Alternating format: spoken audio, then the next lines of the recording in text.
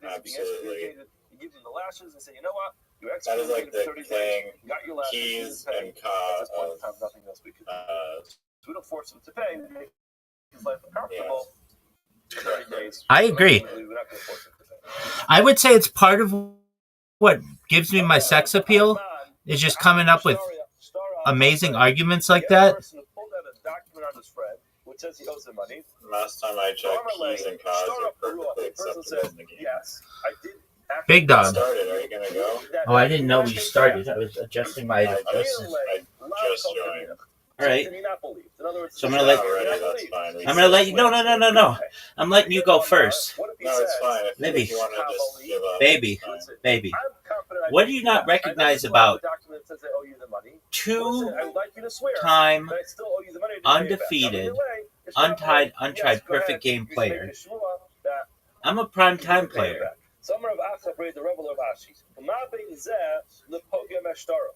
What's the difference between this? Dog, look at this guy. Everybody's just watching him like, are you serious? Are you going to go? Are you going to jerk yourself off raw? Loan document has some type of flaw in it. This motherfucker is jerking When it comes to a ksuba, when a woman's owed the money off for a ksuba, when she admits her husband raw. paid back part of it. Ream. In other words, the halacha is, if I have a document Cool that says, story. moving- Bream, baby. How you like that, baby? How you like that, son? How do you like that, son? Some parts of this document are not accurate. In such a- How don't you know what bream means? How don't you know? How, dog, how don't you know what bream means? And says, you owe me $1,000 for this document. Dog, do you want me? Not true. Do you need me? Tell me right now. Now, You need me to look it up? I mean, I could. I'll look it up for you, baby. So you don't know it. No, I do. I do. It is the addition of the word be to the word ream. Is if he admits that the loan document has a flaw. Look, I'm going to tell you what it means, okay? It's any of various freshwater cyprinid fishes, especially Abramus brahma of Eurasia, having a compressed silvery body. It's a small fish, especially a bream. And everybody knows it.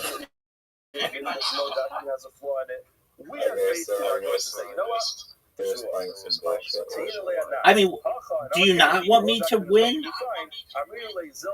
No, it's fine. Do whatever. Somebody says, I really would feel more comfortable if you took a shvuah because I'm quite confident I paid you back. Not quite confident. I know I paid you back. I'm reading the Zil Shtava. I think we're saying something interesting. He's planning the money over here is a Torah scholar. He's a Talmud Chacham, lo mashbinale. We're not going to make him swear. In other words, a Talmud Chacham walks into base and holding onto a document that says, Reuben owes him $1,000, or Shimon owes him $1,000, and Shimon says, I paid you back, then Shimon's going to say, you know what, I want him to You swear. had me focused on bream, a silvery fish. The great Dog. The guy walks into a basin, holding onto a document that says someone owes him Lude, money. you think Lude's a good Someone play? owes him Yeshua on him because it makes it sound like we don't believe this Talmud Chacham. Ravashi, server of it's allowed to take people's shirts off their back. In other words, why is he different than anybody else? Nora says, no, that's not what it means.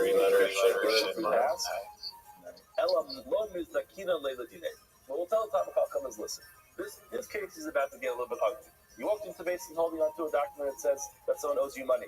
He claims he paid back. We want you to know that if you're going to proceed with this din Torah, what's going to happen is he's going to essentially make you make a shvuah. We're going to have to ask you to make a shvuah that's going to be degrading for you. So therefore, we're suggesting if you want to proceed with this, you might have to make a shvuah. But if you don't want to, we'll just drop the whole case. You won't get your money, but we won't put you through the shvuah. That's what it means. Getting back to our Mishnah, Manali b'yalka. So the Mishnah gave a number of cases where if he claims it was paid back, whether he's believed or not, and the Mishnah said if he made this claim in front of Eidah, if he borrowed in front of Eidah, he has to pay back in front of Eidah. The Gemara says as follows: Amar Rabbi Yehuda Marav, Hamal bes kaver be'Eidah. A person lent money to his friend with Eidah. In other words, there are witnesses there at the time of the loan. Sarah the Pharaoh be'Eidah, he has to pay him back in front of Eidah. When this halacha was said, by asking in front of Shmuel. Amar Li, Shmuel said, Did you know that even though you went first, you're still losing? In other words, it's never, this halakha is never going to be relevant. Why? Because Let's just play out the game. Ruben led money to Shimon in front of 2 agents. What's the halakha? Shimon has to pay back. Ruben in front of 2 agents. Shmuel says, you're basically a machine Shimon can simply just say, I did pay back 2 agents. Now, all where are right. those agents? Machine doping? Why do they call it machine doping? Why wouldn't they just call it like engineering enhancement or something?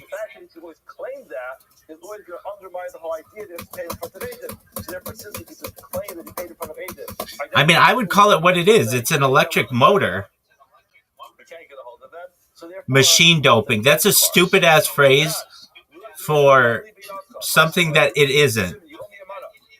He says to him, hey, yes, I do owe you that money. We learned this earlier today. He says to Pnei, give it to me. I did give it to you.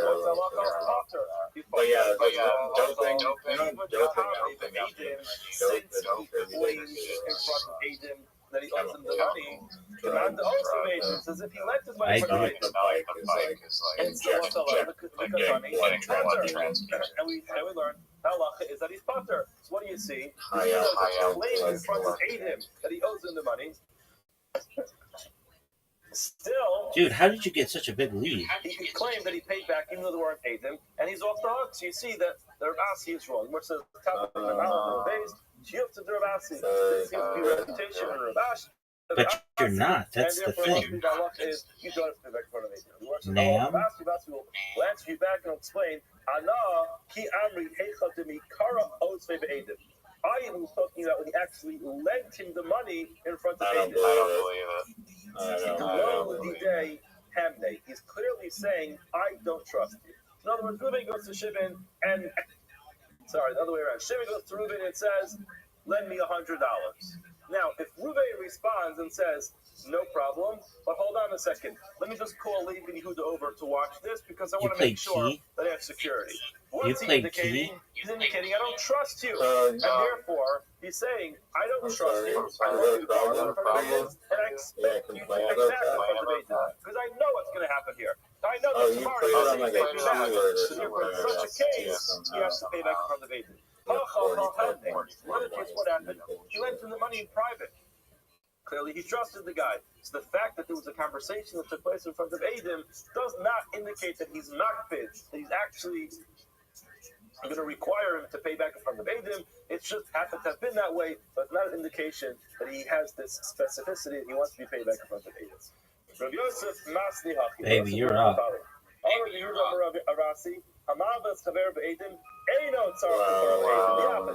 you lend someone money in front of 2 witnesses, you do not have to pay back in front of 2 witnesses.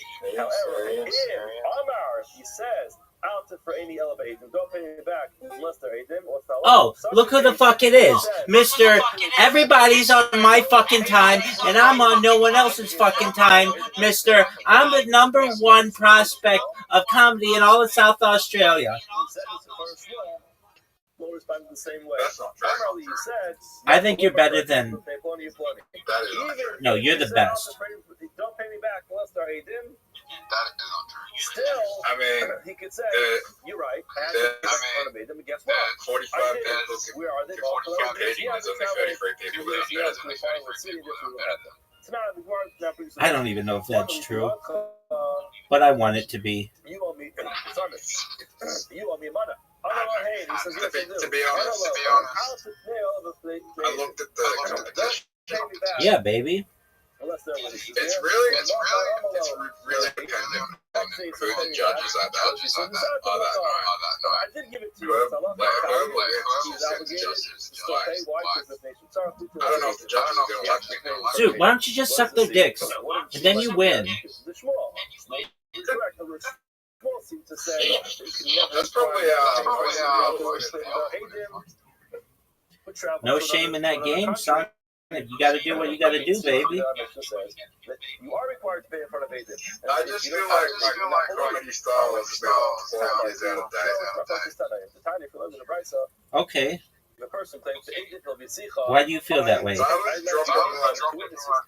dropping these things for 10 years ago, holy shit. If I would have been shit for 10 years ago, my fucking career would fucking blown up on me for fucking Dude, people would think you were amazing, especially with that RFK bit. Required me to have agent, you can still say the hello Yeah, too old.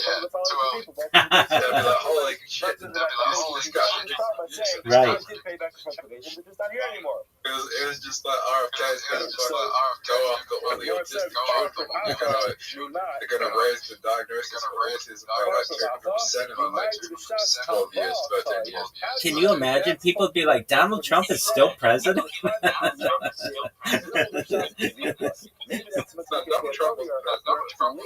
Okay, whatever.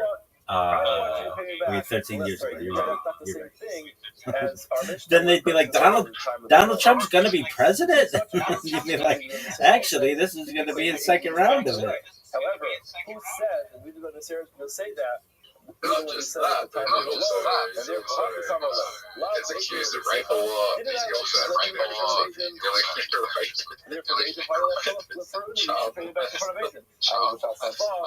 also gets involved in a very heinous crime. He still becomes president. He still gets shot. Everybody's going to agree. You have to actually identify the witnesses, and Shmuel would be incorrect. All right.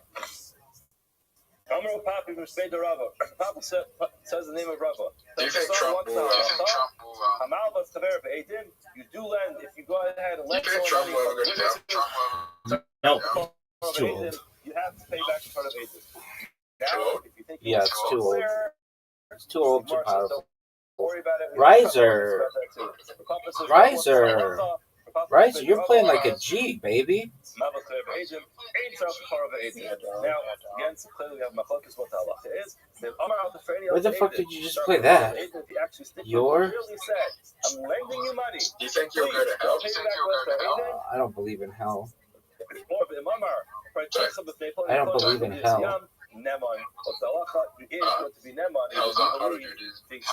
No, if anything, the closest thing that we have is something called Gehenna, and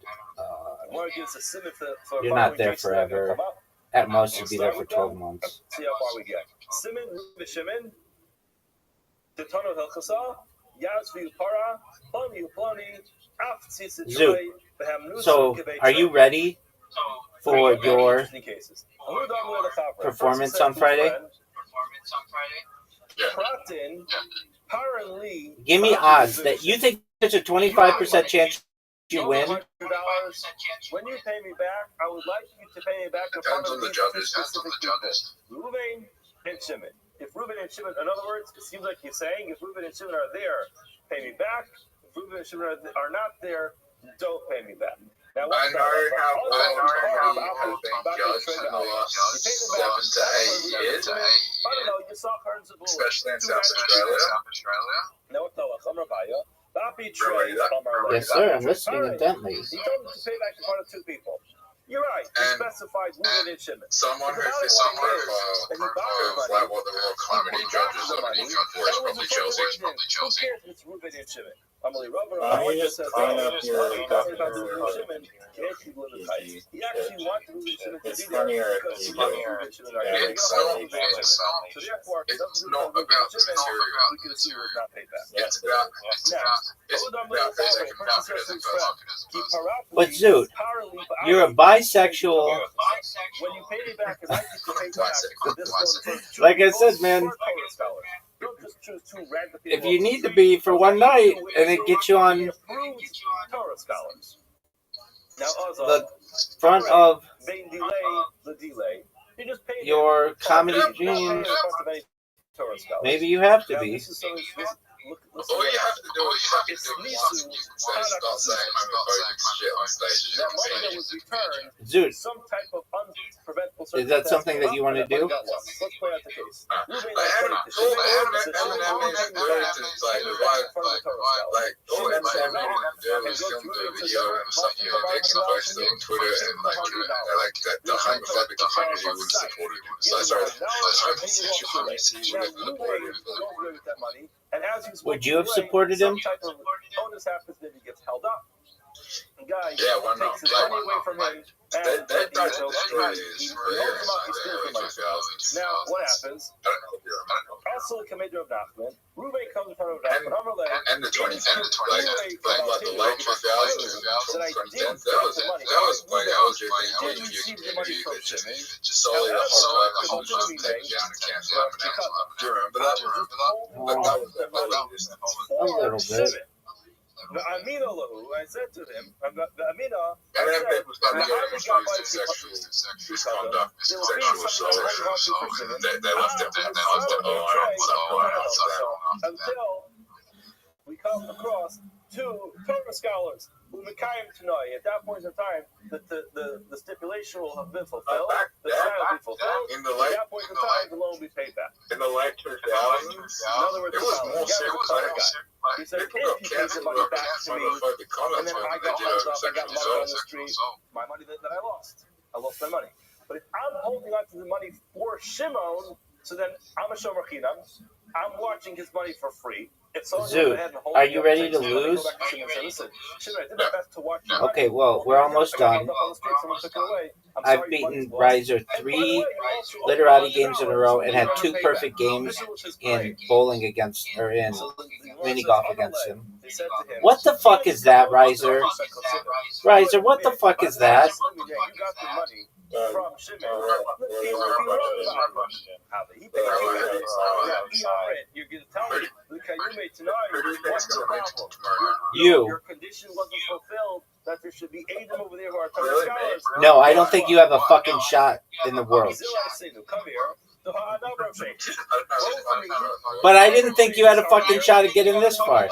So I want to tell you that I don't think that you have a fucking chance, and then you'll surprise me and I'll shit myself and have to book a flight to fucking Australia to see you in the championship. Yeah, dog. Raw. First said to his friend, probably Mayor Zuze, the Oziftech, give me the following amount of money. What is it, 100? Do I know what, Zoo? You know who's going to win?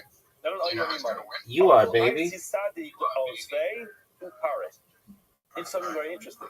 He found witnesses. You have a good chance. That were actually there at the time of the law. The only problem was these witnesses said we were there at the time of the law. Zoot, you suck dick at improv. Zoot, you're one of the worst improvisers of all time. What should we do?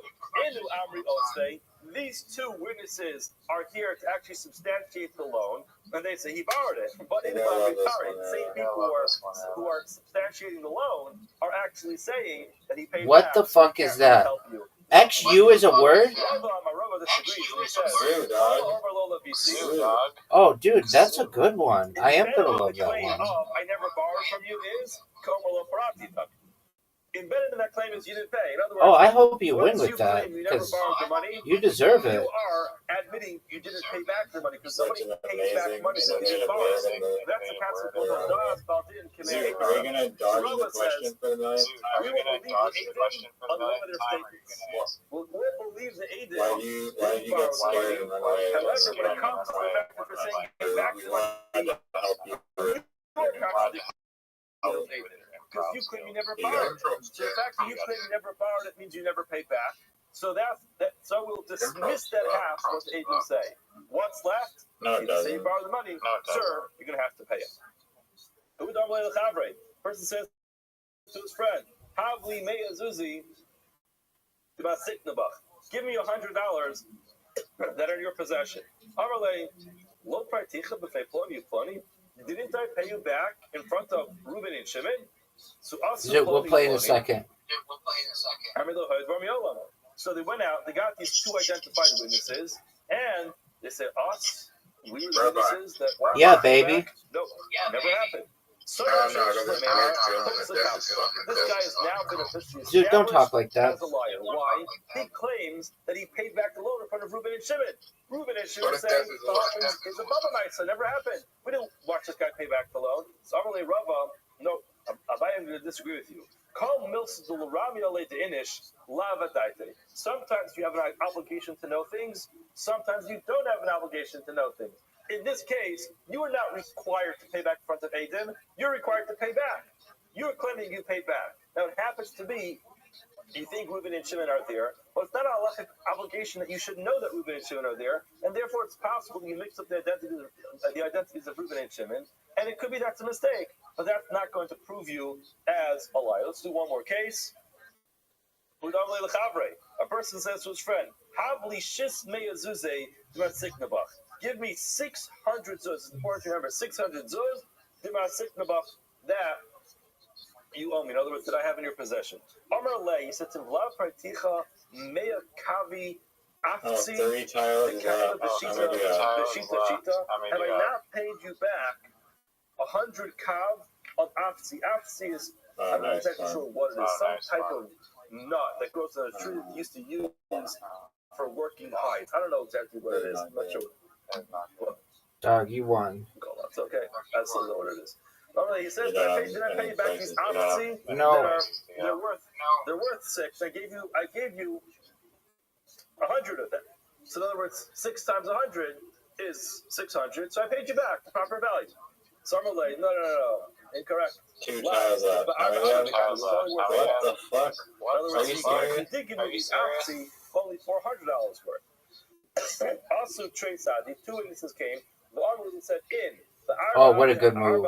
You got me with that. Worth 4 at the time, so therefore, according to your calculation, that it was 100. So it turns out you only paid back 400. All right, Zoot, are you ready?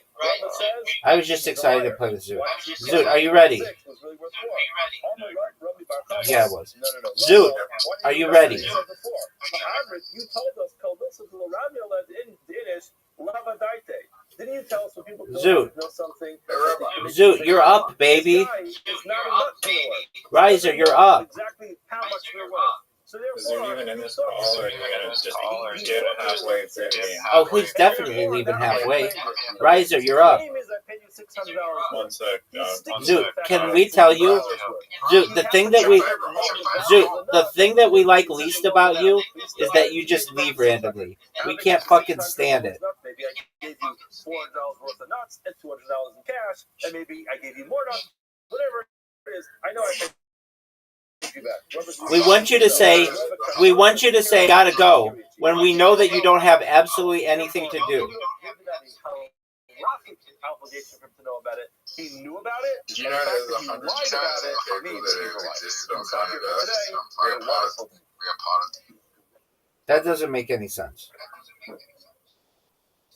117 people that have ever existed on planet Earth.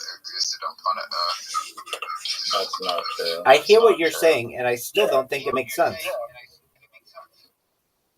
It makes sense? No, it doesn't make any sense. There's 117 people that have lived on planet Earth. Majority of them are dead. Good morning. 90% of them are dead. You're saying 117 billion? Yeah, people have existed on planet Earth. Okay, well, you said 117. Like twice. No, I said 117. Riser, be my witness here. You said 117. Last one was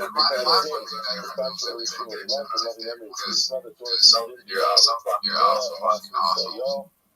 awesome. Look at this shot. We also thank our Grafiani sponsors for today. Knock his ball. Hit it in, Zoot. Hit that in. And it off the sheet. And we have a late breaking sponsorship here. Holy fuck. We thank Michael for sponsoring Grafiani this morning. This is a host for a full Shlema for Yehuda Mordechai and Rivka. Each was up to have a report. Why would you do that? What a shot. Alright, so lucky. We are starting on that on the Testament base. About a third of the way down the upper. I believe where the Rabbi left off by the 2 dots. Rabbi, should I Yes, the Gemara says. So when they make him take the shvua, they say to him, Riser, why are you such dog shit? That it really doesn't make a difference what you mean when you I'm in the lead, so what does that mean? What does that mean? Dog, you didn't even know how to do the tent. You're less shit, I'm going dog to shit. tell you what we want you to swear about, and when you take this shvua, Yeah, I think there's a hidden ceremony. Why don't you discover it for us? Why do you have to tell this guy this? Why do you have to have this thing where the basin has one thing in mind and you're telling him you're swearing? That's a miss. Mar says for I sure. don't think the trays on the trays at the top. I think the secret calls on the trays down the story that came up previously in the Gemara, which was There's a hidden individual somewhere. was brought to base state. Riser, what are your thoughts on that shot? And he had claimed that he had returned the money to its proper owner. It's a 2 out of 10. Thank you, Zoot. See, Zoot gives me rankings right away when I ask him these questions. Riser, on the other hand, jerks himself off until his dick is calloused. He paid him back. He handed the balcony, he handed him his walking stick, and while I was just holding thinking up his walking stick, he took his shot Has guts? This guy had not paid him back. He could not believe That should have done to the dogs. audacity to go Did he? ahead and take a full screw. You think the dog should have guns? That doesn't make any sense. That should have guns.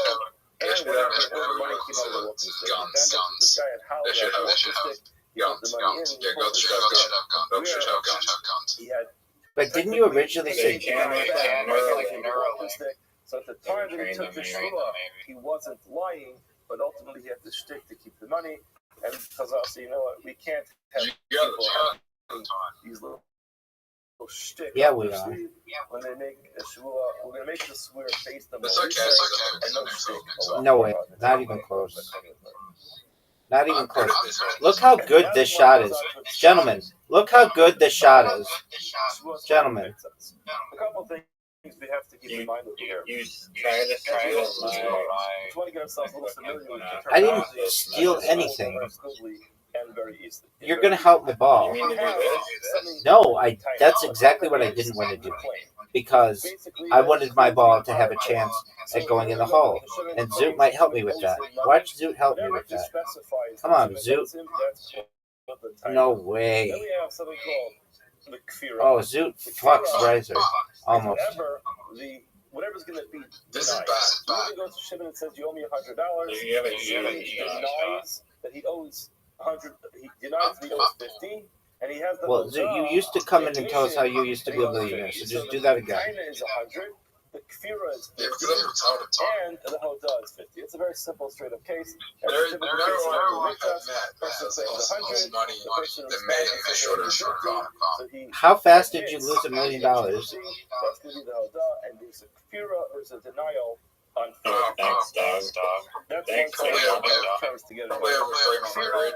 The Taina and the hotel. That's not that bad. We're also going to have to remember the following. When we talk about money in the Mishnah, there's two different ways of describing money. There's davka. Yeah. Davka means that A lot I'm of crypto- claiming a lot of I crypto bros, yeah. specifically am owed the following type of money from you. Riser, what did you think of that shot? You owe me 50 dimes. I'm asking you for dimes specifically. Sexy. Say, No, a certain amount Dog. of gold, I'm asking you for gold. But I'm asking you surprised for Zoot copper, doesn't I'm miss asking more you of for these copper. shots. I'm asking you for silver, I'm asking you for silver. That's davka. Where I'm Zoot, are you essentially gonna saying go? that it's not an amount of money. It's not a worth that I'm asking you for. So in other words, Zoot, the quit person with says this to somebody, bullshit. you owe me Zoot. $100 bills. So technically, generally, you don't view that as Zoot, davka, go. $100 bills. What you're saying is you want $100. So now, if Did he a person denies disconnect? it in quarters, His thing nickels, disconnected. singles, $2 bills, $5 bills, $20 bills, it all makes no difference Why is because it we're talking about shove. Shove means it's just the The word. same people who run The word I'm Australian So again, comedy shove run means a the specific telecommunication systems in Australia. Shove means a value of a coin. And the last Look. thing we have to remember is the concept of that means that if I go to somebody and I claim that he owes Baby! Baby! Baby! Baby! Did you see that? Generally speaking, when a person Did you see that? claim, but admits to part of the claim, that's the concept Did you see that? of a mother in the where he's obligated to take a biblical oath. He has to Thank take you. an oath on whatever he denies. However, there is a caveat. One of the sexiest shots Most opinions, that anybody's ever had go to see the story in Mishnah. in the history. The Even whole- when Zoom is like that I owe him $100, Oh, for and I sure. say I owe you a hot dog. So then the hadar is not in minataina. There's two. Did you like that shot? Did you like that shot? Did you like that shot? I don't know. It's essentially saying that I owe you a hot dog or a pastrami salad. But it has nothing to do with what I claim. So let's just make sure we get all those terms in order. And then the moral. What happened to you, big dog? Okay, well, we can forgive you. What's going on? What happened?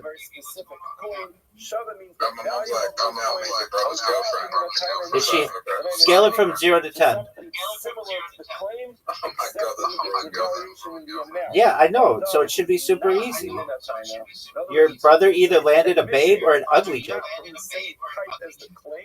That is where I am admitting to something entirely different than what you claim. Let me just ask you this, dude. Is she masturbatable? Most opinions not be subject to these kind of concepts. Amarad. Rav tells us the following. All right, dude, are you ready?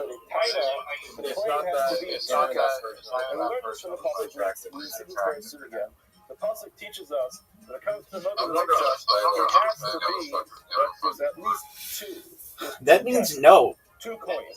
Again, generally speaking, anytime it's Your brother got a dog, son. Tell him to go back to the fucking ocean. There are other fish in the sea. The claim needs to start off with 2 I'm gonna coins. punch you in the face one day, right? That's what I want to hear. Amarad, Zoot. Hiras, So then you actually think this bitch is hot as fuck? the amount of money that you are denying that you owe, that has to be 2 tests. I had no idea.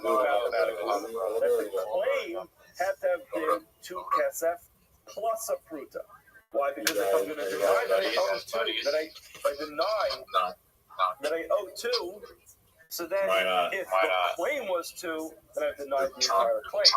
So if I'm denying that I owe 2, the claim must have been 2 plus. So according to Rav, our Mishnah says that Wait, do you live at home? the denial must be 2 coins. Does your mom know about the $1 The million? claim must have been more than that. Shmuel says no, incorrect. The claim It wasn't 2 million. 2 coins. And therefore, if he only denies, You didn't one tell her? says you owe me 2. 2 million? He calls it. He has a great word for it. It's what's it called?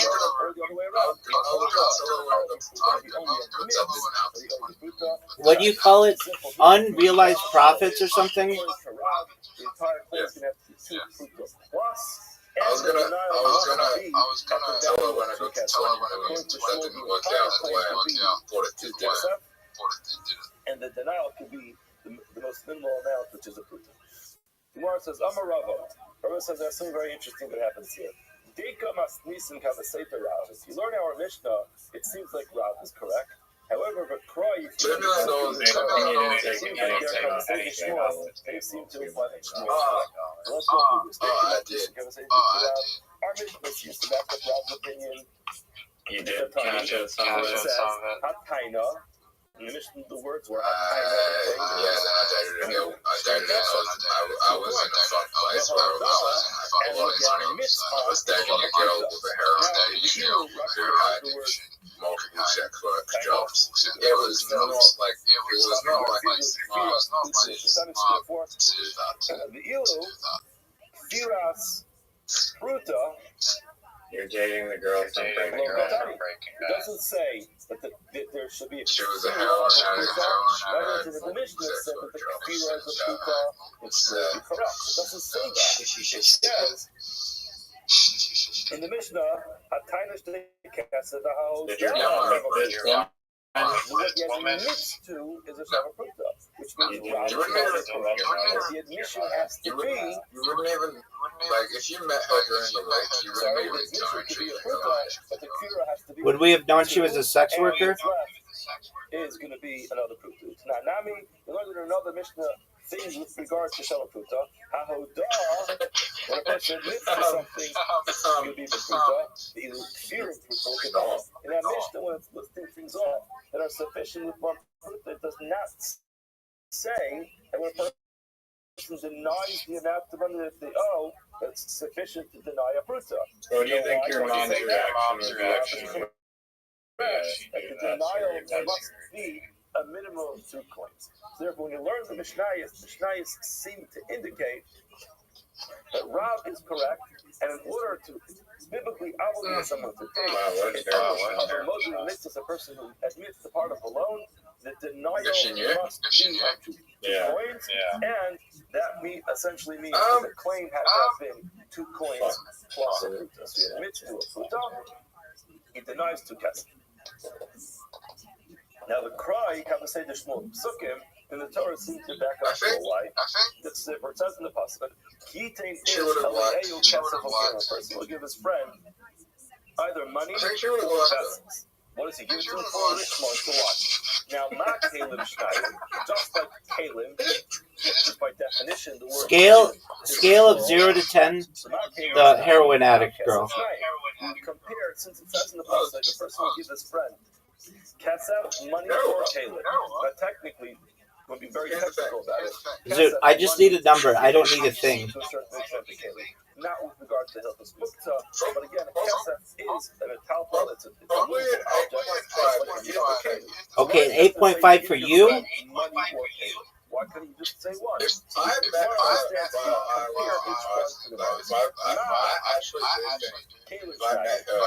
when I was in high school. She wasn't into heroin, and I met her during that time, and she didn't get go down the heroin route. I think we learn with this claim of Hodava Mikdash, you have to have at least 2. Okay. Now, Mar Kesef Davar Chashav, I'll call Davar Chashav. This girl is probably like any item that you're going to give has to be a double caution as well. I met her when I was 28. With regards to she probably made everything I wanted from a girl when I was but I don't owe you what you're claiming. Rather, Ki Huzeh, the only thing I owe you is this. Now, hold on a second. What was it that the entire claim was? Like, she probably, if you look at the money is due. That seems to indicate the entire loan, or the entire amount of money is due over here is 2 coins. All right. What is the first? Do you think you would have been better together than you and Chelsea? I'm sorry, a part of that too. It seems like Shmuel's correct. Even if the claim was only 2 kesef, and he admitted only part of that. How old is Chelsea? How old is Chelsea? Now Rav is going to respond to that, says the Gemara. The Rav, how old? I mean, what is she, 5? Okay, you can still date her. Of Hodava Mikdash Hatayna. This is just telling you that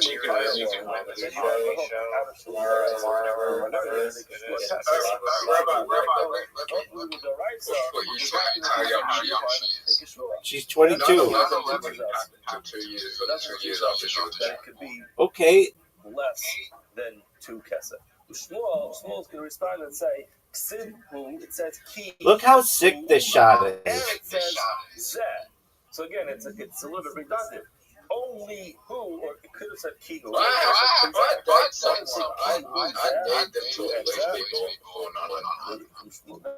Okay. There, Shmuel learned those 2 things.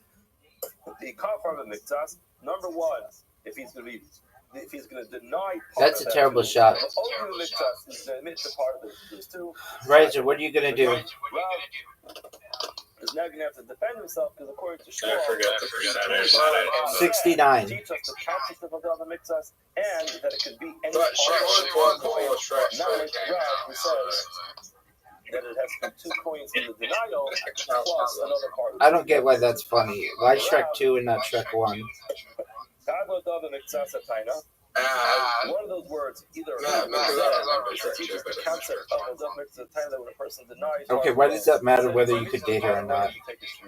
The other one teaches Are you serious? Zoot opened up a secret portal. Like you mentioned earlier, whatever you admit to has to actually be part of I the don't know. I same just want to same be. I discussion. just want to be into after Shrek came out.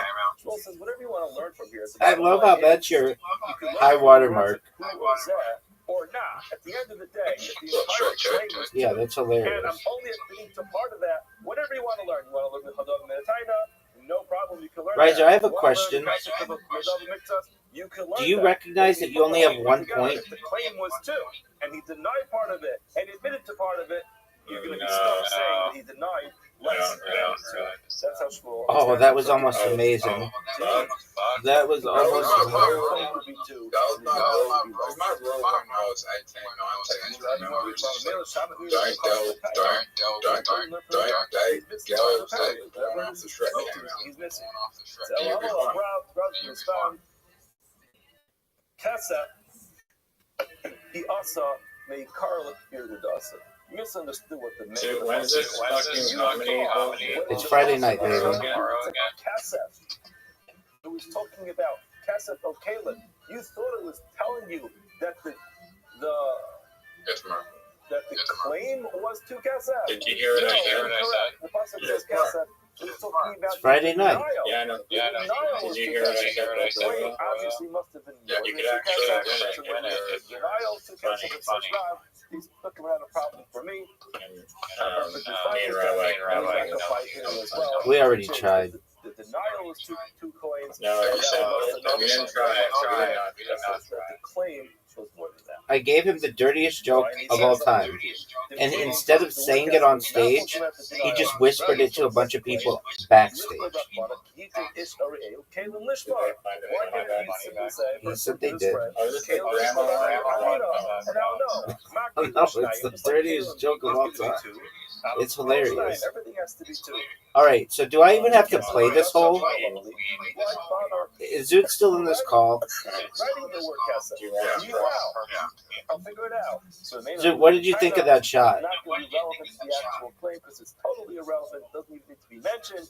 Taneu Idin L'Kfira, you could apply it to denials. This is like a concept of sometimes the Torah writes something which is not necessary. You understand it's written for something and it can be pulled out and it can be pasted somewhere else. So the word Kesef was not necessary. I think in the next 5 years, so therefore, we're going to use the claim.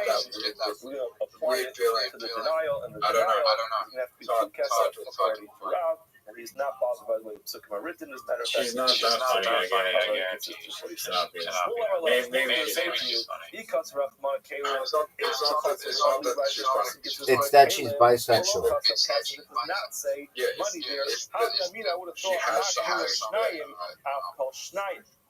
I would have thought everything has She has something that's not A mouth. it does not have to be Davakasha, so therefore Kamash Malon, that's why we wrote Yeah, Kesef in there. but Decided it has to be something of value as well. And that's why it was important, right? He did Israel Kesef Okalim, and that's relevant to the actual claim. There's It's not actually sexuality. superfluous. It can't be taken out and plugged in somewhere else, and therefore Everyone has a sexuality. our claim was still according to Shmuel. And therefore, the but it means according to Rob, both the women denial and men has to be would an go of 2, and therefore the claim has to be more than 2. No, it doesn't. I mean, she Now we're going to try to prove is open to the that. rest of that is not focused. So again, Yeah, it's a simple it could just- according She's open to that. to Rob, Gay men don't want to the fuck. denial must be 2, and consequently what that means is the claim has to be 2 plus. I According to Shmuel, the entire claim can be 2, and the denial can be You even. know how Learn in our mission. being gay Just just based on a couple I think it's true for being. I think the same thing applies for gay men. I agree. Zoot, no, I 100% agree. That's absolutely true. It's just how bored are you? If you want to spend all your time striking out with chicks, then then like you'll be bisexual or whatever. I can tell you this as well. Hold on. If you like girls, it doesn't really matter anything aside from you like that there's a little bit of fat in their skin when you touch them. If you like guys, it means you like a little bit of muscle and in their skin. It's just like, do you like a harder body or do you like a softer body? Now, in other words, according to Rav, the claim always has to be more than because you have to have a denial of two. Now, what would be the reason why, in this case, he's not obligated to make a shua? It's a lot. Rav is correct. You have to have for sure. Be more than that. There's more places you can go to. You can go to a gay sauna and you're just going to get a There you go. Riser, do you remember that time that we sent you an invitation and you just jerked yourself off? Literally, on camera. You just jerked yourself off the whole time. If you want to get a guy, there's a chance. You have to spend money. You thought that the problem over here was that Word, the dog. value was 2, and he had You literally have to spend money. 2, and therefore the claim Word, was dog. Right. No, that's not true. That's not true. No, that's not true. Oh, generally.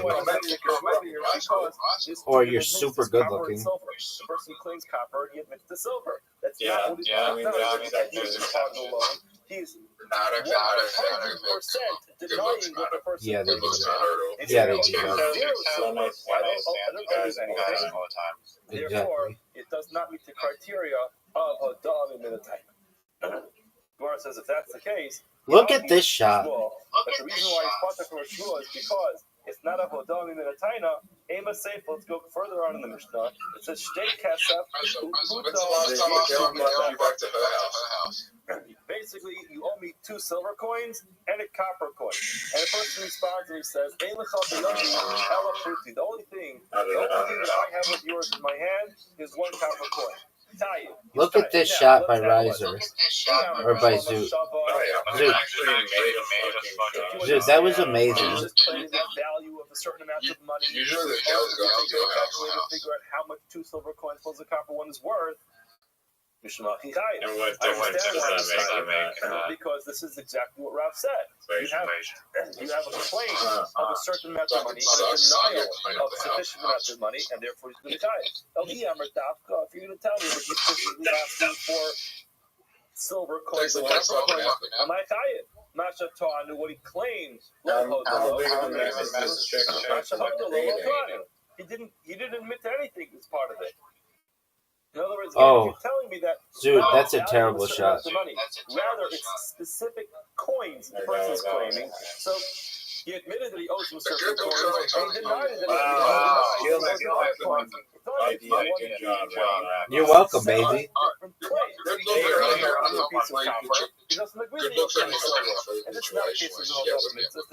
In all situations, dog.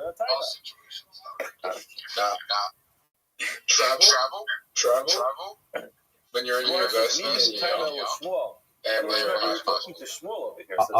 no, that's incorrect. You have to recognize that Shmuel is not going to be stuck with that. He's not going to have a problem with that. Why? Because even though you could be 150 years old, you literally could be 80 years old, and being a good-looking 80-year-old guy will allow you to get some 80-year-old ass. Or a person goes to someone and says, "You owe me," and he admits to one of them. I don't know. A few.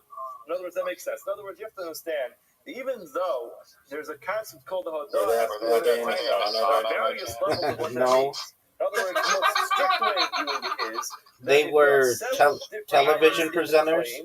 I knew a lady who was the first television presenter in San Diego, and she was, I would say, a very attractive lady. Like when I saw her in synagogue, I thought she was 35. Shmuel doesn't view it that way. Are you ready for a great instruction? Yeah. It wasn't like that. She was like naturally really pretty. When you come up a little closer, you could tell she was older, but from far away, she looked really, really pretty. And I mean, up close, I mean, she's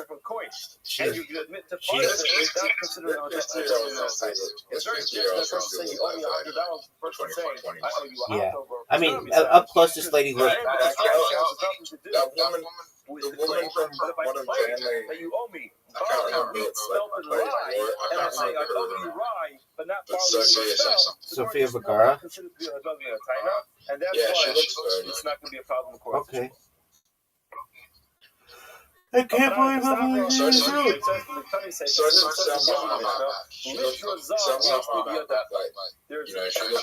other words, you owe me a certain amount of gold. So the guy responds, I like how Zook calls her high mag. It's Sama Haya. Haya. Now, if you're going to tell me that, like, telling us that a Mishnah. All right, well, she speaks very highly of you, Zook. Asking for certain amount of value of money. Rather than talking about specific coins. Dude, there are a ton of older chicks who are hot. Like any woman in Hollywood. Was not what he denied was not what Yeah, dog, she's hot as fuck. If you're going to tell me, like, Rob, that I'm value of a certain amount of money. Who the fuck cares, dude? Why would he be perfect? Litra Tuba has it. She's fucking like 6 years. Litra is a lot. And therefore his denial is going to be sufficient. She's 7, I think. She's like 2 years old. Since at the end of the Mishnah, it's talking about Davka. Reshanami Davka. Why is it weird? The Mishnah is also talking about Davka specific type of coins. And therefore the word says, Lema David Yufta to Rav. Let's just say our Mishnah is going to get Yufta to Rav. Look at. Wow. If you look at Rashi, Tell us the story. It's the second Oh, I know the story. Name it David Yufta Meiresh. In other words, the Qatar. You owe me 2 coins. And the guy responds and says, Wasn't she in really good shape? Now, the Taima, the reason is there's some Davka Tanah, because it's asking for specific types of coins. The reason why Dick is good. Because what he's admitting to is not what was claimed. Now, what's the difference of that? The difference is Papanu Shava, the whole Shava, if you would have claimed a certain amount and he admitted to a certain amount. One of the greatest shots we've ever seen, folks. But what's the problem? Oh. You're taking L's on Baby. Who won the last game? Who won the last game? Is Zook gonna go? There's a problem. It's not he asked for supper. He admitted Go. to so that means you didn't admit to what was claimed. That's why you The same people who are judges in Raw Comedy South Australia also run their telecom. We said several times this morning That's a hilarious joke. Plus, because the denial has to be 2 coins. Say no. Kula must be Shava. The entire Mishnah is talking about the value of the coins, not the very specific types of coins. The litra, zav, shani. When it comes to a litra of zav, Zook, can you hear us? Very different. Why is it different? Look at bottom Rashi. Litra shani, the kiva the tanu mishkal vadai dafka katani. Since he mentioned a certain weight, litra is a weight. In that case, he meant to say dafka. We're talking about coins. Oh, is it? We speak about the weight of the coins. That's the difference. That actually was a good shot. I'm going to show you the best shot ever, though. Have a problem with Rav, even though at the end of the Mishnah, when it says litra, it's talking about specific types of coins. Every other place where it says coins in the Mishnah, That was amazing. Just explain to you that it's talking about a certain value. Teda, mathematically. same at the end of the Mishnah. By the way, that's next. That's number 1 hour. We're starting today's daf right now. Teda, the Katami. From like everyone. 6:30 already. Did they say that they think that you're funnier than Chelsea? At the end of the Mishnah, Dinar Zav, Olivia Tefa. You only You had a 1 They were like, hey, Zook. 1 minute. Treasus, Hang on, I gotta go. Looks like we're gonna have a phone. You talk about the value. Dude, I'm gonna collude with you to help you win. All these coins are considered part of the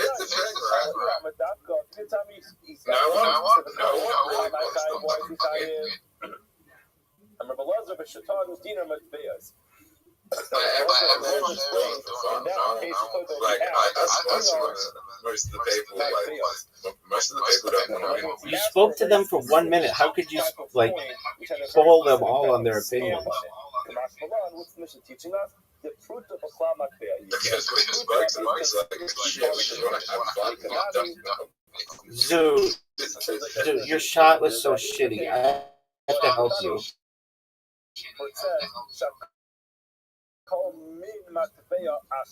This is a perfect game. I'm sorry. Sorry, guys. Rabbi, I'm not trying to talk to you. I'm just trying to have fun. I didn't do this to go, oh shit. I didn't think I'd get this far.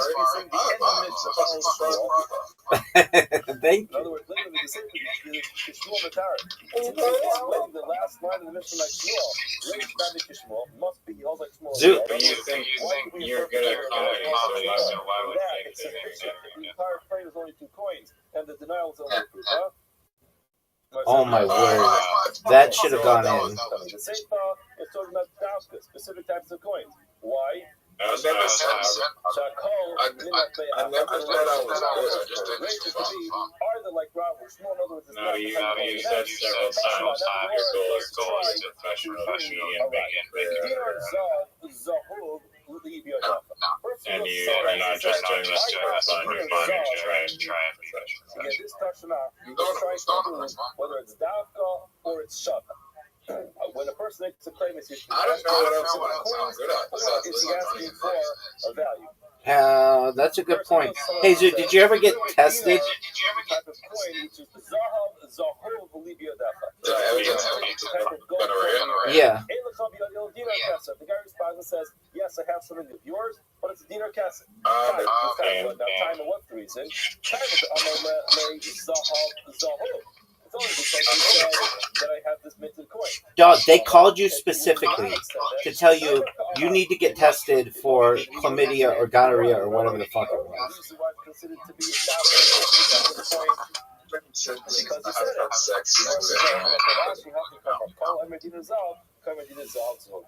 Zoot, what did you say? The fact that it says Zahov,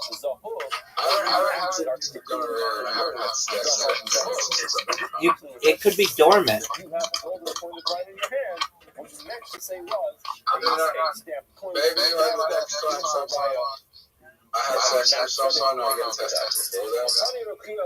Why wouldn't you just get tested now? How is that sound? Yeah, that's probably a good point. I have a coin in your hands. Person responds and says, Riser, how many invitations do you want me to send you? only have a cell which is missing. I told you, after this game, we're forcing Zoot to do improv. Minus a ma, he's popular. This is 100% like rap. In other words, here it seems like it's a little bit interesting language. I'll just say it in English. It says to someone, you owe me a salah. And he responds by denying 2 coins. He's tied for Yeshua. Who is that? That's Rob. Rob says you have to deny 2 coins. If he says chaser ma, he says no. I'm denying the ma, which is less than 2 coins. He's gonna be popular. It's 100% like Rob, which is that the denial has to be the Gemara goes on. The curable one. Yeah, I don't. What ones are curable? That is a requirement of the denial being a specific amount of money. I don't know if chlamydia just goes away like COVID. Oh, I would. I know what I'd want. I'd want crabs because they give you a little like comb and you can get rid of them and then they're gone. And says that he owes part of the money. They're actually. No, did you know in the Western world they're actually an endangered species because like a lot of people shave their pubes and they're just not that apparent anymore. To extrapolate So there's a movement to protect the birds. Yeah, dogs. And has the ability Yeah, I mean they. to take a It's shua. important for the crowd. Anytime. The microscopic crowd. Dude, we're gonna give you a topic and we want you to improv it for 60 seconds. Do you understand? To improvise it. In other words, 8 ethod Are you ready, Zoo? exactly similar to 2 edim, except in the result. Genital warts. Go. Even if they claim a person owes somebody only a Sorry. 2 edim could be mechayiv, someone could obligate someone to pay money, even if it's only a fruta. Therefore, an 8 ethod, a singular aid, could obligate someone to make a shvua. Dude, I don't think you know what to You have to keep continuously just winging it on even bad, just keep He is chayiv.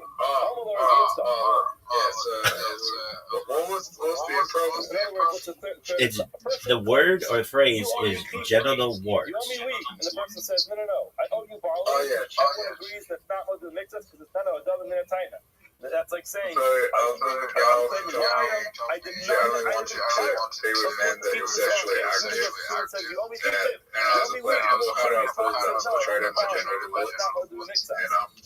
And she didn't want to stay with me. Admission. However, if he comes over to the person and says, You got you got another 45 seconds to fill, big dog. Let's go. Yes. Give me another one. No, that's not how it works. You have to work on South Australia. South Australia. South Australia.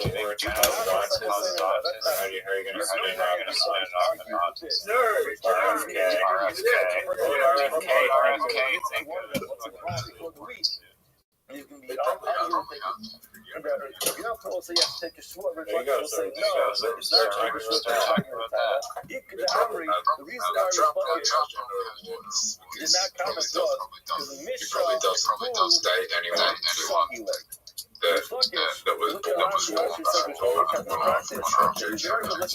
didn't interrupt me. Are you gonna watch the Rashi?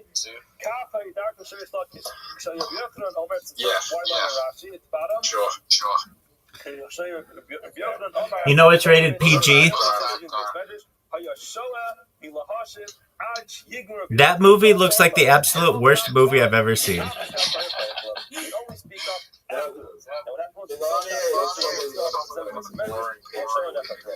She's the hottest first lady of all time, though. Because he left the Beit too early. Others say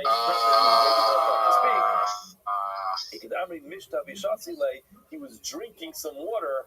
Michelle. He was being quiet because he wasn't talking about. He was drinking. Therefore, we don't have any indication of what Rish Lakish's opinion was. Later, let's try to bring a right to this point. Person claimed Was Hillary Clinton come from money? Why is he part? We don't, because it's not a dog in China. Gamliel disagrees. He says, even though it's not similar to the claim, he's going to be chayiv. So why did Bill marry her?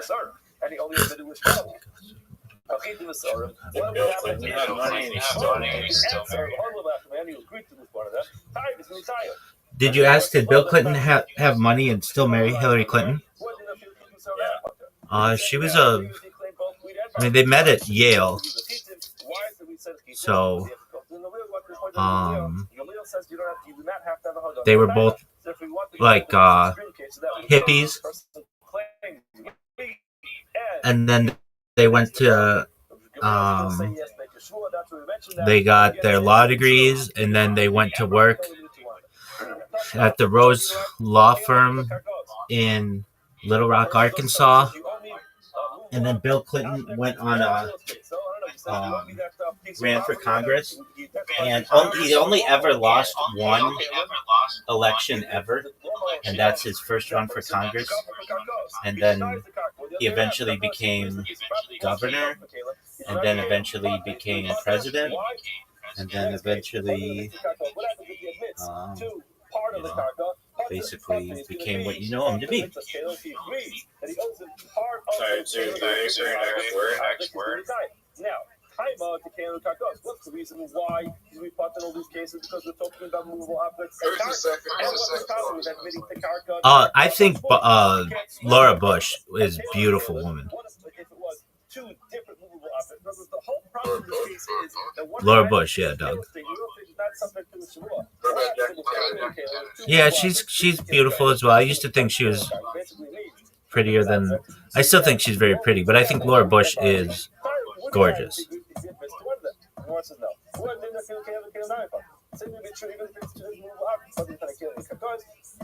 What's the reason why it says Kalim Kakot? I really think her daughter Barbara Bush is like incredibly hot, though.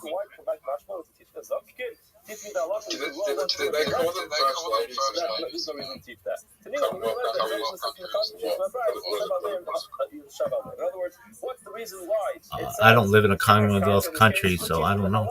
That when you're swearing on movable objects, you could stretch the shvuah to swear on the karka as well. So what's the point? First lady to Canada. This is the main place. What are you saying? You're right above the sea. You remember the Katy Perry, acquiring I mean, so could have like Margot Robbie or anybody. It's like you're talking after Justin Trudeau's been out of office, that the woman that he's dating just so happens to be Katy Perry. Yeah, I mean, yeah, that could have happened. I don't think Katy Perry has the best taste. I know, you say this all the time. You're anti-Russell Brand. Am I anti-Russell Brand? So you talk about 7 different subjects. Puff Daddy, Jeffrey Epstein, God has the Holocaust, the fact that James McCann's coming to Adelaide.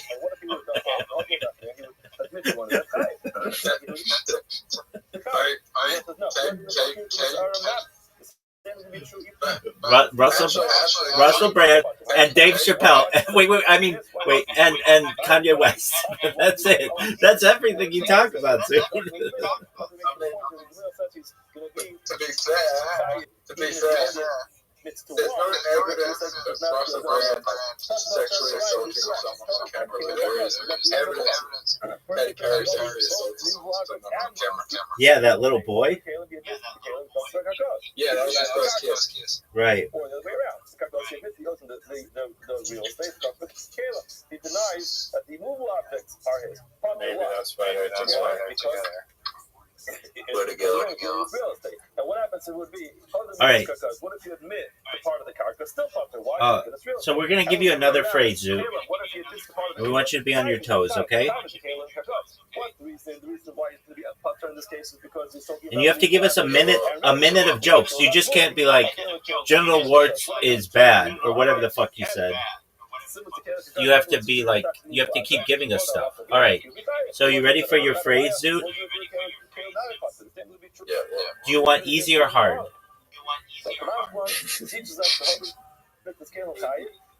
Okay. Trees. Once you admit the part of the movable object, you have to even on the real estate. The guy says, "What's the point until you teach me that?" Mike Moskowitz, can you teach me the concept? You could drag a shvil from movable objects onto carpet. You didn't learn that already. They could roll in. Pretty funny. In other words, the real estate works in the same parts. The Argumar is the main source of it. So you don't understand how improv works, to do.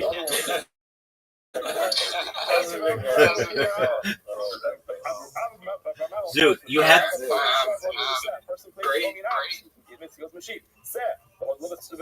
He he says, you owe me a sheep. He admits he owes him an ox. Imagine if you just and an ox. Dude, I cannot believe that there's a chance that you are the funniest person in a state anywhere in the world. like literally, who did you beat? Who? I want to meet those people, and I want to ask them: were they breathing? Did they have a pulse during this? I mean, maybe one of them was like, "Hey, I was unconscious. You can't blame me," or another one was like, "I've never even heard of what this event was. I might be able to give them the benefit of the doubt." But if anybody up there is like, I would just ask them, "Have you ever told a joke before?" And if any of them say yes, then I recognize that somehow, some way, this is a flawed system. Because Zoot, you are in the finals. Like you even talked about, you're gonna start taking money to open for people. Do you recognize that? Like, do you hear yourself? I mean, when someone has you're going to get destroyed if you just go, trees. Exactly. Imagine trees. No, the best thing is what Reiser says, which is, I don't come to you where you work and suck all the dicks. I have something. I have something funny about trees. I have something funny about trees. Absolutely. I have something funny about trees. So on Reddit, the subreddit r/trees is actually for people who like to smoke weed, and so it's the subreddits are on a first come first serve basis. So the people who are into trees took the subreddit r/marijuana enthusiasts. So if you go to r/marijuana enthusiasts, it's all about like arboretums and trees and species and things. And if you go to Reddit trees, it's about weed. How funny is that? Well, I think it's funny. Oh, wait, I'm in agreement with you. Wouldn't you think Reddit would just switch them and but they'll allow that inside joke to go? Okay, so we're going to give you another word and or phrase. And you have to be funny for a minute.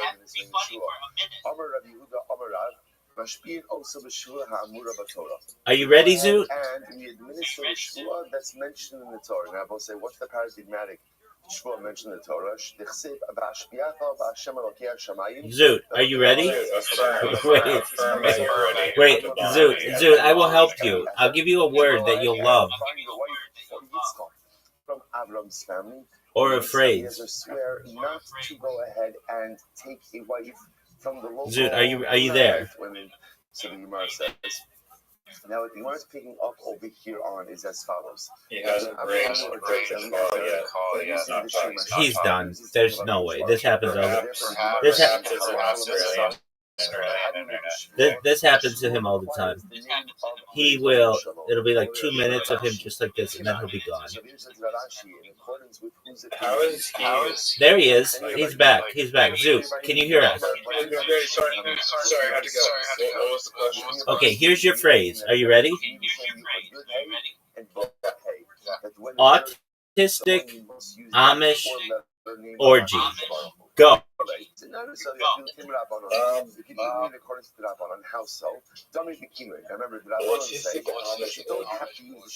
That's like your thing. And a couple of different things. Everyone in the medical knowledge is there, like everyone might agree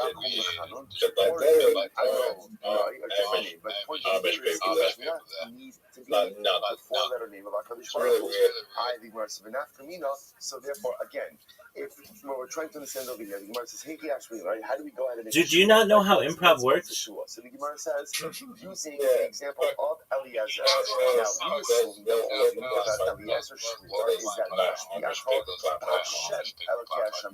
that he's a jerk. Zoot did have a joke one time that made somebody laugh. I told Zoot's joke to somebody, and they thought it was really funny. It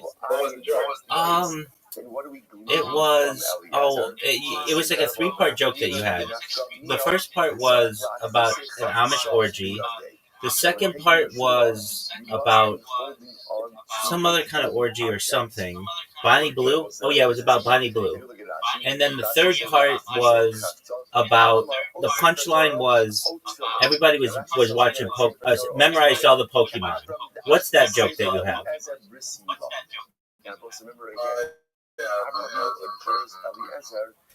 But you didn't. So Eliezer placed his hand on the stomach and he swore and they gave me the ultimate diagnosis. Then I just said I'm at the muscle off my throat, and then told me I have an ADHD for the ADHD, and I didn't there was what we call in halacha. No. That was my joke. I said it was something like I went in to the ADHD clinic to get tested, and they gave me the test, and I quit halfway through, and they said, "Congratulations, you have ADHD."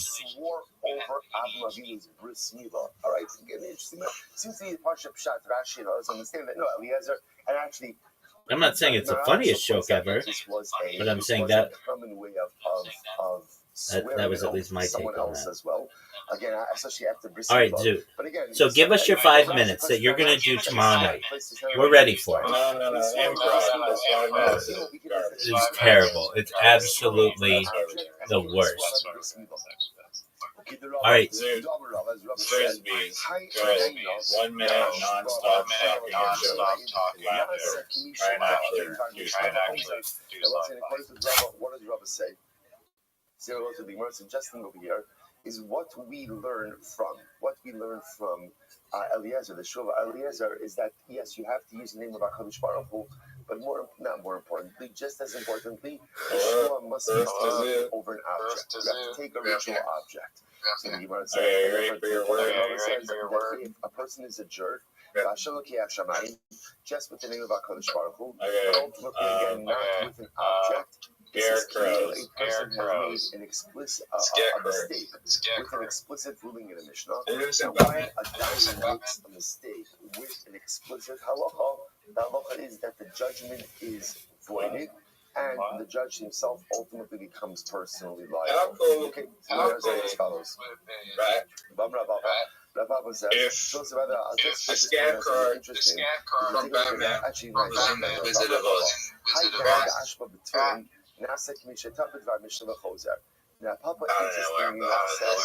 That's okay, I'll take over. You know, there's something called the scarecrow, but have you ever seen this being ever really scare a crow? It's either crows don't go near it, or they end up landing on it, but I've never seen a crow actually get scared from it. I wonder why they call it a scarecrow. It should be called a crow be gone, as opposed to a scarecrow. But I don't know, I don't name these things. So what does this mean? Crow be gone? Dog, that's fucking brilliant. So again, halacha follows Rabbi in that one must take an object One of the greatest, and swear it. Dog, it's up there with salmon cannon. Crow be gone. I think you're referring to the leg grenade. The mermaid grenade. Riser, would you please accept the invitation I sent you like an hour ago for basketball? I still haven't gotten it. You'll be here all night. Failed 4 times in a row. Object ultimately can be used for. Dude, are you still there? Interestingly enough, I'm going to show you this. What would be the easiest one in the world? Are you going to not fuck it up this time? Fuck it up this time. So you pass him like Rabbi, we don't pass him like Rav Papa. If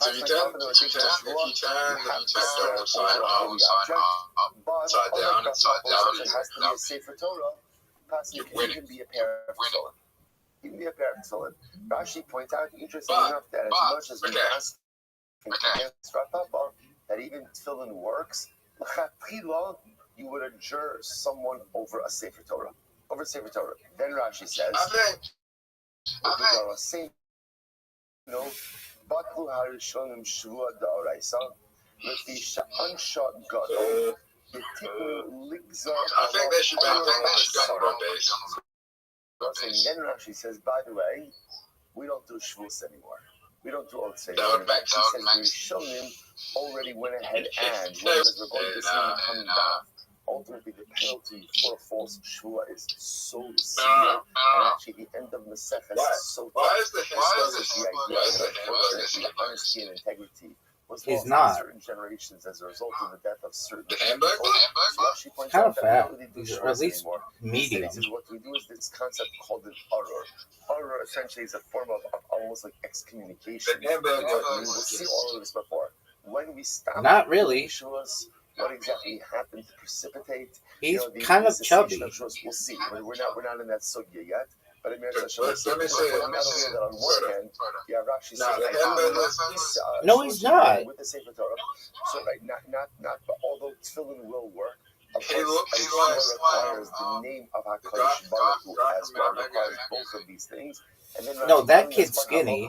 The Hamburglar's like medium, not skinny, and not necessarily fat, but in the middle. Ronald McDonald is skinny, but the Hamburglar isn't super skinny. He's medium. Could swear even sitting down. And not only that, No, but why wouldn't you go with something like, why do they call him the Hamburglar? I've never seen him steal any ham. Why is it that we would, even though we just passed before that halacha doesn't follow Rav Papa, therefore you could swear using tefillin or a Sefer Torah. So why would we ideally use the Sefer Torah? You had a good start of the start, just saying, why did they make why did they make McDonald's? I like that part. And then shortly after that, you just started questioning the Hamburglar would have that same comedy and more. They should make standing up. Why? Once again, sense of awe, reverence, respect. Hamchachim will have that same awe, Why? and respect even sitting down. Incredible. Now, let's say, now get ready. We are about to do just overwhelmingly incredible and beautiful Gemara for the next amud and a half. Life-changing Gemaras. Life-changing Gemaras. Yeah, baby. So again, we'll say Aki Doshona Ne'amar. So ultimately, again, now we're going to see what this means a little bit. We're literally translated Aki Doshona could even be made in any language. Even made in any language. What the hell? There's a McDonald's Say to the guy taking the shua. Have you birdie ever?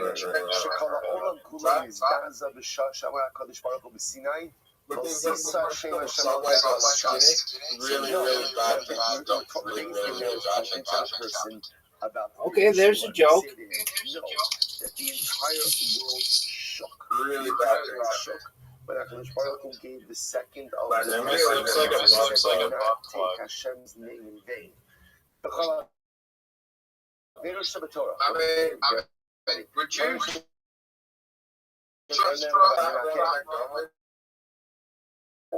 around children, or would you trust around children after what you saw Here it says, you will not be cleansed. So severe is Shvuas Shav. So severe is a false oath that when I said there is no life, we'll see. The Chalaver Shabbatorah, Ronald McDonald, 26. I didn't realize What'd you say, Big Dog? The family. When it comes to a false oath, so ultimately punishment is collected both from the Before 4 or 5 o'clock. Ronald McDonald, 26. He's not a real person. Give him a restraining order. Flesh. What does your flesh refer to? That's your children. That's your family. Shneimar Furthermore, all of Ronald McDonald is not a real person. Furthermore, all other averos, in general, when you do them, so who's responsible for them? Me, the perpetrator. By here, by Shavuos, Shav, ultimately, again, a false oath impacts me and impacts the entire world. All of my and here, when the Gemara quotes this, I think the Gemara is quoted from the pasuk from Hosea. I hope you're being held in The pasuk reads as follows. There you go. All right. You have an invitation, Riser. That's not fair to Zoot. Zoot, that's not fair to Zoot. Zoot, go. The basketball game. Okay, let me ask you something. Talks about the impact. No, we'll just don't play the first round.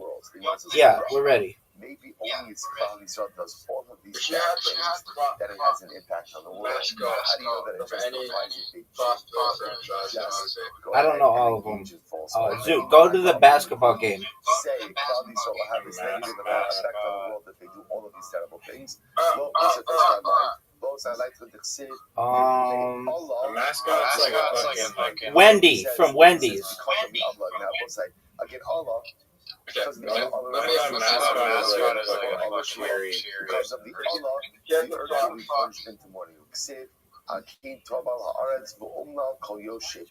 Incredible. Wendy from Wendy's, dog. I answered the question. Severity of a false oath. Dude, they used to have an adult Wendy, and she's super hot. Dude, that's who I mean, the Wendy from Wendy's.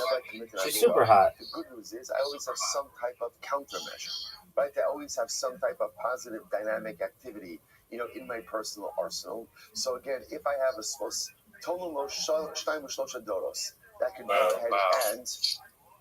that can go ahead and literally suspend judgment. You said mascot, not logo. What does that do? So suspension of judgment, Carl writes about this.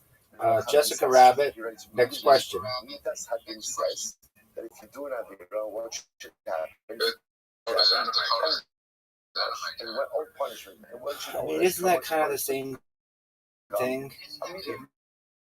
What, one's Japanese? I don't know, there's a lot of anime.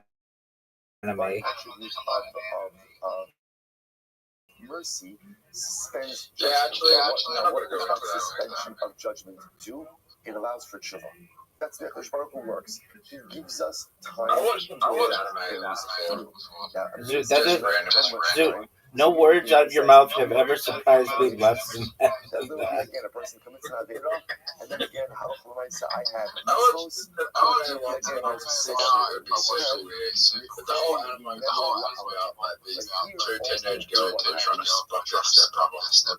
so judgment is exacted immediately. By Shua Shav Shnei Amar, Hotzei Sia no Omer Hashem Tzivakos.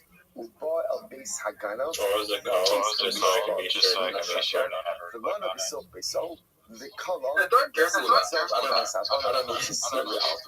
It's actually very interesting. Zoot, what fast food mascot would you fuck? And I will come to the house of the thief, to the house of the one who swears in my name falsely. It'd be funny if I will remain in this house and destroy. I don't think that would be funny. I would think that would, show homosexual tendencies, which is fine, but I don't think that's what you want to be. This refers to people who's the what else is on your list of things that you should never do? Like, for example, what is the example of this deception? There's a Jim Jordan in Australia called Kids. What? And he ultimately adjures him.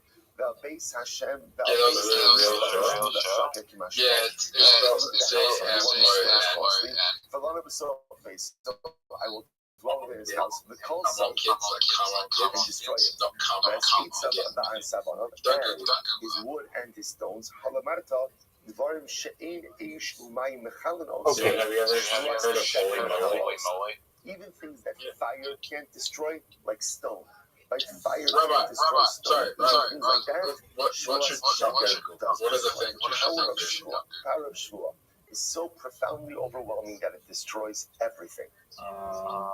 Im Amar, Amy Mishpa, if he says at the end of the day, I will not swear, Potrino Somiad, so we'll say, so now again, so obviously, the Gemara highlighted the destructive nature of Shua.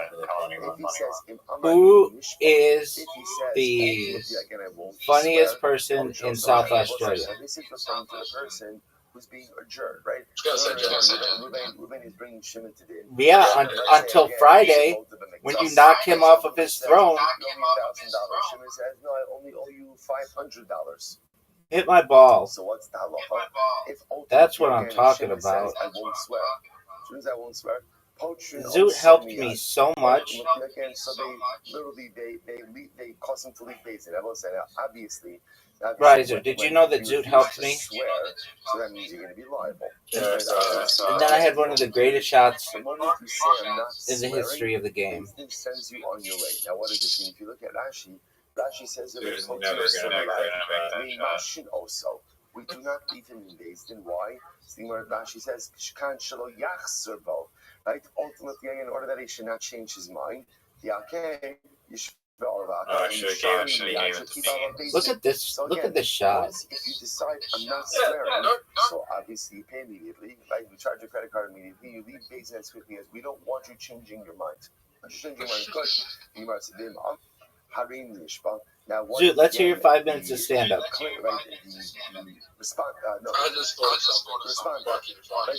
I don't know if you know what funny is. Let's hear it. I'm not reading this,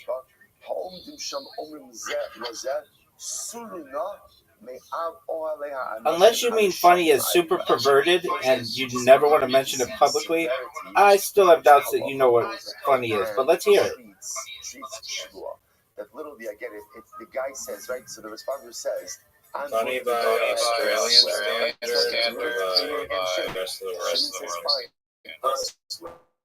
So what does Australia, put it away again. and it was really hard. By the way, just so you They understand just put it out.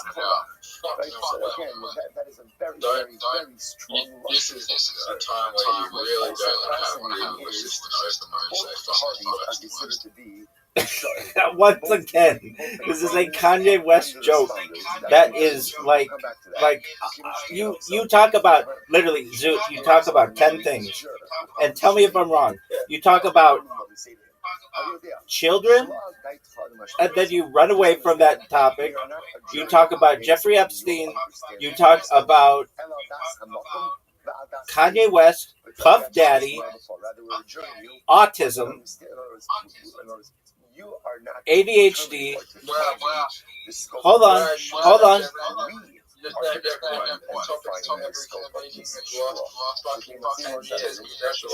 Dog, nobody talks about those things.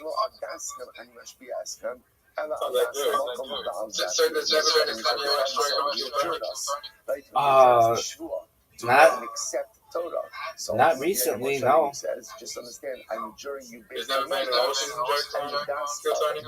There are tons of those.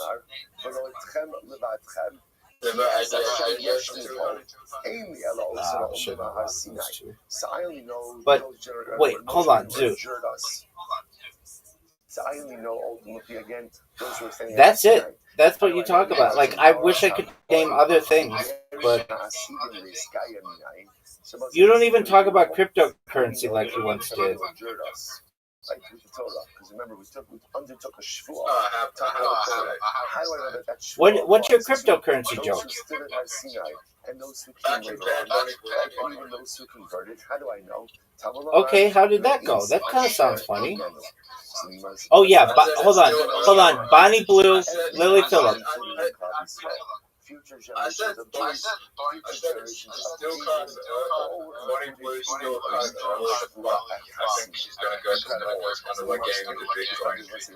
You're not but you're not like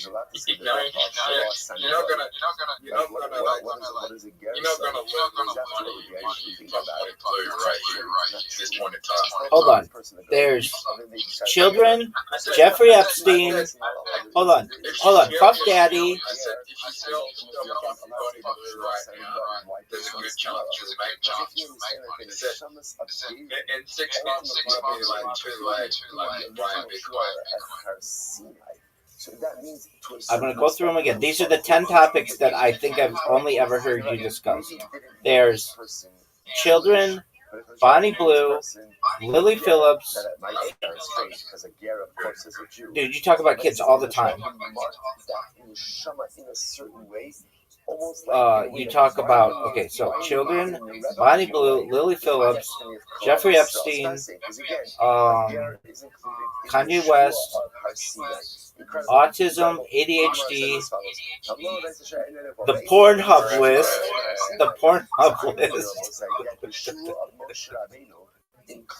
Dude, what number is Bonnie Blue right now?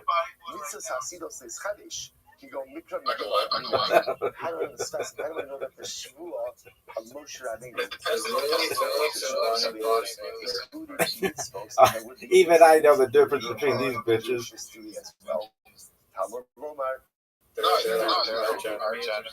No, they were best friends.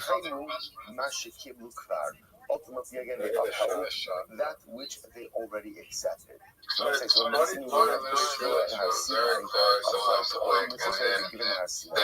Phillips ultimately again to any mitzvos. Lily Phillips that they would accept. Lily Phillips had the idea of $5,000 and she couldn't organize it properly because she doesn't have enough good management Bonnie Blue took it and then got mad Bonnie Blue because she beat her to the 1,000 man challenge.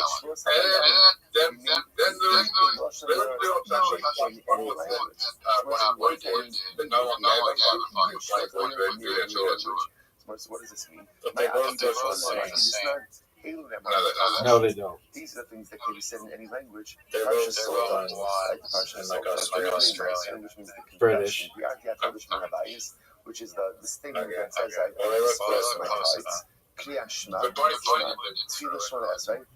And Zoot met her, and she said that she wanted to drink Zoot's pee out of a condom, allegedly. But it could have not been her. Zoot met so many hot chicks that day that he forgot it. I'm telling you this right now. If a chick said, I want to drink your pee out of a condom, I would remember that woman in a light up 6 years from that day, like it was the back of my hand. So we tell him, again, before he takes the shul, we say to him, understand the severity of not. But that's okay. Make it, Zoot. Just make it. Just make it. Oh, what a shot. Do not take my name in Why vain. did you have the first time, dog? Sure, and mathematically. So in other words, my time of body in shape. Why do you think this will suck? Zoot. First mover disadvantage. So, but Zoot, you don't mention some like topics that are really popular in Tony, like Donald. Well, you talk a lot about Donald Trump. You don't talk about the NFL.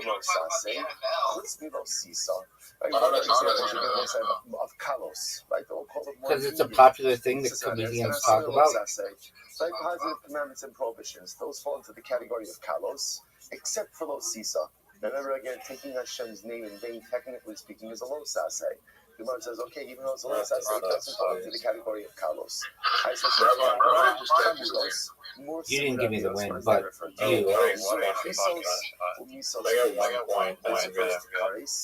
Things that is included in the category of I tried, baby. That's pretty amazing. Tied for the win. Category of capital cases. What a great shot, Zoot. Riser, don't fuck it up. Anytime someone does something that's Short.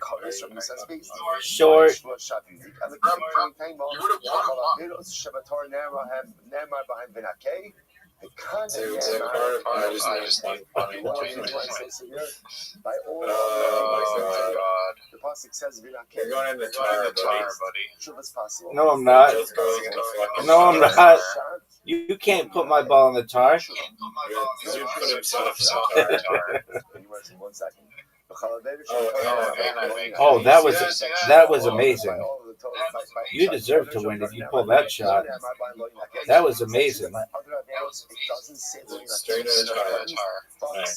The pasuk says, lo yinakeh. The pasuk itself says, Zoot, I have a larger dick than most men on earth. I'm happy with that. How do you know which one is which? You haven't proven that, Zoot. You haven't proven that, Zoot. It's impossible to say. Right, so we got.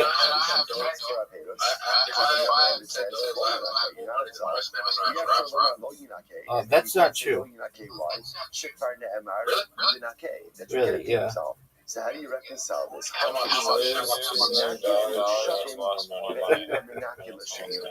Right. What do you see from here?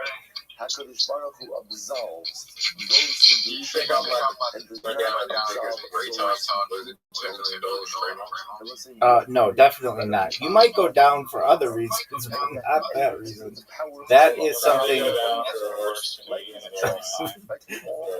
Yeah, well, the judges of the Raw Comedy South Australia will go down as the worst comedy judges in the history of comedy. They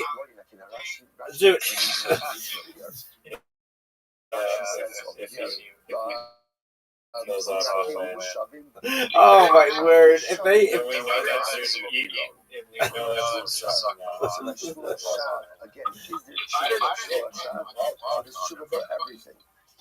Dude, the fact that you are still in this tournament is shocking to the entire world and anyone who ever has heard you do comedy ever. You're a finalist for your state. You beat out 7 people. I mean, did these people not speak English? I think mimes would beat you. That was an amazing shot, Zoot. Zoot beat out 33 people. I wrong another person. And you do tshuva, there's still fallout from that. Right? Zoot, so what are your jokes? You don't have to tell them. But there's the JFK, RFK joke. That's your first one. What's your second joke? Heartfelt apology. When you hurt someone, that hurt yeah, that's an okay joke. Is a personal trespass against Zoot, what's your second joke? So the single here is, can you do tshuva for Shvuas Shav? Of course you can. Of course you can. But at the end of the day, there's a Zoot, do you remember that time I asked you a question and you answered it? Because I don't. It remains. One of my jokes is I accept your apology. The relationship is forever changed. Cannot be put back. When I die, God has death. Okay, so that's your second joke. What's your third joke? Incredible. Sorry. So now we are. I thought I would laugh at every single side as a youngster and go back to my history test and test. They asked me how to get line up against suicide. Oh yeah, I forgot. You're obsessed with Hitler's on that list too. Looking back, I think I was very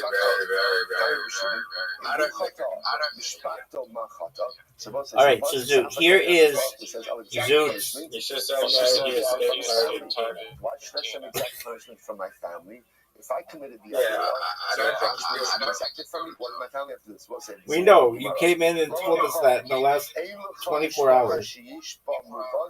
I don't think he would kill himself. Okay. Any family where one member is a tax collector, why would he kill himself? Again, they're all tax collectors. Dog, I wasn't there.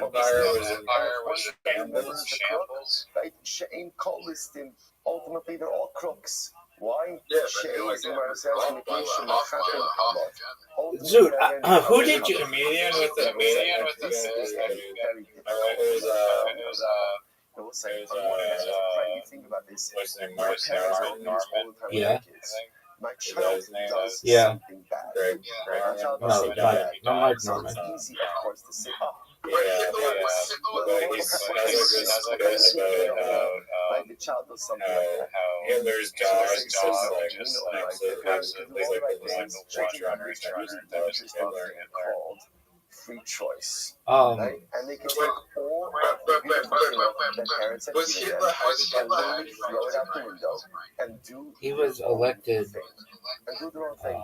So by a huge amount definitely sometimes in children do things that is 1933. not reflective Dog, of their parents' upbringing or their Riser, But the humor says that was a dick move. That was a dick move, The right? German people turn against this one. Like rebel? No. to introspect and to look at how we are Why not? living, and to look I don't at know, the home ask that them. we are building, and to look at the, Riser, you just fucked me. because when our children do certain things, we I are would not say guilt-free. more Americans hate Trump than Germans hate Hitler. That's too strong of a word because my child, Okay. especially as they get older, has free will. But if my kid is behaving in a certain way, Is that in an a consistent Is that fashion, an unpopular? if my children is exhibiting certain Trump's character loved by a traits lot of in people in the an United ongoing States. fashion, I Hit have my to ball, He's baby. also hated by a lot. I have to ask myself, is it possibly coming I from mean, Hitler was loved by a lot of people. He's still loved by a lot of something in people. my life? Is there something in the way that I live? Again, I've also, and Yeah, like it's those fine. guys you were with at the James McCann concert. No, it's very Or whatever. I'm sorry, I'm talking about Make it, social make it. They Just have hit the it at ability the to make end. their own decisions. Just hit it at the But end. at the same time, this child grew up in my home. This child grew up in my tutelage.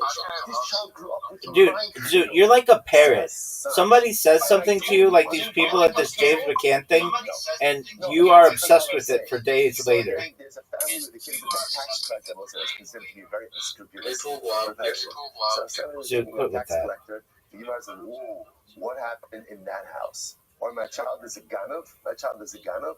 Or again, my child my child just did something really bad. Again, do I have to accept full responsibility for what my kids do? No. But do I have to introspect as a parent? Riser, what did you, Am I Riser, doing- what did you am think I- of my what shot? am I doing in my Riser, home? Absolutely, yes. Incredible. Incredible. So I was just hustling. do you want me to? That's all I know about it.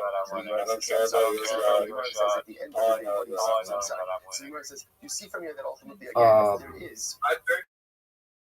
Zoot, make this shot. Zoot, make this shot. Dude is not gonna make those shots. No way.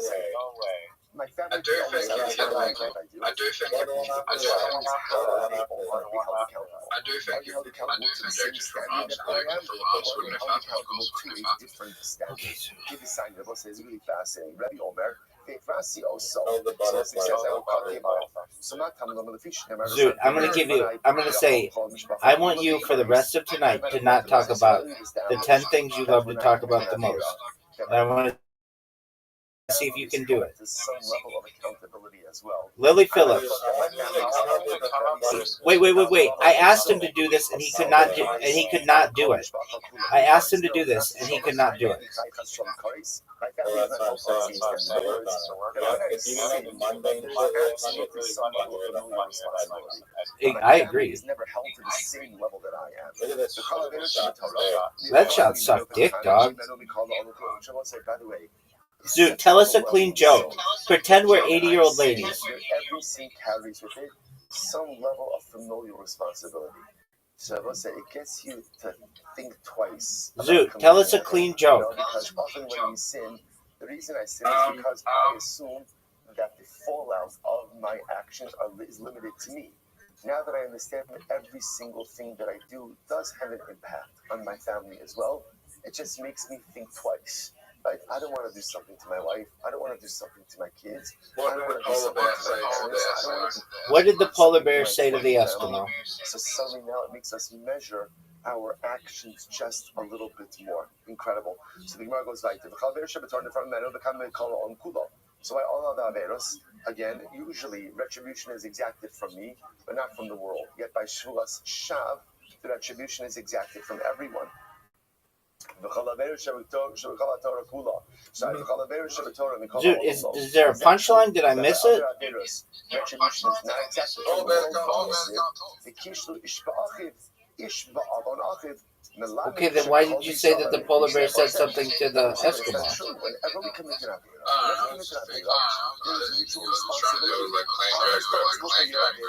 you're responsible for my averas. All right, but give us a joke, not a scientific fact. It's by everything. Hasam is incredible. So ultimately, again, no. But in other cases, when is their collective responsibility? Hey, Bryson. Okay, well, Zoot, give us a clean joke. Then there is collective responsibility. Imagine imagine you were at the mall and some lady comes up to you and says, "What do you do for a living?" And you say, "I'm actually the funniest person in South Australia." And she says, "Oh, wow, that's great. Can you please tell me a joke?" What would you say? Riser, you have an invitation. Okay, after this we'll play Word Box. Okay, send Zoot an invitation. People have the ability to object, but don't object. It's my own behavior. So what's the connectivity in my family or in the world? Refers to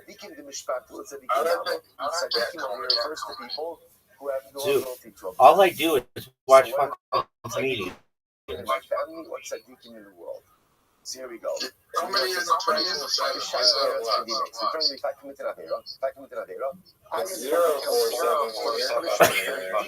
Now that's a funny joke. Now that's a fucking funny joke. That's hilarious. Zoot, accept his fucking invitation. And fail to do so, they don't get the same punishment I get, but they still get a more. Riser, now that's a fucking hilarious joke. You are a family member and members of your family. Zoot, come on, man. Riser just had the joke of the night. And you Don't leave me continue down a negative path and you don't stop it. Dude! You're held responsible. You're held responsible. Even for adult children, you're held responsible. Sorry, I just got a call. Sorry, I just got a call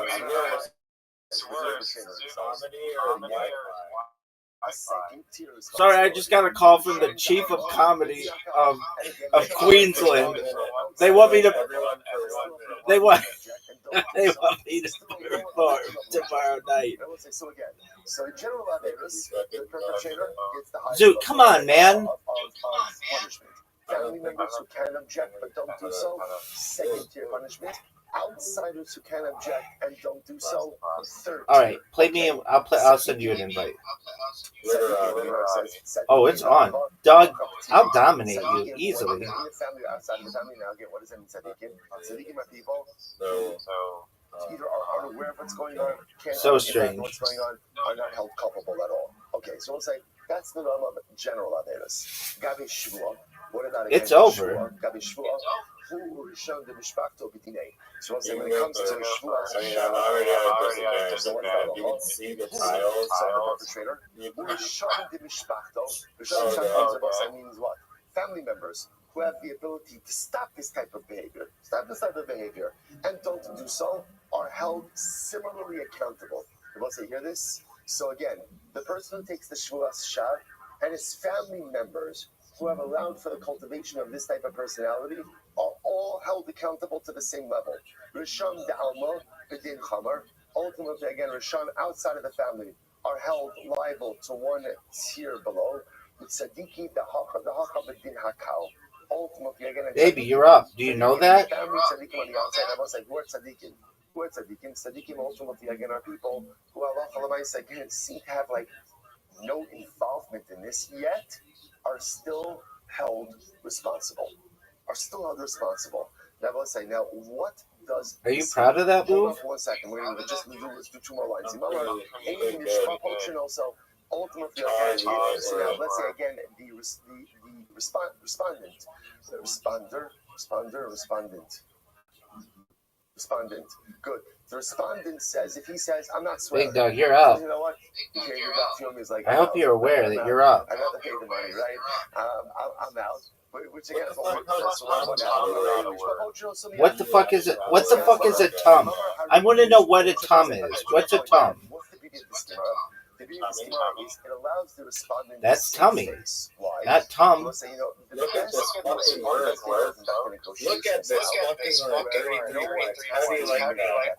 Right? Everybody can walk away from a negotiation feeling that that's the best way. What's the beauty of this Gemara? Someone could say, you know what? I'm not going to swear. I'm going to pay, and he can hold his head high. Right, because otherwise, before this Gemara, you would have said, if a guy says, I'm not swearing, I'll pay, what is that essentially? What is that? An admission of guilt. Now, suddenly, what is it? An expression of profound piety. I treat Shvuah so carefully that I'd rather pay money and not take the Lord's name in vain. It's big word. Standards for 36 points. Without having to admit guilt. So again, but if, however, Shimon says, no, I'm still going to swear him. Amar Harini Nishbal, Ha'omdim Sham Omrim Zeh Lazeh, Suranami Al Aleh Anashim Ha'ila. So Gemara says, I don't understand that. R-I-F-L-E. I think that's the first time I've ever had like quadruple word scores on something.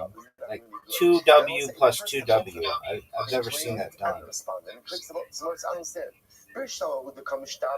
Back-to-back claps. We're seeing I understand by referring to Shimon, the swearer, as a bad guy. But why Ruvain?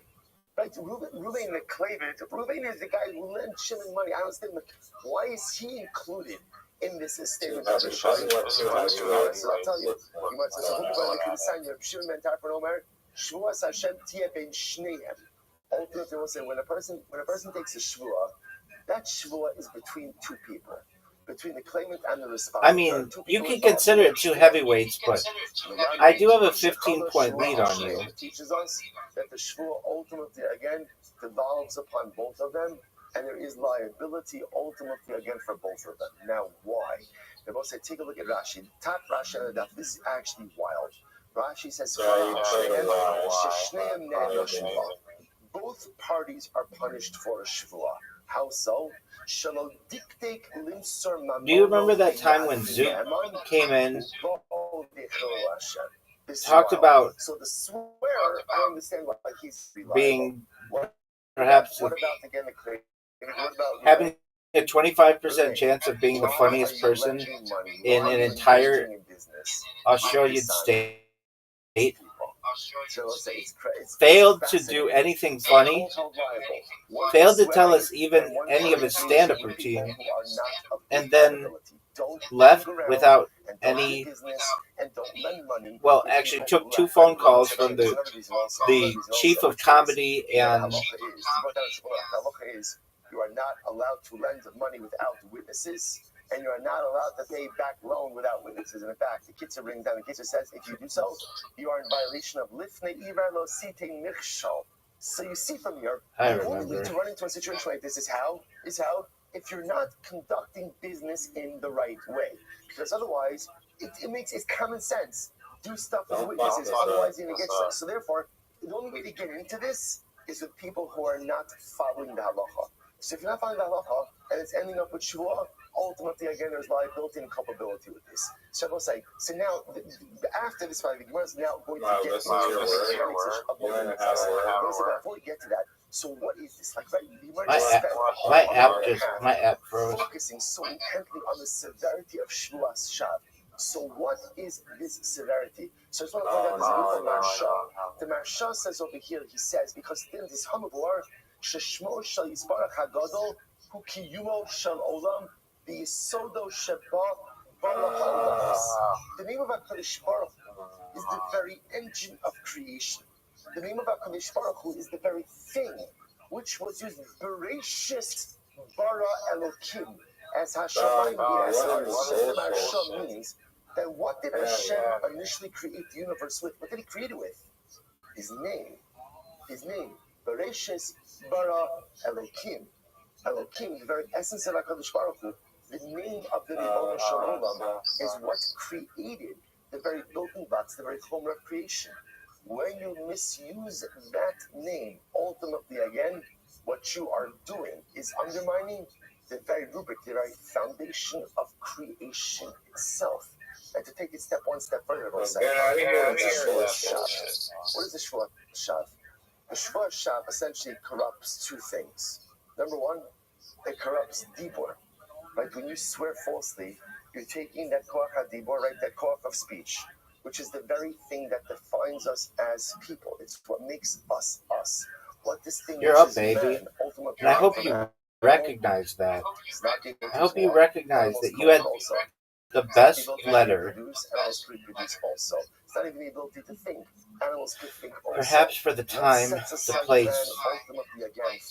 I hate the letter V right now. It's always, it gets in my way. The letter V and the letter J. And the letter C. They suck for these fucking, for this game. All speech. And therefore, halacha l'maisa again, the Gemara says that when this goes ahead and occurs, I feel like the letter H is way easier. What is man doing? Letter Y is pretty easy. His very self. So you're undermining the world. W is pretty You're easy. undermining yourself. And then what else? What else does Shvuah Shav do? Shvuah Shav also is the ultimate trespass in Ogden Chavera. If you swear falsely, that means nothing sacred. Right? You can't take anyone at their word. S is. You're undermining creation. They almost shouldn't have the S. Right? Ultimately, again, you're undermining human relationships and integrity being Adam L'Chavero, and you're undermining your very essence, the power of your speech being Adam Mi'atzmo. So when you take this false oath, you've eroded every single pillar upon which the world stands. The Gemara says you do something like that, an unforgivable offense, fundamentally undermining anything and everything that holds the world up. All right, let's stop over here today. Shkrach tremendous Gemara. All right, Chevron, have a great day, everyone. Run to your prayer.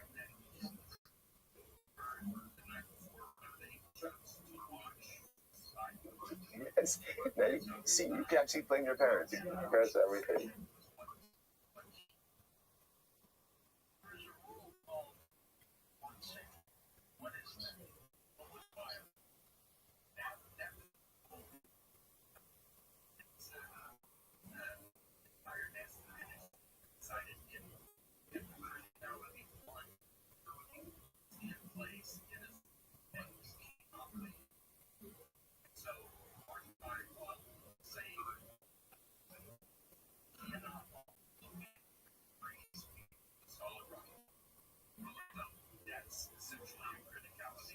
All right, Jabosai, good morning, good good tava. Hopefully everybody had a beautiful and uplifting Shabbos. A great Zichros Hashem to begin the new week together. Begin by thanking all of our sponsors for this morning. Share to thank our annual Talmud Torah sponsor, Tiltzim Mishpach of Eretz Yisrael. We're dedicating all the Sherman Drushos this year as a Zichus for Besaros Tavos for all of Am Yisrael. Our Talmud Torah sponsors for the month of Stephen Abalin Lotova, Stephen Terry Zin, in loving memory of Steve's mother, Doris Zin Devora Bas Rabbi Saul. Do you remember that time when I had a 23-point lead on you? Is always dedicated to learning the schos of our precious Hasidim. May Kadosh Baruch Hu Me'er Hashem bring them home. The shalom and the karev and the merit of our holy soldiers. May Kadosh Baruch Hu Me'er Hashem protect them. Give them shmira yisir, allow them to be successful in all of their endeavors and do 23 points. The shalom and that's a lot. Well, with that, let us begin. I don't know if you're going to be able to overcome Today we are starting such a. That was good. You should get more points for like science. Your homework and Me'er Hashem from last night. As I put out in the chat. So we are starting at the 2 dots. And Me'er Hashem, you gotta check the chat. Also, if I didn't do it, there's no way we're going to be able to keep up in with the pace this week. A lot of Gemara to do ahead of us. So we'll start from the 2 dots on top. So Shuas Happy Kadam. You're up though. I hope you know that you are up. What we're now going to get into is a really fascinating topic regarding What are you saying in French, Noel? Where sometimes a person would Noel means Christmas. Sometimes a person would be going ahead Does it? and answering up claims from multiple people. What did you Or also be going ahead and making multiple I just thought it was some towards one holiday person. So word there was that a you. tension in the Mishnah as to when again, when is a person, and obviously we're talking about a case where they I lied. should double check. When would there be a situation where they would be chayiv once versus when would there be a situation where they would be chayiv multiple times? So that's what we're going to analyze and kind of dissect of it all. So Tanabanon, klal inu chayiv ela achas. So for example, if a person goes ahead and let's say bunch or bundles multiple oaths into one statement and they transgress, so only chayiv once. But No, if you like specify, multiple types of ultimately, sanders. again, you are chayiv on every single individual shvua. Again, the specifics of that we're going to see in just a little bit. These are Rabbi really says, says like this: shvua lo lecha, Like someone who's sand shit. Like multiple. Like if you're sanding a boat. The person, let's say, Do you know what a boat is? Let's say, and each of them are making a claim that I owe them some item, right? Some pikadon. And what's halach? I say, shvua lo lecha, I swear I don't owe to you, below lecha, and not to you, and below lecha, and not to you. And then it turns out that I'm lying. I'm going to be chayiv ultimately again for every single shvua.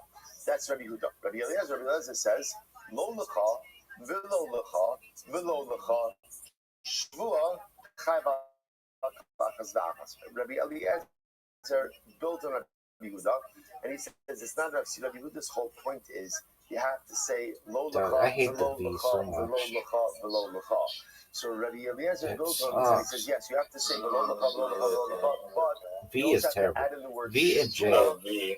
V sucks. sucks. Putting shvua at the end makes it individuated and At and Zaf for 13. individualized. Can you take it? And therefore it creates individual liability. Incredible. Rabbi Shimon says, That's a cool story. Shimon comes along and he says, no, in order to create individual liability, you actually have to say shvua. I know, I get So this is the tension. This is the tension. What needs to be set in order to create individual liability? And obviously, in the absence of individual liability, Baby, you're up. is only I just hope you versus I mean, I just took the lead. I don't know what you want me to do about it, but you had the Z. Essentially, what is a klal case, right? An inclusive case where only creates one level of liability. So klal Rabbi Meir is the individual case of Rabbi Yehuda. Again, I just to understand over here what klal means in this context. You think weld is a good word? Ultimately, again, refers to the idea that there's only going to be chayiv. Well, is it as good as bow, baby? Everybody's grouped essentially. All the claimants are grouped into one shvua. Prat, which is going to mean, again, all the claimants are broken out, are individualized, and therefore there's going to be liability for each individual shvua. So Shmuel comes along and says, are you proud of the way that you're playing right now? Apparently Italian is Why? What were you trying? What Italian word? Nano? That's not Italian. No, everyone agrees. Nano is a word. Now, we have to be very specific with our wording over here. Nano means small? Nano. Yeah, I know what nano means, baby. It's not a word. It is it's a prefix, dog. Ultimately creates individuated liability. Baby, it's a prefix. What do you want me to do about it? He says that everyone agrees in the low. Yeah, I am. Dude, it's 1, 2, 3, 4 words. Baby, what do you want me to do? Of course, all these cases presuppose that I'm lying. Dog. Okay, so here's Zoot's top 10 things. Jokes about children, Jeffrey Epstein, Puff Daddy, Is there Dave Chappelle, in that case? Bonnie Blue, says prat. Says even Lily Phillips, without the vav is still a prat. Still Hitler. Rabbi Yehuda says no, it's a cloud. Okay, let's analyze. Rabbi Meir. So what in Rabbi Meir's world? What's his cloud? Autism, ADHD, and Rabbi Eliezer and Rabbi Shimon. But interestingly enough, sexually transmitted disease. That's Zoot's top 10. Quoted specific cases. What the fuck is net? Specific case. All Rabbi Meir said was like a general rule. He says cloud, like if you included all of the claimants in one general denial, you only No, it's not like a net. That's not a fuck. That's not how it's spelled. That's not how it's spelled. Then you high for every single one. But Rabbi Meir himself did not what is a cloud and what is a prat. So the Ezer who called Rabbi, what is Rabbi Meir's cloud? You didn't even know I still don't think Noel means whatever the fuck you said it is. Right? Each of them are claiming that I have something of theirs in my possession. And I just say, I swear I have nothing that belongs to any of you in my possession. And Meir says, that's a cloud. Now, I don't think that's what it means. Based on that, anything therefore that would be more specific, according to Meir, would be a prat. So it doesn't. Rabbi seems not to mechalik between. It doesn't mean that. It's the period extending from December 24th to January 6th. So what are they arguing about? Nevertheless, interestingly enough, remember, I want to point out, Rabbi Shmuel and Rabbi Yochanan are arguing in Rabbi Meir. So now the Gemara says, what is the point of it's a term signifying it means to be born.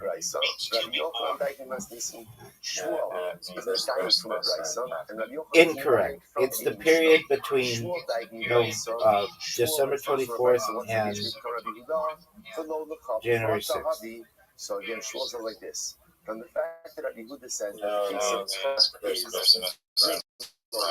dude, why do they keep giving me V's? So it sounds like fraud. So again, if Rabbi Yehuda is going to say that's and Rabbi Yehuda is disputing Rabbi Meir, it must be that Rabbi Meir would hold that even below L'cha ultimately is still a cloud. Rabbi Yehuda, Pratabi, and Rabbi Yehuda disagrees and he says that it's a prat. Rabbi Yochanan says, Tarbayu Rabbi Meir, Pratabi. Rabbi Yochanan says no. Rabbi Yochanan infers differently. He says, according to Rabbi Meir, what we just said before, both of those cases are prat. Now, man, do I have a big ass lead on you? 32 points. Below L'cha. In Rabbi Meir's world, both of those are prat cases. Normally, Rabbi Yehuda, below L'cha, Bodina L'cha. Rabbi Yehuda says like this. In the case of below L'cha, 32 points. I'll agree that below 32 points. This better be a big fucking word for you. It better be. I mean, you gotta make quite a comeback. I'm going to say is not a prat. Below L'cha is still a cloud case. This is heartbreaking to watch. Oh no. This motherfucker used the word oh no, folks. Oh no. It's very interesting.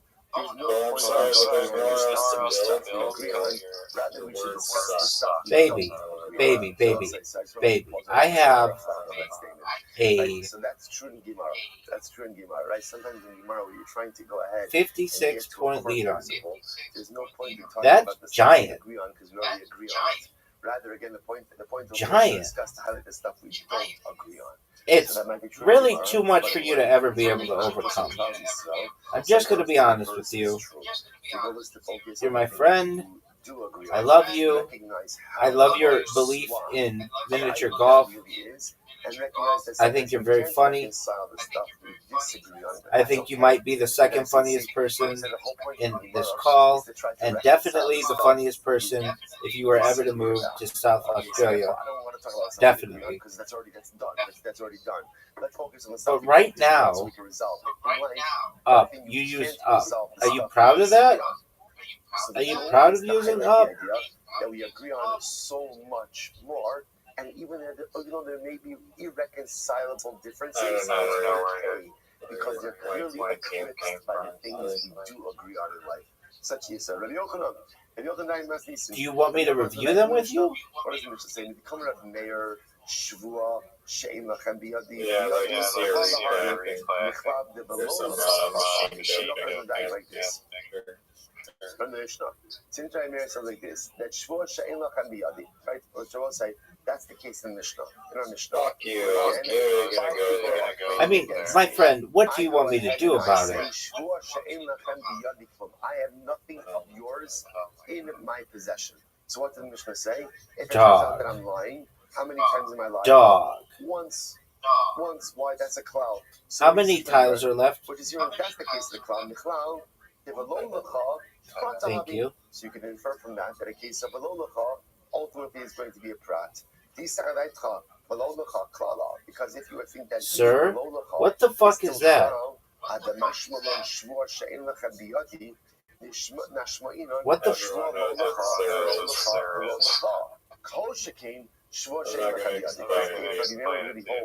that even Velolacha is a cloud, don't let the Mishnah state that case. Because if you would say again, 5 people claim that I have something of theirs, no one knows what that is. And it's only chayiv ones, then Allah has come of the come. That's spelled S-U-R, douche. Shmuel says, I know what a sir is, but like that, nobody knows what that is. When you say no, that's not a word.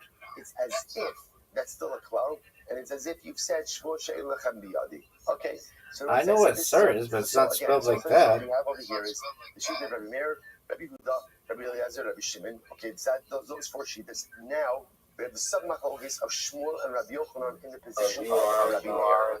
Okay, good. It's a city in ancient Mesopotamia, which is a proper noun, baby. So I'll say, so remember again, the Mishnah then quoted a case. Right? I go over to Reuven. I say, Reuven, give me my pikadon that you have, my loan, my stolen item, and my lost item. I'm claiming all of these things from Reuven. Right? I'm about to say now, again, Reuven says, Shvua She'en Biyadi, Ein Lecha Biyadi, then he's only chayiv once. But if he says, Shvua She'en Li, Pikadon, Shomes Yad, Yezel Ba'ad, then what? He's chayiv 4 times. And they're both saying, now what do you notice about the syntax over here? You don't have a 4-letter word. That's right. What do you see from here? Clearly again, I almost did. Below Lecha is going to be prat. You could destroy me right here. And ultimately again be a cloud. Too bad I have a 56-point lead on you. But let's see you fucking come out of nowhere. That's what I want. I want the competition. That's why I put that down there. Because I want you to have, like, things for, like, a shitload. That it's below the chah, right? Remember again, if the vav is there, the vav creates individual liability. No vav, it seems to be a cloud. Someone said that again, that's a cash on the open. You use dog. I give you the. Once again, answers by saying no, remove the vav. Remove the vav. Wrong syntax. I have a hot sigmar says it doesn't make any sense. The high time of kol hachi shabish time azil. I don't know. That's your answer to everything. Just collected points, baby. The thing that destroyed you were such genius like O's and Sanders and. According to Rabbi Yochanan or Rabbi Shmuel, to which the Gemara says, in reality, I must say, now understand. Why are we trying to align this with I don't really know what I did either. Chop, I guess, was a lot. Remember, we have a principle in Mishnah is generally that's what? Stam Tano Krab Meir. Right? That a Stam Mishnah more reflective of Rabbi Meir. That's why we're assuming over here that without attribution, it's going to be Rabbi Meir, and that's why we're trying to fit this in. To which the Gemara says, you're right. Stop doing that. Elaha money, Rebbe. Lit, that was good. Big guns, right? So as I said, I remember, whose opinion is reflected in Mishnah? Nettie. Yeah, like a neti pot. I think that's spelled N-E-T-I. Loshna Kizayis, Fu Kizayis, Pratahabi. We'll say Rebbe's view is that halal Maisa. Again, look at the desperation. You know that your opponent is desperate when these tiles start going everywhere on the board. Just HIV is not a word, dog. Case and therefore create individual liability. So therefore, No, Zoots would be gonorrhea, which it'd be a big word to spell. Understanding that maybe that vav makes a difference, which the Gemara answers, it doesn't. Our Mishnah reflects the view of Rabbi. There's some show, it's really funny. I think it's a Friends episode where they're playing, and so it's like Joey. Have you seen Friends before? You know the characters. Okay, incredible. Yeah. So Joey's like the stupid guy, and they're like Joey's like playing like words like and dog and cat. He puts down the word like trapeze, and he's like trapeze, triple word score, 75 points. And they're like, trapeze? Oh, trapeze isn't a word. And he's like, yeah, it is. I read it in a book. Like, that's what they have in the circus. Like, oh, yeah, that's a proper noun, though. And he's like, oh, really? And they're like, yeah. And then he just puts down us, U-S. So they basically... They basically gaslight him into thinking he's dumb, but he's really not that dumb. Was that the best story you've ever been told?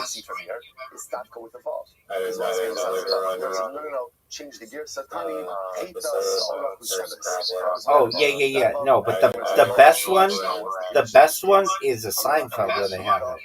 And Kramer's in there, and Kramer keeps making up words, and they're like, that's not a word. Kramer's like, quone, C-U-O-N-E, quone. And they're like, quone isn't a word. And he's like, oh, absolutely, look it up in the dictionary. They're like, that's not a word. And they look it up in the dictionary, and they're like, it's not in the dictionary. He's like, well, you need a medical dictionary to quone something. All right, I'm sending you another invite because I want to lose. And I refuse to lose. So wheat singular still means wheat plural, right? And Sora singular still means Sora plural. So therefore, I was like, that's what that case in the Mishnah was ultimately. Oh, you don't like it when it goes up and down. Bottom line, what comes out of here is as follows. The Gemara is clearly teaching. Or you don't like it when it goes left or right. Yeah, I did play Jew. That's what I am, and that's what I played. You're up, baby. Depending on how he denies the claim, will determine the extent of his liability. If he just makes one what we'll call klal denial towards all the different claims, then what's going to be the halacha? He's only chayev once.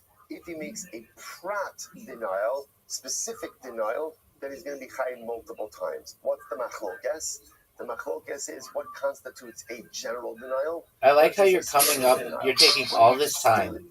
And when I talk about all this time, Joe, oh wow, Joe, you use Joe? Joe's your word?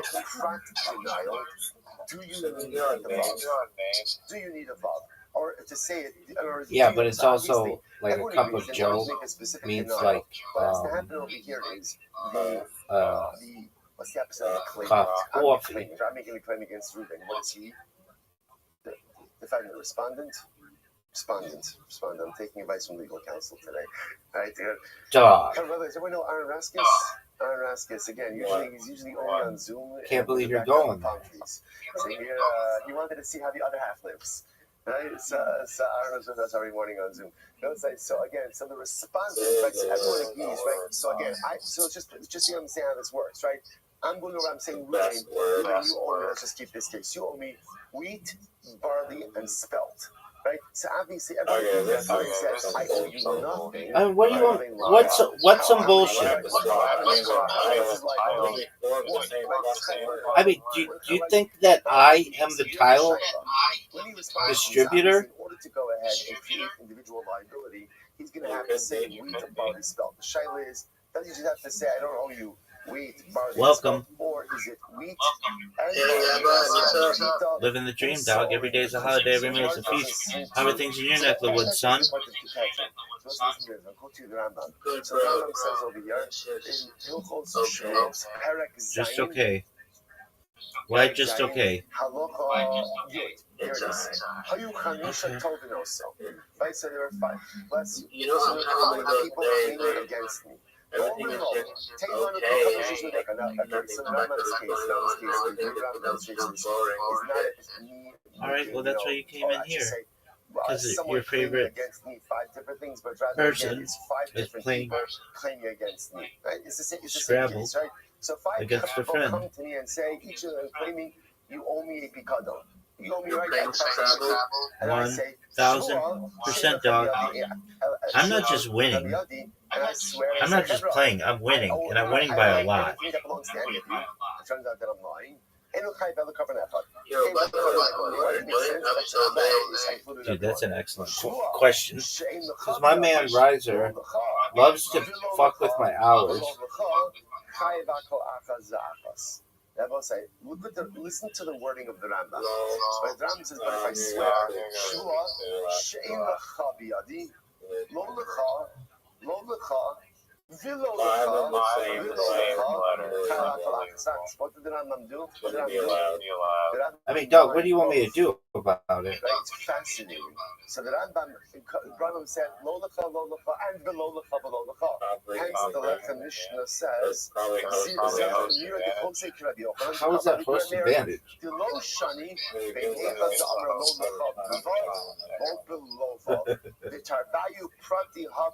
So it's therefore again, essentially, you can say one of 2 ways. Either, Dog, the Yankees haven't won a World Series since 2009. who made no distinction between Kizayis and Kizayis. Either way, interestingly enough, Halakha said in order to go ahead and make a prat case. Do you know that the Yankees are in the biggest World Series drought of their to specify the claim, whether you use the entire consequential dynasty? Ultimately, again, for each denial. So, it's also one of these incredible examples. Sometimes the Rambam explicitly Did you know that? How he's passing, and sometimes his psak is done in such a nuanced way. It's fascinating, right? In other words, if you read this too quickly, No, it doesn't. And pick up on it. It's only because you say, "Oh, shvua she'en lecha biyadi, lo lecha, v'lo lecha." So that's what you're asking. So Allah says, as long as the respondent goes ahead and specifies each one, whether he's saying above or not, Allah says that'll create individual liability for each thing that he is denying. Incredible. I don't know. What's good in your neck of the woods? You slinging dick? Next. Tell me Picadon, which Shomes Yad Gezel Arei Shishli. Yeah,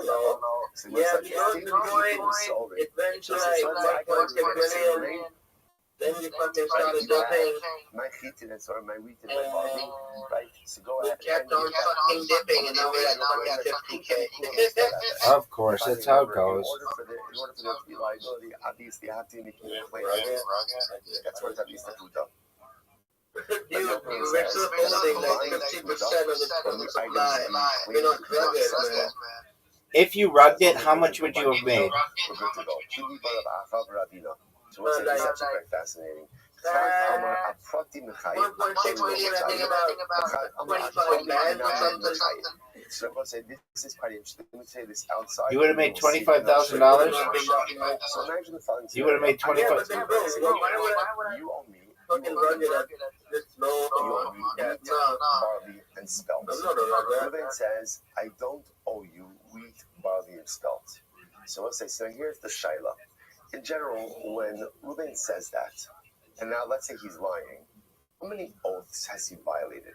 So on one hand, we could say 3, right? Wheat, barley, and spelt. But the truth is, implicit in denying wheat, barley, and spelt is also that what? He owes me nothing. We're still comparing posting on X The interesting question was over here, when someone denies a total claim, and they specify the items they don't deny, are they high just for the number of items they denied, or maybe it's the items they denied plus 1? What's the plus 1? The plus one represents a general Drawing or nothing. Look at Rashi for just a moment. It is a meme coin, but it's a link for the text that we made. So the text calls funding, decentralized funds, you owe me wheat. where you can launch anything. So funding is basically like an extension of fund, right? Where you can buy any coin before it gets deployed on fund as ONBC, you get the full price of it. And then once it gets deployed, you get to stake the coin as well, using the creator. So whatever the creator fees gets generated, 50% of that goes to the deployer. Goes to bundling, and then the other 50% of the creator fees gets distributed amongst all the owners who got bundling. So right. So bundling was supposed to be a max cost. The meme coin that we launched using our own tech was supposed to be a max cost. It did pretty well, but then some fucking KOLs got on it.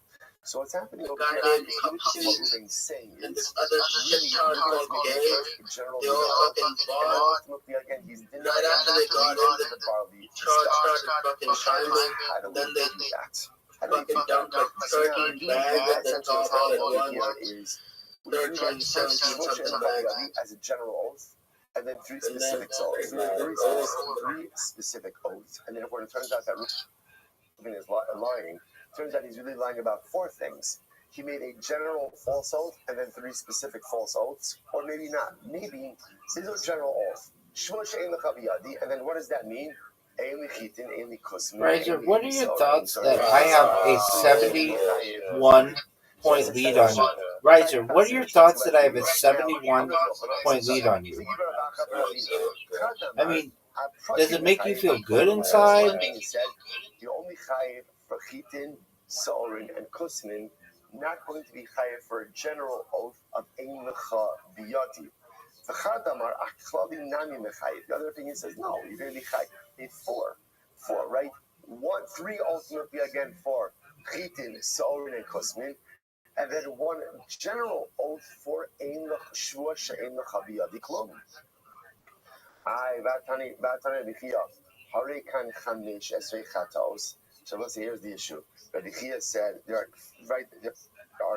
are 15 chatos. Now remember again, what was Rabbi Chia? What was Rabbi Chia referring to? Rabbi Chia ultimately again was referring to the case of where there are what was it? It was Rashi says over here, Rabbi Chia, 3 lines up from the bottom. Sorry, no, not yet. Riser, did you know it's your turn? Right? It's case Mishnah of where 5 people are making a claim against me. Right, so let's remember again, 5 people claiming against me, each person claiming chitin, sorin, and kusmin. I swear to each of them, I don't owe you chitin, sorin, and kusmin. If it turns out that I'm lying, what's the halacha? I'm chayiv 15 ashams, right? I'm chayiv 15 karbanos. 15 karbanos. Now listen, what does that show? That shows that in these cases, all there is individual liability. Riser, what was the least favorite word that I played of yours? If it was really klal liability, then what? Harikan esir chatos. It should really go ahead and be 20 chatos, not 15. Oh, no, not all time. Not all time. I don't want you to rate my greatness all time, just in this game. Was it Tonger? Tonger, Bay? What S? Oh, hates? Take care, Arnold. For the individual prat shulas, but also Riser, did you know that you're down 63 points? That's a lot. No, that's talking about where 5 people claimed 4 things. Hex and Z for 21 points. Where the fuck I did you deny go? those 4 things to the 5 people. Oh, good move, bro. That's what generates ultimately again 20 chatas liability. Good So interestingly enough, so again, just understand the question over here. In this case, it's quite interesting. Number of people are making a claim against me for a number of different things. So again, 5 people are coming against me and they're each claiming I owe them chitin, soren, and kusmin. I go ahead and I say to them, Shvua she'ein lachem biyadi klum, lo chitin, v'lo soren, v'lo kusmin. I make this shvua to all of them. So the shila is, everyone will agree that I'm going to be chayiv individual liability for chitin, soren, and kusmin. The shila is there also general liability for that first shvua of ein lachem? There's someone. That's my focus. That's my focus. So what did you say, baby?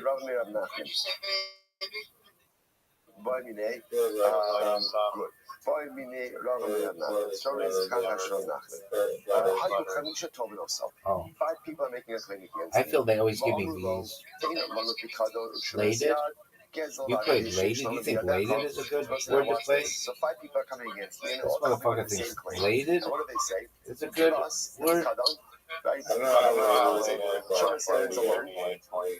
Gezel, something you stole from us, and Aveda, lost object that you found. Right? And what happens? I say to one of the claimants, what are your thoughts on this move?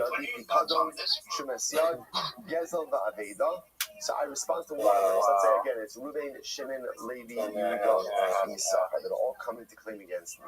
I say to one of them, Reuben, I swear to you that I don't have a pikadon, a shomes yad, gezel va'aveza. And then what do I say? V'lo lecha, v'lo lecha, v'lo lecha. That's what I do. And again, I do the v'lo lecha to each of the rest of them. So mahu. So I will say, what is the halacha in that case? Achad mechayiv. That was before you turn the page. Look at the last Rashi on the daf. Achad mechayiv avdallah. Achad mechayiv. Akol echad ve'echad mechanach.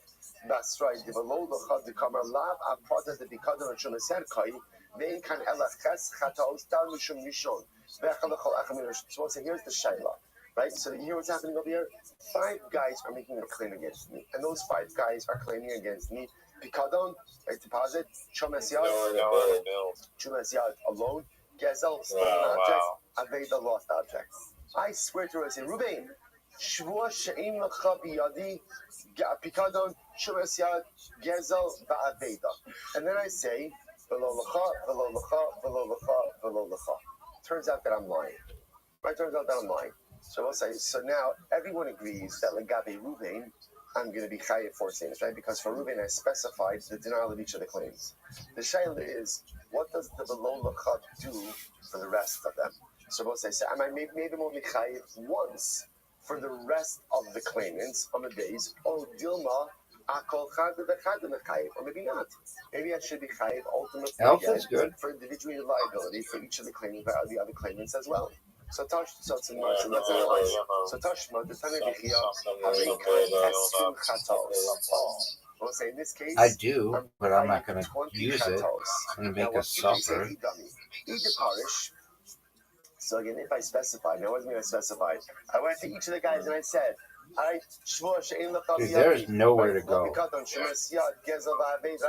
Then again, the Gemara says that's obvious. The Gemara says Rabbi Chia just has to teach us how to count. That's obvious. What are your thoughts on that move? There must be a case where I do not specify by the rest of them.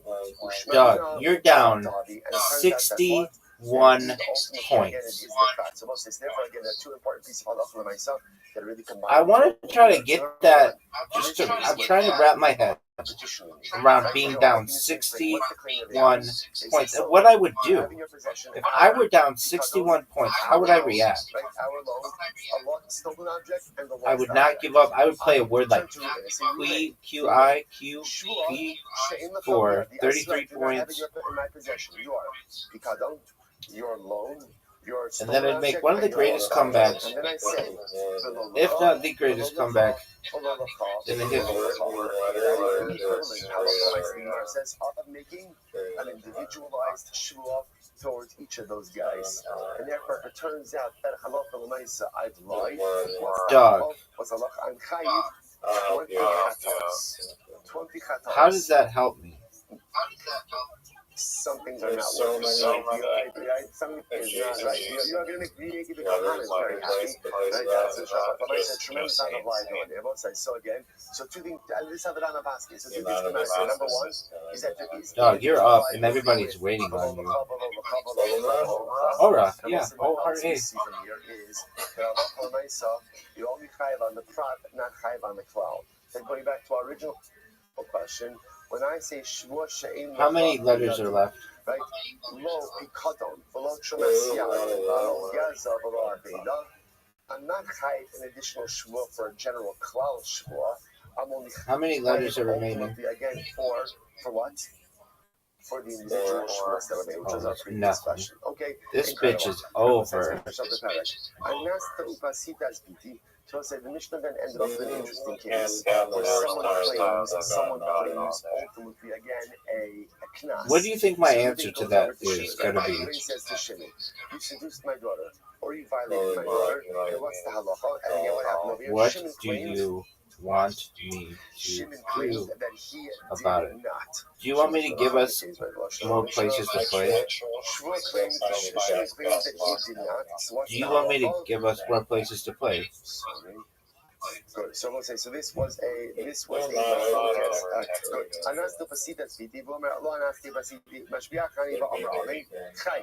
Ultimately, it turns out that Shimon is lying. That Shimon is chayiv. Every Shimon posed, every Shimon says no, he's pater. Why? Shimon Mishalim Knas al Piatzmo. Every Shimon says no, this is a Knas. And since most of the Knas pater, and also again, you can't make yourself chayiv of the Knas. They responded back to Rabbi Shimon, Abba Pi Shimon Mishalim Knas al Piatzmo. Doesn't make any sense because at the end of the day, even though you can't pay knas, so most of them are getting all of these cases. Well, isn't this appropriate? There's still going to be other forms of financial restitution, namely boshes, pagam, right, humiliation, depreciation, any type of medical bills that are involved in this as well. So now, play something good because you're down 64 points. 64 points. One of the biggest embarrassments that we've had the opportunity to witness in the history of the world. This happened right here, folks. Folks, if you're watching this, either now or in the future, and you're studying this, you're taking notes on this ass kicking, you should know that it has been a privilege to be able to lead this ass to belt to ass, BTA, belt to ass, door. Are you proud of that word?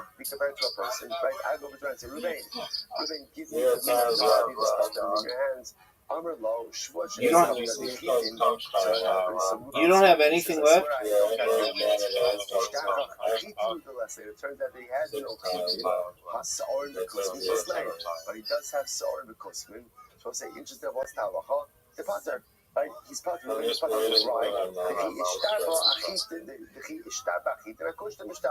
because it turns out that when Reuben swore about the wheat, he wasn't Big dog, you're up. I hope you know it is your turn, and everybody's waiting on you, big dog. Everybody. I talked to Chelsea. She said she was ready for you. I talked to so therefore, it doesn't make sense to say that if you lie about it, you're going to be chayiv. Even though you might be chayiv on both just judges of on the item is going to be pater. World Comedy, Raw Comedy, they're ready for you. Vim. You played Vim? That's a fucking word. He went ahead and Reuben said he didn't have the wheat. And indeed, he swore correctly about the wheat. But ultimately, he did not deny the sword in Kusmin. In this case, the Kula knows the Gavar here, in this case, where rightfully claims that she was seduced his daughter, Shimon is denying everything. That's not real.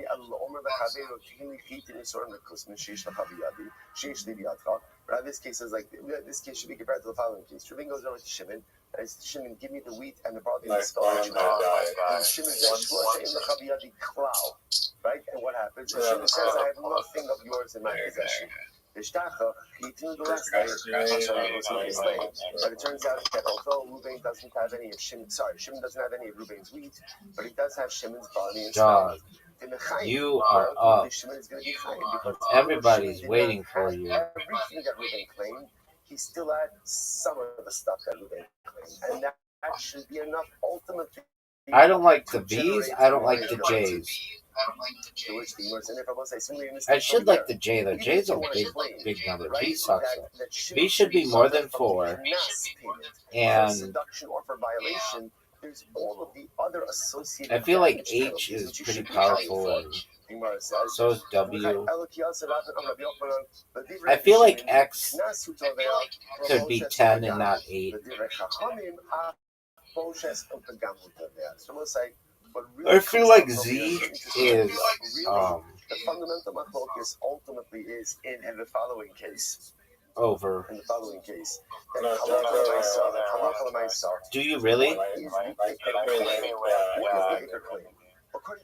Alright, I'll let you. I'll just pass because I want to see you go. I want to see your greatness. The other damages, that's secondary. And when Reuben makes the claim against Shimon, really what he's claiming is the knas. On the other hand, say that I want to disagree. So you just wasted everybody's time because I was about to win? No, the claim is a total claim.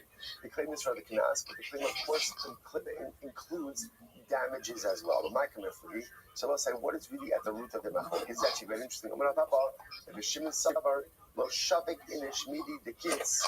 The Tava Midi the low kids. So you shouldn't say like this. So I'll say, what's the good thing about Knas? The interesting thing about Knas, that a Knas penalty is fixed. Damages are variable. So Shimon says, in this claim, you boy, are you struggling. And variable amounts. In general, when a person goes after someone else, they're always going to focus on fixed amounts and not worry about the variable amounts. This is embarrassing. This is embarrassing. This is embarrassing, son. This is embarrassing. Good night, sweetheart. You had QUE? I don't even know how much that is. Rabbanan, on the other hand,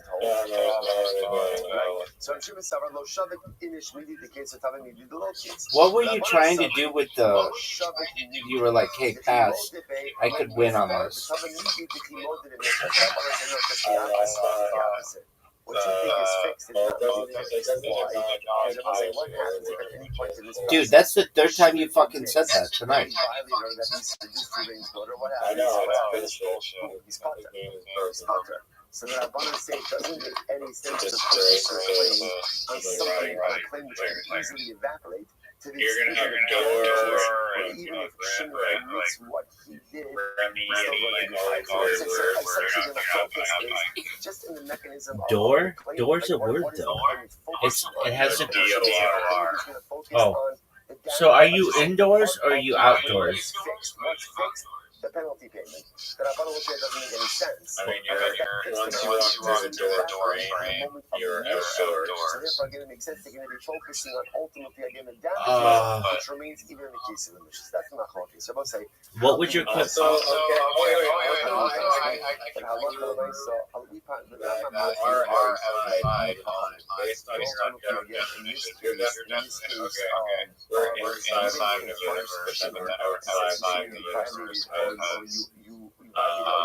My daughter. Like we're really outside the universe.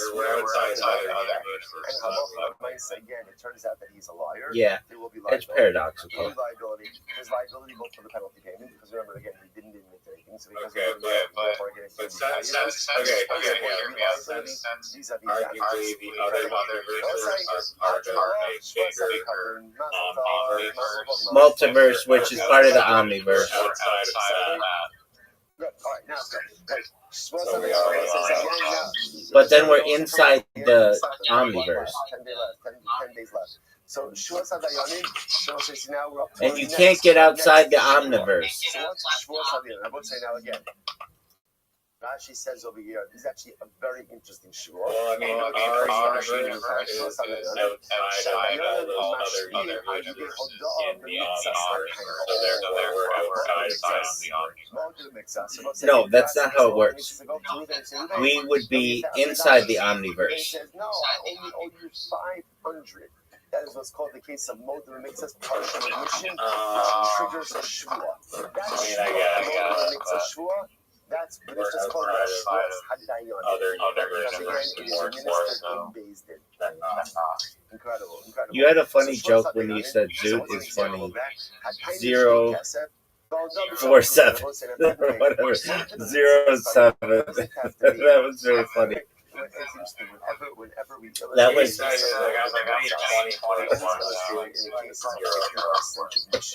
that's not actually what it means. What it just means. 047 though would mean that he's still funny 4 hours a day. $1,000, and he admits he owes me $10. That's what's come over to makes us, right? So the idea over here is the admission obviously has to be a shavapruta, right? Because if the admission is less than a pruta, then obviously On a scale of 0 to 10, how hot do you think that Zoot's brother's girlfriend is? The admission has to mirror the claim. Right? In other words, if I claim against Reuven one thing and Reuven is something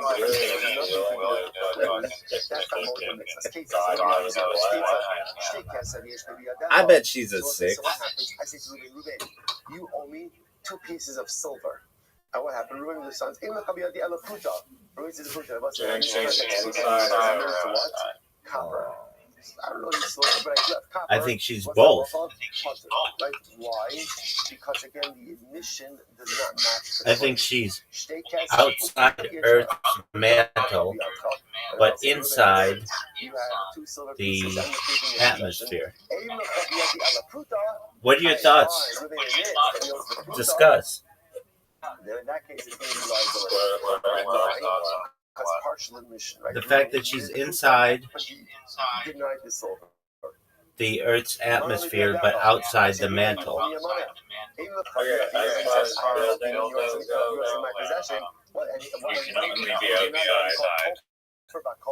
As far as buildings go, you can only be outside. I disagree. This means so what do you see? What if you're in a biodome? You can be inside the building of the biodome, or like inside the structure in the biodome, but outside of that structure, yet still inside the biodome. What are your thoughts? This is fascinating. All those materials came from the earth, so you're really just reshaping outside into a shape, and they're still outside. Okay. What if you? This sounds like a multiple mixas case. So why is I think I've got it. Maybe. Let's say you're in an elevator, and then you move outside the elevator. Aren't you outside the elevator? But yet still inside the building? Again, the assumption over here is I'm going over to remain after, let's say, my father's passed away. No, it doesn't matter. It doesn't matter how many. So now what happens? So now I claim that Shimon says, "Who this money?" You can easily say what? What can you easily say? What can you say? You're still outside. But didn't we agree that you said that everything is made from something else? So everything is organic, so nothing synthetic exists in the universe? Just like when you return a lost object, you're doing a favor to someone. So that's how Yeah, that's how we'll define that in a way that would be otherwise things are like alterations returning a lost object. So it's really quite fascinating. So my father deposited $1,000 with you, Or somewhere else. He deposited $300 with you. Because we assume that. So you're saying that synthetic doesn't exist? Essentially, like the triangle lost object, and therefore Reuben is not forced to swear on the remaining It exists, but what makes up things that are synthetic that are natural, unaltered things. Yeah. So you can always deconstruct something synthetic and get organic, natural things. so then it's not synthetic. It's just actually organic. So first of all, when we are young, we think our Yeah, parents. but we just classify. I mean, there's unaltered organic material. Our parents have no If you're idea altering it, and you classify it as synthetic, but yes, it's still ultimately like plastic or whatever. I know Still better than my parents, right? like rubber trees and chemicals, but And all then those as we get older, chemicals and rubber are natural. and they were Okay, smart. And they were smart, so right? Because children often let me cannot just summarize understand this for you. parents and understand Okay, themselves. you're saying When my that parents nothing are parenting me, they're synthetic parenting me exists. with a lot more life experience than I had when I was young. And the Yeah, things that didn't make it, I mean, No, not I mean. mistakes that You're are saying that not nothing right. synthetic So exists. Lamaisa, it is incredible Stop. to see how so much of the quote-unquote Full stop. is because All the children synthetic don't things understand the ways of originate their from parents. natural organic material. So for most of we go through life And and so things happen, by and sometimes we don't understand why things happen. like association that Either are verbally or cognitively. there's these processes that are definitely not everything in the right way. stems from It's important to understand that children organic material material, and whether you want to classify an altered organic material as synthetic, that's what people do. Doug, You know, just summarize it for me. Yes or no? Synthetic are not exists. in the affairs of the parents, both in our human parent and certainly in Right, no. Okay, so then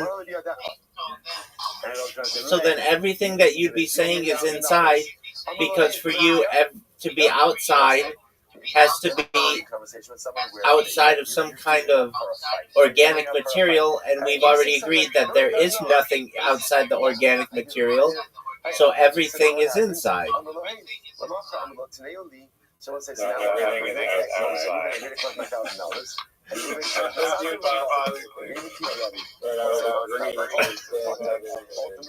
Because everything is inside the universe. This becomes it's right because I admitted that I owe Reuben. So now we're talking about Reuben claims that you. Oh, okay, shelter. Okay, so you're saying everything is outside. Yeah, like when you go into a building or a house, you're still outside. Now, what happens if again I go to Reuben on Sunday? That doesn't make sense. Reuben says, "Yes, I do. I go to him on Monday. I say, Reuben, you're here to collect my $1,000. He says, I don't owe you anything. Then chayiv. Reuben's going to be chayiv. So- generally again. Like go outside, or already outside, surrounded by natural materials, whatever.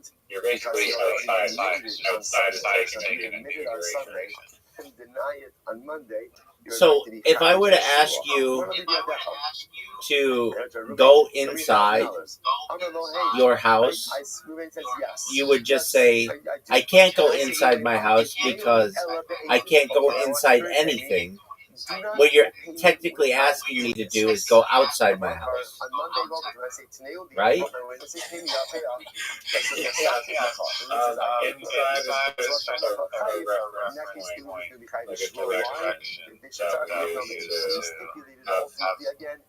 Have a point of reference technically I believe Okay, but aren't we inside the universe? Yes, So what yes, happens? I agree with that. I owe you a litra, but now Okay, and aren't we technically inside the solar system? Well, no, technically, we don't know what is outside there. Okay, but that's fine. we don't know what's outside the universe, but but we can agree we're inside this universe, right? In this case, so what do you see from here? Well, no, wait. If we don't know the boundaries of the universe, if there's nothing outside our universe, then we can be outside of that. Okay, fine, whatever. Then, okay, we're inside the Milky Way galaxy, right? Yes.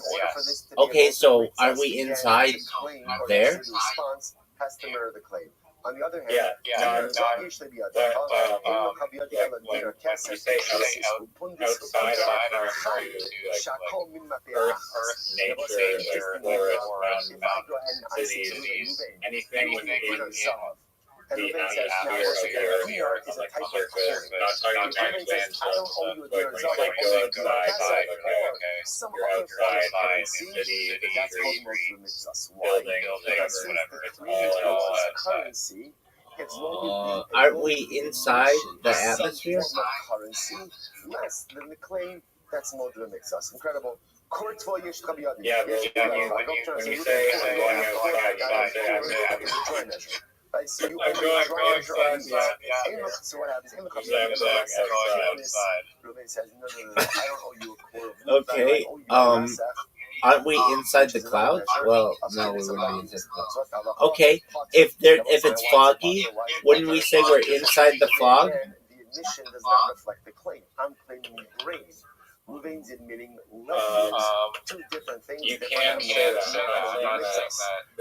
They are explaining, but that fog is going to be outside typically, unless you have a fog machine, which is also outside. So we typically say indoors. Indoors is different. Okay. Can't we say that? So at what point? So you say that we're inside the solar system, inside the Milky Way. We're inside the atmosphere, technically. Why? Because again, the response does not match the claim. Rabbi Gamliel says that you're going to be chayiv. So again, we'll see why that is. Okay. So how about this? Can't we say? Well, and then you get into like the materials, and I feel like your definition just frankly sucks. That you say everything is an organic material, but so synthetics don't exist. If synthetics don't exist, then what am I claiming? What am I claiming? What am I claiming? And something needs to be built out of something, then inherently, according to your definition, it's organic, which means that everything has to be organic. It can't be synthetic. And if you're in anything, according to your definition, it has to be organic, so you can't ever be outside of anything, right? Yes. Okay, what about this? What if I say you're outside of your element? Well,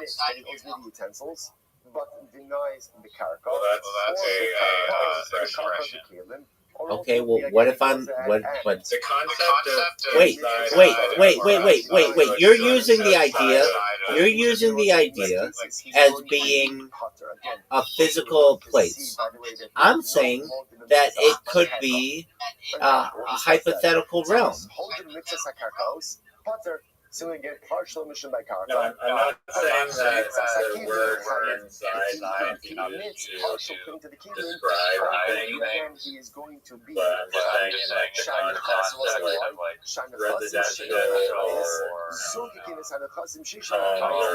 building, like planes have particular concepts going outside, you're really still outside.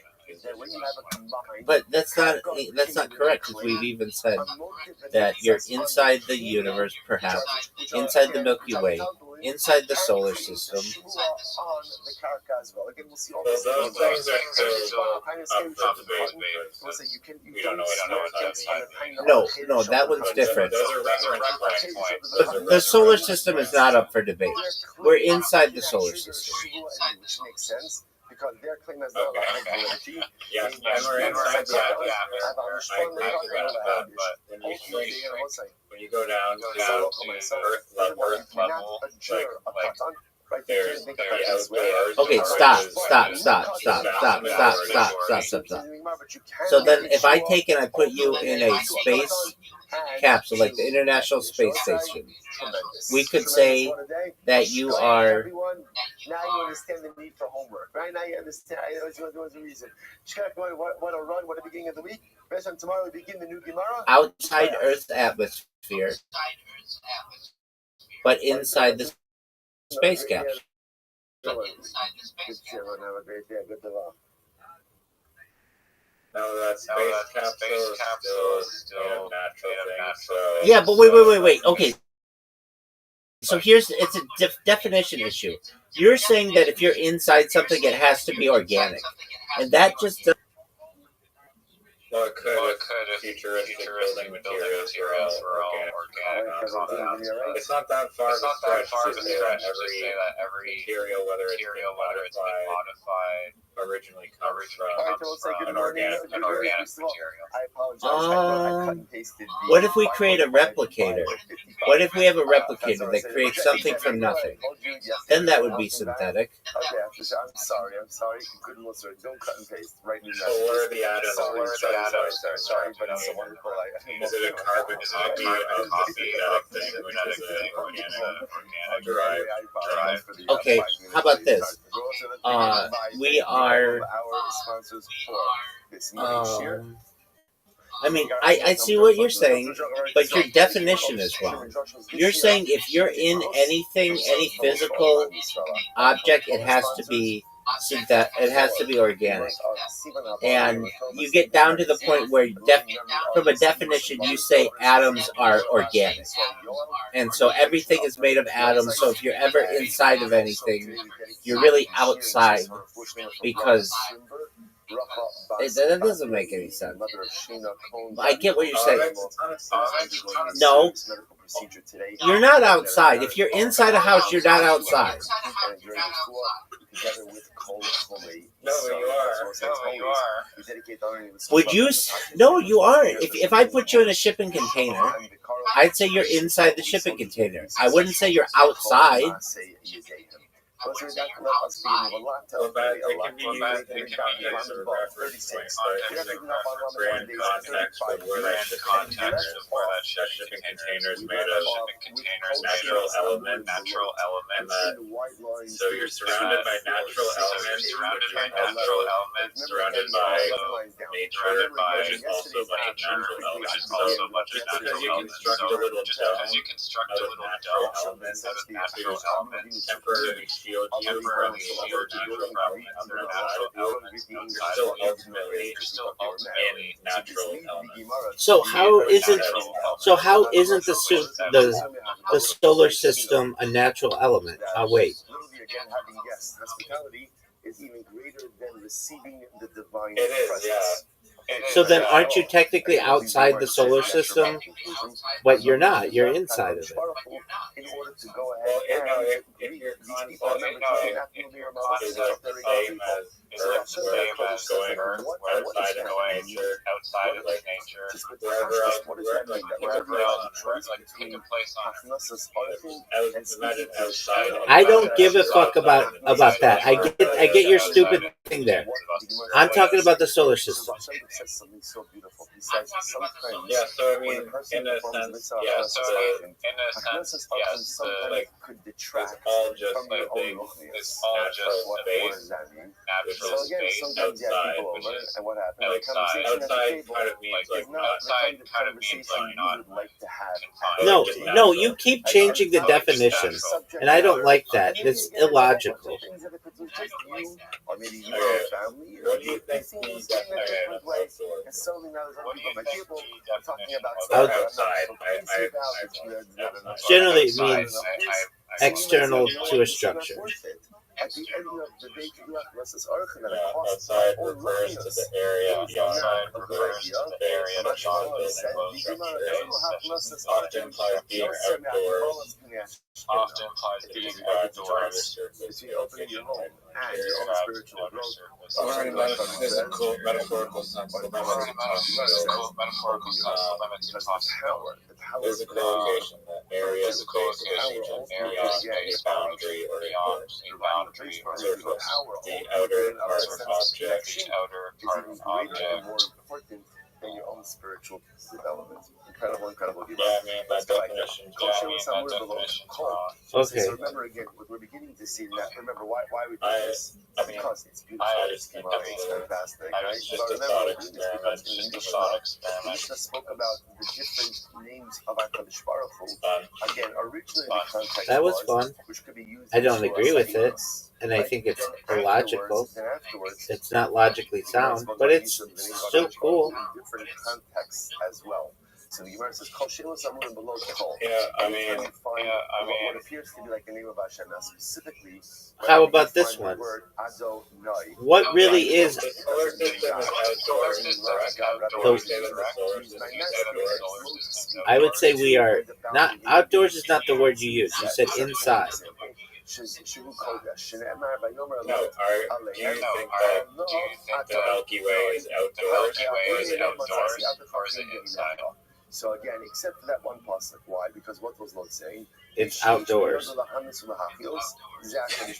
referring to that tower, which has the ability to again literally give light and power. And of course, that is a reference to HaKadosh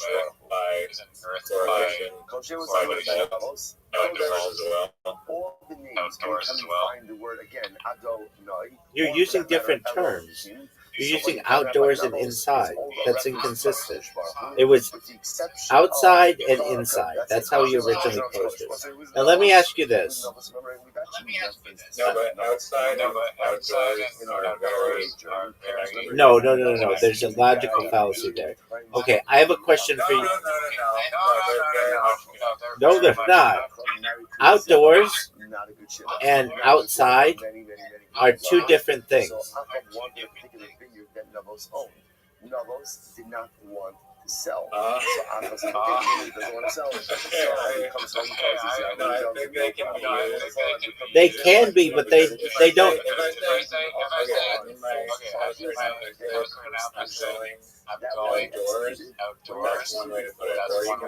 Or you can say I'm going outside. I'm exiting my apartment and going to be outside, which is also considered to be outdoors. So they're interchangeable. No, absolutely not. I would say that the Milky Way is outside, but I wouldn't say Earth is outside the Milky Way. That's where they set up the alternate. That's not what I asked. Okay, I don't know what you asked earlier. I know that I'm defending this from a logical standpoint. Here's what I want to know from you. This is kind of along the same lines. Who defines whether a door is outside or inside? Or who defines whether a door is outdoors or indoors? Hey, Kodesh, Chutz Are you talking about Kodesh, with one exception. indoor doors or outdoor? Isn't every indoor door in its own way an outward door? Like, it's like a portal. Like, some people may consider a door to be going out into something. Other people may consider it going into something.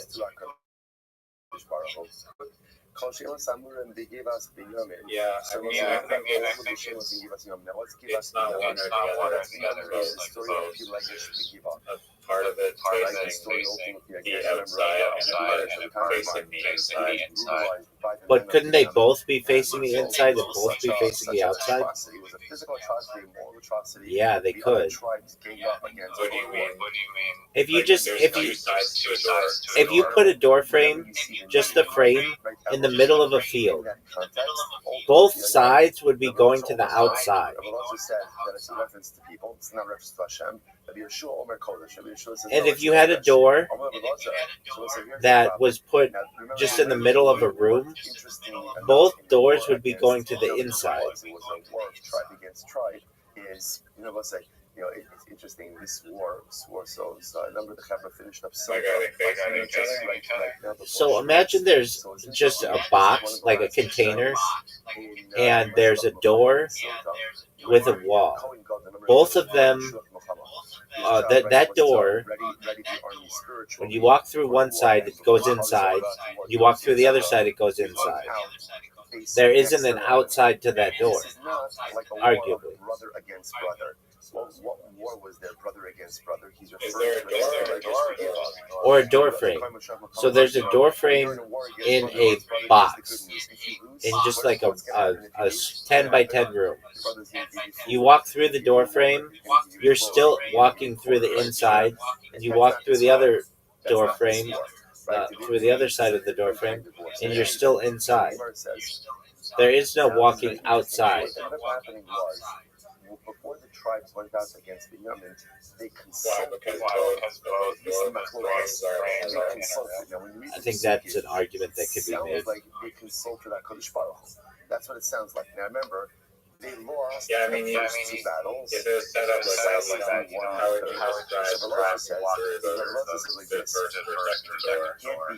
The first door that's outside, I would call it like a. You would say walk. That's a different story. So you're saying, how would you describe it if there's just a door frame in the middle of a field? Walk through that door to the outside. Walk to the outside of that. Walk through that door to the outside. They asked, should we go to battle? And if it were in the house, walk through that door inside the other room.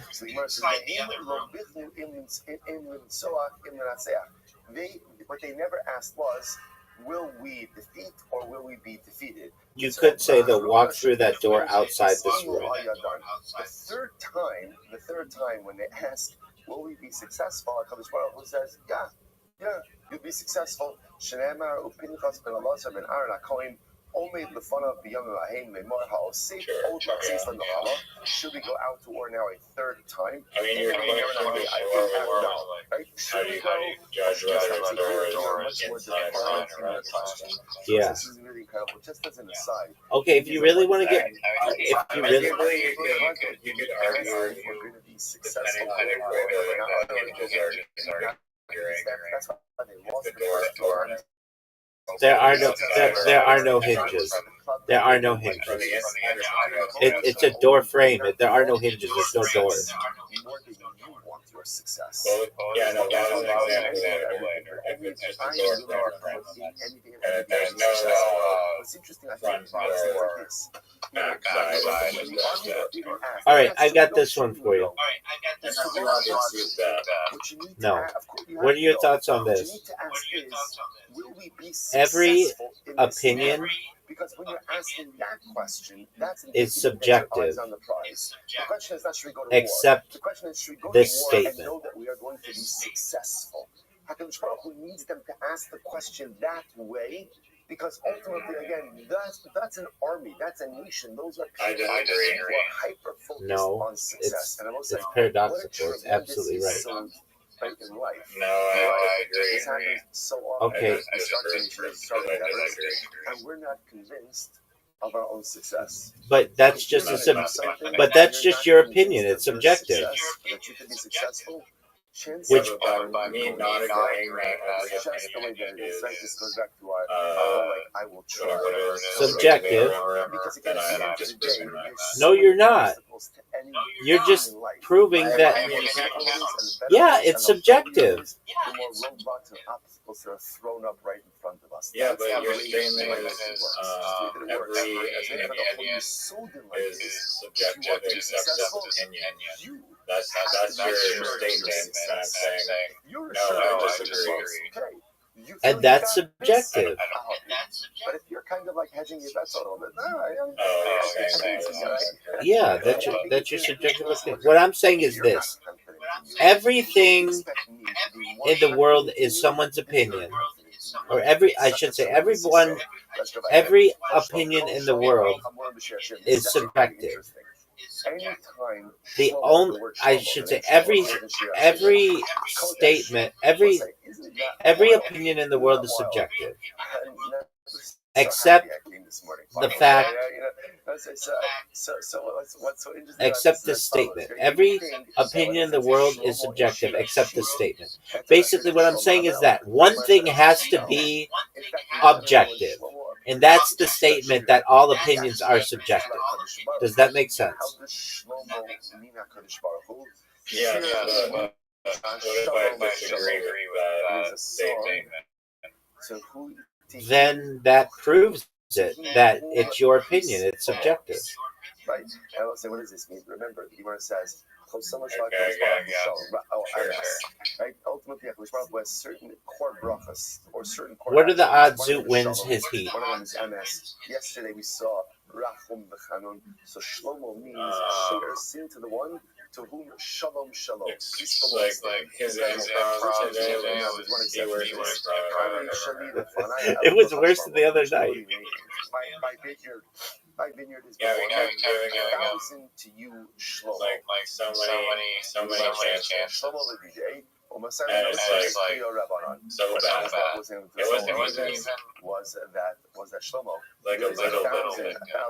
We gave him easy words. We gave him easy words. Then we gave him like his bread and butter stuff. STIs and autism. Dedicated to me.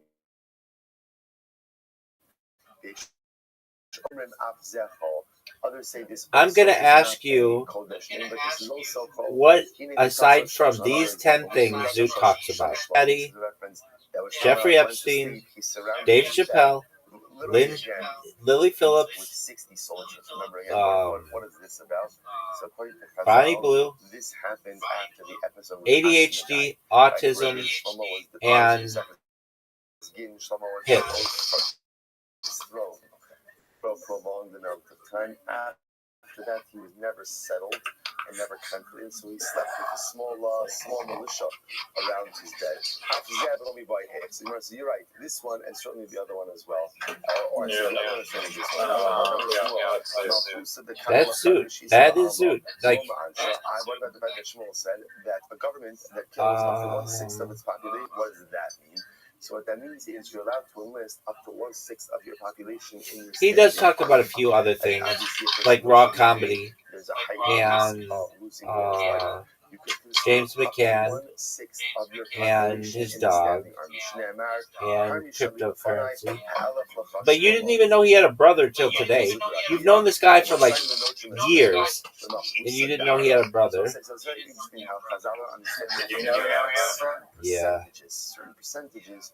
Ultimately, again, that could be conscripted into the army. And yes, also it is important to understand that in the model of Jewish society, you always have a segment that is fighting on the battlefield. And he said he's going to punch me in the face because I asked if his brother's girlfriend was masturbatable.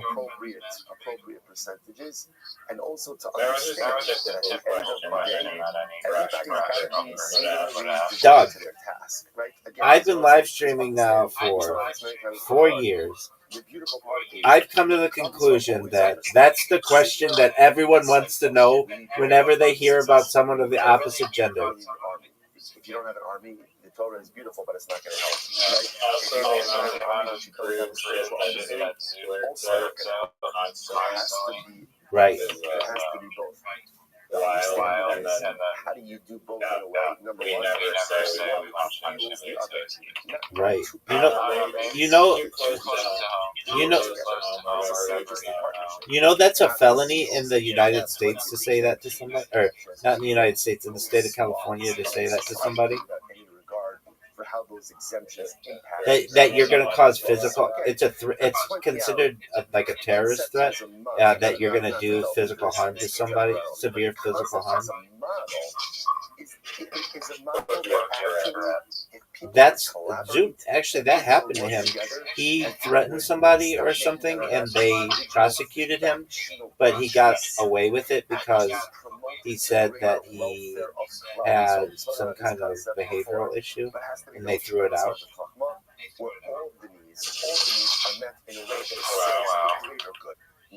which he does. When was that? Like 5 years ago. And I'm not exactly sure what he. Dude, did he tell you he got punched in the face? And they never did anything about that. And for as much shit as I give Zoot, I do like him a lot. He's annoying as Zoot. I don't give a shit if you're watching this. You could be watching this live right now. I'm going to tell you straight up. I hate that you are very difficult with him to difficult person with whom to communicate. I hate that you leave. I hate the subjects that you bring up, but I still love you to death. When you come in, I get happy. Just you make me laugh, not because you're funny, but because your personality is so strange that it makes me smile. And I will say this, I'm very proud of him for making it this far in raw comedy. It is...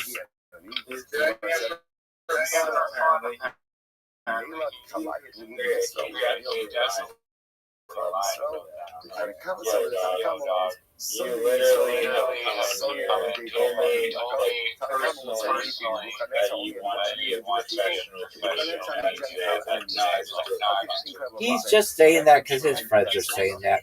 They're all saying that. They don't want to say they're doing it because they want to be in the national finals of raw comedy. Right. It would be like saying, well, this is what Zoot said he was going to do. He's like, if I win and I beat one of my friends, I'm going to say that I want them to take the award. Which, I'm like, what if they don't accept it? What if they're like, no, Zoot, you deserve to win? He's like, well, like, he was just trying to be, like, extremely humble. What'd you say? But, I mean, he got this far, which isn't that far. He basically had to have one good 5-minute set, and he didn't even win his heat, but they did let him back up. He had to win. I'm absolutely shocked that he didn't stumble over something or say shit or fuck or go into something embarrassing. Like, that's why I'm proud of him, that he was able to get one good... I mean, we didn't see it, but, like, apparently, like, it had to be good enough that he got it off. And they did not find that he was offensive or any of that other shit. Well, I'm just saying this, dude. Like, people... Yeah. Based on his just based on... I know. I don't know. He thinks that improv skills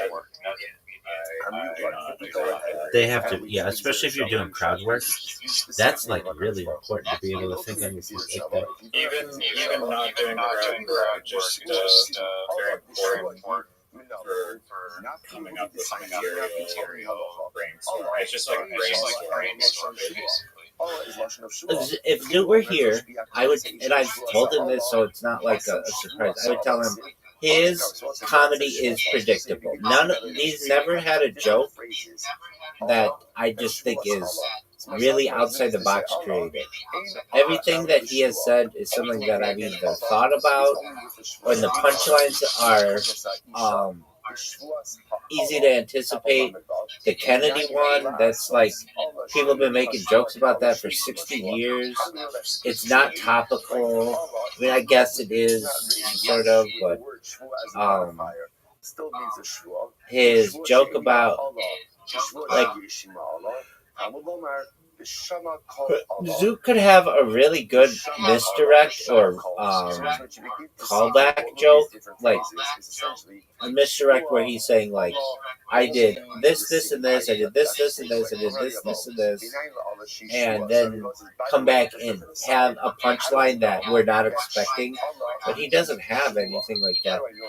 His jokes are just very predictable, and if I had to tell him from 0 to 10, with 10 being what I think is just absolutely the most brilliant comedy I've ever heard, and with Dave Chappelle being like a 7 or an 8, because I don't even think Dave Chappelle is he's a good comic, but he's not like almost making me think from a philosopher standpoint. Sometimes he does, but other things he doesn't. So maybe, yeah, Dave Chappelle maybe a 7 or an 8. So you're a 1. Your jokes are easy to anticipate, and yet I'm not a finalist for South Australia Comic of the Year. Zoot is. You're good about the legislative improv bit of using white holes or strippers or whatever. That was funny. I appreciate it. It's legitimate, funny riff that I would like literally be a pro comedian and do it. I mean, he's using the potential to be funny shit. Just like the premise of like shit you should absolutely never Google in your life is funny. Or like, why is Ronnie's job so skinny? Why is the job fat? And then you can just go on a tangent with that. Like, he has the ideas. I know he shows us. I mean, yeah, he has potential, but I don't know if his current 5 minutes anywhere near that. I thought your hummingbird thing was really funny. They don't even hum.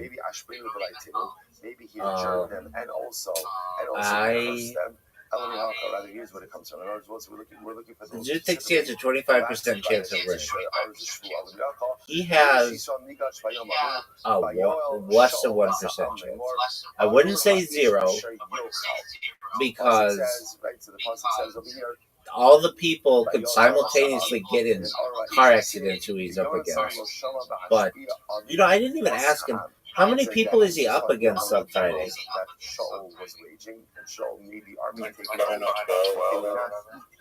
Oh, yeah, that's what he said. Final 12. 45, so he had to beat 33. Yeah, there's no way. There's absolutely no way. If he, I mean, he could do it if it's a joke. Yeah. Well, that's the thing. He could, and I would say this, if he practiced, let me say this, Zoot. If you practice it, or anybody out there, if you practice it, you can get it down, and you sound professional.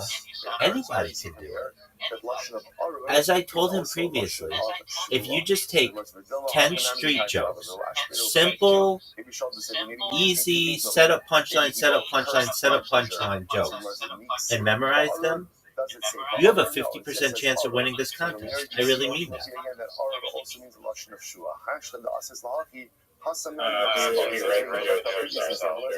Nope, you could take street jokes.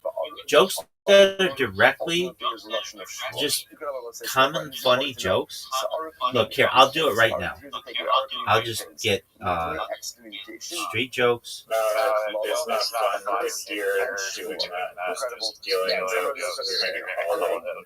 No, you don't understand the definition of a street joke.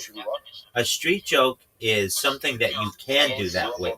It's so well known in society, it's not traced to any single individual. So you could. There's no creativity. If people haven't heard it before, there's a lot of creativity. No, there's creativity. If you're stealing material, It's not stealing. It's already available. It's allowed. Okay, well, you're still using material you did not create. By using our email. Right, so they made So it's explain how that's created. the Pasuk says, "Cursed is the person." You would find 10 really good jokes. There's some creativity in being able to sift through what's funny and what's not. And you memorize them. Next, it says, it also means literally again, we'll call it affirmation words. There's acceptance and That's how you take the J's.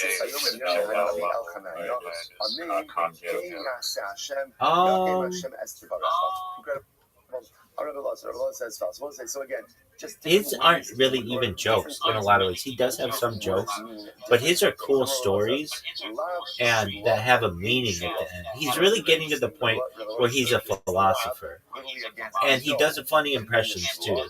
But he's not like a setup joke punchline, setup punchline kind of comic either. So I understand why something phrased in the negative. Very few people, once you get to that level, you do that. Nor do they want to do that. That takes a lot of work. It's a lot of work to fill an hour with joke punchline, joke punchline, joke punchline. Very few people can do that. It's a lot to memorize, and they would rather get bigger punches by telling a story. Interesting.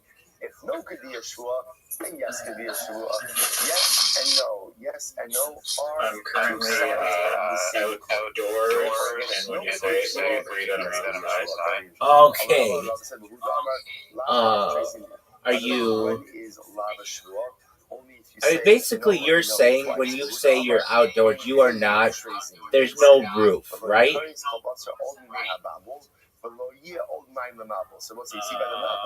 No, outdoors is not necessarily enough to contain no roof. You can be outdoors with a roof, like if you're under a tarp. Or do you consider the tarp a roof? Do you consider a roof? Is a gazebo outdoors?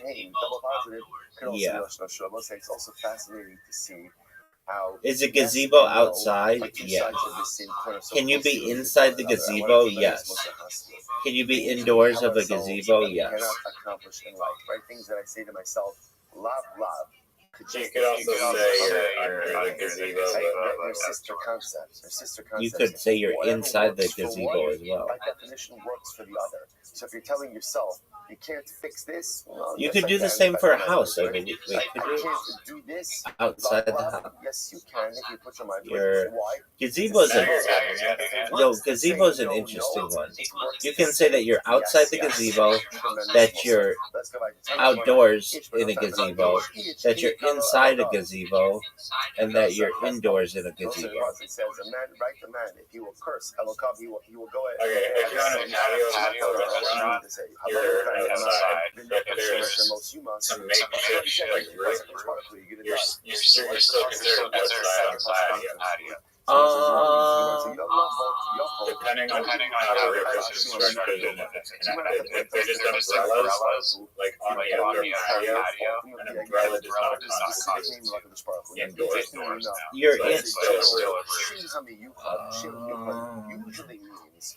I mean, if there's an awning, aren't you inside the awning? So I would have thought that I'm only chayiv if I'm cursing in Hashem, only chayiv for cursing the specific name of Hashem. Yud Kei Vav. Yeah, but I think it depends on how the structure of the building is. I agree. Okay, so if no, fuck that elevator. I'm going outdoors in the elevator. Doug, you listen to this motherfucker? Are you all listening to this motherfucker?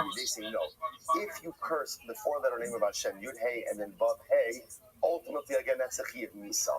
For anything else, it's a lav. You'll get malchus. So that's how that I'm not. Are you listening to this motherfucker? The death sentence for cursing the Hakadosh Baruch Hu only comes for the four-letter name of the Ribono Shel Olam. For everything else, ultimately again, a lav. Yo, dog, are you there? So ultimately again. So the Mishnah said also, if I just got back outdoors in my apartment. Liability for that. Outdoors in your apartment. Outdoors in your apartment. Why wouldn't you just say inside your apartment? So cursing one's parents by themselves. Oh, okay. So then why wouldn't you say I am in my apartment, but the apartment can be outside.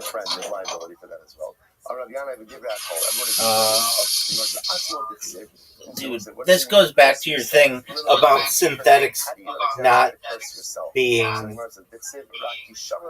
real thing.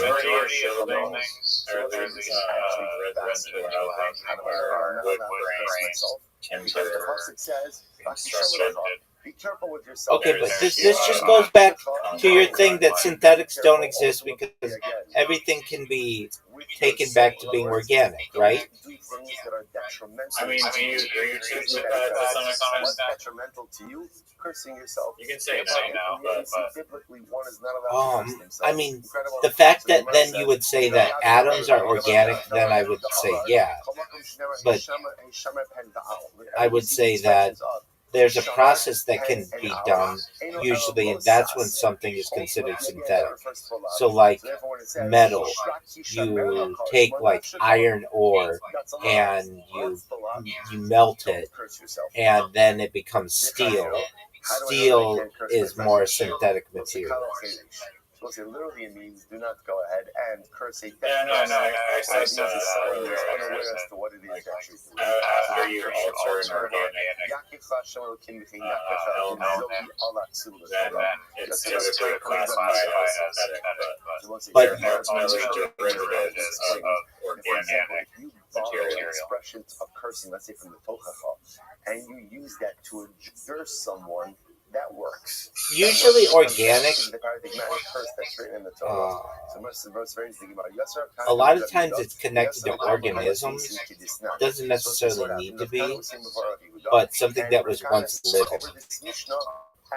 But I understand, like, rocks aren't living and they're considered organic. What do you mean by living materials? Like wood. Is saying over this Mishnah to Rabbi Yehuda. Now, what ends up happening? The Gemara says, Amalei Kanei. Rabbi Yehuda says, use a euphemism. Now, what does that mean, use a euphemism? What does that mean? What about this one? Rabbi Yehuda was saying, or it's kind of like this. Don't say the pasuk like that. Because why? It makes it sound like what? It sounds like what? That you're cursing. So instead, say, just reframe the pasuk a little bit. Let me see if I can remember this one. I don't know if it's a riddle. All right, but I don't know if I'm going to say it correctly. That's a word. Right? But euphemize it. Right? Don't go ahead and make it directed towards me. So this is between. So again, there was another story. One of the rabbis. Wait, hold on. What is it? The thing about which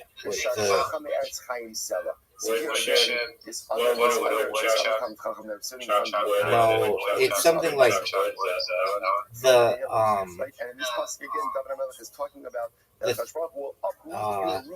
I'm thinking about something between 6 and 7. It doesn't have a decimal. I understand you're telling me over a pasuk, but don't say over to me almost about a statement or a fraction. Euphemize it. Have it talking about what is it? Some other entity, not me.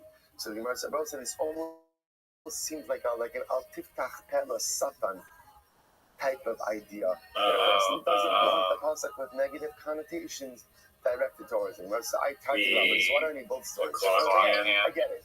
Don't say a destructive pasuk directed at another person. Euphemize talking about some unknown. That doesn't make any sense. Well, I don't need both of these examples. When it sounds like maybe when you're but that's not it. We don't euphemize a pasuk, right? When you read a pasuk, you just read a pasuk. You don't euphemize. The answer is the letter and.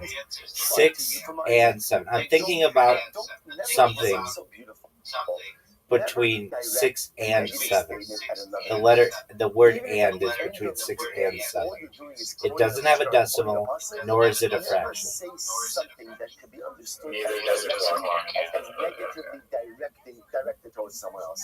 It's such a beautiful sense here. Both answers are correct. No, the clock hand doesn't make any sense. The clock hand would be representing a fraction or a decimal. In our actual It's not a fraction. Time is not a fraction. to be towards one another. A clock displaying time is a fraction. The Gemara says, Or it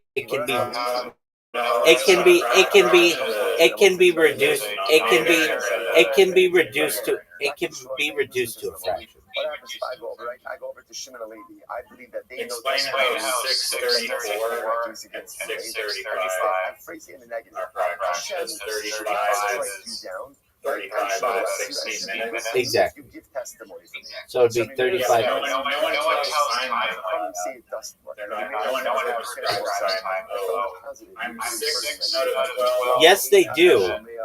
They say it's 2:30, and that's 50%, or 1/2. Or they'll say 1/4 past 2, which is 1/4. They do that all the time, dog. Sure, but that doesn't make the actual time itself.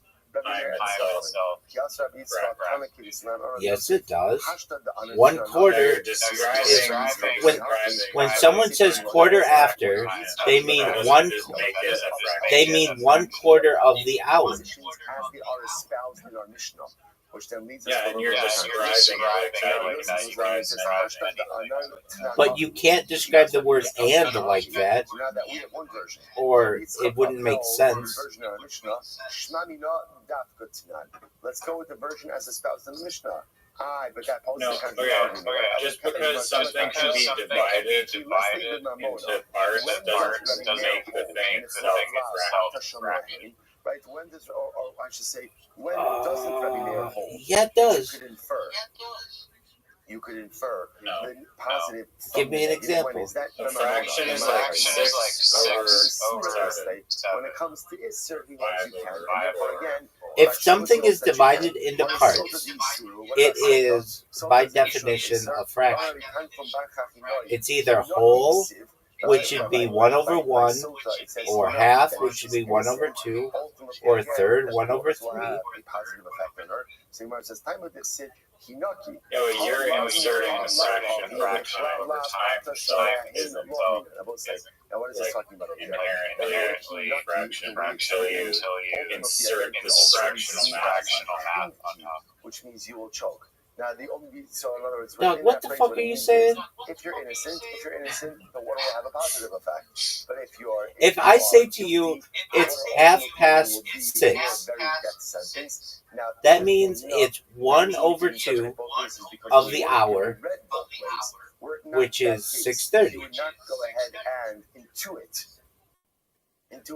Yeah.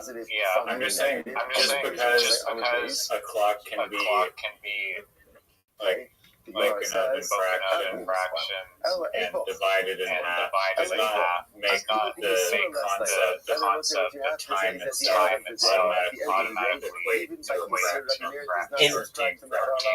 Yes, it does. Is that true? Now, we might not discuss it in those ways, but if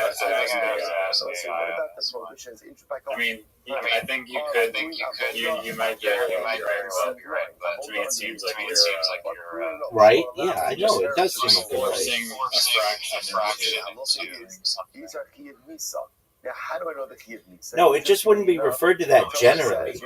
But many people would. If you say midday, that's halfway through the day. That's the midpoint. Or 3:30, 3:15. To which the Gemara says, how can that be the less letter there? Is that true that Meir does not hold Michlal Lav Ata Shomei Hein? Batnan Elu Sheba Misa. Is anything that is able to be broken up into parts also technically a fraction from a theoretical sense? When does Rabbi Meir say? When does Rabbi Meir not say? That's ultimately again in cases of monetary cases. In cases of Isra, he does subscribe to it. The shiny Sota the Isura the Ispe Mamono. Sota is different. Why? Because we'll say as much as Sota is a case of Isser, at the end of the day, Sota A fraction is a mathematical expression that represents a part of a whole or a ratio between two quantities. Fraction division of ratio. Theoretical perspective, fractions are divisibility. From a theoretical standpoint, any quantity that can be divided into equal parts can be represented using fractions. Time itself isn't a fraction. Time is a fundamental dimension, a measure of change or sequence. It's a human construct to help us make sense of our experience. Can everything be a fraction? Yes, in a broad theoretical sense, any divisible object or quantity can be represented as a fraction. So that includes physical objects. A pizza cut into 8 slices gives 1/8 per slice. Measurements, time. The first thing it said is time, distance, or volume can be fractional. For instance, half hour, 3/4 of a mile. Abstract quantities, probabilities, rates, and proportions are often expressed as fractions.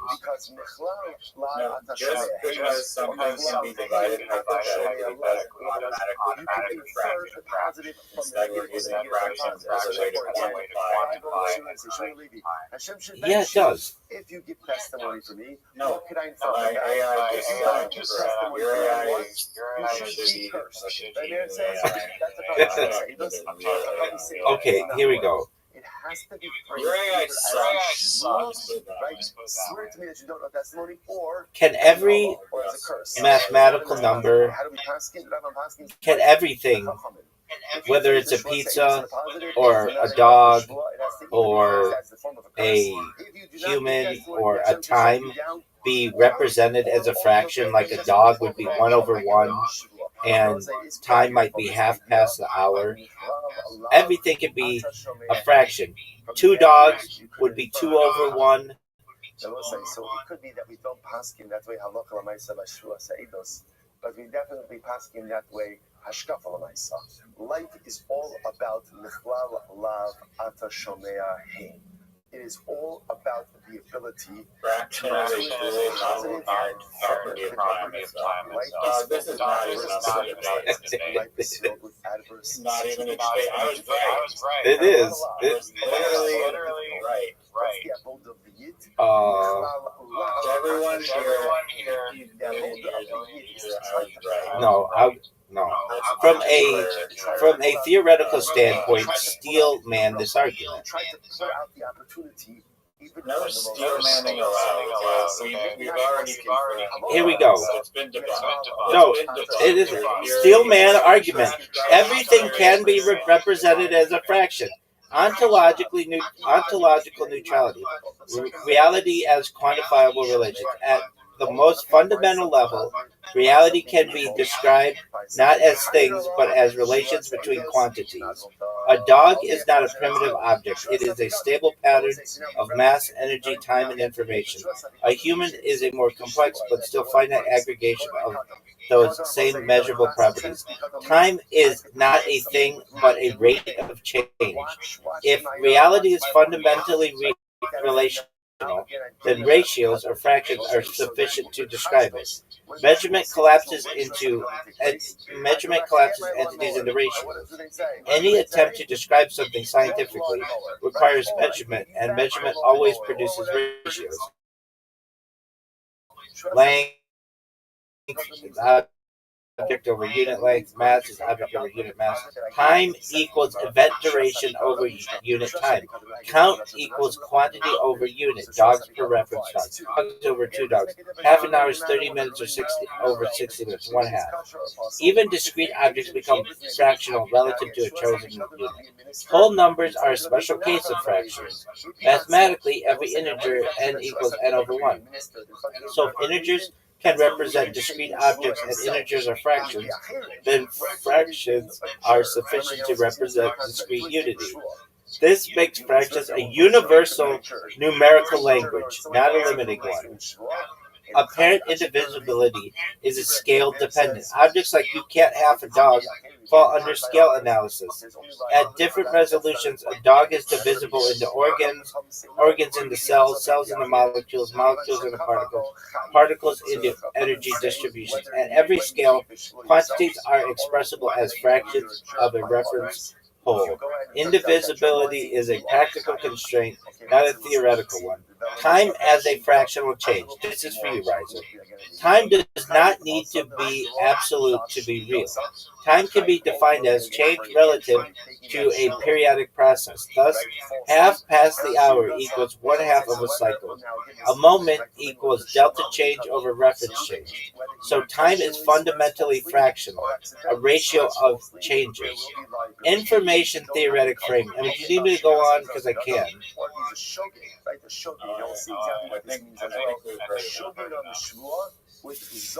But wait. This inherently, there's an issue that arises in this discussion. Did you recognize what it is? In the riddle that I gave, I said, I didn't give the riddle correctly, but I said, the answer is not a decimal, nor is it a fraction. Technically, and I guess would be a fraction of 1/1 of the word and. Does that make sense? Yeah. I come back to get my lawnmower. Ruben So- says, Yeah, that makes sense. So, Ruben really thinks yeah, the riddle has been he really debunked. thinks he gave it back to me. Okay, now, that may be true. No one's talking about this. So that may be true that riddle is incorrect. But the idea that everything is divisible into fractions is correct. I think tomorrow morning on CNN, there's going to be some crazy stories about it. It's going to be this. Our top story, Zoot is 24 hours away from being the funniest person in South Australia. And additionally, everything is divisible into fractions. What is it? No, that riddle has been debunked. Let me get the riddle correct. Okay, because You can just impose a positive fraction. Hold on. I don't have it. what is the riddle? It's something like this thing is in between 6 and 7. It's not a decimal. It does not have a decimal point, and it's not a fraction. It's something like that. The best brain-busting riddles for kids and adults. So, so it could just be what is between 6 and 7. The word and. The riddle plays on the way numbers are spoken in English. When you say 6 and 7, the word and is literally between the two numbers. Hold on, though. Right, he really has my lawnmower. Chayiv. Ultimately, again, Ruben's going to be chayiv. And again, what is he going to be chayiv? So from that, what type of carbon and asham? Where's 2 silver pieces? from that perspective, the kafar chayiv akal dude, let me just go to ChatGPT. Let's say I Baby. injured Ruben 5 times. Right? All right, you're going to trolls go on Reddit, just like make up a riddle, or just like doesn't make up a riddle and want to know your answer. What is the riddle? What is between 6 and 7? It does not have a decimal, nor is it a fraction. Oh, that's the same pikadon. Nevertheless, there's going to be individual life. What is the riddle? It's something like what's the reason for that? Why this is between 6 and 7. It does not have a decimal, and it isn't a fraction. He has the ability to admit his wrongdoing. It's very interesting. So since there's the ability to admit. Yep, classic riddle answered, and because it's literally between 6 and 7, no decimal. Okay, but what is the formal version of the joke that I just gave? So let's listen to this. Let's say again, Ruben is being claimed by 5 people. Right? What comes between 6 and 7 has no decimal and is not a fraction. But technically, the word and is a fraction. It would be and over 1. That's what you should do. Go on Reddit and tell everybody just every answer that they have. Just absolutely everything you just say. The answer is a fraction. Oh, that, I mean, okay. So then how about an answer? What was the hilarious video that you watched yesterday? YouTube channel, like always is like trapping scammers and things like mazes or whatever. And you love this one. He has a bunch of scammers that are trying to steal like this like $1 million Bitcoin, but it's really fake site. And then so he had a bunch of subscribers create these like really like unsolvable like silly captchas, and then the scammers tend to like go and really try and do like these infuriating like ridiculous captchas. I would love that. That's amazing. Did you know that story can be simplified into a fraction? It would be whatever that story is over 1. Wow, thanks. I really didn't know that. So glad. Does that even make sense? Do words go, you divide them by 1 and then it's just... I think so.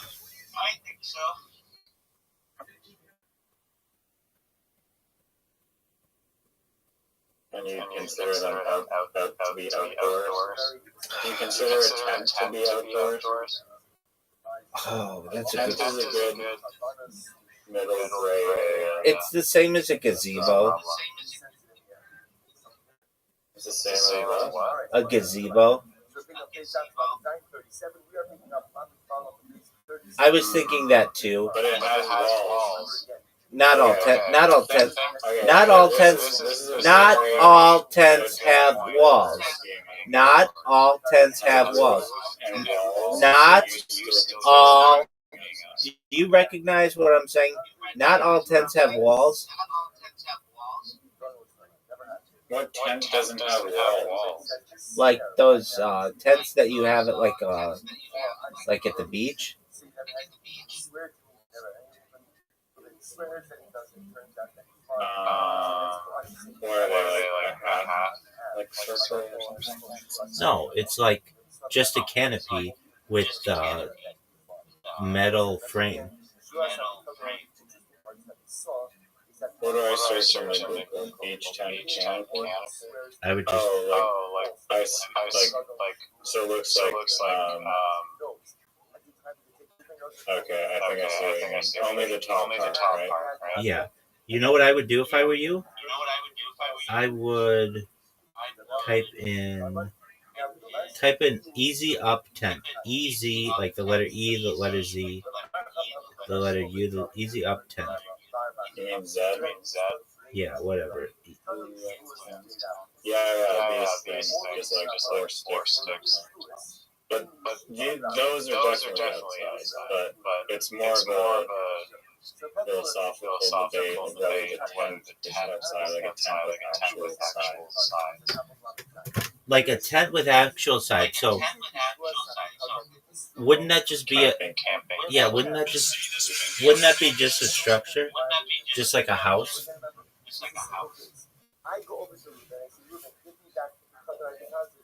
I mean, one could argue that, but I don't know. One, You could argue. you know what one could argue? Is that it's a fraction.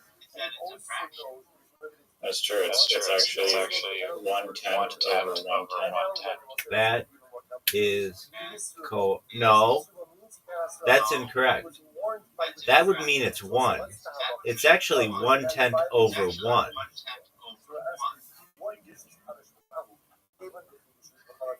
Oh. Which equals the 10th.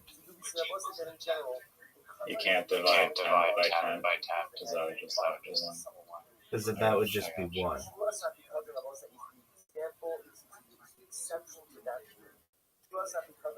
Like if you had 2 tents, then it would be tent and tent, 2 tent over 1.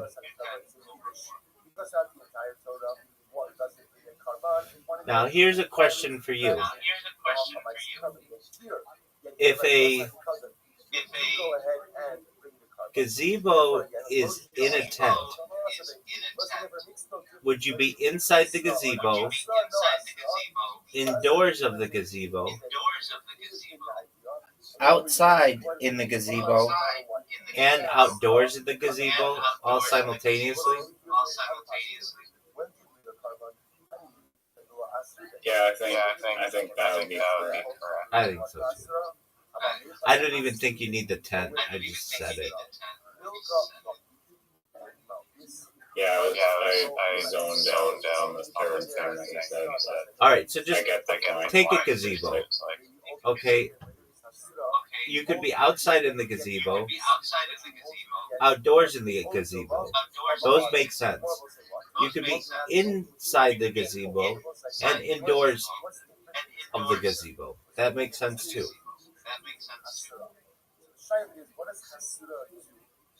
Yeah, I agree. I mean, but when you say inside, it's like a reference to where you are within a certain object. The hard one for me with the gazebo is there isn't a real door. So let's use a tent. You could outside in the tent, inside in the tent, outdoors in the tent, and indoors in the tent. All of those work. So you're able to justify. How do you justify the being outdoors, outside, both in the tent? Okay, you can be outside in the tent. You can be outdoors in the tent. Yeah, I heard what you said, but I'm asking you to explain why you be first. Okay, if you're outside in the tent, it means you're in the outdoors, or like, in the tent. You can be outdoors in the tent, which is the idea that you're in a natural setting in the tent. And then the other two, which are inside in the tent and indoors in the tent. The big issue is, can you be outside out of the tent? Yeah, of course. That would just be out. Your body is not actually in the tent. Right? Can you be out? Can you be outside or outdoors out of the tent? Yes, you can. Can you be outside of the tent, but also in the tent? Can you be outside of the tent? Can you be outside of the tent, but also in the tent? Yes, you can. If your body, like your head were outside of the door, but your body were, yeah, exactly. That would be, you're outside of the tent, inside the tent. And that's how I would describe that. Oh, that person stuck their head outside of the tent while their body was in the tent. And if I weren't being so specific, I would say they stuck. That person was outside the tent while in the tent.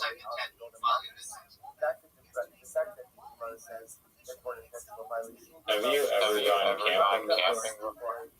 Not a lot, but yeah.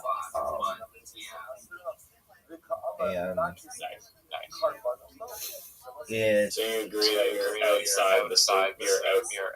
Outside the sleeping bag. You're outside the sleeping bag. What is that? What in comparison to what? Like you're just same principle as before. You're just always outside. No, not if you're in the sleeping bag. Then you're inside the sleeping bag. You just said that you can be outdoors in the tent, outside in the tent. Yeah. Okay. So you would be outside in. You'd be outside in the sleeping bag. Yeah. Just like you could be inside in the sleeping bag. Sure. And just like a sleeping bag is sleeping bag over 1. Well, yes. Everyone knows that. Yeah, and just like your clock, whatever time that would be is a fraction. And if anything, you could describe the clock as a fraction of just being whatever between the hand between 5 and 6 over 1. But that proved that riddle is incorrect if you say it's not a decimal and not a fraction. So the riddle is just this is between 5 and 6. If you say that, then No, this is also this over 1. Said that, I would say the answer could be like nothing. if someone said that, well, there could be a lot of answers to it. Nobody says there has to be one. You could say a word. You could say a 3-letter word. If you can like by this rule that you have like 10 over 1 and time is 1 and over 1, everything can just be put into a fraction. I agree. Unless you can somehow be outside of the fraction. That's impossible. I don't know about that. Well, let's see. I'm sure there's some kind of mathematical way to say that you would be dividing by 0, which you can't do.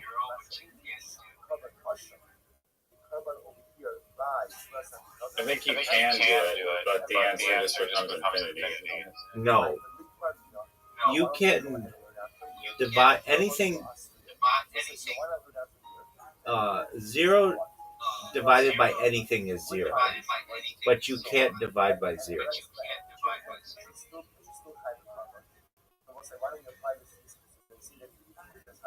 What happens when you divide by 0? Like in a calculator. In a calculator, it says error.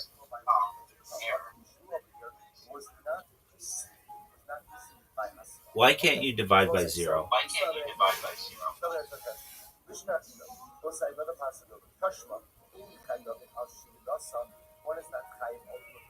Division by 0 is undefined because it violates fundamental rules of arithmetic and leads to logical contradictions. Core reasons. Division is defined as the inverse of multiplication. For money, it's like a bunch of math stuff. Any number multiplied by 0 is 0. That makes it impossible. Oh, there's too much math. Okay. Specific cases. Non-zero divided by 0. For instance, 1 divided by 0. No number equals. Okay, so why not infinity? Why? Well, since the result depends on the direction of the consequence. Allowing division by 0 breaks the consistency of mathematical operations, such as the distributive property, and leads to absurd conclusions. To maintain a coherent mathematical system, division by 0 is simply undefined.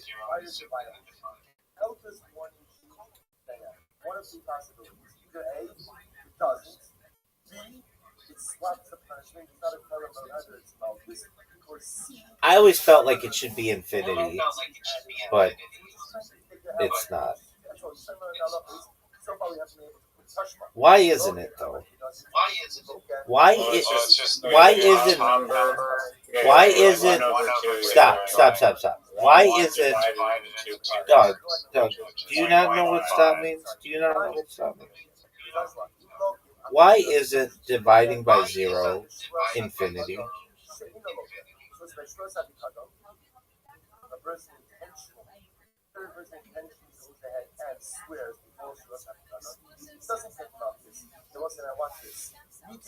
The logic for 2 divided by 0 equals infinity goes something like this. 2 over 1 equals 2, 2 over 0.01 is 20, 2 over 0.01 is 200, and so on. Dividing by a really small number makes a really big number. So dividing by 0 should be infinity. But what if you start from the other side? 2 divided by -1 equals -2. 2 divided by -0.1 equals 20. 2 divided by -0.01 equals -200, etc. Dividing by a really small number makes a really big negative number. So dividing by 0 should make negative infinity. 2 divided by 0 equals infinity, and 2 divided by 0 equals negative infinity can't both be true. So we say 2 divided by 0 is undefined instead. There's no definite answer to the equation. Okay, I get that.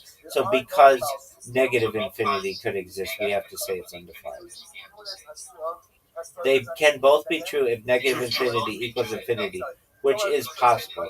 Yeah, but when people ask questions like these, they're talking about regular numbers or extended reals. Number systems with a single infinity do exist, but I think it's safe to say that the person isn't asking about them.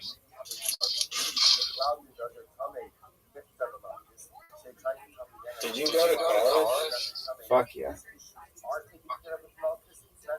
Oh yeah. Did you get a degree? Fuck yeah.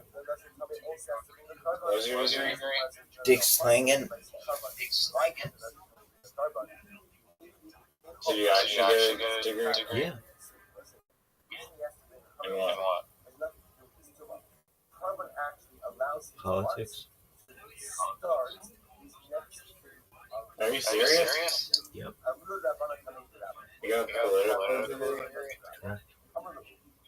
I thought you don't like politics. I don't.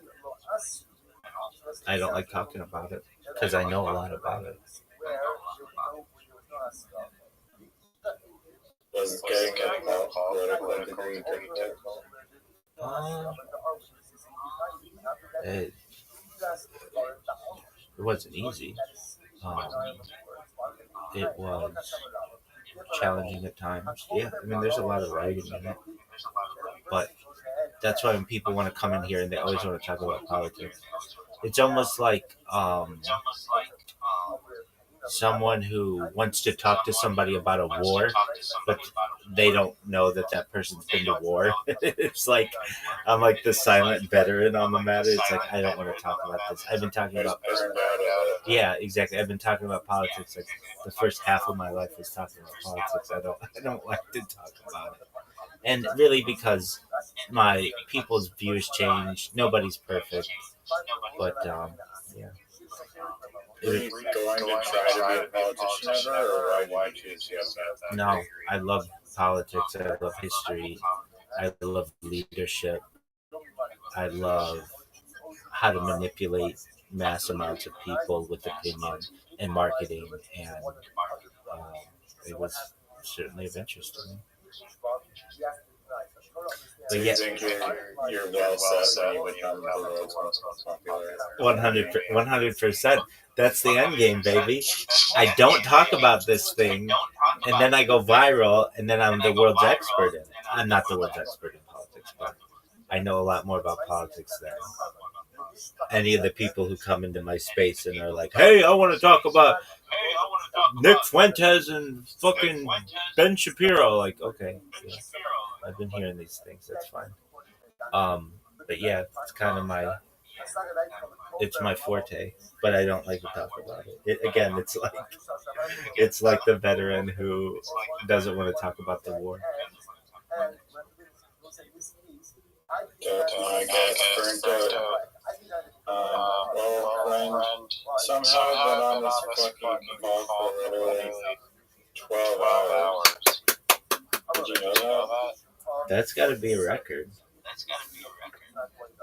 That's crazy. I literally have been on this call for 12 hours. Are you proud of yourself? Just the black hole. Every time I come in here, it's literally a black hole. My day is gone. That's what I like, dude. I was just saying the same thing about you to people in an X space. They were like, like, what's your normal day like?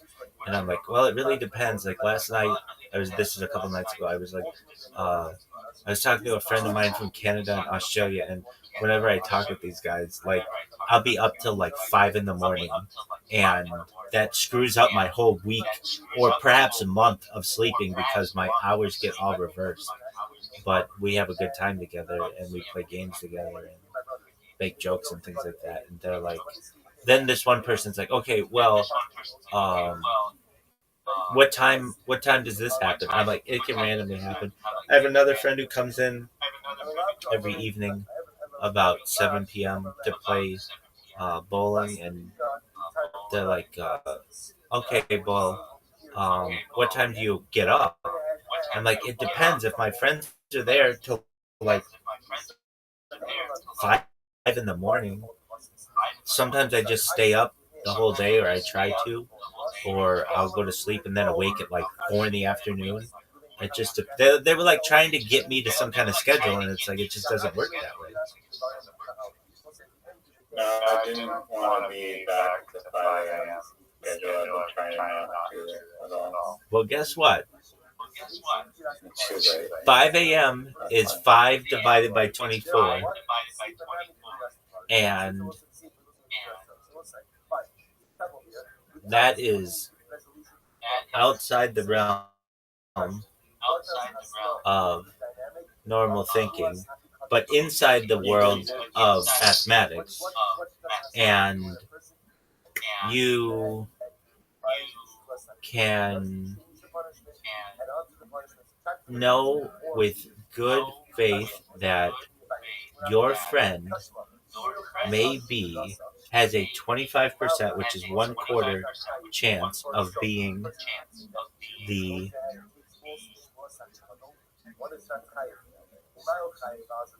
funniest person, or already is the funniest person in all of Southwest. He's got a 0 divided by 1 chance at being the funniest person in all of. I was going to say, you earlier in the Roddy, before you had to say something afterwards, you said like, oh, something kind of, you like being my friend or something, and then funny or Yeah. I do mean that. Oh, I absolutely do.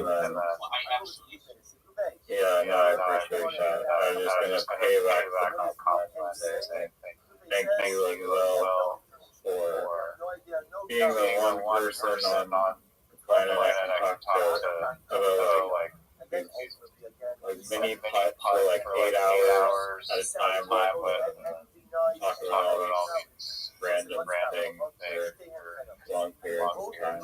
Absolutely, you're a good person, and you take my shit exceptionally well, and you don't get offended by it. And if at any point you ever did, I would stop immediately. Like, I just know who can take it and who can't, and you understand it's part of my cockiness and being like extremely confident and things like that. Exactly.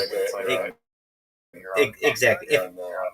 But like Miss Aquarius, I don't do that to her at all. It's amazing to see when I play with her. It's very much you win, I win, you win. No. It absolutely is polar opposite. It's polar opposite. And I know because she wouldn't play me if I shit talked her.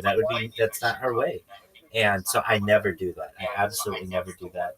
We don't even pick. I mean, I'm always kind of keeping an eye on the score, but she doesn't, and we just do it to have fun, and that's fine. But then when I get you, I know you can take it, and I love giving it out because it's so over the top, and there's a lot of content for me to do that with, like, oh, I'm the best fucking Scrabble player on the fucking face of the earth, or this is the greatest shot in the history of humankind. It's just like so over the top. Like, who talks like that? You're playing about a mini game, but to me, it's very, very funny. And if I've watched my streams in the past, and I watched the shit talking, it is so funny. It's like it like enhances it because we're playing this little mini game, And I'm just like, oh, that was the worst fucking shot I've ever seen. It's very much like when you watch William Montgomery and he's like, what? Who said that? Who said that? No, bitch, who said that? No, bitch, you want to come up here? Fuck you. That's the, like when he does that and he's just like so over the top. It's very much like that. It's very funny to me. And, but, well, I'll say this. If at any time it ever offends you or I ever do offend you blow a whistle, you throw a flag, I will correct myself. And I'm very good at, generally, not making the same mistake again. And if I didn't think you could take it, I wouldn't do it. Like with Zoot, do I do it to Zoot? Not like you. Not like Sure, Zoot all the time. It's like a friendly bugging. Yeah, but I do. We're not trying to hurt him. We're just chirping him. Right. Well, like with Jacob, like I don't know Jacob as well. That's why I'm giving you tons of shit, and I don't really give him shit because I want to warm. I want him to warm up more than just be like, oh, that was the absolute most dog shit shot I've ever seen. This is absolute bullshit that you would even try to contend with the world's greatest mini golf player. Like, who the fuck are you? Shut the fuck up. Like, that's what anybody can say. But when you get to know me, you recognize that this is someone who can be humble and can be kind, but also can be extremely cocky and extremely confident. And if you let them go, it's actually a really fun. It's a really funny show that they'll put on activity. So I'm glad you get it, and I do it. I do it even when you're not here on the stream. I do it all the time. Oh, I wanted to tell you this. This is something that I thought you might think is interesting, though. I don't know. So this was a stand-up joke that I thought of that I've never heard anybody say, but I'm sure somebody said it. But it just was like a little quip. It's not that funny, but it was this. So there's a summer and the winter Olympics, but why aren't there a spring and fall Olympics? And then you go into what sports would be spring and fall sports. And I thought that was kind of funny. You even laughed at it. So can you do an improv minute on that right now? Yeah, I could. So there's a summer Olympics, of course, and there's a winter Olympics, of course. But I thought to myself, why isn't there a spring Olympics or a fall Olympics? Naturally, some of the fall sports that we might see are American football and maybe perhaps rugby. But what would we have in the spring? There might be gardening. There might be rainfall precipitation measuring. You could potentially have who can pollinate the most amount of flowers. In the fall, you could have who could harvest the most. You could have like farmers involved. Who could grow the biggest crop? Who could harvest the most amount of pumpkins. You could have pumpkin carving as a fall holiday. You could certainly have who could scare the most amount of people or who could make the largest Thanksgiving dinner. You certainly in the spring could have who could potentially be able to have the best opportunity to find the most amount of sunshine in the day. That's a tough one. There's not as much to do in the spring, it seems like, in terms of fall. So that got me to thinking we need more spring sports, more things that you do in this spring. It's like all of a sudden there's the sun and it's warmer and everybody's happier, but we don't have any sports to play. So with that being said, I feel like we should invent some new spring sports to correlate with the fall sports. There you go. Nice. Really, I like the ending. So what gets really funny?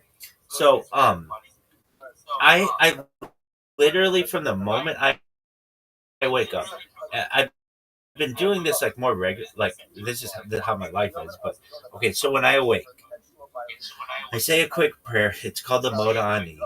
It's something that Orthodox Jews say. Right upon when I watch, I always make a joke about, and I've told you this before, an announcer and a play-by-play guy, and they're talking about me like an athlete. And I'll say like, look at this footwork. Look at the agility out of this athlete. This is unprecedented agility. This is an incredible phenom that we're seeing here. And then I'll go and watch and do whatever. And then when I'm resetting my streams, because it's so mundane, I'll be like, look at this. Like sometimes I'll have to go like where I am here, and I have to like stretch over here to like mess with that computer. And I'll be like, look at this athleticism. This is unprecedented athleticism. We've never seen a stretch like this before. In the history of humankind, we have never seen a stretch like this before. There's so much sexiness that is oozing out of this person. It is unprecedented that we have the opportunity to witness this. This would be like if Wilt Chamberlain had sex with Babe Zacharias, Babe Zacharias on the 50-yard line of Dallas Stadium on the 4th of July, 1975. This is like if we had an orgy at the Olympic. What do you call that thing? The Olympic. What do you call that thing? The Olympic, where all the Olympic athletes go. It's called Olympic. Let me find the name of it. Olympic. Yo, dog, what's that thing where they have all the Olympic athletes? Olympic something. It's like where they all like eat and like meet each other. The reason why I say this, it's called not Canine Olympics. Oh, because I said dog. Yo, what do you call that part of the Olympics where all the athletes meet and they eat? It has a name, and sometimes they hook up with each other there. It's called Olympic Village. That's what I'm trying to say. And there's a lot of sex in Olympic Village. It's like a well-known thing with Olympics people. And I don't know. I just do this thing, and it's my joke to myself. But then it moves into when I talk with people. I'll be like, I'll just be extremely cocky and confident and such. Anyway, I think it's hilarious. And Riser, I'm glad you get my humor. And I'm glad that you're my friend. And 12 hours can go by really quickly. And come back whenever you want. You know that, okay? Yeah, man, I gotta go. Peace, big dog. I don't know if you saw the message that I sent you. But just like this video, this fucking game show that I found. I've seen it before, but I watched it for the first time yesterday. This thing is fucking. It's so bad. It's like the most boring show ever. It's 5 hours long, and it's like. It's just so mundane. I mean, you'd be good at it. Thanks, baby. I'll take it as a compliment. It will get in some times be like challenging, but like 90% of it is literally like it's literally that. It's just like there's a bunch of pictures that just come up, and you have to just say what's in the picture, and it's literally like so easy at first. It's like horse, cat, dog, turtle. Dude, you're playing against some person. I played this video. It's just so bad and unentertaining. It's horrible. I played a game like this. It was a crypto community like a week ago on Sunday, where they just would show you a picture, but it was a hand-drawn picture. It wasn't like a live picture like this, and you had to guess what it was. And whoever could do it fastest gained tokens in the cryptocurrency. I like that game where you have to hand draw a people are guessing. That one's fun. You fucking love Pictionary, don't you? What? Whatever the draw one, where you draw this game sucks. Okay, well, I have not seen that message as of yet. So I'm glad I saw it now. And I see you sent me. What's the Coca-Cola thing? Oh, the guy who remade the Coca-Cola. It took him a year. And then the thing about the scammers. So I will do my best to check it out when I have time. But like you, I need to be getting to bed. So again, thank you for your time. I hope Yellow is not feeling neglected. Go take your nap that you were going to take 12 hours ago. And sweet dreams, big dog. God bless. Alright, peace out. Peace.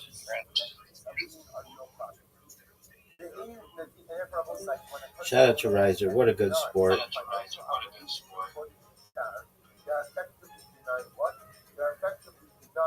Do you feel that he's a good friend? Yeah, he's a really good friend, and I like him. He's changed. I've never known anybody from Canada that well. I've known people from Canada, but never somebody. I don't know. I've talked. I guess I know. I've known some people in Canada. I've talked to a lot, but not this much. Not like 12 hours. Anyway. Is that the end of your story? Dude, I have this fucking ramen that has been sitting for like a day, and I think I might get fucking sick by eating it.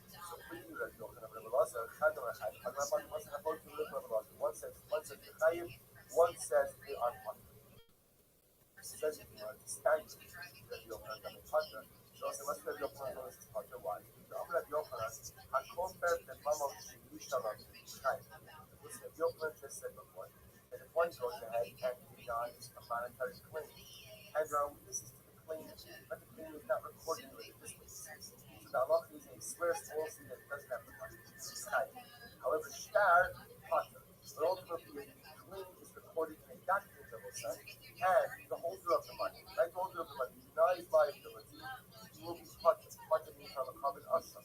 Why? Because listen, you just said before, because making recording start is backed up by real property. And one is not trying for denial of real property. Okay, we'll say first my line, in accordance with the bit of a very Yeshua, and he says it's the market style. I'm going to leave it to me up.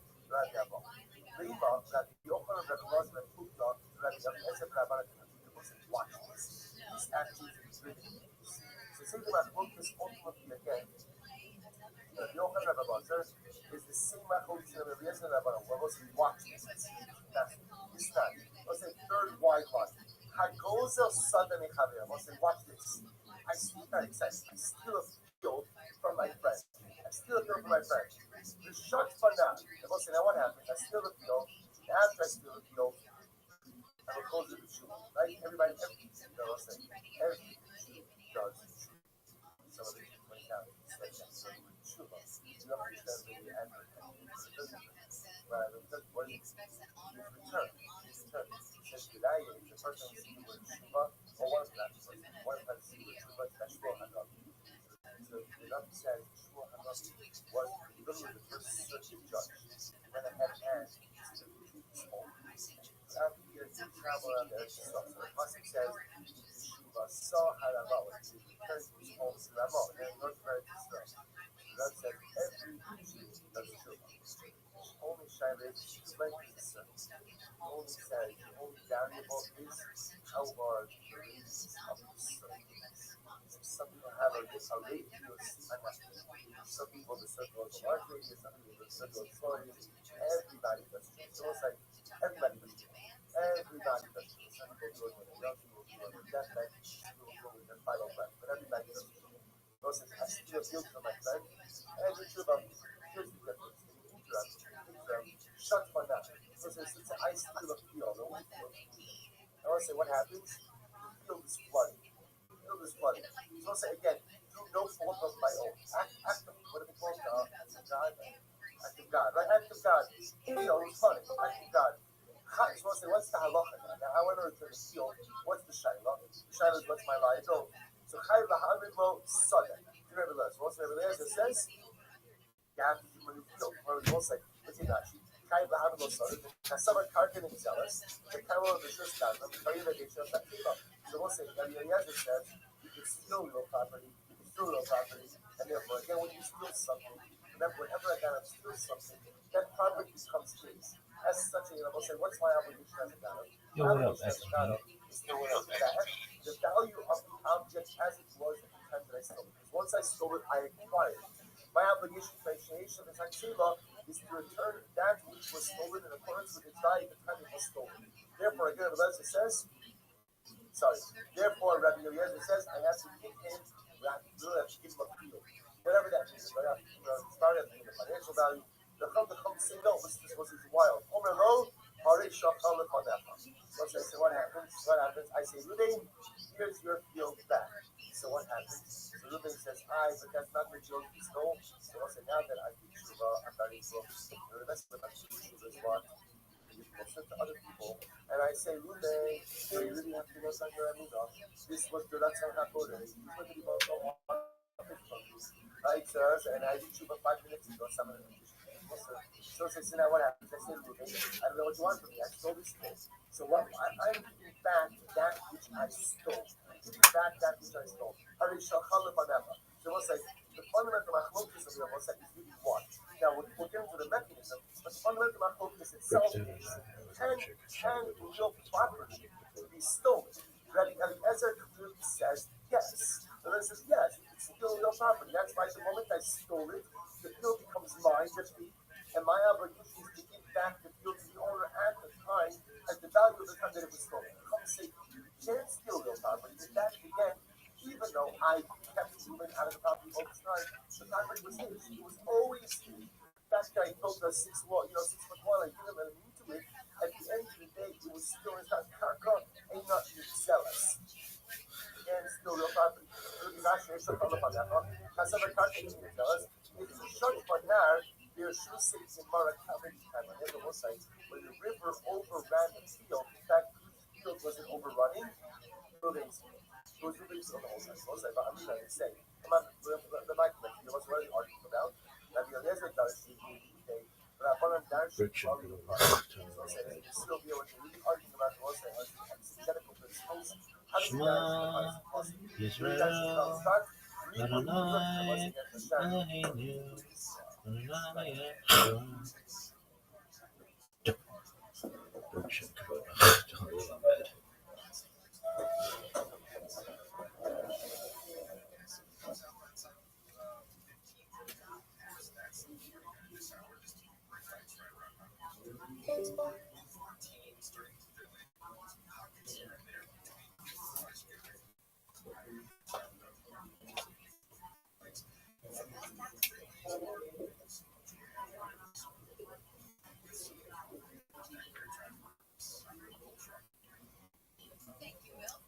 All right, Terosai, good morning. Good morning. Let us begin by thanking all of our responses for this morning share to thank out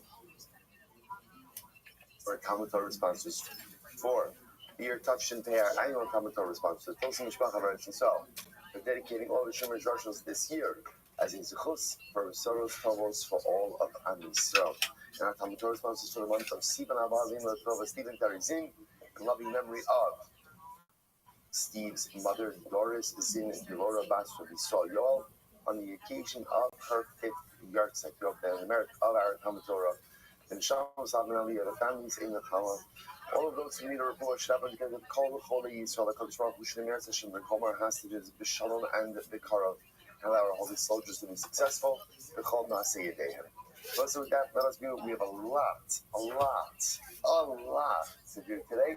Baruch Hashem, some incredible, really incredible and beautiful Gemara ahead of us. A sprinkling of Agadato. And Miras Hashem today. So today's daf is Lamed 835. We are picking up in Miras Hashem on Lamed Dalet Amud Beis at the two dots, point in the middle of the page. The Rishon Omer Chayiv Kan, the Chayiv Bipikatas. So remember again, the Gemara over here is still referencing the 4 different opinions that we had on Lamed Gimel Amud Beis. And as we pointed out, one of these very nice machloksim. What do I mean by very nice machloksim?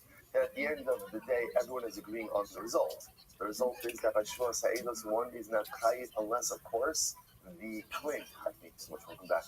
And right, that the claim is for a monetary one, right? There has to be a monetary claim involved. Halacha l'maisa, they dispute exactly how to go ahead and arrive at that conclusion. So B'Shimon Omer, chayiv kan the chayiv b'pikadon. So B'Shimon chooses to learn it out from Shua Sapikadon. So they laughed about Rabbi Shimon and Eretz Yisrael. They laughed about this. So the Gemara says, "My chocha." So let's understand what was there. What exactly is there to laugh about? The Tani Malipikadon Shekema Asaba Mushpa Kinishpa Mezid Kishoke. So Pikadon is different than Shua Sa'idos. How is Pikadon different? Number one, Shua Sapikadon. I also remember again. This is one of these scenarios where we're at a little bit of a deficit only because we have not actually learned the sugi of Shvus Hapikadon just yet. But we'll have enough information to operate properly. So the Gemara says like this: Shkema asa ba mushba kinishba. Shvus Hapikadon mushba means someone who takes someone who is injured by someone else, like someone who takes the shua themselves. And furthermore, mezid kishoge. So in Shvus Hapikadon, both of these cases are different from one another. Masha'en came by Shua Sa'idos, where there is no distinction. So you are submitly mushba if you ask Rabbi Eidos Rabbi Shimon Minale. So what does Rabbi Shimon know? That mushba means again that he could be adjured by someone else and still create liability. From where does Rabbi Shimon know that? The Gemara Mipikadon, because ultimately you know that from Pikadon. Pikadon nami mushba if you ahedan bigman Eidos. But Pikadon itself, ultimately, that you could be adjured by others, is learned out from Eidos. And my chokhmah, I don't understand. So what's the laughing over there? What's the mocking?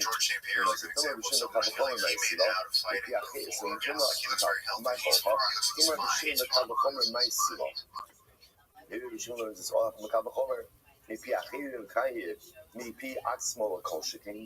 there's liability when adjured by others, should there not automatically be liability when one takes the oath to themselves? Rather again, it must be laughed about the position of Rabbi Shimon because of the issue of equating in the music and show. Funny, not just because of the also like this style, music to show you. So the government is different than Mushra say this wise. Because number one, Mushra is not like this, but being observed by others is not like giving this for yourself. And furthermore, again, music is not like so good. Listen, 1 second. Nikki, music has a this another. So maybe you know what's like that. There is liability, combined liability, even for an intentional violation of suicide. So let's put it in now, like, a very simple idea. Because the suicide, there's no election of the Nala. The Nala means the matter is hidden from the individual. Whatever you see the Nala means that there's only going to be combined liability for the gate, the nationality, or that word is used in by suicide. It's not going to happen on the list to be the Nala. So we also could be the Nala. I'm going to look, in my profile, so I was going to say, what's the matter? That's the one again. You know that even over here, trying to finish with the already shown, and the truth is, it's kind of self-explanatory. What they're intrigued by is the statement that they laugh about the super strong. What are they laughing about? Well, if you think about music, the laugh to show you because of it. You know that you shouldn't go along. So maybe what they're laughing about is as follows, that the idea that music is not like children by Chicago was learned out from Israel. That's where the students derived this position from. Behind the sofa, and this is what they were laughing about. So they were laughing about the fact that, again, when it comes to Chicago, that ultimately Rabbi Shimon holds that music is not like children, and we're just going to end up learning that out from. So then go out from Israel by singing first, like Chicago with Israel, behind the sofa. And that's what we're laughing about. At the government in Israel, Nigmar Lame'evis. Why did you learn out trust at the Chicago from Israel? You could just as easily go ahead and learn it out from English. Which makes a bit more sense. Which pretty much says, so you start on the Nigmar Lame'evis, so it makes more sense to go ahead and learn it out from Israel. Pretty much says, between Israel and Israel, because both of these spaces are visible. So there's a very strong common denominator between these things. Because really, both come with probation. Other activities, the opposite. And the Eagles having made a notice, why not learn it out from the Eagles? Chicken tachta, meat tachta. And just some of tachta. The start of the Eagle, chicken Eagle, so it makes more sense to learn it out. So let's say it's from the Eagle. Why? Because of the following similarities. Bakol, Nana, Bikabla, Homesh, Asha.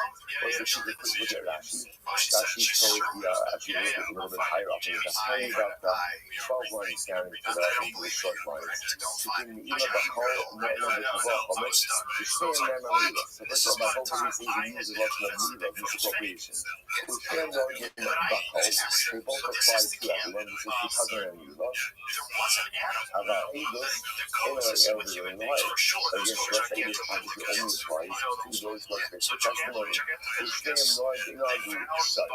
Shneim Nagu Dasher should be like that. Say Nana in a hectic is a couple of furthermore. Both using first happy columns. Both of them are benefiting from that which is in their hair. So again, the guy from the Yula everything is property, and the guy from Chicago from the Thunder is appropriated. Rafuki is just known as supposed to say this, but there's no real no involved. Shneim the carbon Kabula, both the carbon and the Yula have a fixed carbon. However, this is over the other. The Shneim the Chomesh, the Asham, the English, the Carbon, the Ancient Asham, furthermore, the Yula and the Kabul are subject to an additional penalty kill, as well as the Asham offering, and Shwasa English ultimately is subject to a Kalpas and not Chomesh. So the idea here is makes more sense to compare Nida to Bikadon than Bikadon to Shwasa English. Okay, when I say Agraba, this is the opposite. The Eagles come in the middle, so again, we have plenty of comparisons between Bikadon and the Eagles comparisons. There's Shekay, Kate, Hydron, Yisroa, Cover the Cafe, the Owen. Okay, let's go back to that for just a moment. In the came back to Shekay, Shekay, and my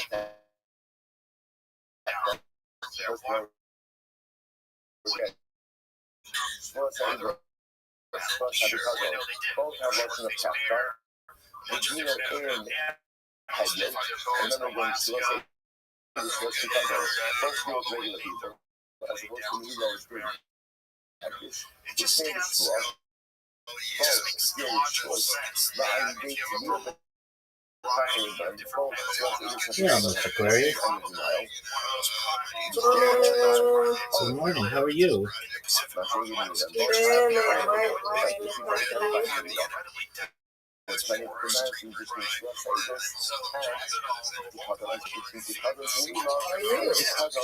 Oh, I've been up all night with Riser. Yeah, it was fun.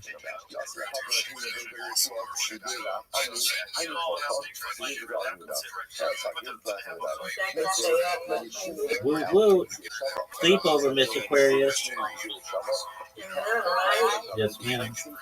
Did you have your coffee or your tea? Do you drink coffee? Oh, okay. Yeah.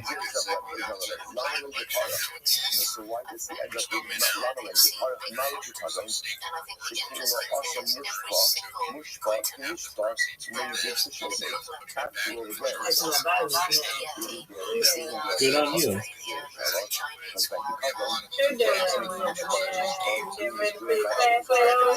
Yeah, perhaps. I just prayed, and I'm in the middle of a Twitter space waiting for them to let me speak, and I'm watching a podcast. Yes, ma'am. Yes, ma'am.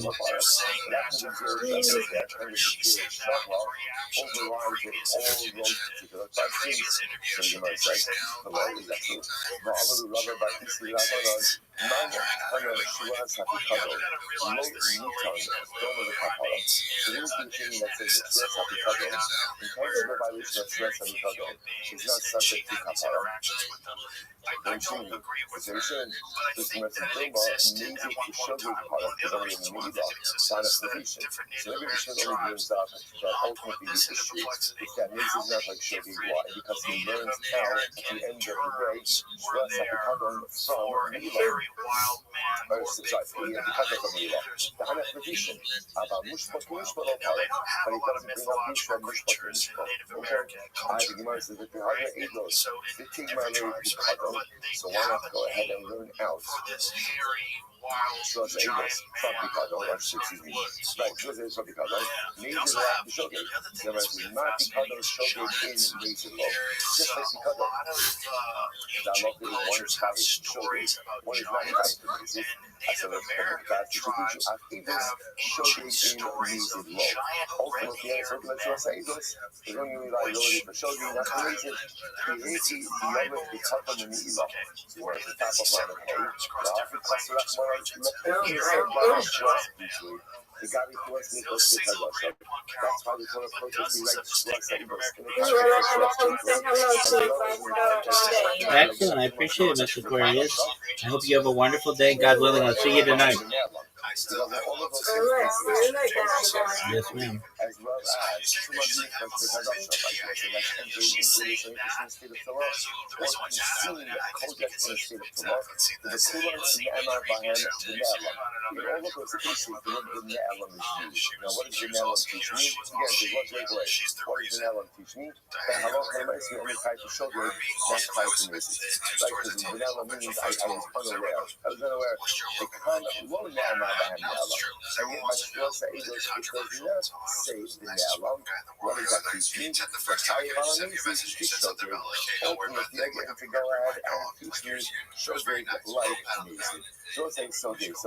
So what's the bottom line here?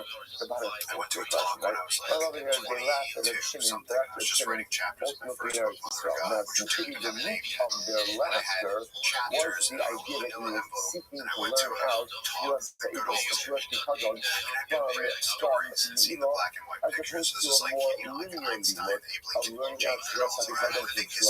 English. The bottom line, halacha l'maisa, is very important, is that, and this is halacha l'maisa, that one of the root qualities of Shvuas Ha'edus is liability, carbonic liability, when you take a false Shvuas Ha'edus, whether it was the Shogeg or the Mason. This is an important point.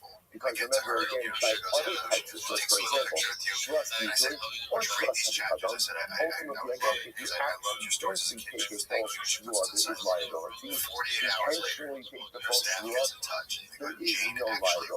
Same thing again, like Tumas Mikdash V'Kadosh. Now, that's not a Shvuah case. That's not a Shvuah case, but that does take us back to the beginning of the Mishnah. Because we did have that again in the first Mishnah, of either entering Kodesh and English in the state of Torah, or consuming Kodesh in the state of Torah. If you did those things intentionally, there is no carbonic liability. But if you did it unintentionally, there is carbonic liability. So again, why the distinction? Very simple. Because by all of those other cases, the Torah, when it comes up liability, uses the lesson of the person did not know. By Shvuas Ha'edus, there is no mention of the word B'ne'ela. He did not know, and therefore, again, the reason you want to say that there is liability, carbonic liability, whether you file intentionally or unintentionally. Beautiful, beautiful. Let's say now, let's go Mishnah. Those are great, some great Mishnah ahead of us. Mashpia Ya'alechem, in the Tavol V'Tiyudim. Sha'ala Ishponi Litini Masan Yud V'Lo Nasan. I just want to say this is an interesting case. I'll go over to Rabbi Shimon. I say, Rabbi Shimon, I am adjuring you, right? So I'm adjuring them. I'm imposing a shua on them. If you do not come to Beijing and swear that Ruben promised to give me $1,000, you just understand what the claim is over here. I'm upset because Ruben promised to give me $1,000. Now what happens? What happens? As often happens with promises to give $1,000, right? The giver reacts.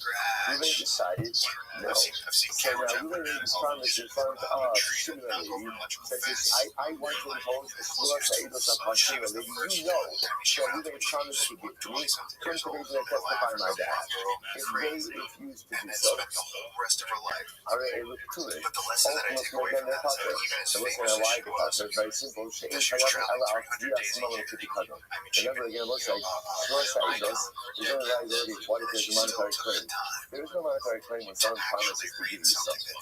I told us if Ruben promises to give me a gift of $1,000, that is not an imposable claim. I have no monetary claim against it. Because there's no monetary claim, therefore I don't even sure. So I will say, this is the beautiful linkage between the last Mishnah and this Mishnah. Because remember again, if there's one takeaway, halakhic takeaway, is that the comparison between Shvuas Ha'edus and Shvuas Ha'tikadon tells me that just as Shvuas Ha'tikadon, there's only liability if I'm making a monetary claim against Ruben. So to again, Shvuas Ha'edus, there's no Shvuas Ha'edus if there's no monetary claim. So therefore, what it's teaching me is, even if someone promised to give me something, failure to do so is not an actionable monetary claim. I just think it could be, right? I guess you could potentially construct a case where I took action based on the assurance to get $1,000, but I think there's something like that. All right, anyway, so let's go back there. So you mentioned ourselves. I didn't hear it. I don't know what to say. It is not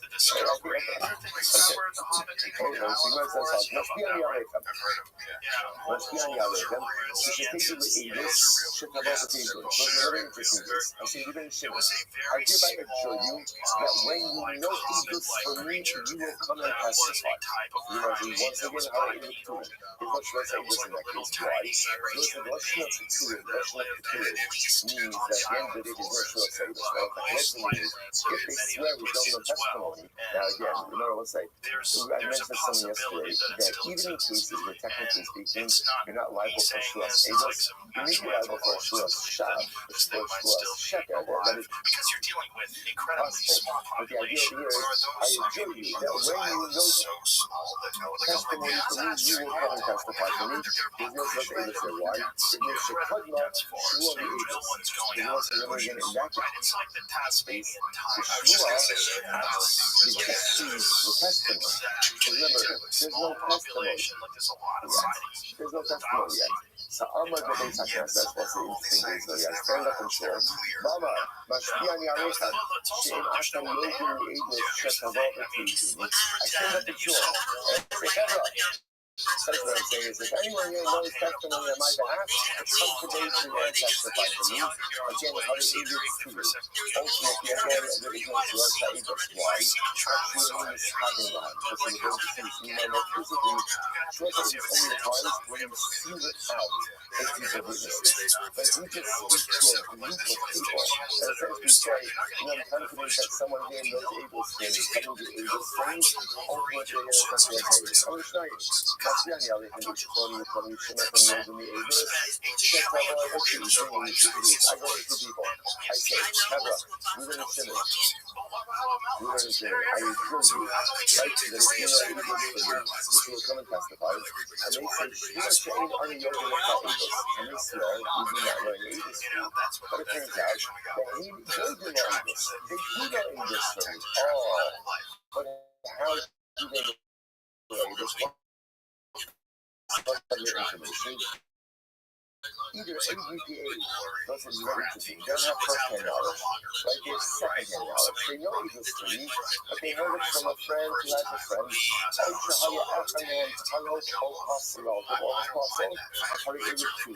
In all of these cases, ultimately, again, they're partners. So what do you see from here? The only shout Shua Sa'idus is what? If you capable of giving testimony, capable means you have information that is testimony worthy, and you are a person who is capable of giving testimony. And if you do not go ahead and comply with those details, then halal for the next. Next, Shalachiyat Abdo, Sha'amran HaMikvah, Mashbiya Ani Aleichem, Shemachem Yodim Eidus Shetavah B'Tizini.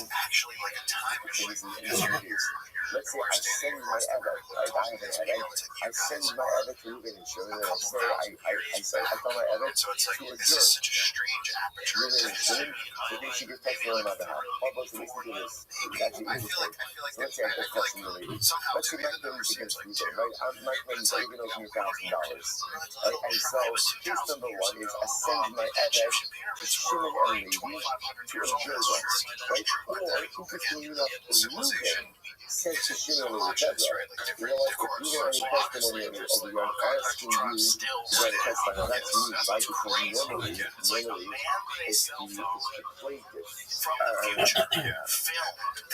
The guy making the claim, I guess we call it the plaintiff, right? The guy making the claim, who is or is ensuring the witnesses. In this case over here, it's the defendant who's doing it. So in this case, in either of these cases, treated as she should have acted as. So it's a very important qualification. There's only a creator to us that lets until they hear from the person making the claim.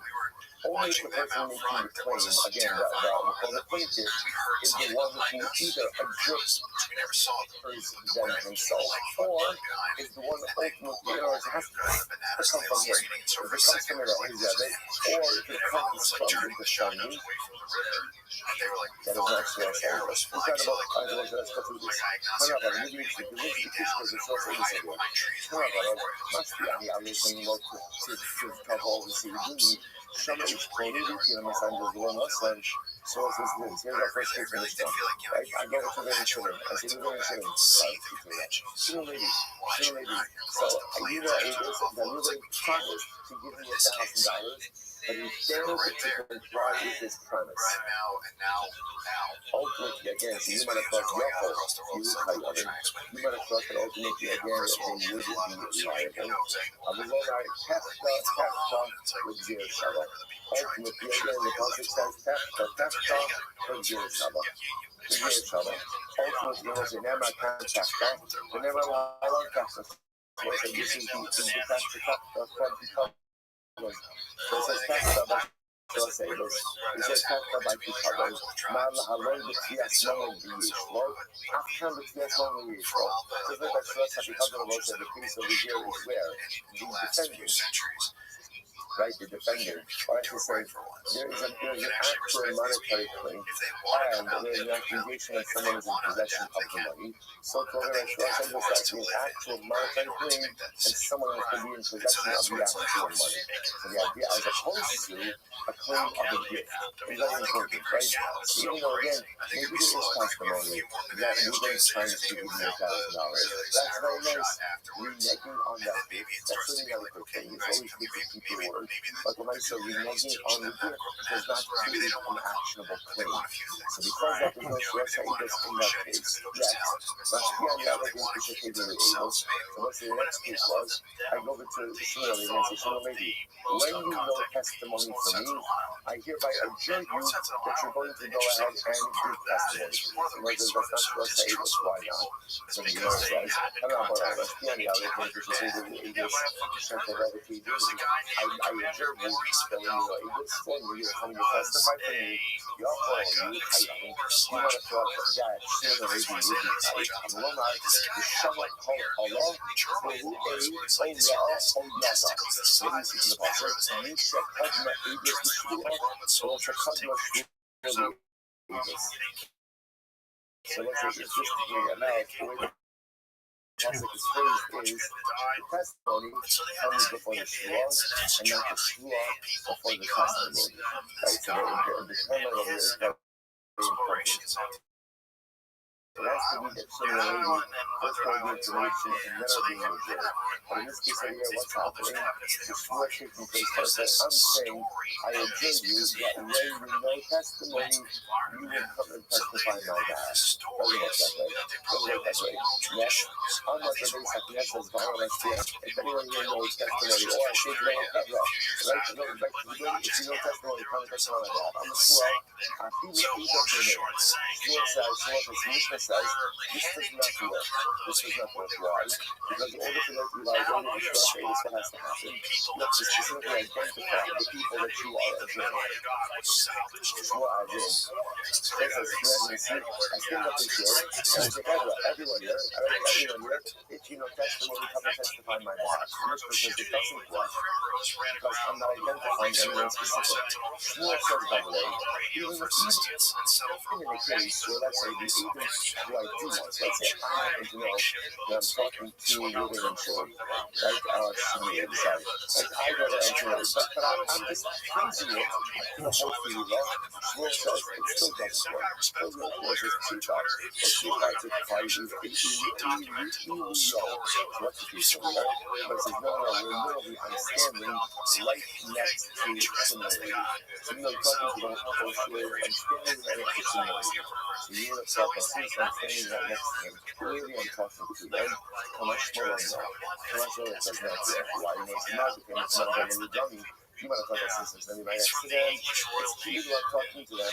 Kamash Morongo. Kamash Morongo says that in order for Shrosh Ha'idus to work, there has to be specificity. It has to be clear which two people are in the family. And Rabbi that supports this. We all see a trouble with our funding. There is no training. I see a group of people. And the witnesses that I went to adjure are in that case.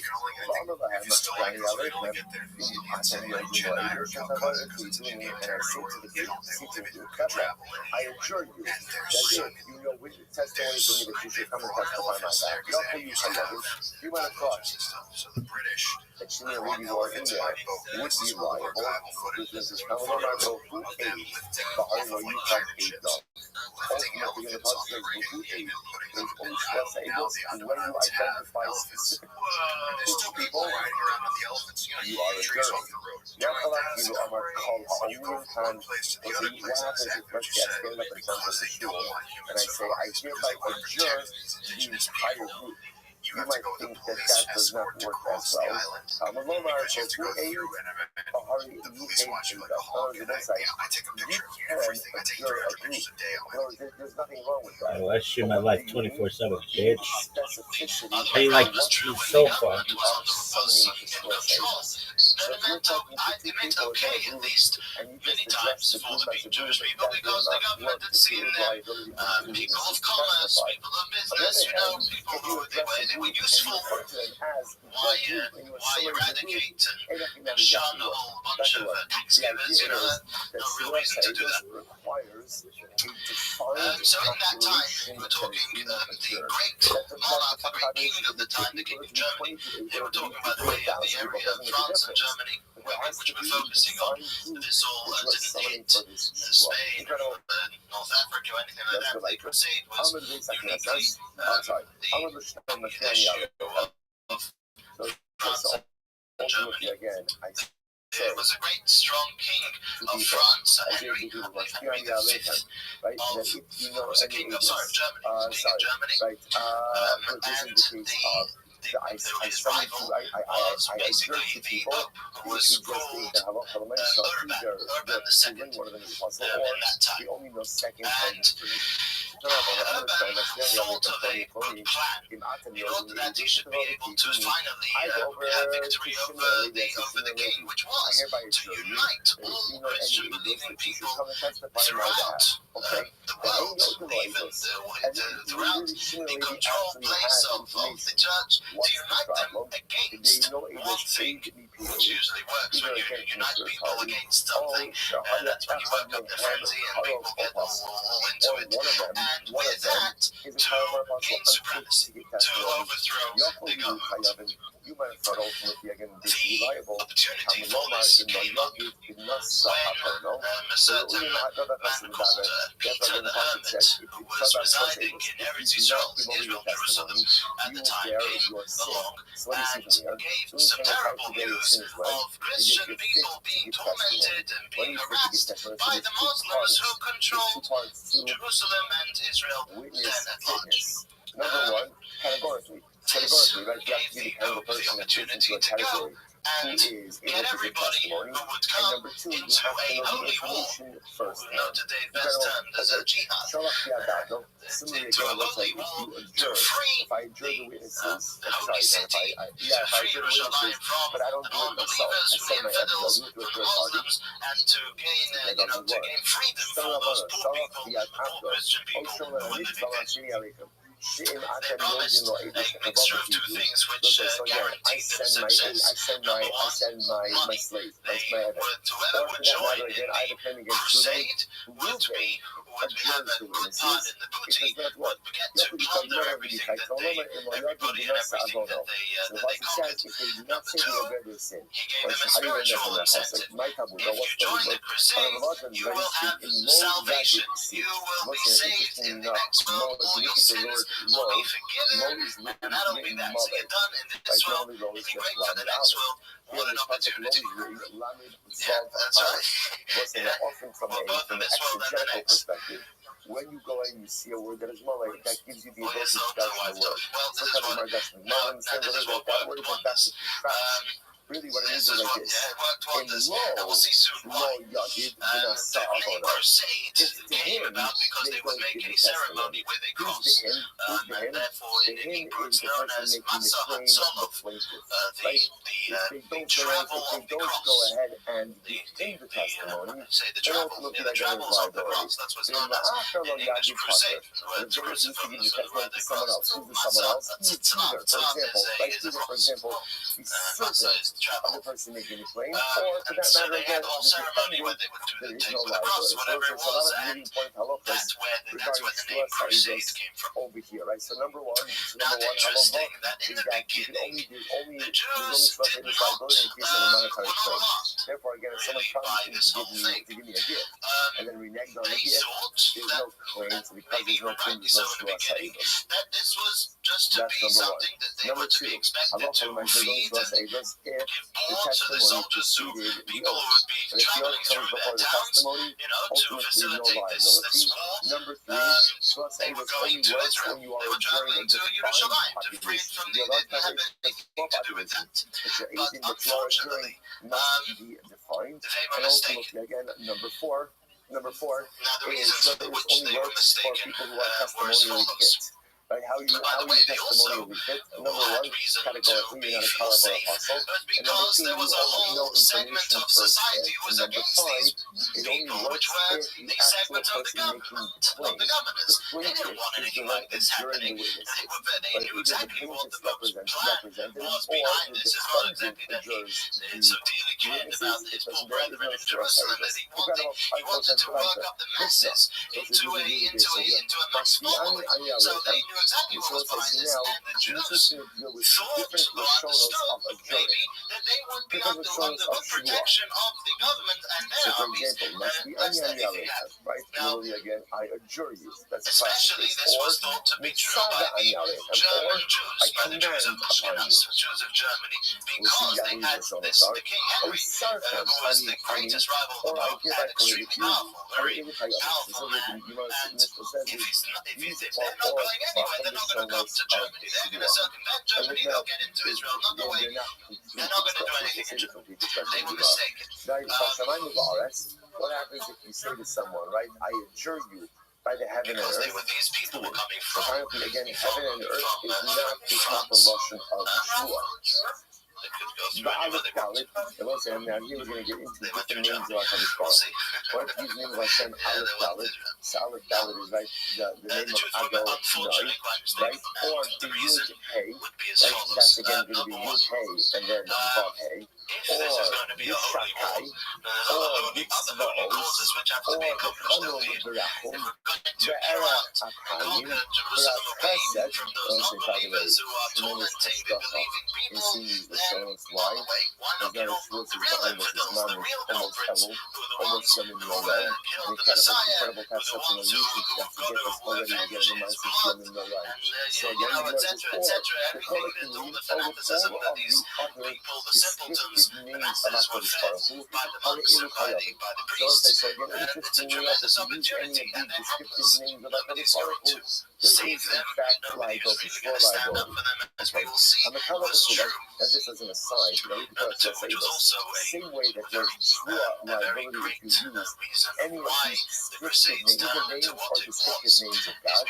So I'm a kind of a and there says if you curse someone using these names, or else if you again curse any of these names of Hashem, ultimately again there's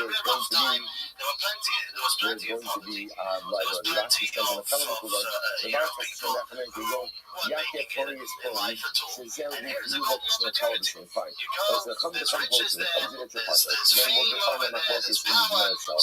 And the color of the evil of the Lord, so again, if anyone uses either communion or descriptive of a kind of Baruch, and he curses his mother or father with his names, ultimately again he's Chayiv. Here and there, you know right there, but so far line, the Chachamim culture, the Chachamim say ultimately again, that's the right pocket. Again, we'll see the root of that Machalikis in the Gemara.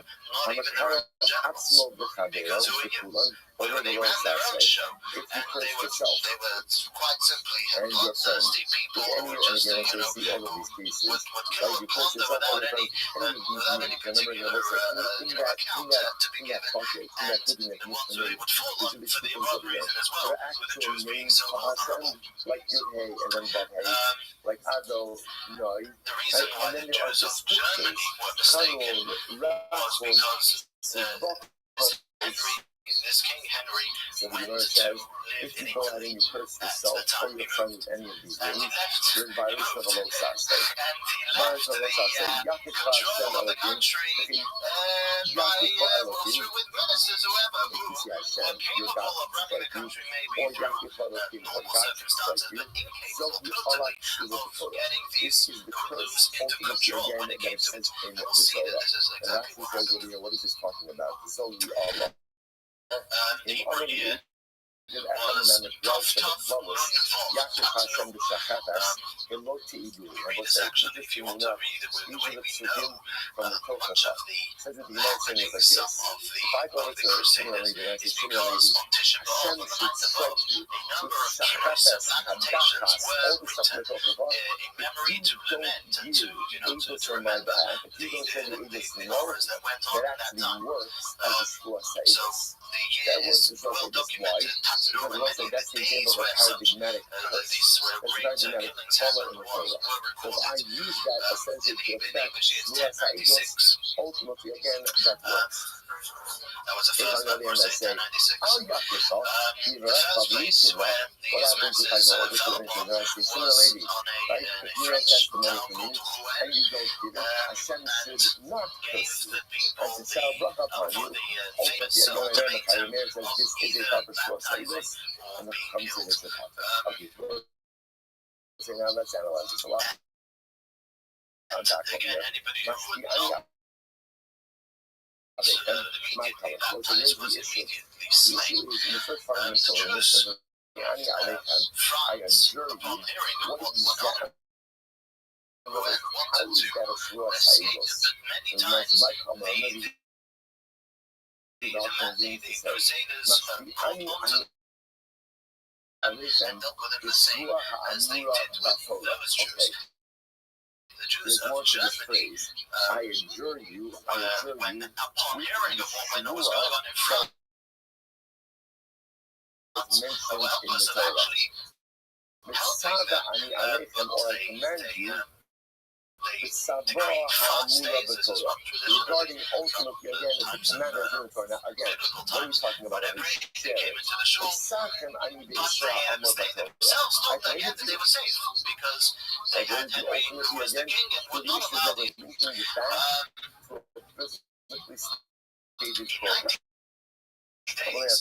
Crusaders made their way from France to the borders of Germany, again, going through a number of towns and in those horrible ways.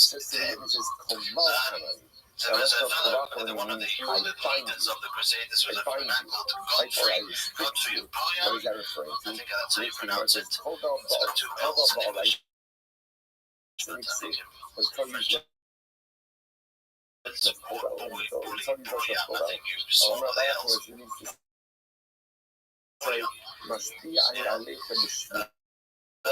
Henry, upon hearing that Godfrey was at the borders of Germany and Paul was coming, sent a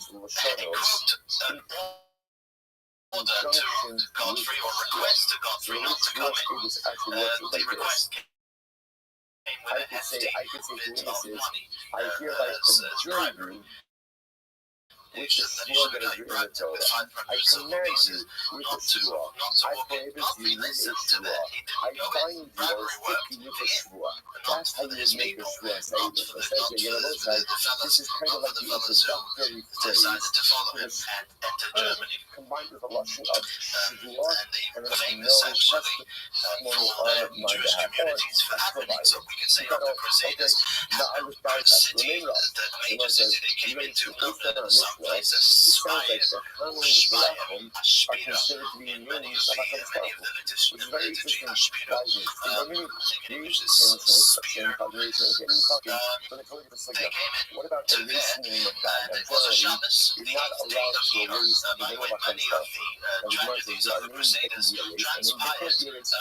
erased, and names that can't be erased. For example, Aaron is saying, Shalom Hakim, he's the name that can't be erased. We go and tell, Elokecha, Elohim, the Jews were Jews, they were Shabbos, and they looked and they came to the shores, as we know, the shores of Europe were magnificent buildings.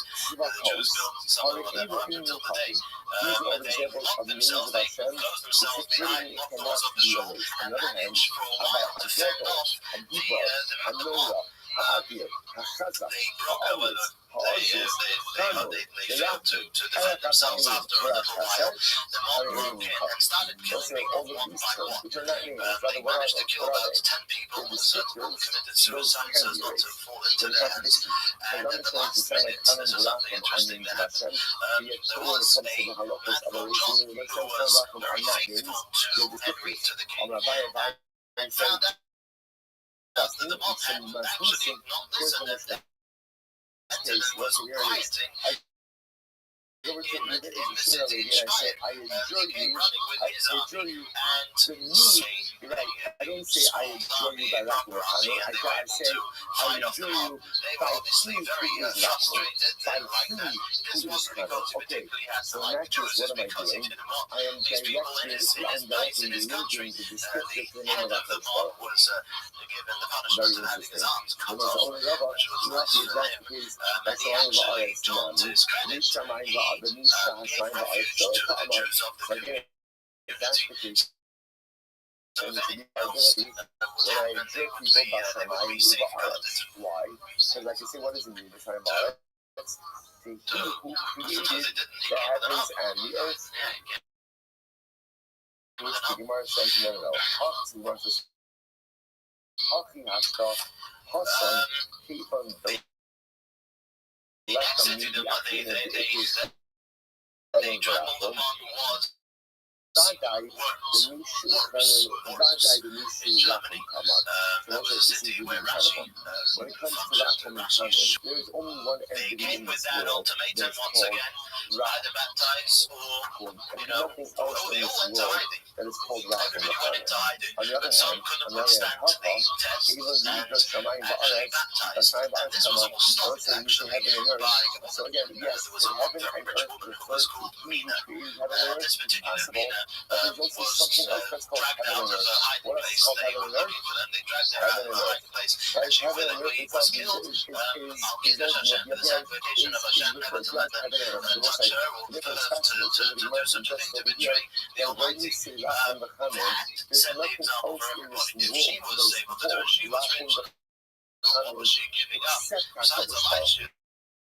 So therefore, by definition, when you use that Lachim in a short, the name of Hashem. It's a name of Hashem.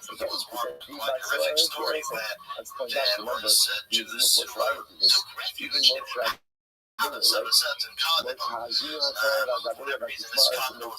It's actually a reference to heaven. So it's a very different. Therefore, again, I want to mention, our Mishnah, when you use, so instead of contradiction, our Mishnah, when you use question of Rachim and Chaim, it's clear. It's referring to Nishu Rachim, Nishu Chaim. But yet, interestingly enough, when you write those words, it does not constitute the name of Hashem. In other words, by implication, I know that it's referring to Hashem, but yet writing those words does not constitute the writing of the name of Hashem, and therefore Hazak L'Maisa and the others. Can be pretty now, it's also very profound to contemplate that the only thing in this world that's called Rachim and Chaim is HaKadosh Baruch Hu. And let's say you yourself, but if that's true, I can add Rachim and Chaim just means compassionate, merciful. Can't people do that as well? Aren't people capable of that quality? So perhaps it is things like this. People are absolutely capable of compassion and mercy. But in general, when are people capable of compassion and mercy? When it suits their needs, in some way. And by the way, sometimes the benefit just is that I'm known as a compassionate and merciful guy. That happens. I think that's because the only entity that is kind of around in the community. Having is capable of selfless compassion and mercy. Selfless will forgive and maybe provides the merciful, even resistance for a while was successful, however, sooner or later it was obvious that they were going to fail. This cleanliness, rather than falling into the hands of the Crusaders, he butchered, he slaughtered his own son Yosef, and the fathers slaughtered their children. And the famous aphorism which we read on Tisha B'Av, which we read on the night of Av, which says, we did not merit to raise you for the learning of Torah, let us at least merit to give you, to offer you. The parents say to the children to offer you as offerings, as korbanos, as sacrifices, which to have them to kill, they actually killed them, as sacrifices, so to say. many thousands died in raids and were buried in 9 great pits. Altogether, there were about 10,000 Jews who perished in the First Crusade. About 10,000 numbering many in different towns. Gilder and different other towns and cities in Germany. But as we know, many more remained totally robbed of everything they had. Their families crushed, their everything without anything.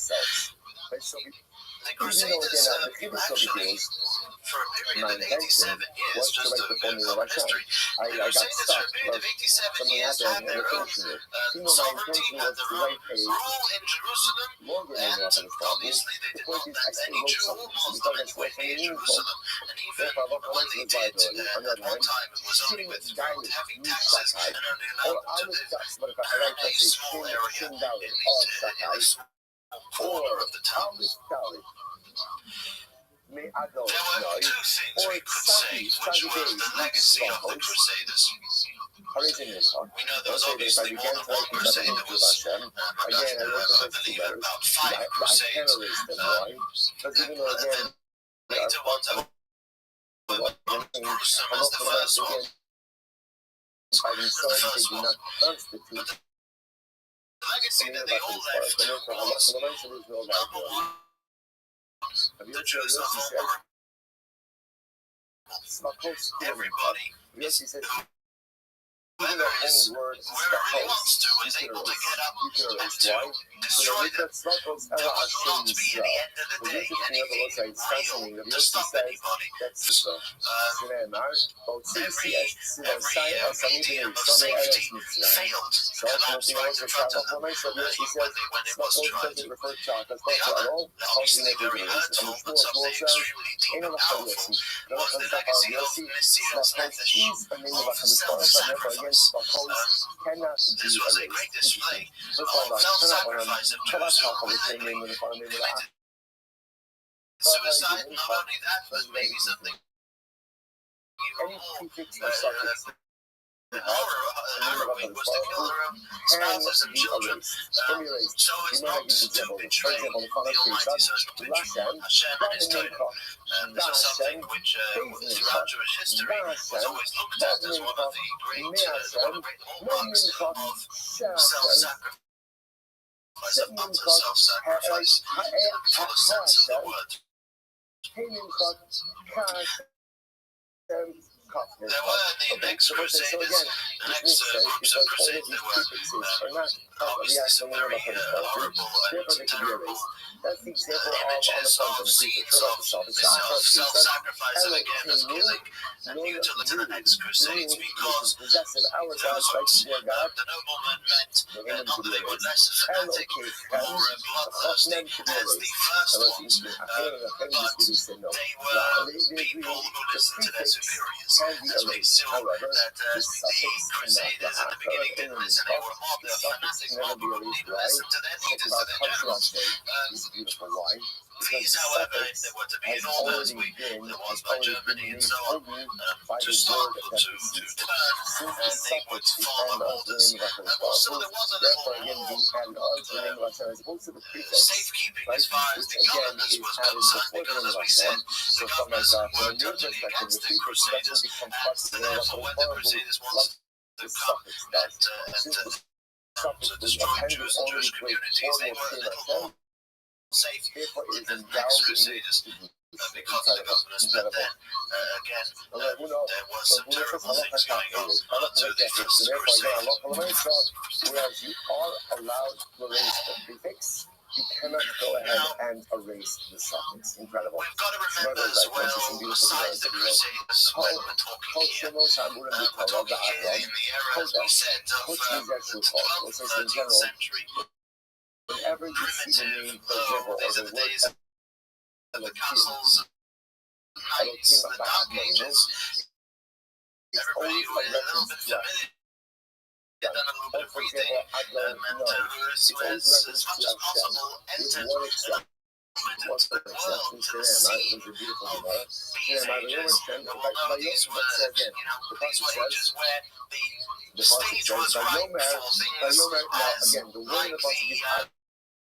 the Alilas dog, which is referred to in Hebrew, the bloodline, something which was rather in many places and the time, and again, even later on, as we know, reached this was perfect. The Jews needed to have Christian blood for the matzah, so Passover, and they would kill an innocent Christian child, and this was the time to avenge the blood of the Savior as well as the blood of the child who was killed every year because of the need of the Jews to kill a Christian for matzah. The greatest absurdity is the Jews has more than a Torah 14 times never to partake in any blood. But this was the chosen reality of the Middle Ages. One of the most horrible bloodlines was one in a place called Boyce, and pronounce it incorrectly, in France. There were 40 Jews in that place who, after a tribunal, even after great interfering from great pressure from Jewish communities and even other communities around, he wasn't listened to, and these 14 Jews were sentenced to be burnt alive, which they were, and they were burnt with the announcing the Shema, which was something which was very rampant throughout the ages, but the Jew would always say, especially if it was Al Kiddush Hashem, for the sanctification of God's name, would always die with the Shema on his lips, and the Oleinu prayer. Anybody who has read the Oleinu prayer, very improving and also very sharp prayer, which thanks the Almighty for not making us like those other nations and to bowing to gold and so on. Obviously, this was the reason for which they were being killed, as they would have accepted Christianity. This would not have been happening to them, and they died with saying the Shema and Oleinu. What do you see from here? That hospitality has we can imagine what kind of life the Jews lived in those days, in those places, was a constant life of terror.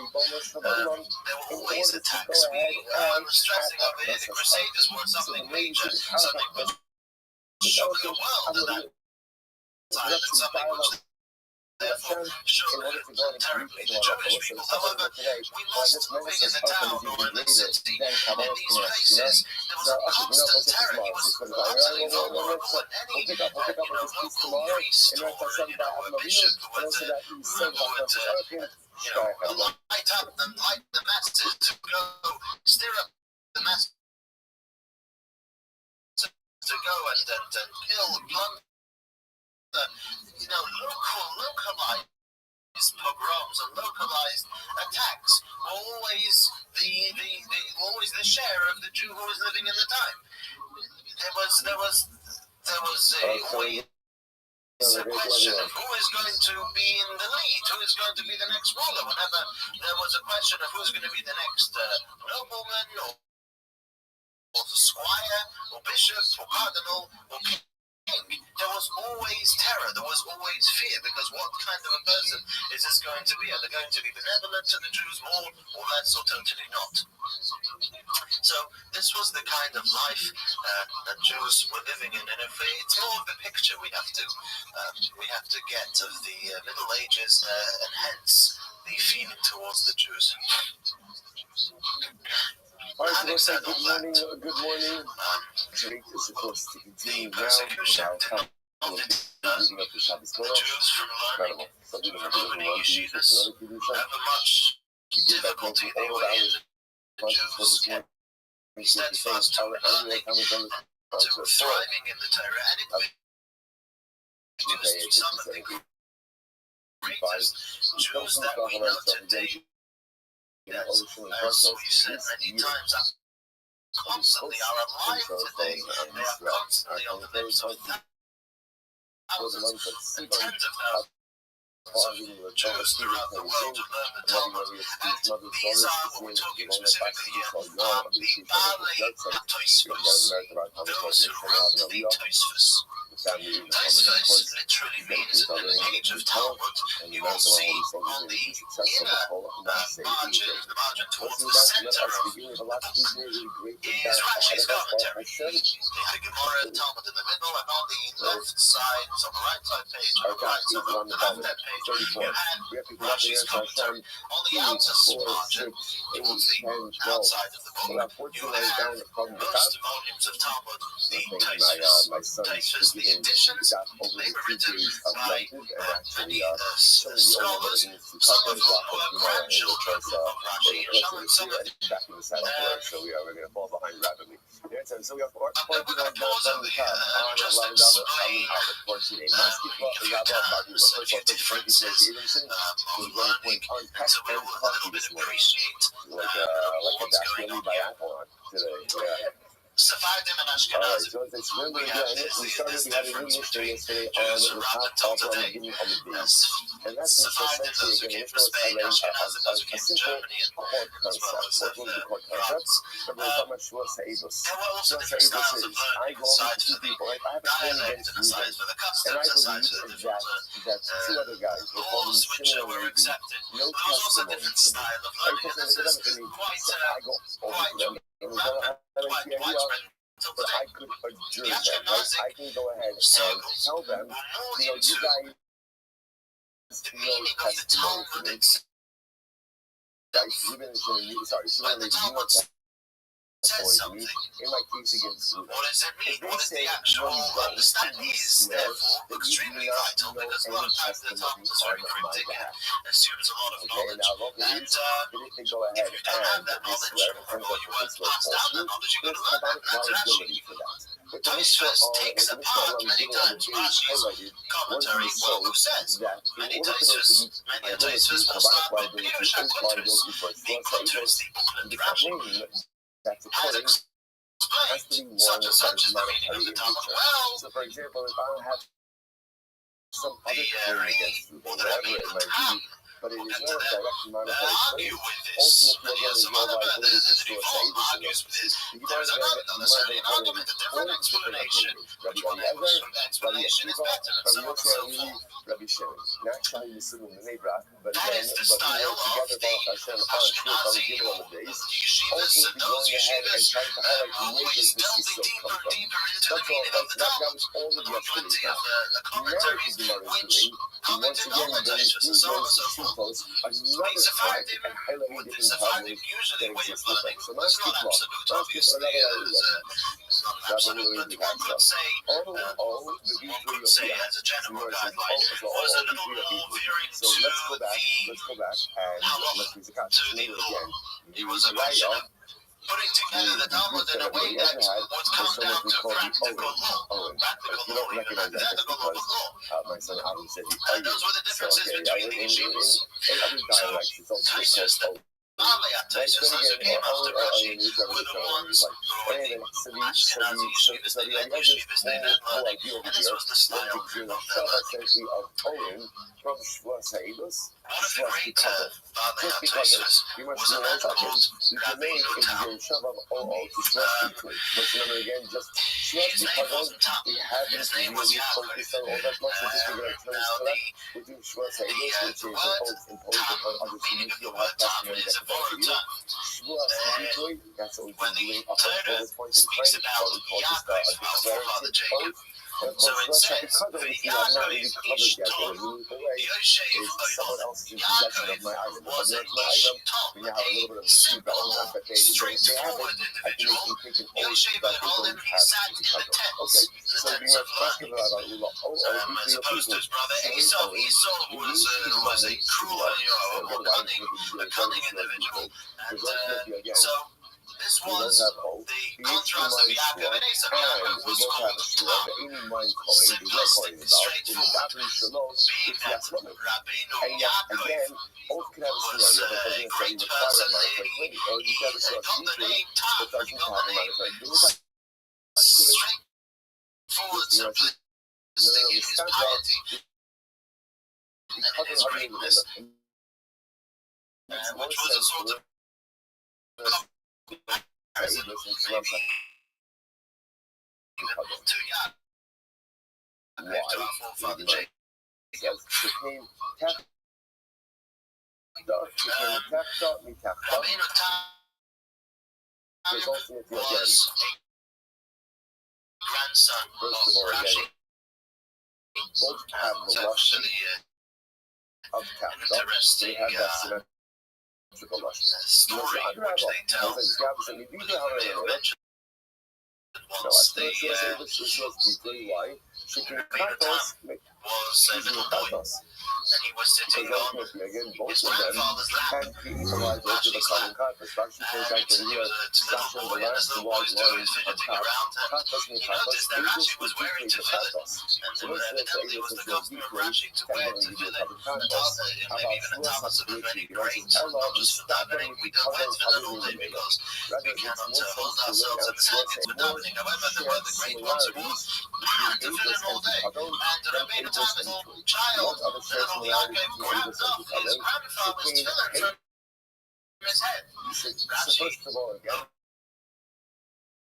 and said that this little boy is destined to argue with me as to the kosheress of my tefillin. There is an argument as to exactly how to explain a certain law in the Talmud of the order of how the parachutes, the four pieces of parchment, are supposed to be situated in the tefillin.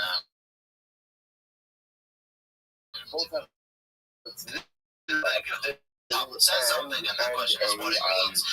And the halacha, the law follows Rashi. And there's a certain order which they're put, which this is the universal way. If I have a tefillin, it will be follow the one that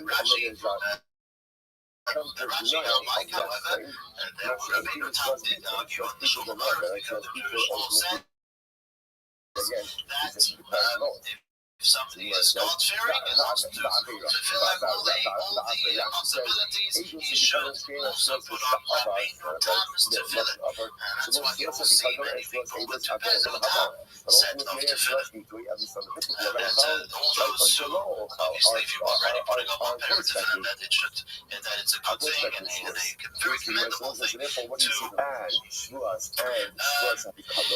Rabbeinu Tam turned out to be in his generation the greatest of the Jews in the entire France. In general, he was quite a wealthy person, but in 1147 there was a crusade, and the mob fell on attacked Rabbeinu Tam. They took everything that he had, they mutilated him physically, they stabbed him in many places, they destroyed a Sefer Torah that belonged to him, and he was only saved by a certain knight who was riding that Rabbeinu subsided in the mountains, and he chased them away, saving Rabbeinu Tam's life.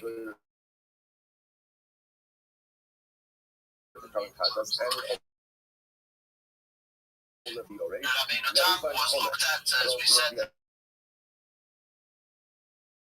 the entire as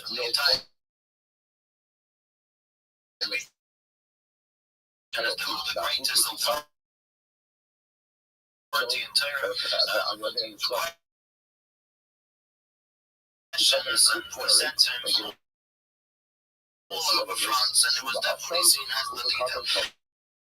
He had quite a unfortunate end to his life, as we mentioned before this, unlike boys, and Rabbeinu Tam put in a tremendous effort to save these Jews, and when he passed away, only a few days after, on the year 1171, he was born in 1170, and sorry, he was born in more comparisons between Shavuos, Ha'edus, and he passed away in 1171. I'm not sure actually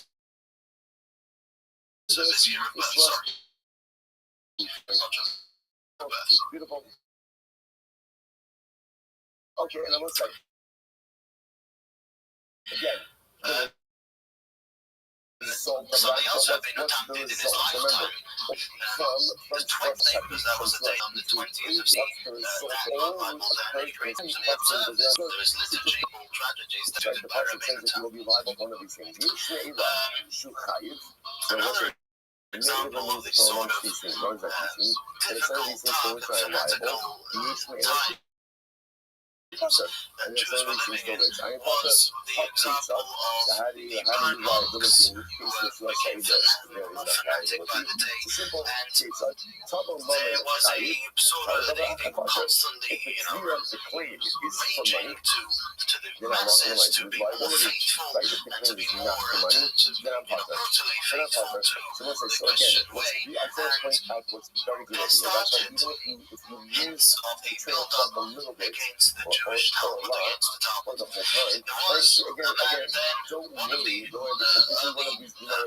believe from maybe even the late Rabbi who was called the Rivosh, Yitzchak ben Shmuel, and he gathered together, as soon as he noticed this, he gathered together 60 students who memorized the entire Talmud. Each one of them took a Maseches, it took a tractate, and memorized the entire thing verbatim. And this was the likelihood of what was done before the Old Torah was written. And the whole thing was over. And in the year 1240, this build-up came to a climax when a certain apostate, somebody who had betrayed Judaism and taken on Christianity, which unfortunately many of the greatest problems, the greatest tragedies to Jews started with these people.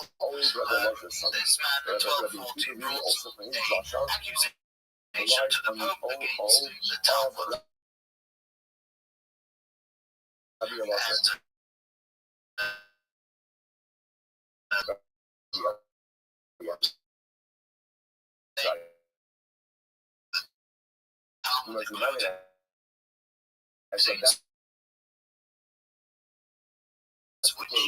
Which shows the Christian religion and were insulting against Christians, and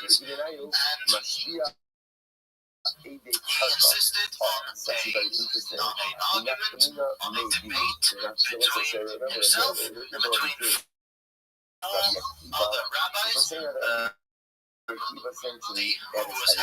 was headed by a man called Rabbi from Paris, who was also one of the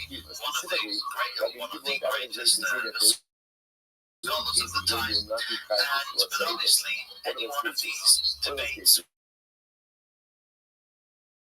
which there were a number of, as we'll see later on, there were a number of these so-called debates and they were extremely unfair. Throughout history, always they were single-sided, and was only used to make further accusations against the Jews. The Parsha of Chukas was well documented on a Friday of rock carvings, cartoons of volumes of Talmud that were announced study from every shul that were loaded up in front of the cathedral, and amongst great ceremony were burnt. Obviously, the Talmud was finished. In the Maharam of Rothenburg, there was another mayor of Rothenburg in Germany, Golan wrote many works, composed a king which has the word Shali Surfo H by the Torah. This was burned in fire. We actually read this on Tisha B'Av. So this is again one example of the kind of alignment that the Jews. I said we wanted to introduce some terms. So here we had the Bali Ataisus, but now we'll introduce something because we're coming to this era now. Two very important terms. Rishonim and Acharonim. The Rishonim, the word Rishonim means first. Those who wrote the Mishnah, we went through those that they are called Tanoim. Tana, one to read, one to write for others. the point of beautiful. Okay, have you said we those who told the Gemara, the Talmud, were called Amoraim. To say in Aramaic, those who said from the Old, those who brought down the tradition, Amoraim. Ravina was an Amora, Rav Achi was an Amora. After the Amoraim, we went through the Go'im. The Go'im, those the Go'im was the one who led the yeshiva in Babylon, the center of Torah for 100 years, and in each generation there was a Go'im. We had Tashuri, a Go'im, and so on. Those were the Go'im. After the center of Torah in Babylon sort of died out, and the Jewish center went to other places as we went through a period started, which is referred to now as the Rishonim.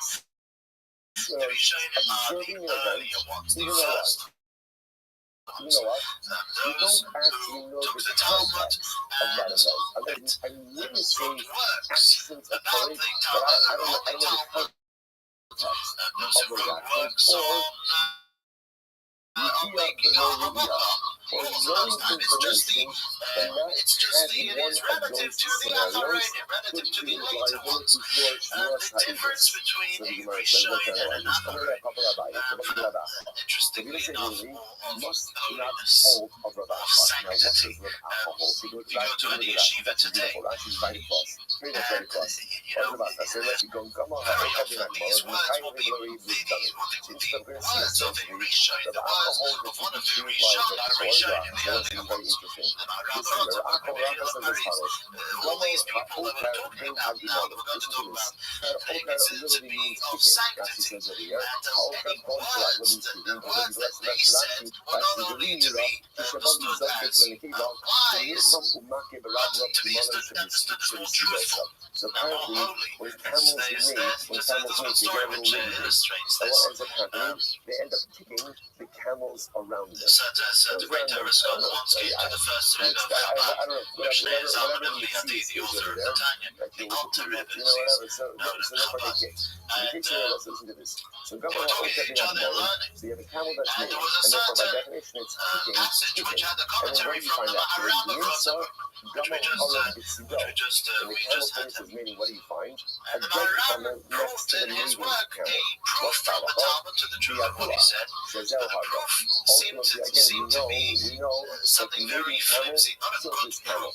And this scholar came to the Alter Rebbe, said, why couldn't the Maharal bring a proof from some other places in the Talmud which seem to be much stronger than this proof that he brought?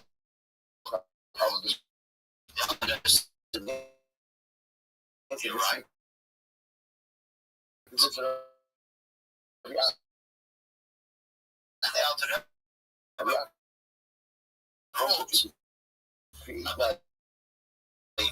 strong proofs from the Talmud. The Alter Rebbe went and then brought another 6 proofs from the Talmud that the Maharal couldn't prove from what he said. So they had they were in a quandary. Liability with knowing then the Alter Rebbe didn't see it, turned around or seeing it and started refuting every one of these proofs that him and his scholar had come up with. This proof, which was the seemingly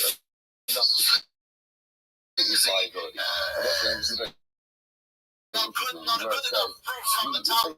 That was the only one that's standing, and that was the proof the Maharal had brought. The Alter Rebbe then turned around to the scholar and said, do you think that the Maharal of Rothschild thought through all these proofs? We had to go through all the process of elimination to decide that this proof, all the proofs were not. The Maharal was a holy individual. The Rishonim were holy. The Rishonim, when they walked into the Talmud, so to say, it was like walking for them. It was like walking into a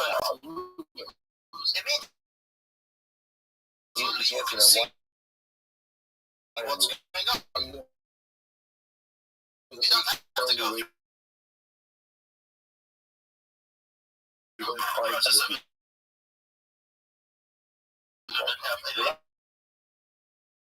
elimination. You just have to go through to go straight to the object and you take it. This is women running after Shimon. And I see obviously something's going The on with Aharonim, you see the now ones who are Shimon after the Rishon after that's the sanctity. Shimon. We go into the Talmud as going into a dark room. We have to feel around. It's not so easy to get in a dark room to where you want to process of elimination. You feel something is interesting, now you have to go to the next thing. Until you get to the right thing, takes a lot of time. A deep person He's in the throes of death over understands there. Torah more accurately and goes immediately to the knowledge Hashem, Torah being something godly. So the more godly the individual is, the more pure, pristine, and true throughout. But this is especially evident in commentary of the Talmud itself. And we're sitting in front of the work which was written 200 300 years ago, where you're sitting in front of something which was written 700 or 800 years ago. There was a very big difference. A very big difference to how treated. Nobody cared today. Why? So to say, to argue with a Rishon, there's no argument with a Rishon. A Rishon says something, you cannot understand it. You will say that other Rishonim didn't go down that road, and therefore we go forward and say down that road. The person in a yeshiva today will not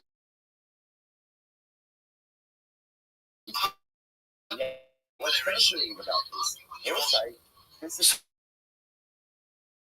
much so that the very words about the Rishon, the very terminology that he used, he says, I'm understanding why did the Rishon use these words and not other words? There must be meaning to that. Those are the two important Rishonim, and Aharonim, sort of vague, but we could say that about 500 years ago, when the compilation of Rishon we can definitely say that maybe the Erev Shalom was sort of in between those between Rishonim and Aharonim.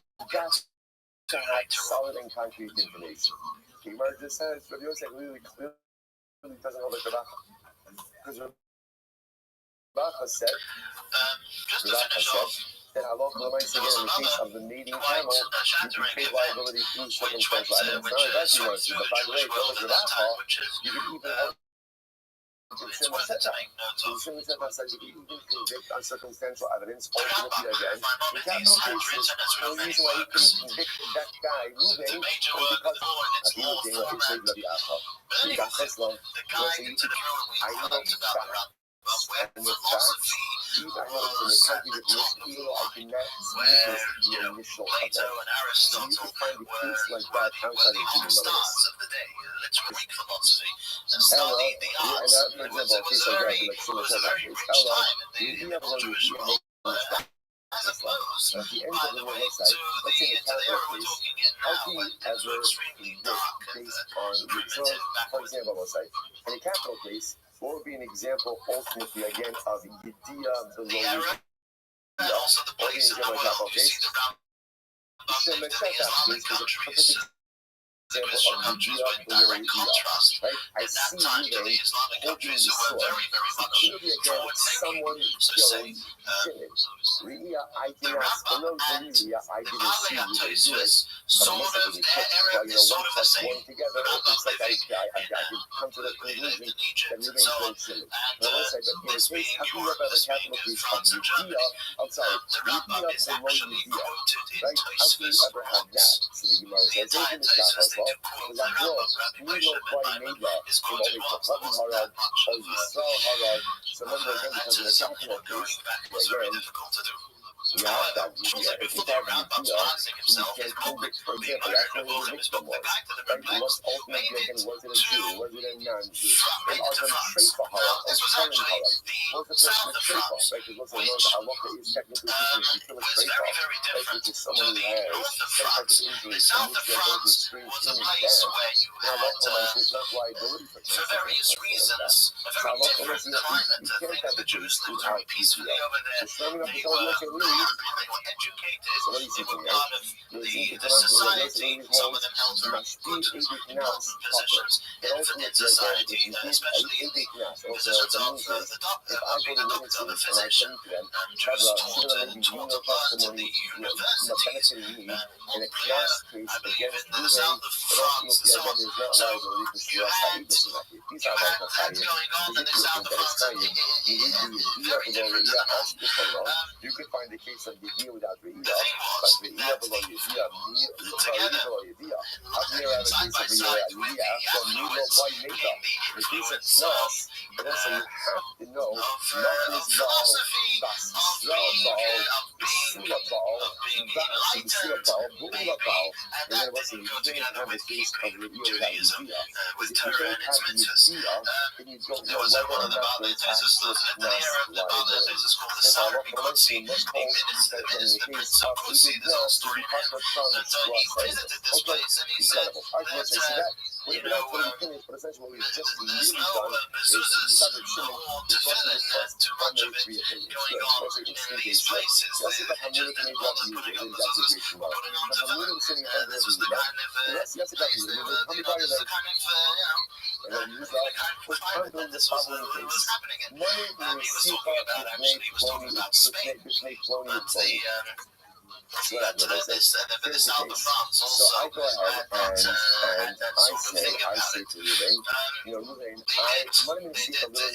did have their scholars, the Baal Eshkol, and Avraham Yitzchak, the man who wrote the Sefer Eshkol, $1,000 in front of and his students were the Rabbi and the Baal HaMoyer, two very great scholars, the Rabbi and Avraham being the chief critic of the Rambam, and the Baal HaMoyer, also the Rabbi Rabbi Levi, was also a great critic in a lot of works. What are they observing? So as we said, the books of the Rambam reach these places, and the great scholars of the area, leaders of the Jews, didn't like the idea, especially in the Gemara and Nevuchim, of the guy to the reflects, because it's over there that the Rambam seemingly takes quite an apologetic stance towards philosophy, towards the sciences, explaining everything, all the limits in light of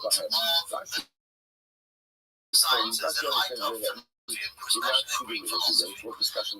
Now, Rashi says, You know, and this kind of aversion is version of Judaism was something that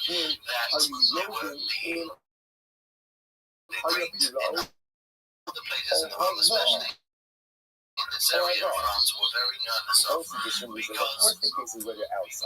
dispel faith, which is of something which goes above and beyond the limitations of what the mind dictates. We all know that what the mind dictates is quite limited.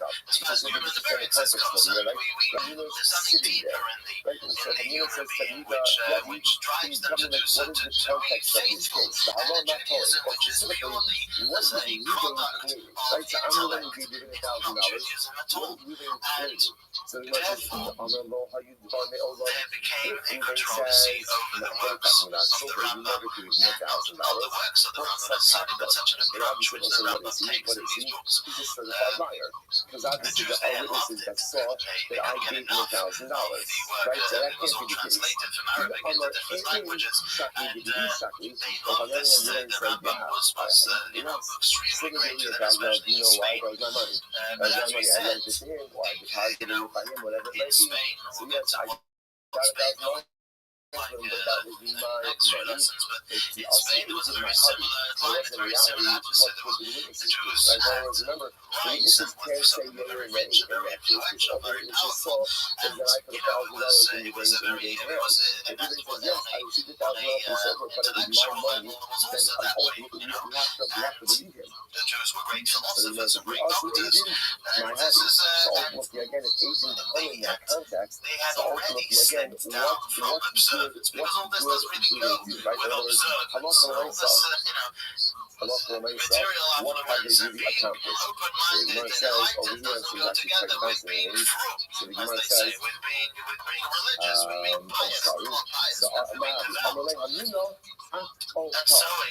so it's actually quite fascinating. So the Gemara says, excellent point. Excellent point. You are dependent.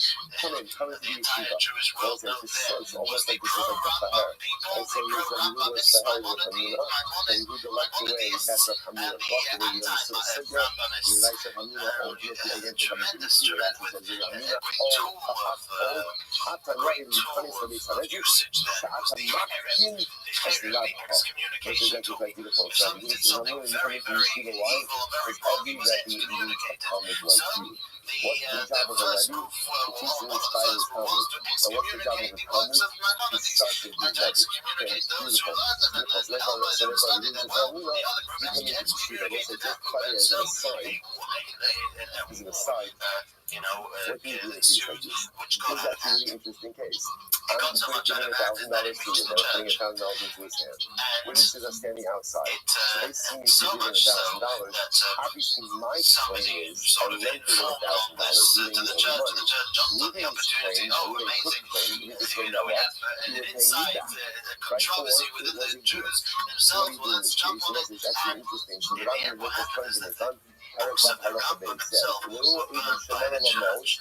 This is why everything stopped in its tracks. The details of the paperwork was on the great scholars who led the war against the Rabbi saw that this was presentably done out of proportions. They made a total turnabout.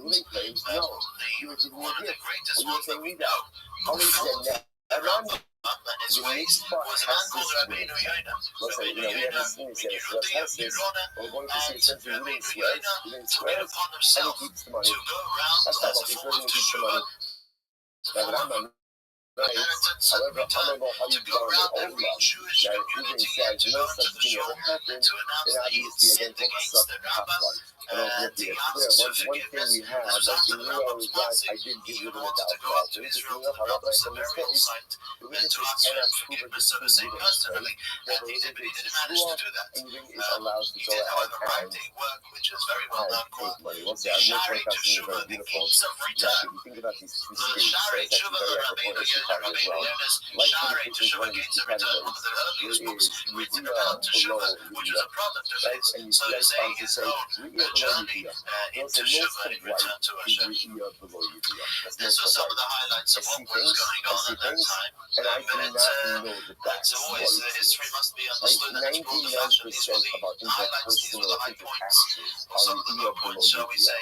But we've got to understand the general picture, which is very important. We'll carry on next time with many other great Jews, Rabban, Moshe Ben Nachman, central figure, and then with the Jews of Spain, and what happened with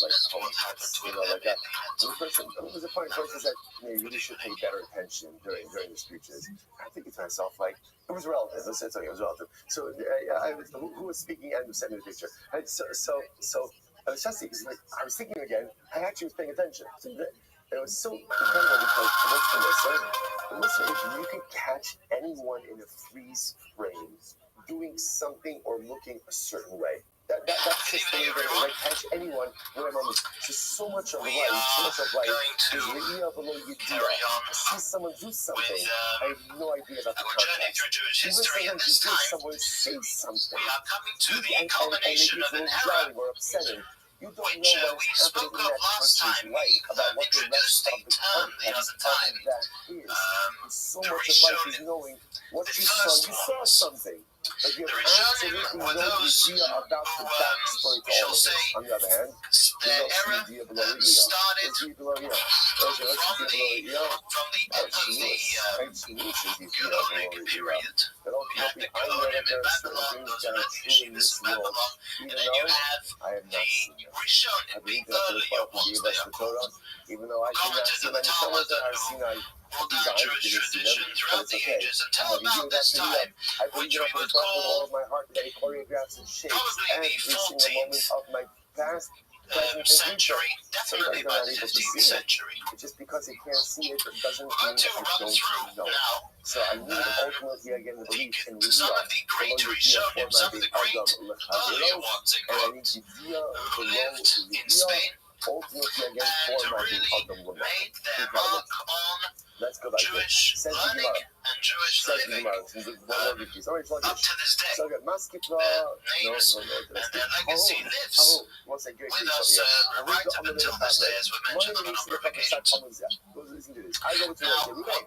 is unique as well about this era, which we put into the title, is that this was also the era when the learning and the also practice of Kabbalah, of the hidden elements and secrets of the Torah started to become more common than it was in earlier times.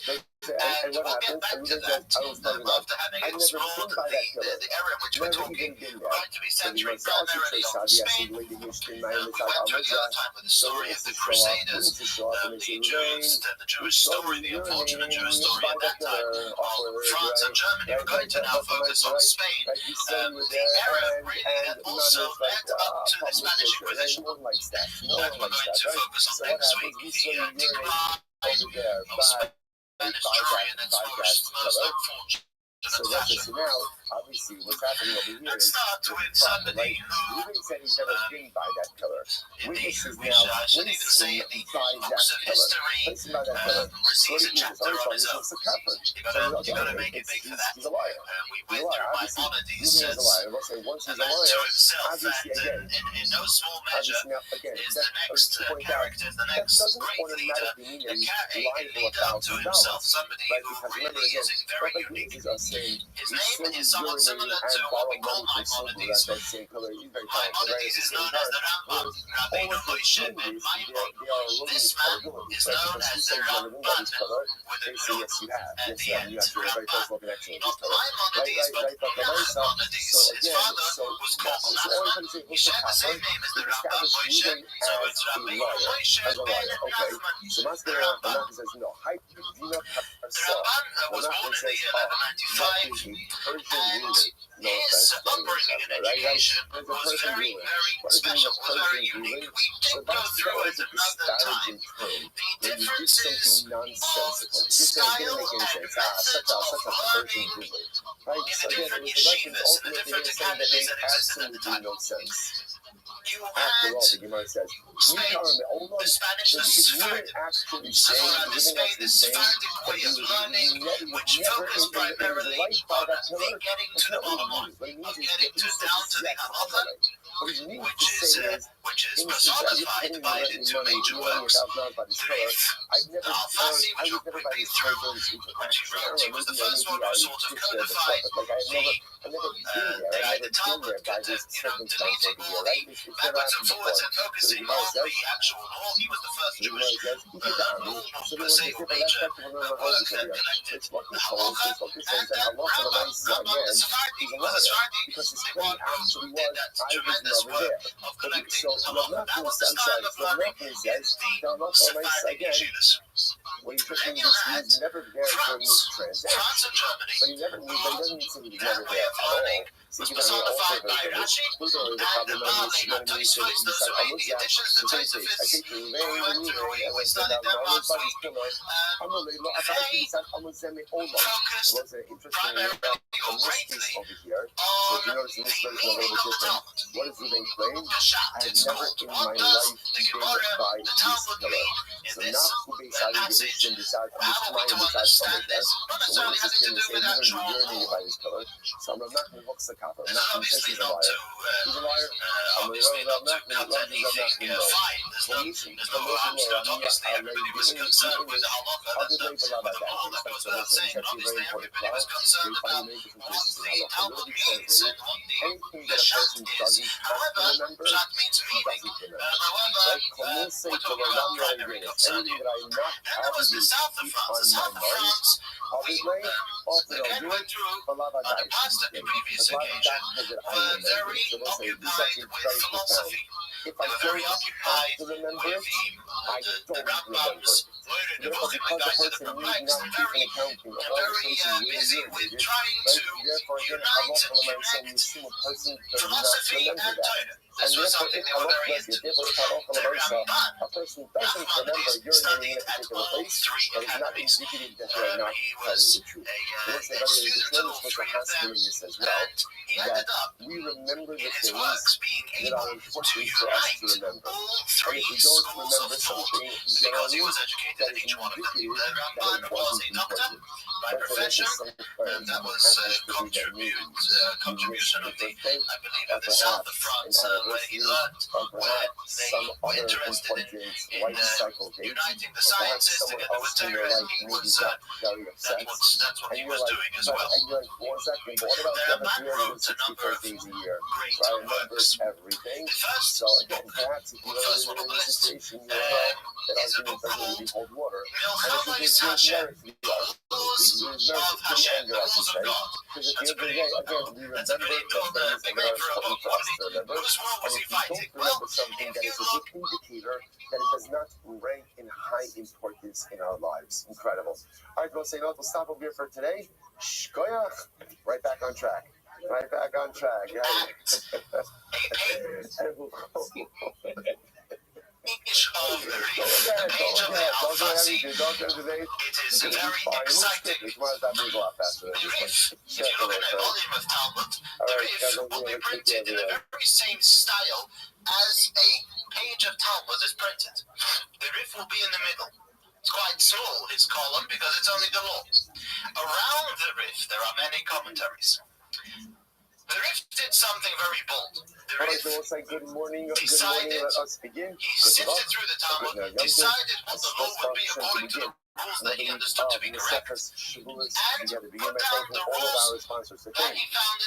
Not always the Talmud so clear as to what the ruling is. You have to use principles, and sometimes a lot of it is to use genius to know what the Talmud, where the Talmud is going on a certain road. But this is what the Rif did. Obviously, not everybody would agree with everything he said. There was his chief two critics, was a man called, we went through them last week, the Baal HaPoel, Rabbi Levi wrote a sefer called the luminary and the Rabbit. The Rabbit ben David. The Rabbit was also the critic of the Rambam. Also wasn't so the Rabbit obviously wasn't so quick in allowing anybody to make a book saying that he has fully figured out or decided Jewish law. So they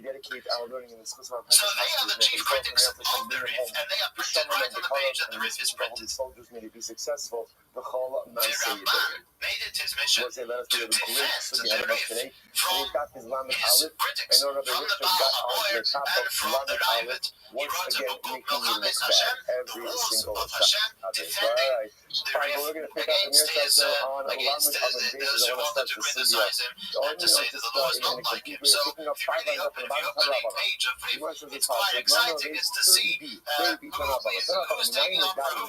Why do they see him to be wrong? Why does the Mohammeds see him to be correct? Another interesting work which the Ramban wrote was the Minyan HaMitzvos. The Minyan HaMitzvos, the counting of the mitzvahs.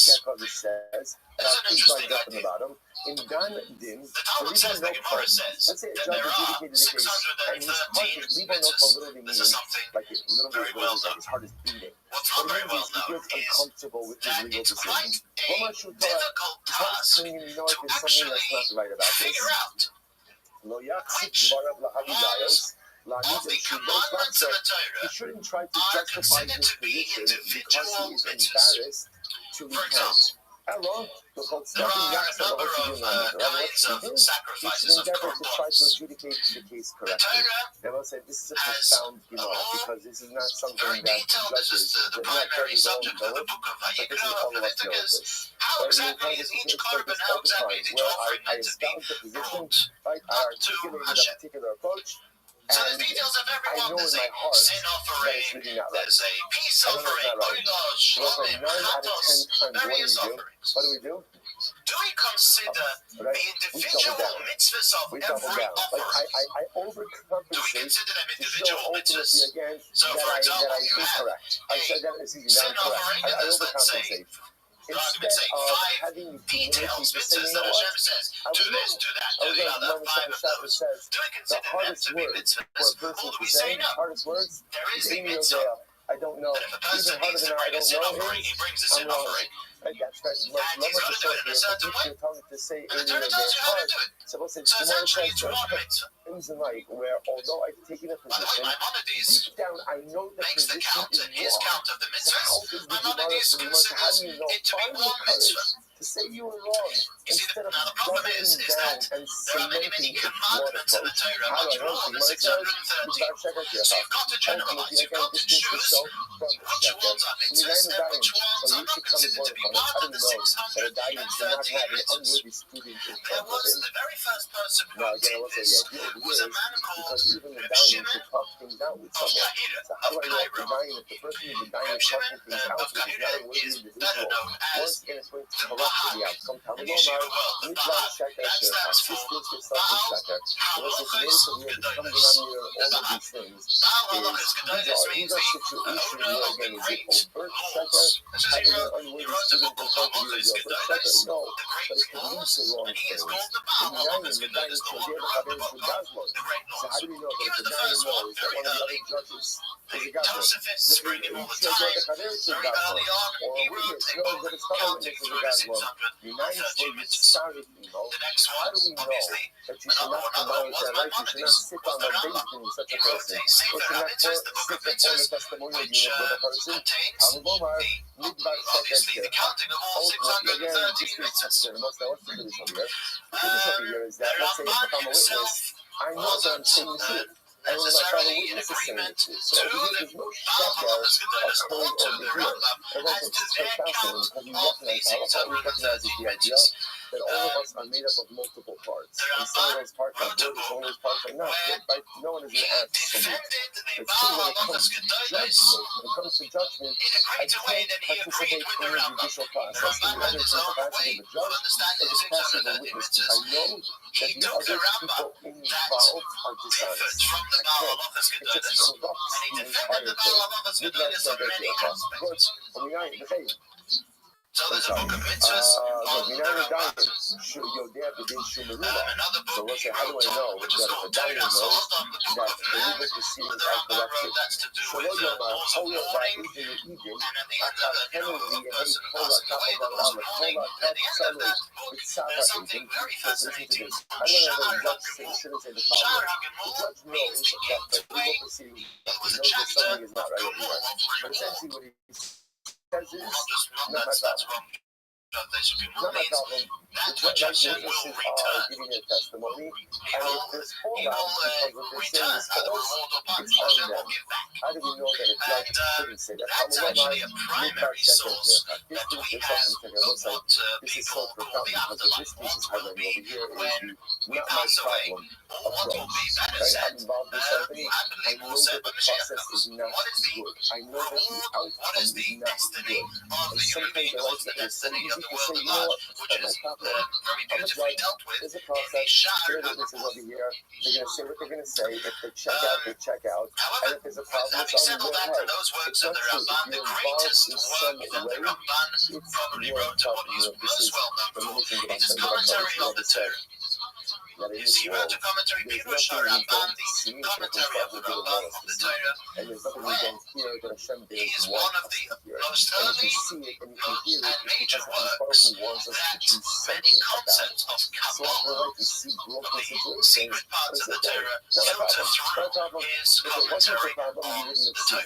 If it wasn't the problem, you wouldn't have heard it. There aren't too many before him You're present and now you're who wrote knowledgeable. things of Kabbalah, Saying it is your problem. but we'll get Try there to do something to remedy it. a little later. She would say the thing about In his life, the Ramban, Maimonides recalled the leader of the Jewish people in Spain. throughout Spain, and not just Spain itself, but throughout the entire region. He was the man to whom all the Jewish people looked up to. There was a number of great episodes in his life. One we went through the other time when he tried to make peace on a massive Jewish argument as to the credibility of the Rambam, not Maimonides, and his books. And he actually didn't manage to do that. The argument had gotten way too much out of hand for him to make peace upon. Another thing that happened in his lifetime was an unfortunate thing in those days is that often Jews were called up to debate the Christian clergy. Now that was always unfortunate because it was never a fair debate. Things were predestined, pre-decided. It was never something that any Jew would ever look forward to because it always ended in riots, pogroms, and that kind of thing coming from the Christian population. There was an apostate, somebody who had betrayed Judaism, who was called Pablo-Cristiani. Cristiani, if I'm pronouncing it correctly. And this Pablo, he approached the king, and the king was James I of Aragon, and the king invited or ordered the Rabban to come to a debate where he would debate this apostate. The debate drew for 4 days. It was a very long and this debate, and the Jews were terrified. They begged the Rabban to stop, to call the debate short.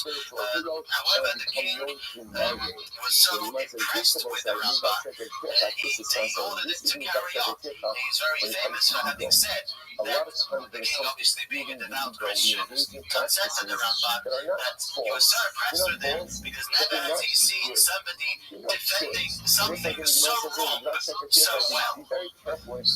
This is what he thought of the Rabban in the end.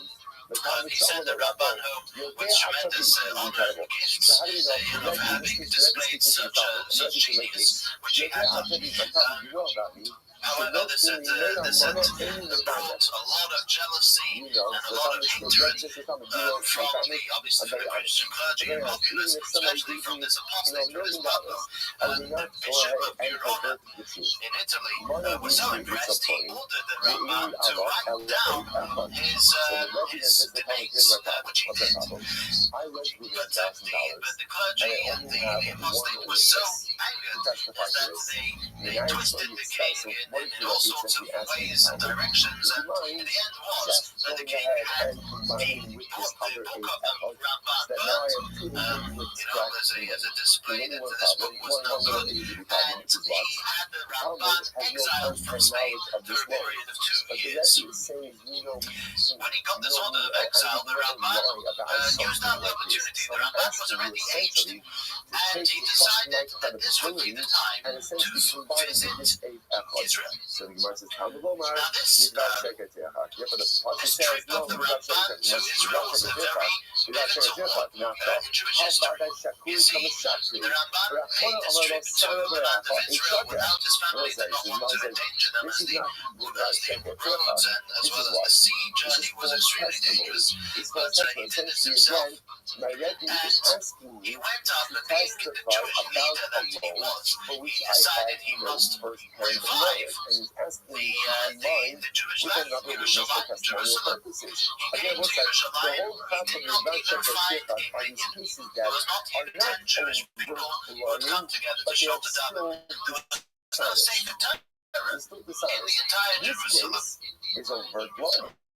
And the Rabban got to work, and being the man that he was, he spent 3 years in Jerusalem.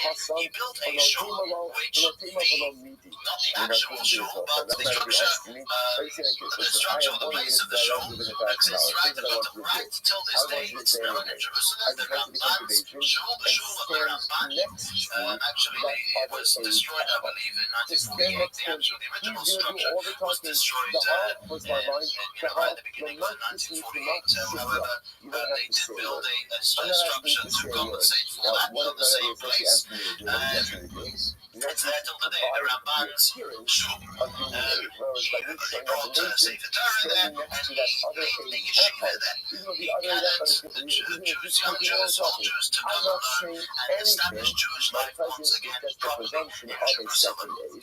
There is a famous poem of the Ramban. The Ramban writes a letter to his son of how he should act and what the proper way for a Jew is to be. Very well known. He gives the Ramban the letter, the epistle of the Ramban.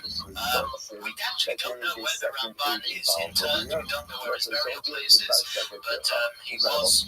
But there is good reason to think that he passed away and is buried in the land of Israel. I lent my friend $1,000. The next great Jewish leader from Spanish Jewry was a man called, who's known as the Rashba. Rashba stands for Rabbeinu Shlomo ben Aderes. Rabbi Shlomo, the son of Aderes. We've got to remember this was a very good time physically and also could have been used out very well spiritually in Spain. There was no deterrent from Jewish life, from Jewish learning. Jews were prosperous, Jews had rights, and although we mentioned last week that this as we say, this threw them off, so to say, from being held in steadfast commitment to the Torah. However, many did. Many gathered around these great Jewish leaders and learned from them. The Rashba, Rabbeinu Shlomo ben Aderes, was the Jewish leader. He was a student of the Ramban and of Rabbeinu Yoino, who he came across another time. He was born in the year 1235 and passed away in the year 1310. He lived in Barcelona, and he lived at the very same time as the Crusaders were going through France and Germany. So that's important. Whilst the Jewish communities in France and Germany were suffering horribly because of the Crusaders. Many communities had been decimated, yeshivas had been destroyed. Jewish life and learning was in peril of just disappearing in France and Germany. So at that time, the Jewish place of peace, so to say, where Jews could learn and live, was Spain. And therefore, the Jewish leadership, the Rashba, took on leadership not just of Sephardic Jewry, of Sfarad, of Spain, but also of the Jews of France and Germany, who many a letter, many a visitor would come to seek his advice and his teachings. The Rashba wrote also very key books. The Ramban's books are learned until today in every yeshiva and every house should has the books. Many houses have the books of the Ramban. The Rashba, the same thing. There are Moshe Rashba, the novelties of the Rashba, who wrote commentary on the Talmud, as well as to Shavos HaRashba. Response that the Rashba wrote, one of the very early books of response letters that was sent to him with alarming questions and with questions of advice and his answers to them. Much of Jewish history we should know is gleaned from these responses, from the books of responses such as of the Rashbas. When people write and understand the situation, they describe the situation where they are. We see where Jews lived, where letters were coming from. It's a very, very important, not only from a halachic perspective, which they are, but also from a historical perspective. The Rashba in his day, his life was a very rabbinic one, always dealing with needs of the community and with, conducting halachic court cases. He really was in the thick of Jewish life at the time. There was quite an event in the days of the Rashba, which had to do with the study of philosophy. In his days in Spain, it was very common, it was the in thing to study philosophy. People delved into Greek philosophy and to many other things. And the Rashba said, the danger in this. People were learning philosophy, and this was subsiding the simple, wholesome faith that a Jew should have and should live by.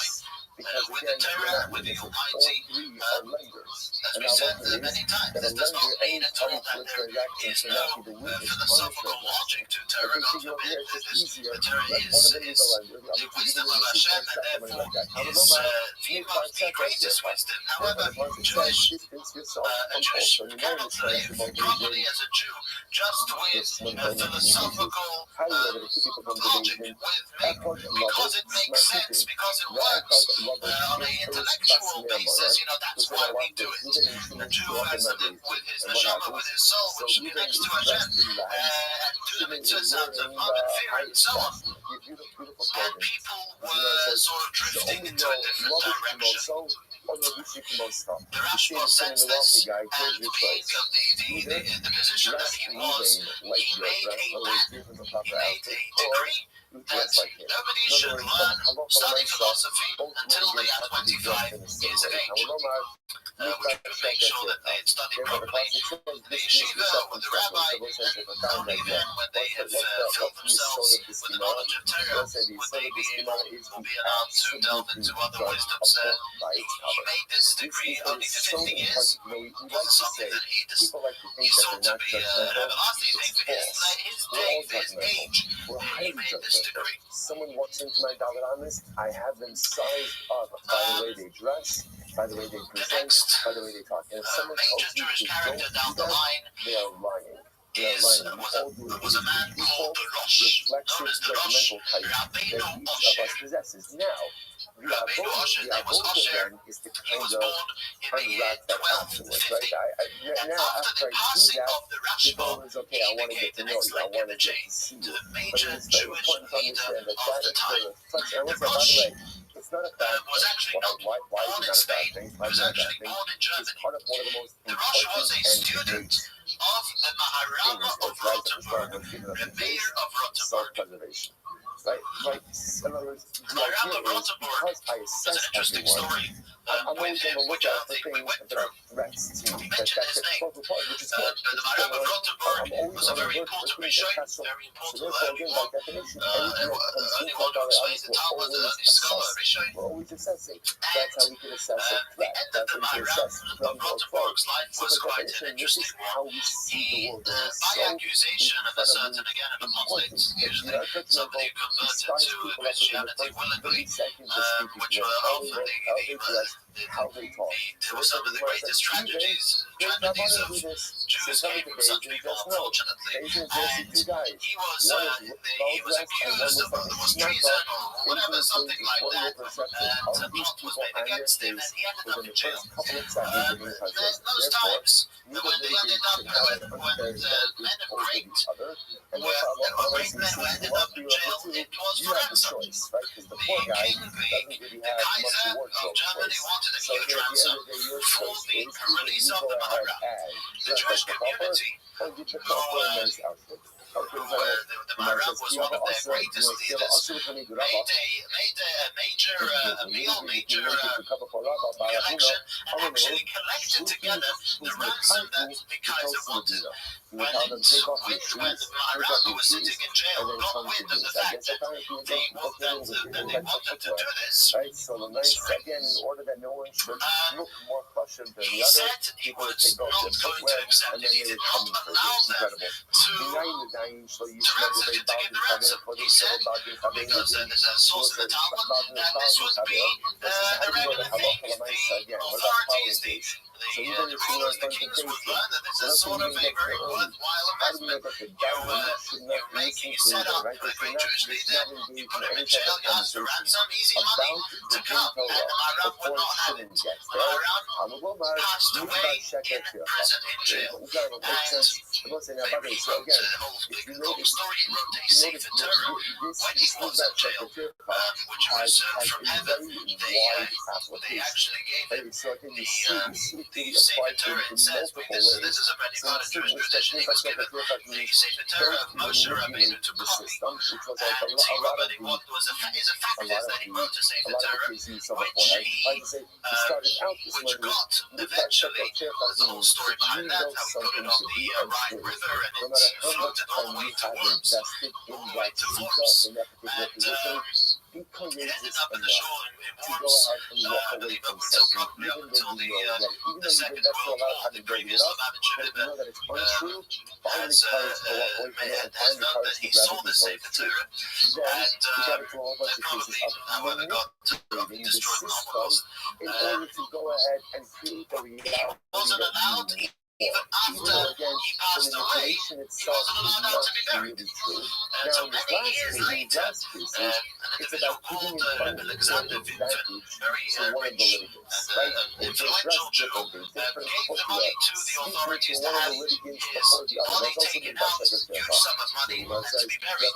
This Alexander Vinton is buried. You can see the tombs today are buried. He's buried right next to Maharam. This was, I guess, his payment for having given out that kind of money to release his body. Anyhow, this was the Maharam of Rotterdam. The Rosh, who we began talking about, the Rosh was a student of the Maharam, the mayor of Rotterdam. Before the Maharam, by the way, stands for Reino Horav Rebbe Meir. Our teacher, the Rabbi, Meir, that's what Maharam stands for. Because that's how he's known. Before the Maharam of Rotterdam passed away, he told his student, Rabbeinu Moshe, to get away from Germany. There wasn't a place for a Jewish boy, and to go to Spain. And this is what he did when Rosh Rabbeinu Moshe was already a tremendously accomplished scholar and leader, made his way to Spain. He was received with great honor, and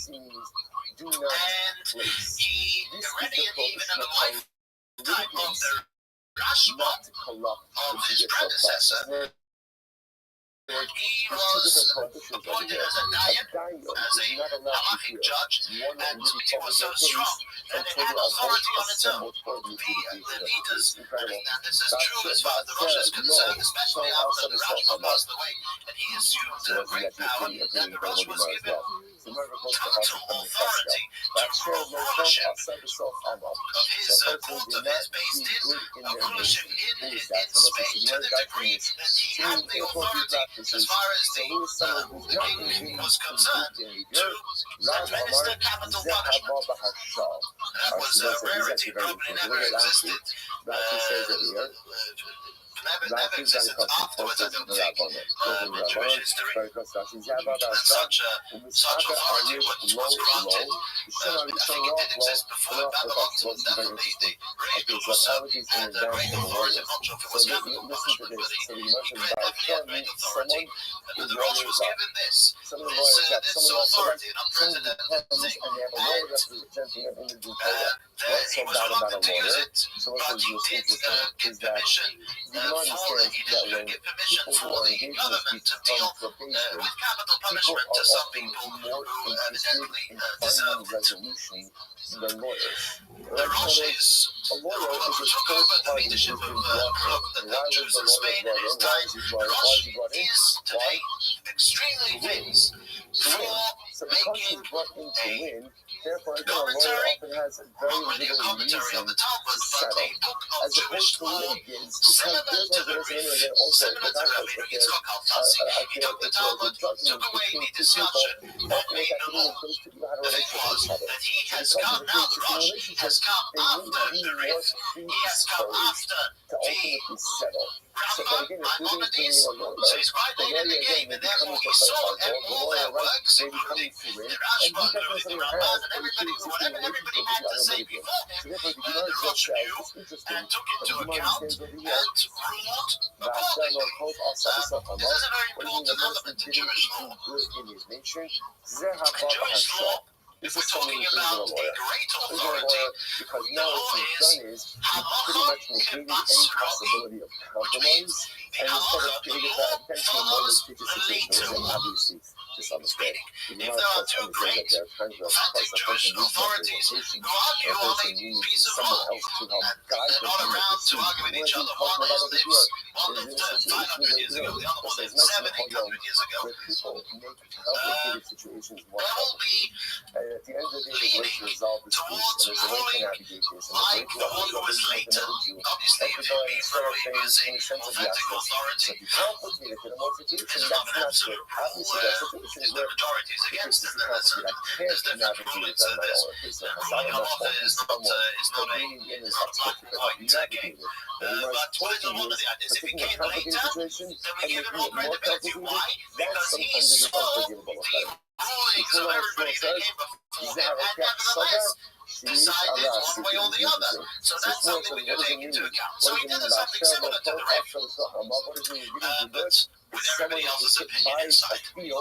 He passed away, the Rosh passed away in the year 1327. Don't buy contested property, right? Because if you do so, ultimately, again, you're just looking for Rosh, trouble. Rabbi Moshe, had a son That brings to a who close was island called with Rabbeinu Yaakov. absolutely incredible. He Next, is known as Rabbeinu Yaakov the topic of Haturim. our parak so far is Al Haturim means literally the owner of the lines of the columns. Okay, we'll see actually in the next Mishnah how this oath is actually The reason for this is as follows. only applies, this only The applies to son of people the Rosh, who can give the testimony. Baal Haturim, put together Jewish law in his own style and made a style which governs Jewish law up until today. He was the one who invented this, and this is how basically every major work of Jewish law works from then on.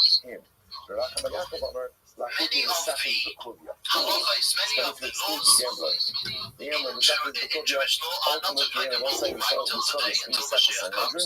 The laws of the temple, many of the laws of purity and impurity, tumah and tahara, don't apply So when it today. says that the gambler is excluded, certainly a king is Torah excluded. And listen, why is is that? similar to So again, Maimonides. He deviated from why the is the order gambler, of why the is he Talmud excluded? Why is he excluded from Eidos? his So book again, and made his said own order. He did not follow the order of Maimonides because Maimonides has a 14-volume book, and Maimonides has all the laws of the Torah applicable today or not applicable today. The Torah, however, differs from this, and he made an arrangement which is today is the fundamental of Jewish law, of navigating wise and navigating Jewish law.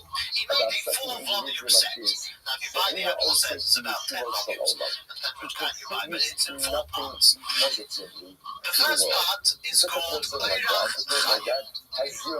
Chaim, means the way of So life. understand, that psul That is a part drabanon.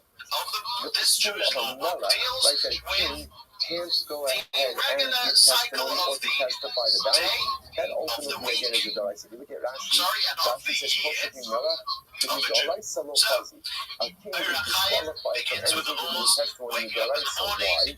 how one should get dressed. This is what we're learning The Prophet says, place upon after yourself a this king. year. We're learning a bit of Shefehei Shulchan ein Aruch, and this is how it starts. This fear Laws of tefillin, has laws to of be mezuzah, upon you. laws of davening, blessing over food, grace after meals, and so on and so forth. No one Then is go giving the laws of testimony Shabbat. against the king. Very Now, Good if you evening. can't be Good evening. testified Be well, against, but we have 4 it also people means that because what? of the snow. You But you also made it through can't the snow, Kenny. testify. Right? You're a There's a champion. we'll see, there's a Okay. corollary concept. Have a hot If drink. someone It's cold can't out. give testimony Have a tea, against you, coffee, then you have bag, no whatever ability you'd to like. give testimony for or against anyone else. So therefore, Talking if about going to Kenny, say we're the talking about Misaki for Kofi, the this thing you gambler, want to sit down. can't give trust, can't be honest, Please. so that's true. We're talking about the man called Rabbi He was a man who codified Jewish law. And he made it in a style which we're going through now. First one is Urachayim. Urachayim is the way of life. How would you to get up, laws of Shabbat. Then he goes through the laws of Pesach, very extensive. Then he goes through, you have the Rosh Hashanah, Yom Kippur, Sukkot, and all those different laws. The yearly cycle. The next volume, the next part, how he codified it is called Yeridea. Yeridea. Literally, Yerid is all of phrases from a verse. The parts of Yeridea, Yerid is teaching Dea of knowledge. Teaching of knowledge that deals with the laws of food. Eating. Laws of kosher. So you has the laws of shahita, slaughter. Not the slaughter the animal, has the laws of salting, has the laws of mixing or not mixing of milk and meat. The laws of if something credited, if non-kosher piece of meat falls into a kosher pot, what do you do?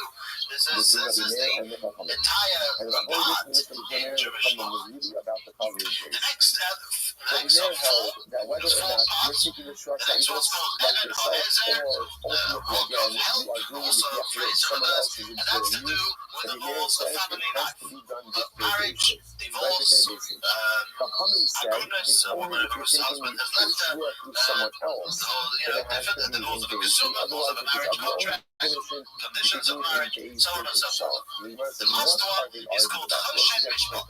Choshen Mishpat is the name for the breastplate. Choshen Mishpat, but Mishpat means law. And Choshen Mishpat are business laws. Deals with, laws of theft, laws of taking or intruding into someone else's business turf, and so on and so forth. All these laws. Now, this is the fundamental structure of Jewish law till today. This was made by the son of the Rosh, Rabbi Yaakov Bar Maturin. Now, the Torah means a column. If we picture the breastplate of the covenant then he wore, how many he had 4 columns of stones. There was 12 stones corresponding to 12 tribes of Israel. There were 4 columns on each of the 4 columns of 3 stones. And that's why he called it Baal HaTurim. He took the idea of the Choshen Mishpat of the breastplate and called it the 4 columns. When you learn out B from A, so this is going to be, we're going to go through the code of Jewish law. But the code of Jewish law, learn out B from A, and then from B will take on all of the qualities of A. Or there's Donin Minah Oki Basra, which means learn out B from A, but after you learn out the original halacha of B from A, then all the other qualities should be derived from B. Okay, that's the focus. We're going to see it now inside. Here we go. So Rameir holds Donin Minah Umina. So Rameir holds learn out the Jewish law, the Shulchan Aruch, is built in the very same structure as this. And every major Jewish law book, including the Shulchan Aruch, the Code of Jewish Law that was written by Rabbi Shneur Zalman of Shtazam Le'adi, the first Chabad Rebbe. He also wrote a book of Jewish law. Many other Jewish law books are all pretty much built on this idea. Each of these 4 parts has chapters. Each of these chapters, which are called Simonim, each of these Simonim, later on in the Shulchan Aruch will have Seifim, will have paragraphs. This is the structure. The Balva Turim also wrote a Pirush, a commentary on the Torah, a very fascinating commentary where he uses gematria, uses numerology, and the philosophy of numbers, of how the Torah notes the various things using the numerical value of letters and words. Balva Turim was quite a humble character, did not take on major Jewish roles at the time. He devoted his life to learning, and the major Jewish leader for the next 50 years in Spain was a man called, who was known as the Ran. All these men are known with abbreviations. This is how they're known. They live today with their abbreviations. His name was Rabbi Nissim. Rabbi Nissim, the Ran. And if you want to talk the lingo, and talk the vernacular, you don't talk about Rabbi Nissim, you talk about the Ran. The Ran took over the Rosh in Spain for the next 50 years, which that was the time when Spanish Jewry started to experience difficulty. The days of the Ran were already, we're talking the days after the 1320s.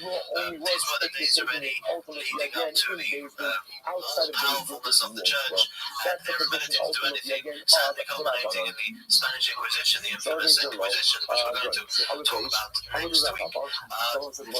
So this was the Ran had to act as a leader in the beginning of such a time. The Ran wrote the famous commentary on the tractate of Nedorim, of vowels in the Talmud, a beautiful commentary he wrote in a golden pen. Anybody who asks, if you've learned the Ran of Nedorim, of this tractate of the Talmud, will tell you how beautiful the commentary is. He wrote a book on the Rif, the Alfasi, the one who first codifier. He wrote a commentary on it, very lengthy, and also wrote a book of his droshes, of his sermons. He was a prolific speaker. And there is droshes around the droshes, the sermons of Rabbi. Now, we mentioned, and this was the title of this evening, how it was in this era, in this place in the world, in Spain, by the Sephardim, where the study of Kabbalah started to grow. Let's go, this is what we'll talk about a little bit now, history of Kabbalah. And how it all started to become a knowledge and a subject which really took heads and took a tremendous lead in Jewish life and class geographies. The word Kabbalah, means tradition, accepting. It means this is a learning, this is a knowledge which is part of a tradition of rabbi to student. As the oral Torah itself, it was started as a tradition. As we know, we've been through this many times, the oral Torah, it was 40 generations. The oral Torah was not transcribed, only being transcribed at the end in the Talmud. It was all from mouth to ear, from mouth to ear, from teacher to student. The part of the Torah that was written down, the oral part of that, the part of the oral Torah that was written down in an official setting was the law part of the Torah, was the Mishnah, as well as the rices, the different parts which are explanatory of the Chumash, different ideas and things.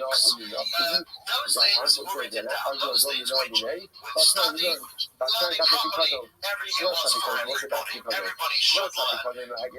Everybody should learn. The Medrash, the stories and understanding and backgrounds of Judaism and so on. What was transcribed but not popular,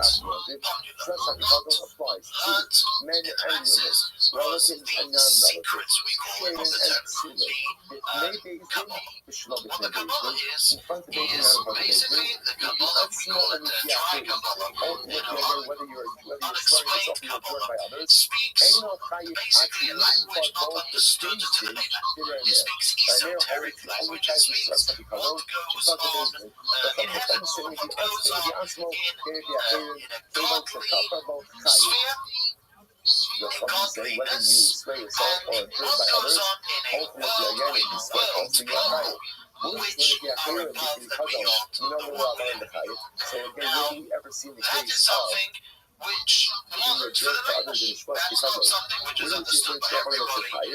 The terminology, the Yormeni book of Kabbalah, if you're not educated, the terminology is more practical purposes Chinese. You don't know what it is, what it means, and it takes the guidance and the teaching of a skilled teacher to do this. And not everybody wants or is a receptacle for Kabbalah. However, Kabbalah was always there. And we do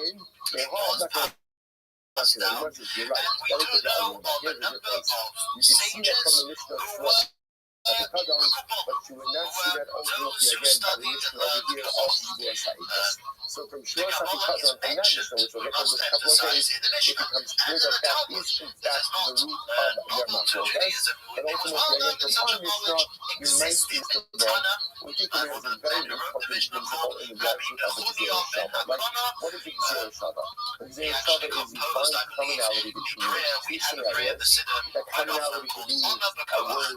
Ona B'Kavach was, as a prayer, I believe, composed by Rabbi Yehuda ben Abana, which carries Kabbalistic meaning to it. Part of the Kabbalah is the various names of the Almighty, not just the 7 official ones. Angels, different worlds, esoteric business, shall we say. The question is, how does that process work? So there are two different mechanisms. The central figure who was the passer, the one who passed the Kabbalah, and the rooting down was Rabbi Shimon ben Yochai.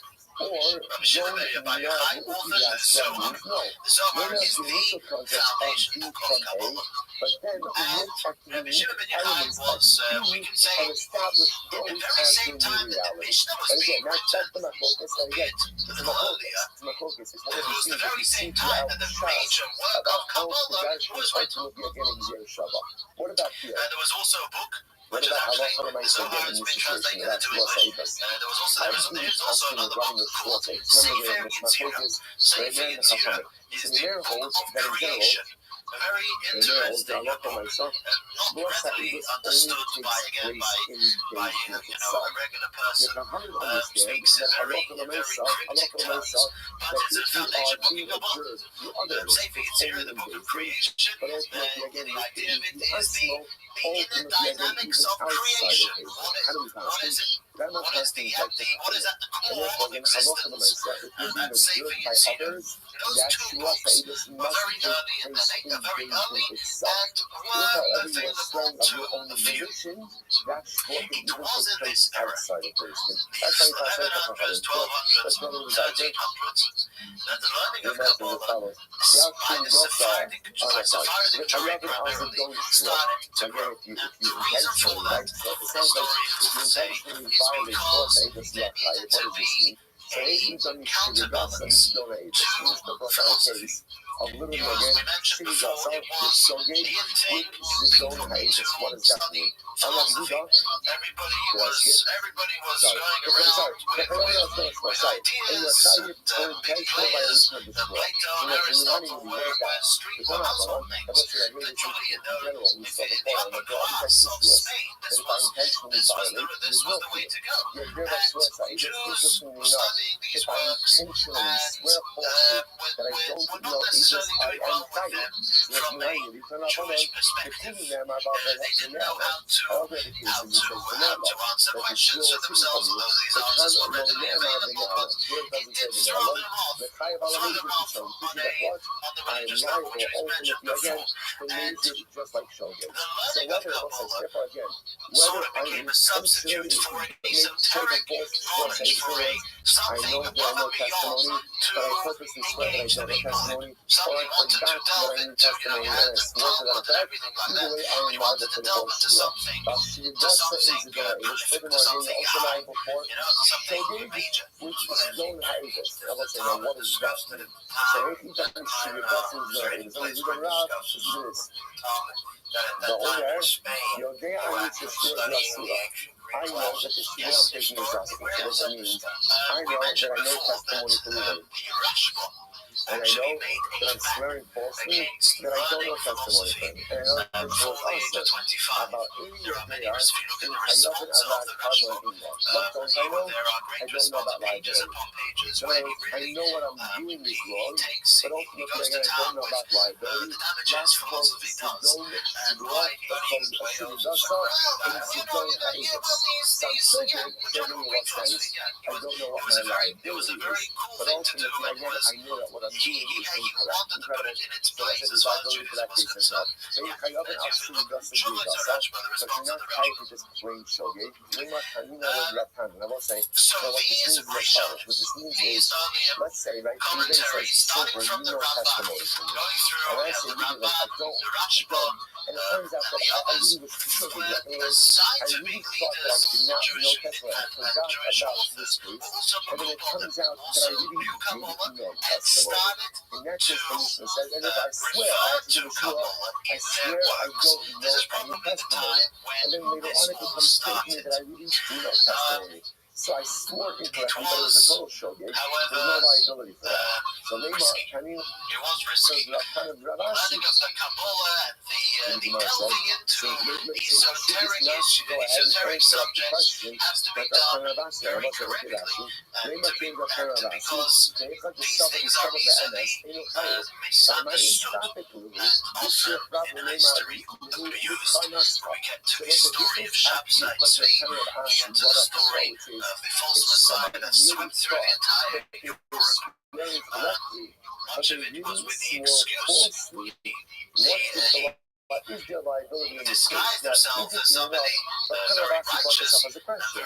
You see, based on a Mishnah, that is clear that there is not liability. Like in this case that we are, I'm swearing you then, I don't know any testimony for you.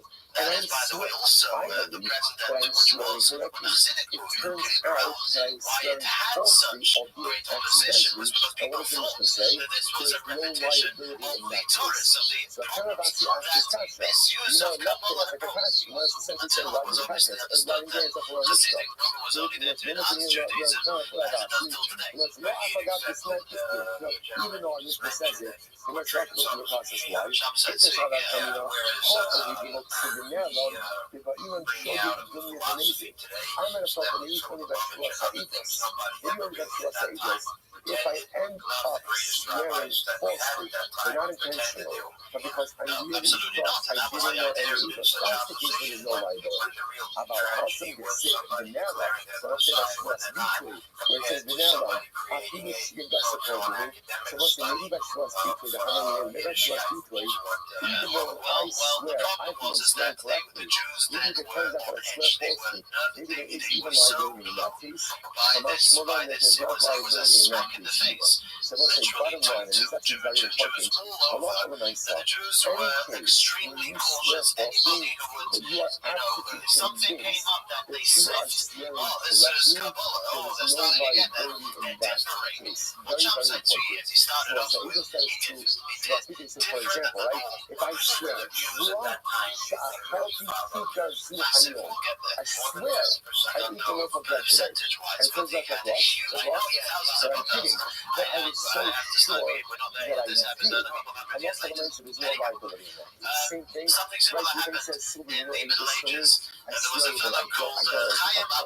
And again, when I swear I'm 100% a Jewish name, actually. Many great Jews have this name. But this guy took to the study of Kabbalah and either convinced himself, but definitely tried to convince other people again that he was the Mashiach. He talked himself into going to the Pope and presenting his case, something which luckily he never managed to do, because we only could imagine what kind of things would come out of that. But he just wouldn't have come back. Well, I don't believe would have come back more Jews all over the place would have had the wrong. We cannot imagine, but luckily they didn't get there. And this was, again, this was why the Kabbalah always had to be, especially years back on before it was explained in the way that it is today, especially by Hasidic teachings.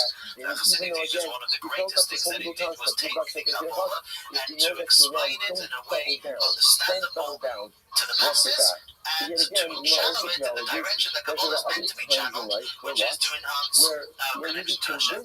That we're correct, but it turns out I will say, that we're wrong, and that happens. That happens. Student of the Rashi, If you know you're wrong, was called Rabbi, he wrote a commentary on the Chumash, according to Kabbalah, and successfully turns out that's critical commentary of Rabbi Bachaya, where he successfully introduces many ideas of Kabbalah to the Talmudic scholar who is ignorant of these ideas, and takes them into the world of Kabbalah in terms and in explanations understood to somebody who has not yet been introduced to it.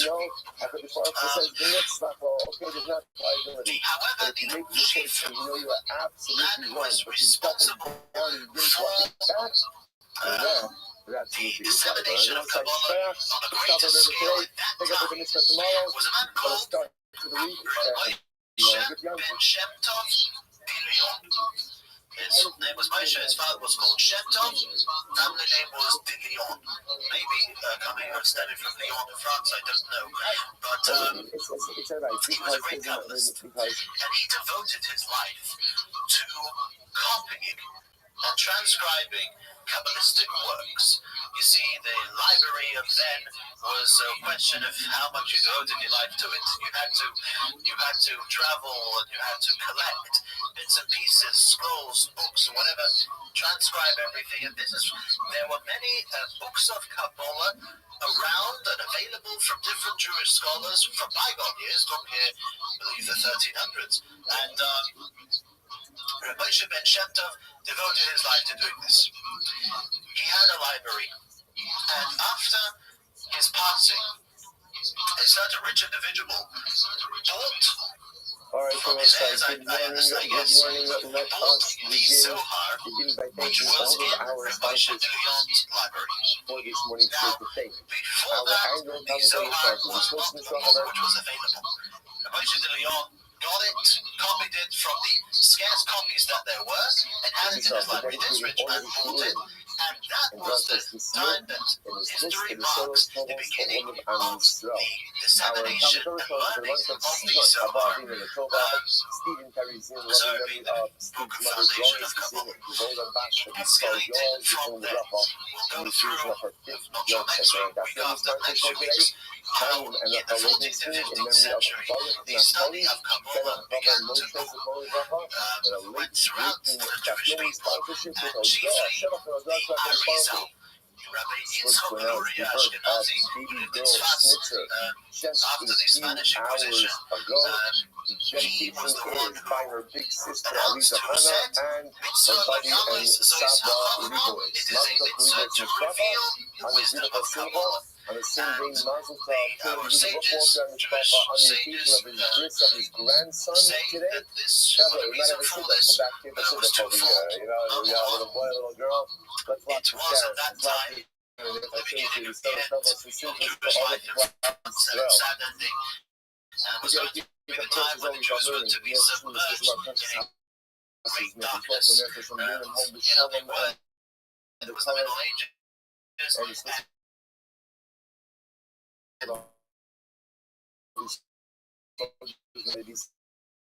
successful the whole distancy Maaseh from the Yudayim. days of Thank you for the the Ripta for giving me distance here of yesterday. the So greater. today's daf is Chopes. We are going to pick up at the Mishnah Somebody to who's close out the traveling away week from and a to city, close out the Parak. That is Emir the Sashem, the lights of the stated city Avoda, that he traveled and away Emir Sashem from will be still result to accomplish this illuminate holy his task. way. Mishnah. Also, so we have really, For a really great however block on our Rabbis today. One of the when he great things goes about out of today's the daf is city, Emir Sashem, you'll see a lot of information that we've already seen in different studios, and here the Mishnah is putting everything together. Says the Mishnah, that Eizul person will Shvuas be Shav. submerged in What darkness is and he the needs Shvuas light. Shav? Where will he get light from? What So is the this parable Shvuas says Shav? he gets Says the light Gemara. from the This city he's Shvuas going says towards. it is The any Jewish Shvuah destiny where a person goes towards attempts to Mashiach, go goes ahead towards and the change world which will an already recognize God. known This and is Maimonides in his book. incontrovertible This is fact. the For destiny that the example, Chumash gives us. Allah Asmar says, It is the destiny. the Son says, It is that so a person those tries to the swear to go teachings and of change Kabbalah, a known which and is incontrovertible fact. of godly For example, knowledge, Amar Allah, which Amar Shal Evan, illuminate our Shehu Shal journey Sav. Person sees a pillar, right? the There's a great pillar city. of stone. So And the a person lights of the swears previous that the pillar time, of at the time of the stone is temple, gold. have gone dimmer and dimmer. Now, the last 500 years, this is talking around the year 1450, last 500 years, this is when the Kabbalah started now we're going to see different categories to of this. steamroll But first, and idea Nishpal eventually turning into there is something Hasidic incontrovertible movement. This truth was that is the known to Kabbalah. people, It's sort and I of filtered. swear We'll to the follow that. We'll follow of the that Kabbalah. truth, We'll follow the that is Kabbalists, how it came into the Baal Shem Tov and the Hasidic movement, and that really gave the Jews a tremendous lift. It's hard to imagine Judaism today without For example, in the contribution of Kabbalah, for example, I swear that I saw a flying camel. So again, I will say, so first category, I swear to change something that is a known incontrovertible truth. Number two category, I swear that something impossible. I saw a flying camel. In Lola Isinakash before it takes about 4, I swear that I saw a snake as big as the boy of the olive correct, absolutely. That was what we said. One of the functions of the Siddur was to do that. However, the study of Kabbalah itself, when guided properly, one could also do it. There are many people today who study try Kabbalah, simple Kabbalah, although quite difficult to comprehend. But at the end of the day, it's something which is comprehensible, especially for Hasidus. and testify on your behalf. This is the idea. Next week, please go. We'll go through the second of the short the age of Jewish state and the leaders that led the Jewish people throughout that era, and how the nation of Israel grew at that time. of another Shvuas Shav. The rest for So next again, week. what was the definition of Shvuas Shav? Essentially making a shvua regarding something that's impossible. Now, again, impossibility could go ahead and manifest itself in a couple of different ways. So possibility 1, or manifestation 1, is I swear to the contrary of an incontrovertible known fact. Possibility 2 of a shvua shava, impossible shvua. Number 2 is that halacha l'maisa again, I We'll swear, start regarding something that is simply where we not true, sort of clearly left off impossible. last Flying week. We're camels, out snakes the something size quite of important the beam of an before we get hourglass. to And possibility number 3 the decline in Spanish Jewry, which we're going to speak about to tonight. negate a mitzvah. We You did swear to all your shvuah, we did by miss definition something negates a mitzvah. important, very So again, important for actually, you, which that is considered to be something impossible. in the other side of Europe, So in you can't France do and a Germany, mitzvah. So therefore, again, in this case over here, I the famous Black tell Death witnesses coming to that testimony, swept they through swear almost that the they will entire not Europe testify to me. We'll say spread again, I just want to like make sure what's crazy. happening One over of the here. This is greatest different deaths than a that in case where history, they swear killing that they a don't third know of the entire testimony. population. If That's I just remember what correctly, just it's about discussed. In this 25 case over million here, people. what are they swearing to? What are they swearing? We're swearing That we're not was going a to time testify on as your well, behalf. among again, all the other There's a things mitzvah that to give happened to the testimony Jews. on This is someone's one of behalf. the There's a mitzvah to give that greatest testimony. calamities, Swearing probably not to give because that testimony is due to all effectively the negating a mitzvah. So dogma it's interesting over and here. We've seen already a number of fanatical different beliefs times that prevailed at the you time. can't swear It was to the Jews uproot who a became the mitzvah. scapegoats for all Now again, this. such a shvua is not it doesn't work. Now again, we've understood what's the logic of that. The logic of that, all roads accusation lead was back to prevalent that the Jews Nafshah. had All poisoned roads the lead back to wells, Nafshah, right? the Because drinking shvua wells, is on the Gafra. in order So to I get can't rid nicely swear of the not to Christians. go ahead and perform a mitzvah And because I have a because pre-existing duty, everybody, pre-existing in obligation normal to time, people perform were not that mitzvah. So obviously that is there horizons were not so broad, shall we say, very backward, very primitive, very fanatical, induced by the priests and the church at the time. Besides that, the people were totally ignorant because of the events of the time. So, what he needed was something little to ignite some terrible pogroms and killings that happened in the time, in the era of the Black Death. As a total, this was transcribed at the time. There were 60 large Jewish communities, and 150 smaller claimed that time. They were just used as a scapegoat and programmed and killed thousands more, lost everything they had. It was a terrible time for the Jews. The Jews suffered least because with the Black Death, that's why they were blamed. Because they were blamed because the truth of the matter is that many say the reason is because Judaism demands a very high level of cleanliness. Not necessarily because of cleanliness per se, but the whole idea of washing hands in the morning, washing the hands before we eat bread, we wash our hands before we go to the bathroom. This would have been doing since the beginning of the Torah, not before. And this was a level of cleanliness that just was, the Torah had rules as far as we love them, as far as keeping away from uncleanly things. Bathrooms have to be at a distance and a whole list of things. And this was not the game of the time. Pestilence and the Black Death was started, as we know, with rats coming from ships, and therefore they say the Jews suffered the least, and that's why they were blamed. And henceforth, it was a terrible, terrible time for the Jewish people there in that area. Now, all these things, all these occurrences, the Crusaders, and after the aftermath of them, the various things we've been talking about in the past few lessons did not have a direct effect, if not any effect at all, on Spanish Jewry. They were living in security and in affluence. They were educated, they had freedom of choice and will. They were able to really live a good life for many hundreds of years. The golden era of Spain. They produced some of the greatest Torah leaders. Was really a great time. But that all came to an end in the year 1391. So what do you do in this case? This is fascinating. In that time, the Jews had very big positions in the government. They were many that were very rich and very powerful. The second Shavuot is now Shavuos Shav. And we'll say, why is it a Shavuos Shav? Why? Because once I go ahead and I take the first Shavuot to go ahead and eat the loaf, then what? It is a mitzvah to fulfill the Shavuot. When I then go, therefore it becomes a mitzvah to eat the loaf. When I then make the second Shavuot not to eat the loaf, that effectively is Shavuot, to underline the performance of the mitzvah, which is one of the categories of Shavuos Shav. Rashi points out over about Shavuos Shav, Shahari Mishpa Rebata Es HaMitzvah. Again, it wasn't fascinating. So to begin to see over here, there's also a little bit of an expanded definition. What does it mean? That Mishpa Rebata Es HaMitzvah. Mitzvah doesn't necessarily have to be what we call, one of the explicit 630 mitzvahs. Like, I'm still not going to throw a toilet. I'm still not going to sit in a sukkah.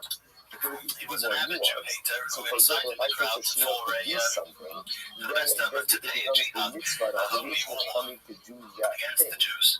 And that was it. That was the beginning of the most horrible time. The first one in Seville, this is the first pogrom that was Seville had the Jewish community of 30,000 people and 4,000 were killed at that time. They burned down houses, plundered schools. This was, and that was the beginning of a series of pogroms which swept through 18 Jewish communities in Spain. Now I end up eating it. The ultimatum, the usual historical ultimatum was given: be killed or convert. I'm in violation of the Shua because I swore not to eat the law. No, if I don't eat it, then other al-Shuas do it. And ultimately, again, I'm in violation of my first Shua. So what's interesting about this case is it seems like no matter what you do, you're going to incur liability. Because we're going to question this case a little bit more, but that's the concept. Okay, it looks like some kind of salon for myself. What we established over here is Shua Shad, intentional violation of Shua Shad is Malchus, unintentional violation of Shua Shad. We spoke last week of the Rosh Rabbi, the Rosh Rabbi, the son of Rabbi Yehuda. He killed his family and he then committed suicide himself. That was something we spoke of that happened unfortunately quite often. Another man who actually was not killed but was managed to flee was a man called Rabbi Shimon ben Tzemach, who was better known as the Rashbam. The Rashbam wrote a number of books. He fled to Algeria. Over there, he carried on leading the people over there. He was a great physician as well as being very well versed in Catholicism. He wrote brilliantly and wrote books from there, obviously from a Muslim country rebutting all everything that the Christians had to say against Judaism, obviously being safe over there. So that was, those were two people who lived in the time. But that's what we're saying. Interestingly enough, 200,000 of these Jews didn't have the strength in them to face death. There was a man called Rabbi Yosef Yaibitz was a scholar of the time, and he writes quite interestingly that the contrary to Spanish jury was so unusual, and since they did reach such high positions, the were yeshivas. However, the prevalence of philosophy, of learning, of conducting life in the lavish way, shall we say, both materially and spiritually, they weren't as committed as they should be. It started from the way they approached Judaism. It wasn't one of simple faith. It wasn't a climate. It wasn't an environment that nurtured wholesomeness, that nurtured self-sacrifice. Judaism was correct, was beautiful, was good. It was especially personified by the Maimonides in his book, The Guide That Reflects. That's what sort of, we spoke about the idea last time. That's what sort of, that was the movement of the time. Philosophy was an ultimate importance. And therefore, that of all that material influence and spiritual decline because of it caused things not to be as legal, not to be as committed as they maybe should have been. The Mishnah analyzes the time. There was laxity in basic mitzvahs by many. We're talking about mezuzahs and tefillin, tzitzis and these things, which were being done by many. And that's maybe an explanation of why so many buckled under the pressure. The statement is, all of the fruits of the world should be usher to me. There are a number of great people, again, that lived in this time, besides the two that we spoke of. Fine. I'll let you know about it. I will say again, I just want to point out, for our purposes, this doesn't necessarily change. Of Jewish philosophy. One was called Rabbi Yosef Alba. But again, factually, the details remain the same, which is the second category of Shuas Shad. And then there was a man called Rabbi Yosef who wrote a book called Ber Hashem, the Light of Hashem. Both of these scholars, philosophers, church leaders, pushed the other direction. They saw the direction that people were going in, and especially in the book of Fundamentals, which was actually a product of many arguments which Rabbi Alba had to have possibly with Christians. And over there, that's why in the book of Yikrim he put together the fundamentals of Judaism. He actually, interestingly enough, classified the Rambam. And one of these makes 13 principles of faith. He bunches them into three. With regard to the divinity of the Torah, reward and punishment. It's an interesting and what he's taking is Shuas he's understanding the shvua through the lens of his personalistic vernacular. In other words, I'm not lying. I'm not making stuff up. I'm describing my experience. I swear I saw a flying camel, meaning what? A very large bird that looks like a camel. So the Gemara says, okay, now let's say, this opens up something very interesting, which is that in the world of shvuas, not keeping the Torah because logically it all makes sense, but rather keeping the Torah because of the truth of the tradition, because it is true.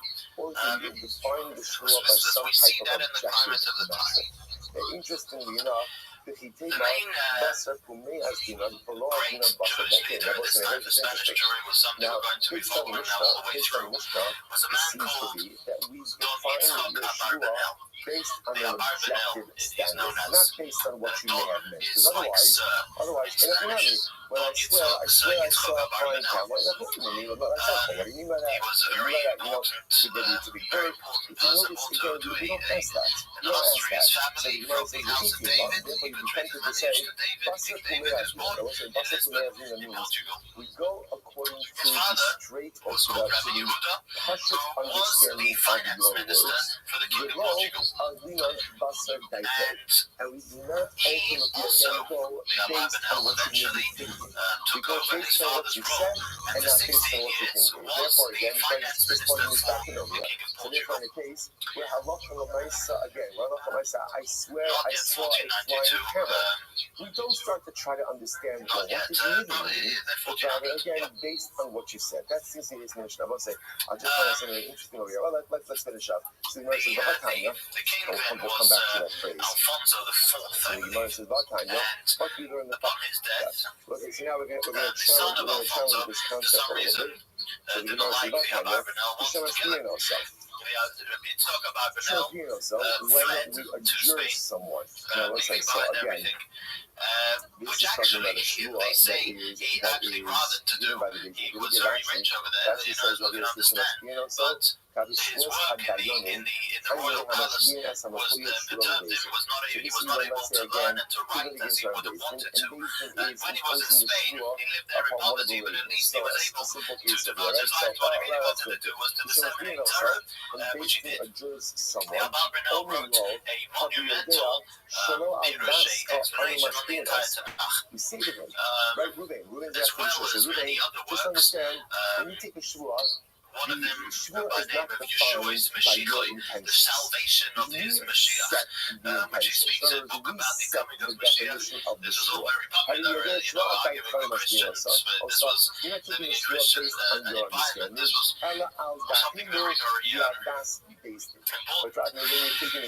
Based on our das and on but his luck would have had it soon after he reached Spain. He actually writes this, I believe he made the explanation for the first book, shoved him, first book of the Tanakh, after the Torah, of the Nevi'im, the prophets shoved him, book of Judges, the book of Joshua, the book of Judges, and then he made he was at the beginning of his explanation to the Sefer Malachim, the book of Kings, when he was called up by the king, he writes even by the king Ferdinand to be his finance minister. He obviously, Ferdinand obviously understood where this fellow was coming from and how successful he actually was, and decided to call him up. Not that he had any choice, I don't think, but this is what it was. Ferdinand was on a very big campaign. He was a guy who nothing could really stop him when something got into him, and he was interested in making a united Spain. He wanted to unify Spain under its crown.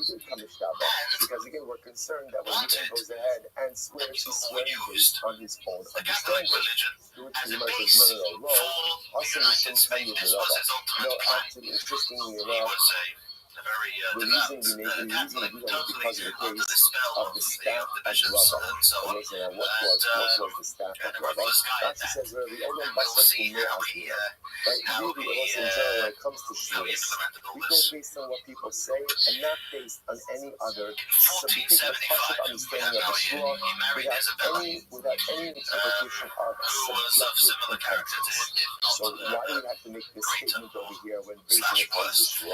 because it's an interesting case. I just make this outside, but over to the inside. There was this case that occurred in the days of Rabbi. It's actually a fascinating case. Same case, Ruben Shimon had a dispute, right? Shimon lent Ruben $1,000.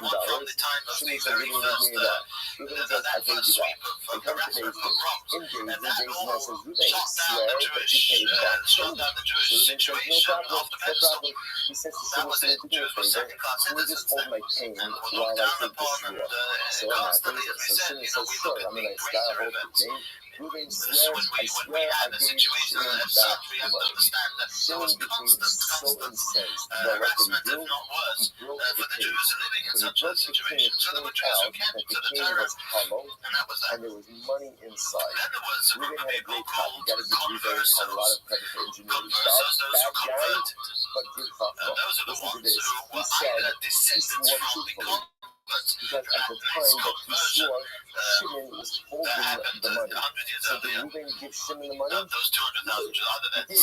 So it's interestingly enough, that's what was a crazy case, because in that case, even according to the Pashut understanding of the oath, Ruben did what he swore he did. He swore he gave Shimon the money. He did, in fact, give Shimon the money. So therefore, again, even though normally we say that when you take a shua is interpreted according to the basic objective understanding of your words, not based on your intentions. But still, when Beis Din goes ahead and adjures someone, they have to make the statement that understand you're taking a shua based on our understanding and not based on yours, because again, there is still a way to exploit the law, even when you go according to the basic understanding of law. You know, I will say, in general, again, if people want to cheat, they're going to find a way to cheat.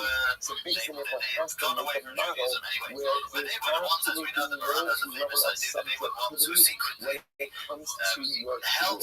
Your shua is interpreted again based on your words, and the case of the shua is based on how Beis Din defines the shua. Incredible. Rashi says over here, I won't just do this very quick. The Gemara says as follows. How's it sound about the Pashma? The Gemara Simmons, most of this is a really beautiful Gemara. Right? So we'll say, therefore again, based on the Gemara's understanding of it here, is that when we go ahead, there's two pieces of information that are coming out over here.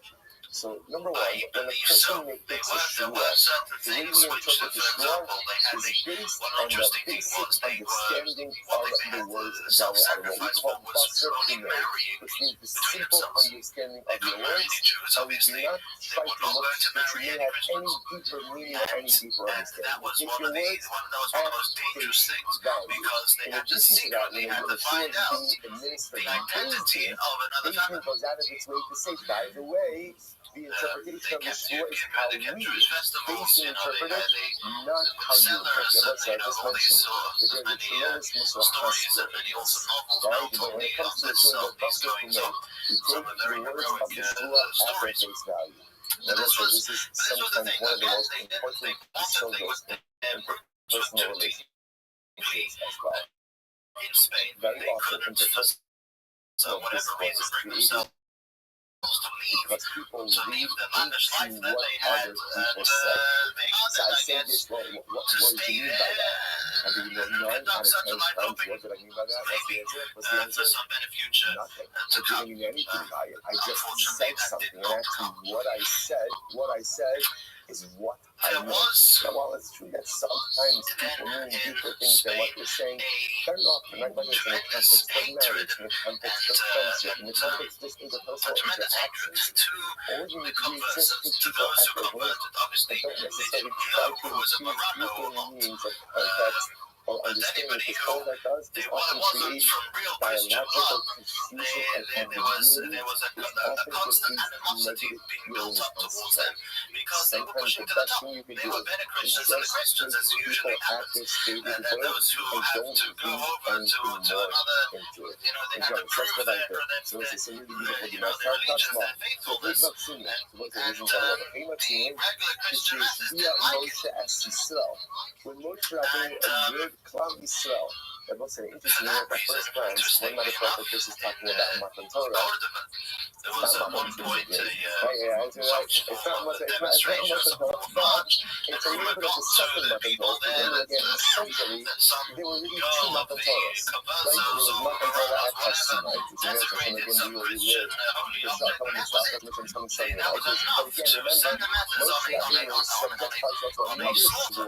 And they killed, they slaughtered about 2 to 3 days only people because they were very important to them. They killed out, slaughtered all these Jews, all these people who were they what they had with them. And then there's another oath that Moshe Rabbeinu and such was the environment growing in different places as well. Second Sinaitic revelation. It's not by Sinai, right? It's not by Sinai, by Adam's fault. So that's it was at this point that Moshe Rabbeinu, a jerk, decided so beautiful. I'm going to they are going to cleanse Spain from all the infidels. So he said, no, but I am not adjuring you based on Christianity. This was not based on your understanding. Mashpia First of all, they were very devout. the Aldati.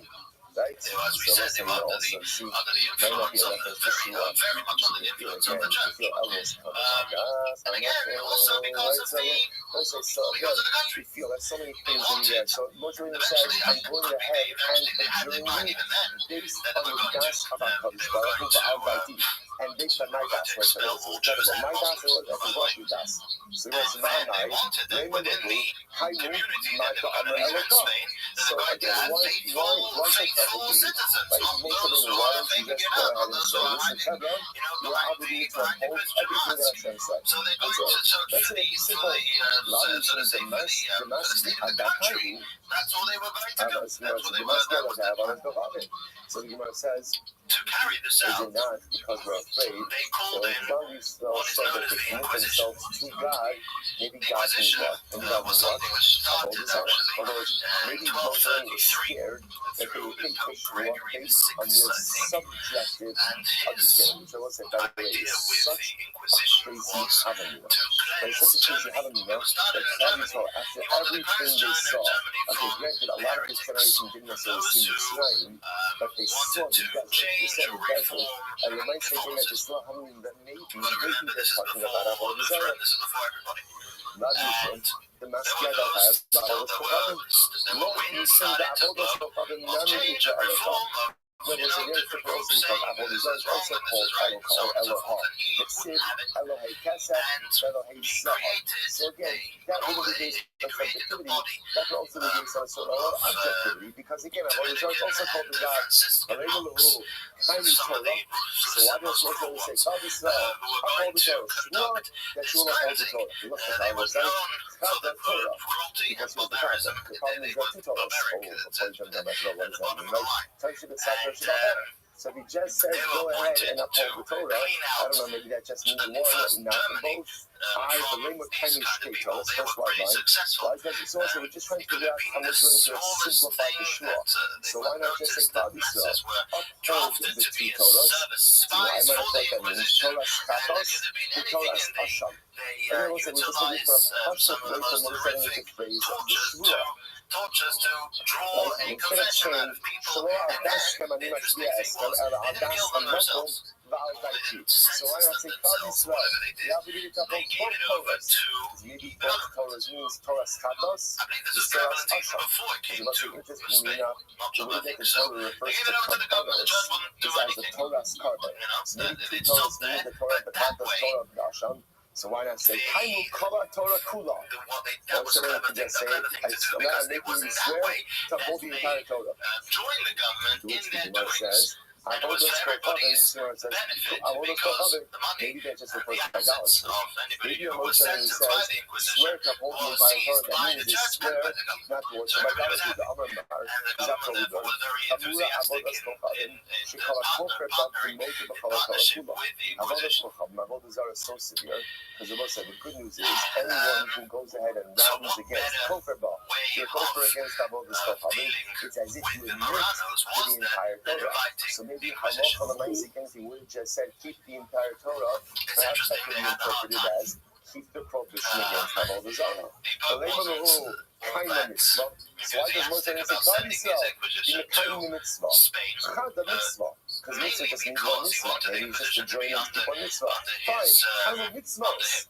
Keep the mitzvahs. To go too far out, it did spread a bit to Italy and other places. But he didn't want it to get too much under control because everything at the end of the day he wanted to be in control. Maybe that refers to mitzvah tzitzis. Maybe that refers to mitzvah tzitzis. Because they will say, what do you mean? In the end, it was agreed upon. Can make it color, it's this cooler.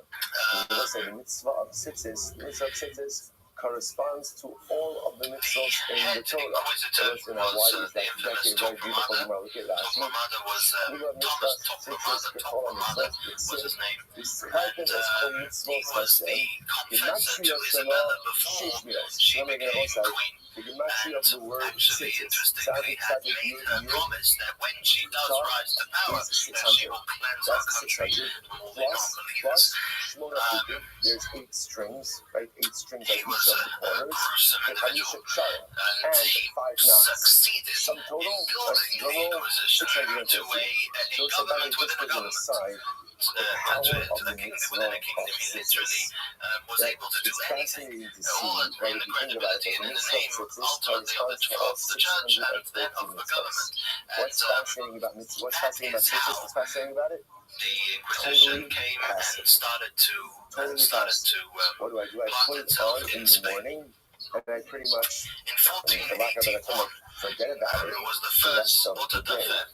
Right? So what you see over here is the power of passive influence. And that was the that when you go burning ahead and at the stake of people, mainly Jews at this time, who were found to be still faithful to their Judaism, although these were Romans. The first one was in Seville again. It was in Seville. It was 6 men, 6 women, who after the horrible torture were confessed to be faithful to their Judaism and were burned at the stake. This Autodafé was always a great ceremony. There was a whole march of priests and so on. Behind them were the unfortunate people, and the masses were gathered, and everybody should take the example. For the course of 12 years, 1481 to 1493, 30,000 Jews died in this way. Many more were tortured and sentenced to different things, like their possessions seized. But this was what was going on during this time. All the while, Ferdinand and Isabella were carrying on their pursuits of being, of gaining power over the entire Spain. And the final battle was in Malaga. Malaga was still controlled by Muslims, and they marched in there and won. And with that, they became the undisputed rulers of the entire Spanish peninsula. When that happened, they went to the next stage of the plan, which was, as we said before, once they conquered Spain, they're going to now get rid of everybody who it's going to be different, it's going to make it do the right, they're going to make it not just do the right, but everything else besides, because the Catholic, the devout, faithful Catholic got to go. And so they did. Right away, almost, I think it was before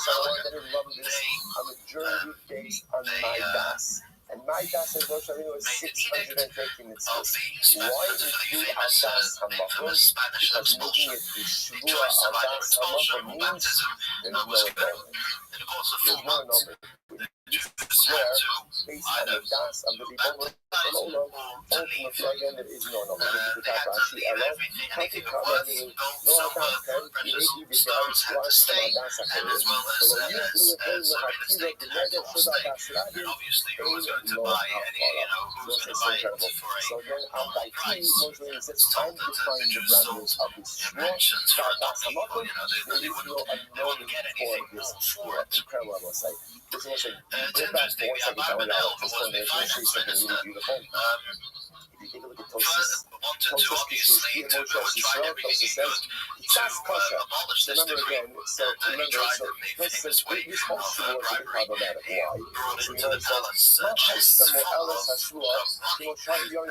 It's told that as he was negotiating over there with the Nazis, greater money apparently was greater than his religious devoutness, and was about to work with the Babylonian commander, burst into the room and threw down his cross and said, well, Judas is saying that salt is religion, salt is religion for money, and now you're going to be the second one, here you go, you're going to sell it. And that's a further he held off and that thing didn't work. The Bible himself was given the choice to stay. He didn't need the Jews, Ferdinand. Obviously, other countries thought he was a total idiot for doing it because he just threw out tremendous talent from his country, but apparently he had enough money and had a different kind of plan and didn't need the Jews even for the economy. But Abravanel needed. It was his finance minister who said that the Abravanel, he told the Abravanel was able to stay, he was going to give him dominions, and was going to give him a mikveh. He said you can have whatever you want, vegans, but stay. Abravanel refused, and he said he's going to go out together with his people, obviously leaving everything behind. It was the day of Tisha B'Av, the ninth day of 1492, that 600,000 Jews from Spain had to leave. They went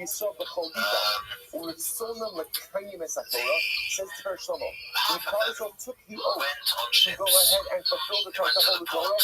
Again, the tradition has it that the Abravanel allowed for musical instruments to be played. The Jews marched out of Spain, proud to not betray their faith. And they went. Although it was Tisha B'Av, when obviously not allowed to listen to music, the Abravanel allowed it just for that time because to raise the morale somewhat, or much possible, of the people.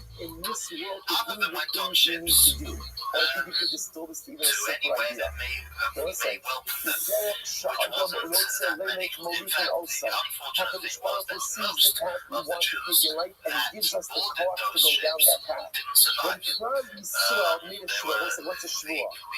were the captains of the ships themselves, treated them horribly, often lost them overboard, or whatever. There were pirates, there was starvation, there was all sorts of things that led to the demise of most of these Jews.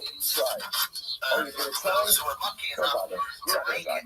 I will try means I like to talk about the things that I'm going to do, but I'm not really Ottoman dominions by anywhere that was ruled by the Sultan were actually told that was open up. The Sultan made an edict that they should be taken, accepted, and anybody who wanted to die, the Sultan thought that, he could obtain the idiocy of Ferdinand for throwing out the valuable people from his country.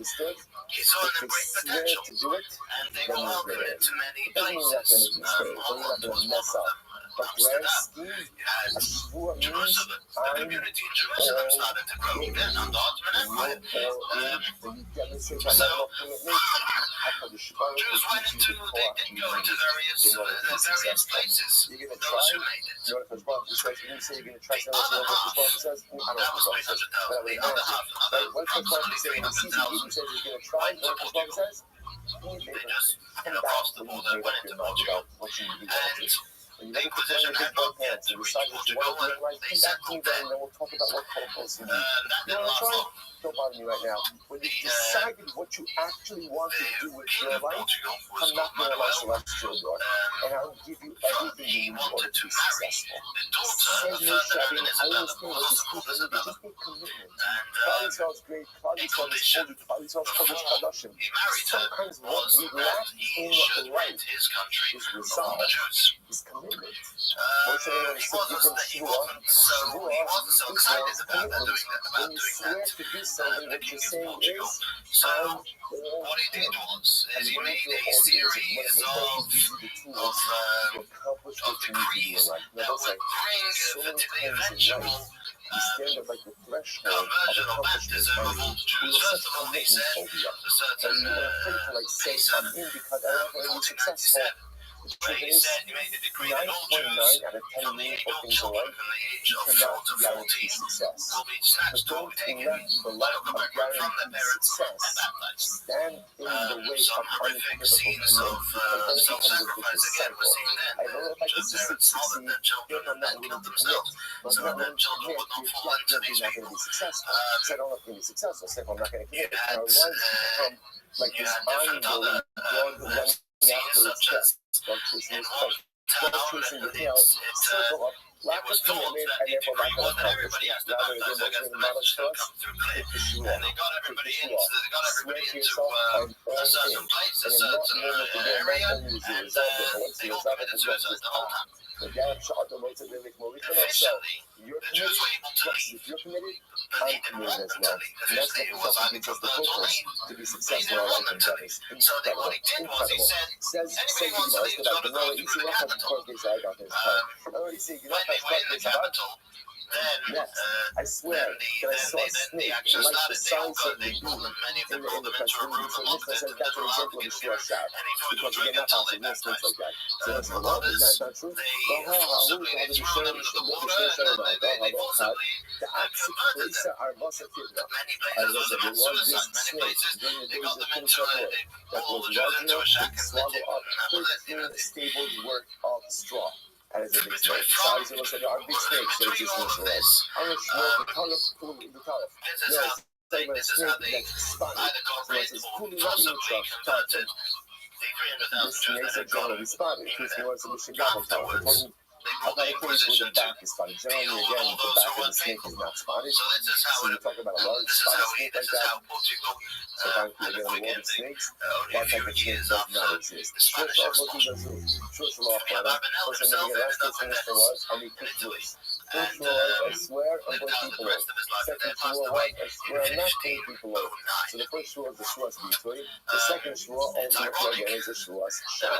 So the in the Mishnah very seems to same indicate month that Allah and Allah said, the edict came out, the expulsion of all the Jews, is in the very same month Columbus writes, this was the month where I was given the grant permission and the instruction to sail to search out for the Indians. So if I don't do the Lord, the Mishnah said, We don't know for sure that there was So it sounds one like I'm Jew fired for Shuas Bitoy. And now it's that Shuas forcibly Shah. converted Jews on Columbus's ship. One of them we know for Either way, was forcibly converted the day of the voyage. you should be in violation of Because he Shuas Shah. was, Right? I guess, Why? falling off the end Because of the when you're in world was violation of the the Shuas scary, Shah, yes, maybe the staying moment you made it, so Spain remember itself you're had going to nothing to lose. and we're going to make a second not So to it's be below. interesting Like that that that was exactly the same time, the very same time that the doors The Shuas Shah is not dependent on two whether I countries eat or originally not. closed The off the Shuas Jews. Shah is It was at the dependent on very the same time articulation that of that a land second was Shua. founded by the known world then and eventually made a haven You're right. for Jews In all so of many these years cases, later.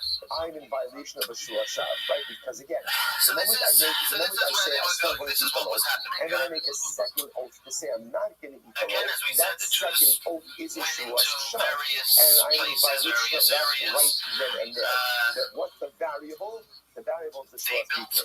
communities, If I those eat that alone, were left, those that were able to get out, the trickle of then I violate the Jews Shuas Bitoy. But either constantly way, were I making their violate the way Shuas Shah. secretly Okay, out let's of say last question Portugal. Shuas Bitoy. There you go. Constant trickle of people The heck who is that ended up in Russian all with the sorts of Muslim? places. Applies to men and to women. And Become their culture. slowly, Relatives and communities were for built. example, if I swear I'm Sephardic going to give Jewry you started $1,000, to it's Shuas Bitoy. build Right? It itself doesn't up make a again. difference These were whether all Reuben is Sephardic man, Reuben is a people woman, of Spain. Reuben is my When he went to relative, Israel, not my relative. when we're going to It's see the Psulim, Reuben is next cousin, week, it's week after, possible. about those who ended up in Israel, Whether it's Sephards, underbased or not a lot of them ended up, and some of the greatest Shuas Bitoy works if I articulate it myself. Now we see there's another case like Shuas Bitoy that can be articulated by others as well. refugees Point of themselves view, or children Shuas of Bitoy applies to Spanish everyone. refugees.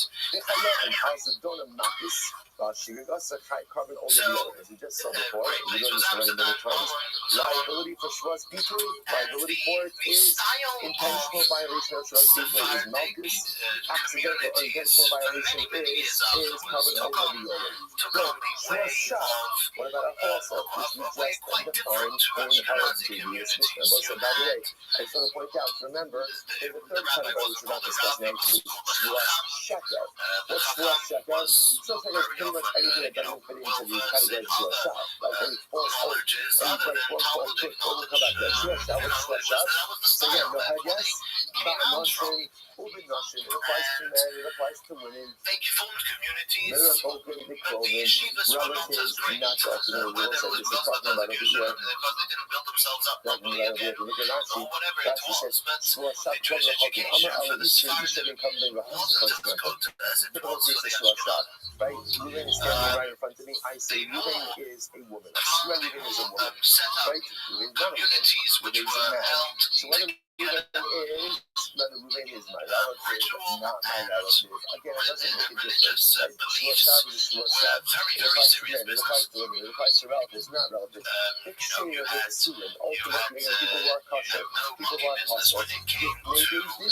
Maybe trying to deviate from a lot of or not in the presence of Beijing, only the Asmo, but the assumption over here is that Shmuel Shad is a shmuel that I am articulating on my own. Now again, you'll see that there's an alternate case that it says, well, the Chayovim, as the Dona Makis, Vasi Rasachata. And ultimately, again, for a Shmuel Shad, intentional violation of a Shmuel Shad is Malchus, unintentional showing is Kosher. Akazuva Akazov is the Achil Shayif.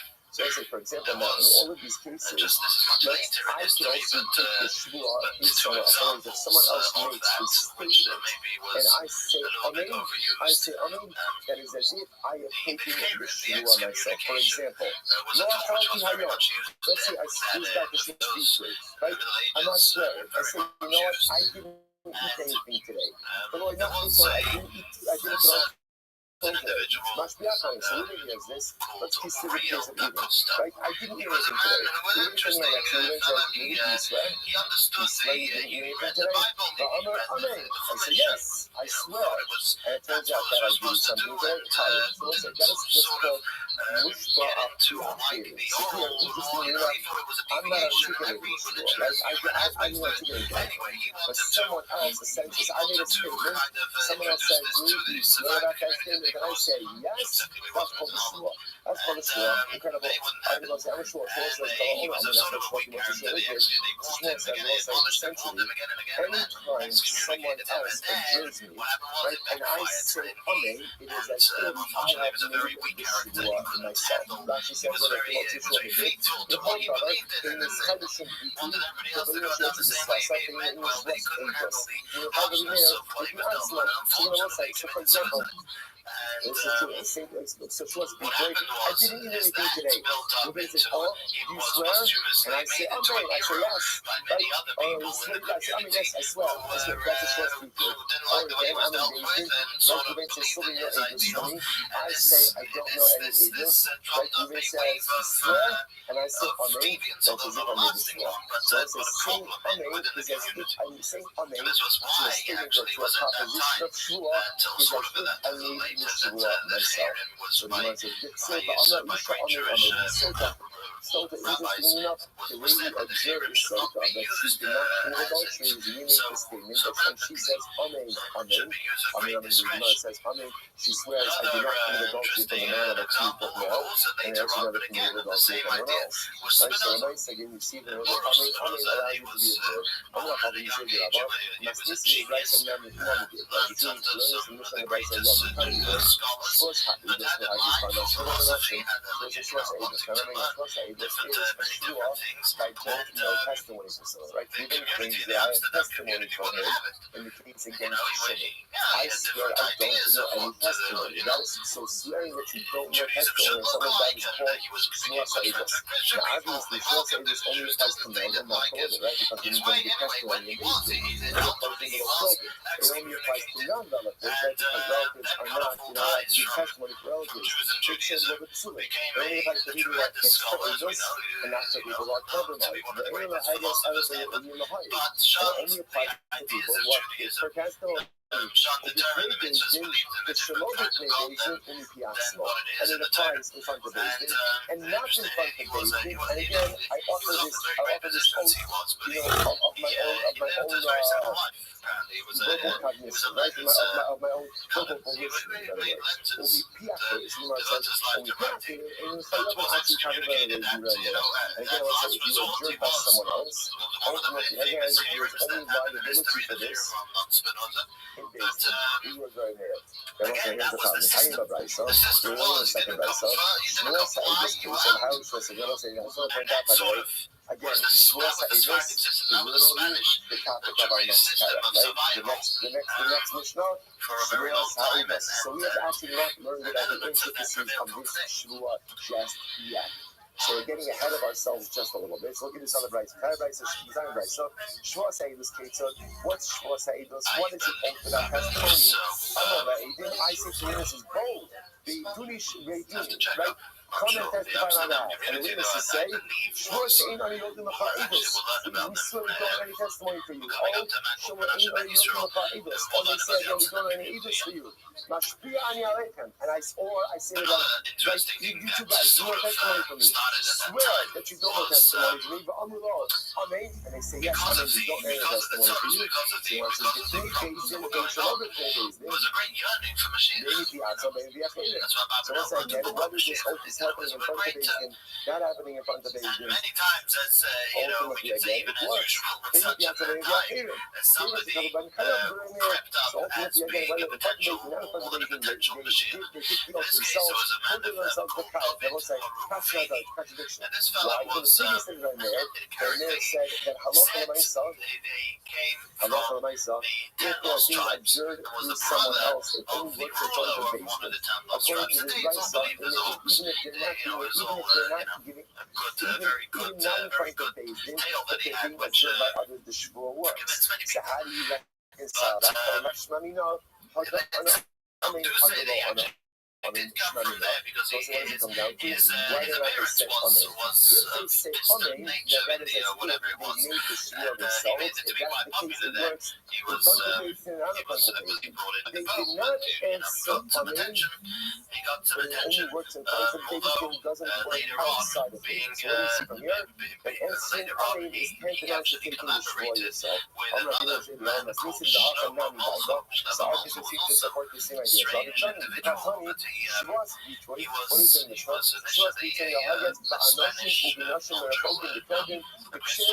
converted to Judaism at the end of the God. He was a government official. This Shlomo also, he converted to Judaism, left his government stature, and went and told actually Phoebe and was sent to foretell many events of earthquake. He foretold the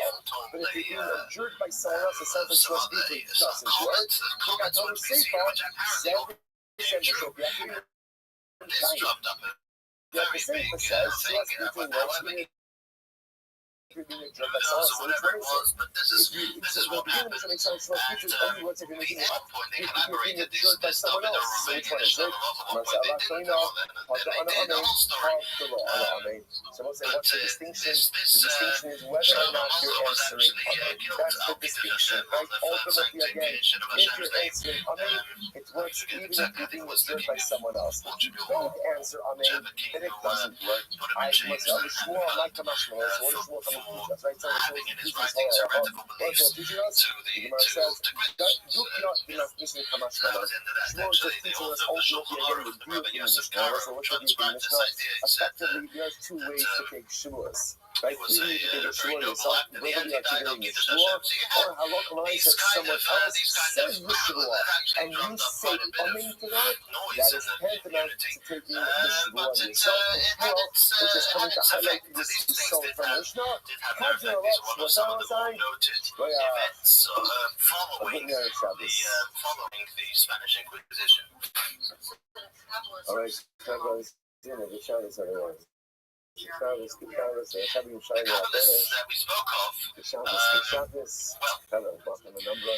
many of them were Sephardim as well. Many of them were Sephardim. Whoever was in Spain was in Spain. Whoever was not was in Germany. They lived in these times. However many survived from Spain. It's interesting. The author of the Code of Jewish Law, Of course, the Code of Jewish Law was written by Rabbi Yosef Karo. His father was called Rabbi Ephraim Karo, who was a great rabbi, who was one of those who were expelled from Spain. Rabbi Yosef Karo was 5 years old at the Spanish expulsion. So he ended up in Sfat, in Israel. You had Kabbalists who were all over the place. Who was exactly at that time? I'm not exactly sure, but later on you had just right after that, you had the Arizal, Rabbi Yitzchak Luria. He was actually called Rabbi Yitzchak Luria Ashkenazi. Ashkenaz is Germany, so I don't know if but then again, so he was part of that. You had his main student, who were called Chaim Vital, we'll speak about next week or 2 weeks' time, was from Damascus, was from Syria. So you had various people cropping up, and there wasn't a stronghold, shall we say. This was the place where the Kabbalists, you had Kabbalists, you had those people who knew Kabbalah, which were dotted around many places. Obviously not now, not in Spain, in different places.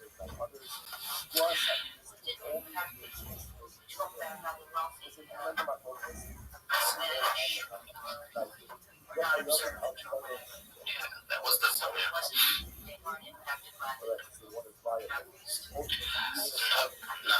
evidently. Many of them. This Yosef right that when you know that person who sort of wrote what was going on, he said, many who learned in the yeshiva, turned the halachic pursuit into merely a pursuit of knowledge, or pursuit of having a fun time with the backwards and forwards of the Talmud. And many of them left it altogether and went into these called the vanities of this world. And many used this for their own stature. It wasn't, much of the influence of the Kabbalists wasn't felt yet.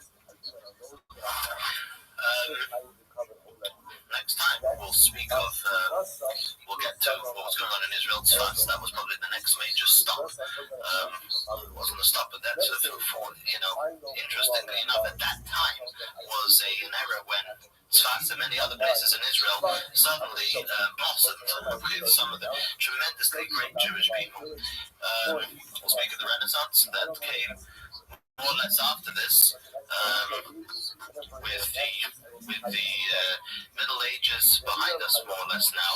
So this is probably the big bash of the Middle Ages at this point. But then of the Renaissance, when Jews who had been expelled from other places were let back, the humanists, suddenly when the world was turning a little more, shall we say, sane after this kind of era.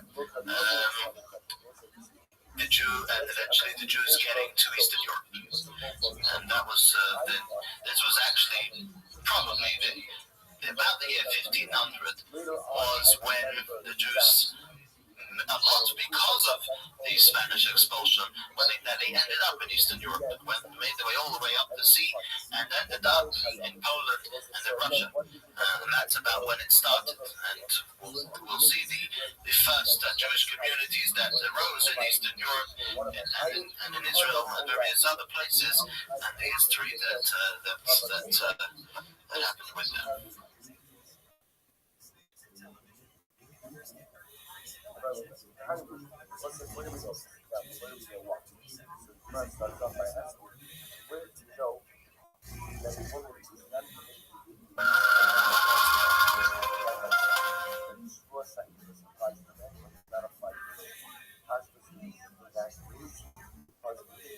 Last week we spoke about the Girush, the expulsion from Spain. We're going to move on now to what happened afterwards, the aftermath. How did the Jewish people sort of respond and come out to this from this whole thing?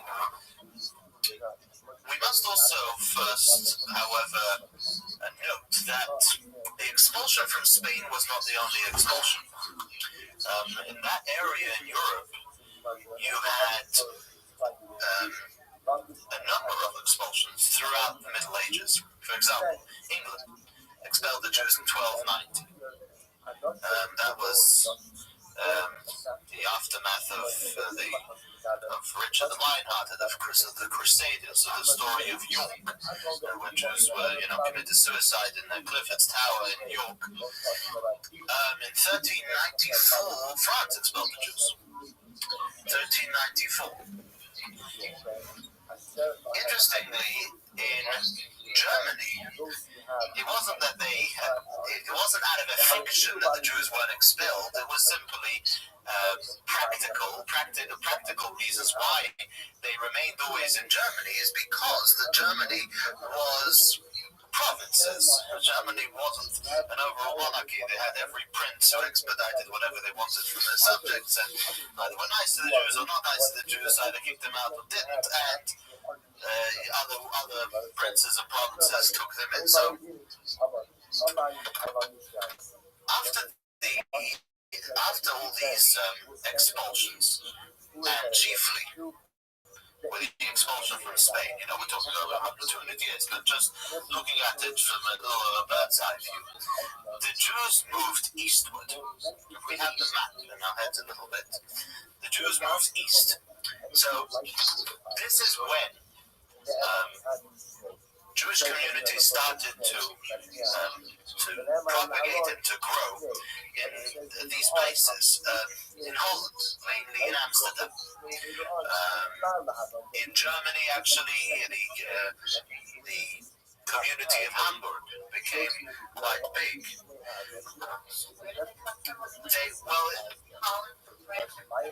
Holland, they came from Spain. Mainly the Sephardim came to Holland. Yes, we'll see soon, actually. They moved to Italy. Venice was a very big Jewish community. Saloniki, Constantinople, and Smyrna in Turkey. You see how, so they're moving up.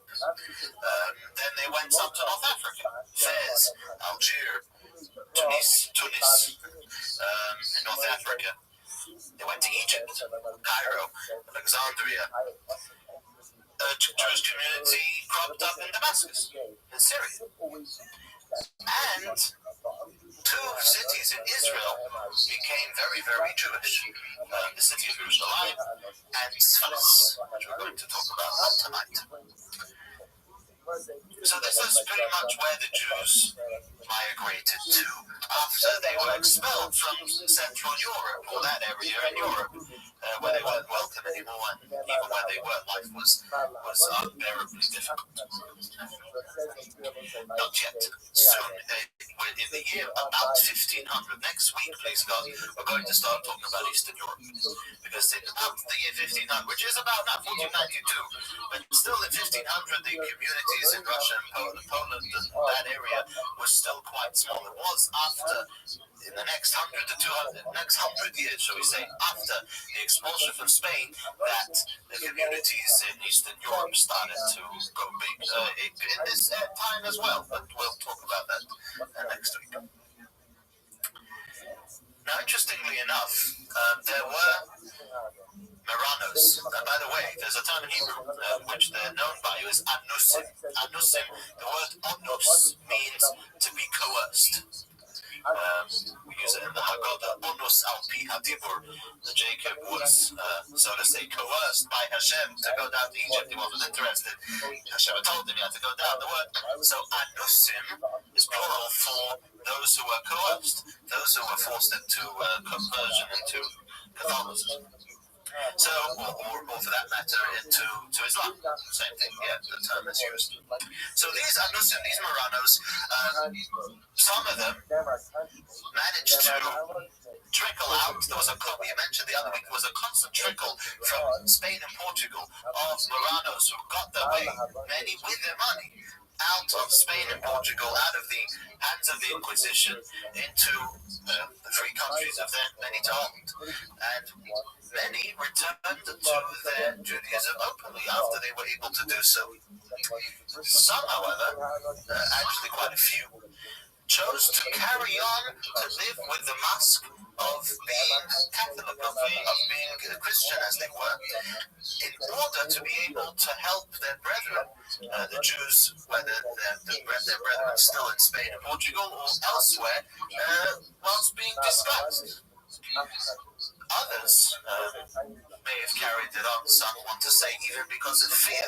The Inquisition was very powerful, and it wasn't out of the question that, we'll see in one of the stories we'll pick up on over here, that wasn't out of the question that the Inquisition would get to places where it wasn't official. And they were scared. They were nervous still of the gruesomeness of the Inquisition and the way it was so great and powerful that they chose simply maybe of safety to carry on that way. Those that remained in Spain, could we say, pretty much were without hope. Till about the year 1588, when Spain took the slide down. It's when the British fleet of ships in 1588 conquered the French fleet of ships. They totally smothered them, and Spain was never the same after that. So it could be said, I don't know if historians actually note this, but it's possible that the difficulty of life as a Jew, as Marranos, under Spanish rule, it could be that it did weaken a little bit after that, after the British conquest. It's interesting actually to note Spain, when the Jews were there, Spain was a superpower, and it was a superpower. Spain was extremely big and powerful, and the rabbis have noted, I believe it has even an allusion in the Talmud, that in the countries where the greatest Jewish community was always the country that was most powerful on a world sense. Russia, because going back in history, Russia was where many years, 50, 60, more, even 100 years ago, let's say 100 years ago, most Jews were in Russia. You want to know, majority of where Jews were, they were in Russia. And Russia was the big guy in this world. When it shifted to America, interestingly enough, America also rose as the superpower. In history as well, you had Egypt.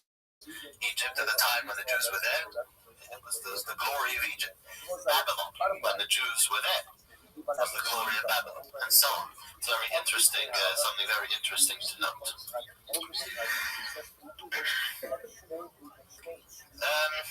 There is one event or one series of events which sort of gives us a little glimpse of this kind of idea, this kind of life outside of the Inquisition. What Spanish Jews had to get used to, or what they did. Actually, the story of a woman, famous Sephardic woman. There was a family called Mendes, the Mendes family, who were great bankers. They had a bank house in Lisbon, in Portugal. And the head of the family was a man called Francisco Mendes. They were Marranos. They were again, Marranos was the nickname for those who had converted. No one knew exactly who was hiding the Judaism, as we'll see. But he was a Marrano from a Marrano family. He died, I think, relatively young, and his entire wealth went over to his wife, who was called Dona Gracia. Dona Gracia Mendes. And his brother, Francisco Mendes, his brother Diego, inherited a huge banking industry. She, Dona Gracia, went over to Antwerp, and when she went over to Antwerp, she continued to hide the Judaism. And she did so in order, because she was tremendously wealthy, and she did so in order to be able to help out, the Jews in Spain and in Portugal, as well as the world over. And secretly, she helped the Anusim, she helped the Marranos get out of Spain and Portugal. She gave heavy money to yeshivas and to other different Jewish organizations and different Jewish institutions. What happened is that her daughter married a man called Yosef Nossi, Yosef Nossi. Nossi is literally a prince, but Yosef Nossi, who was her nephew. Her daughter married her nephew, and what happened is that after her brother-in-law died, brother-in-law Diego. Anyway, basically, there was a riff-raff between herself and her sister, because she was appointed to be the total owner, and the executor of everything of the entire bank in all its branches, and her sister was left out, which she got very broigas, as they say, very angry about. And in a moment of wrath, she turned over Donna Gracia to the church, saying that she was practicing Judaism secretly. Now, the Inquisition wasn't in Antwerp at the time, in Belgium, but the church was extremely powerful still, and the church put her into jail. And this was something they were extremely thrilled about, because that meant that eventually, through playing things right, the money would go over to them. It would be also the daughters were also put into a nunnery. That would be the way that they played it cleverly. It wasn't they were going to do it to 1 to 3, but eventually that would happen. Now, the funny thing is that her sister also had got the same thing. Her sister was the one that turned her over. They said, well, she's Jewish, so her sister, the same thing. And she also got into jail with the church. Anyway, Yosef Nossi, who was her son-in-law, was a advisor to the crown prince of the Sultan at that time. He was called Selim. He was the crown prince of Turkey. And this Yosef Nossi was her advisor, again, a very powerful man and a very rich man. So the Sultan, who was we know the Ottoman Empire then was a big deal, and he put on a lot of pressure onto the church and onto the government in Belgium, whoever was controlling Belgium at the time, that Donna Gracia should be able to move to Turkey, to move to the Ottoman Empire, and let her get out of here and not be in your way, so to say. Not because there was a big love of the Jews, because there was a big love of money. Yosef Nossi, Yosef Nossi explained to him that this was a one-time deal by being able to get the power of all these banks in the country. And he succeeded. Another interesting time when the Christian world forwent a lot of economic resource, just for religious reasons.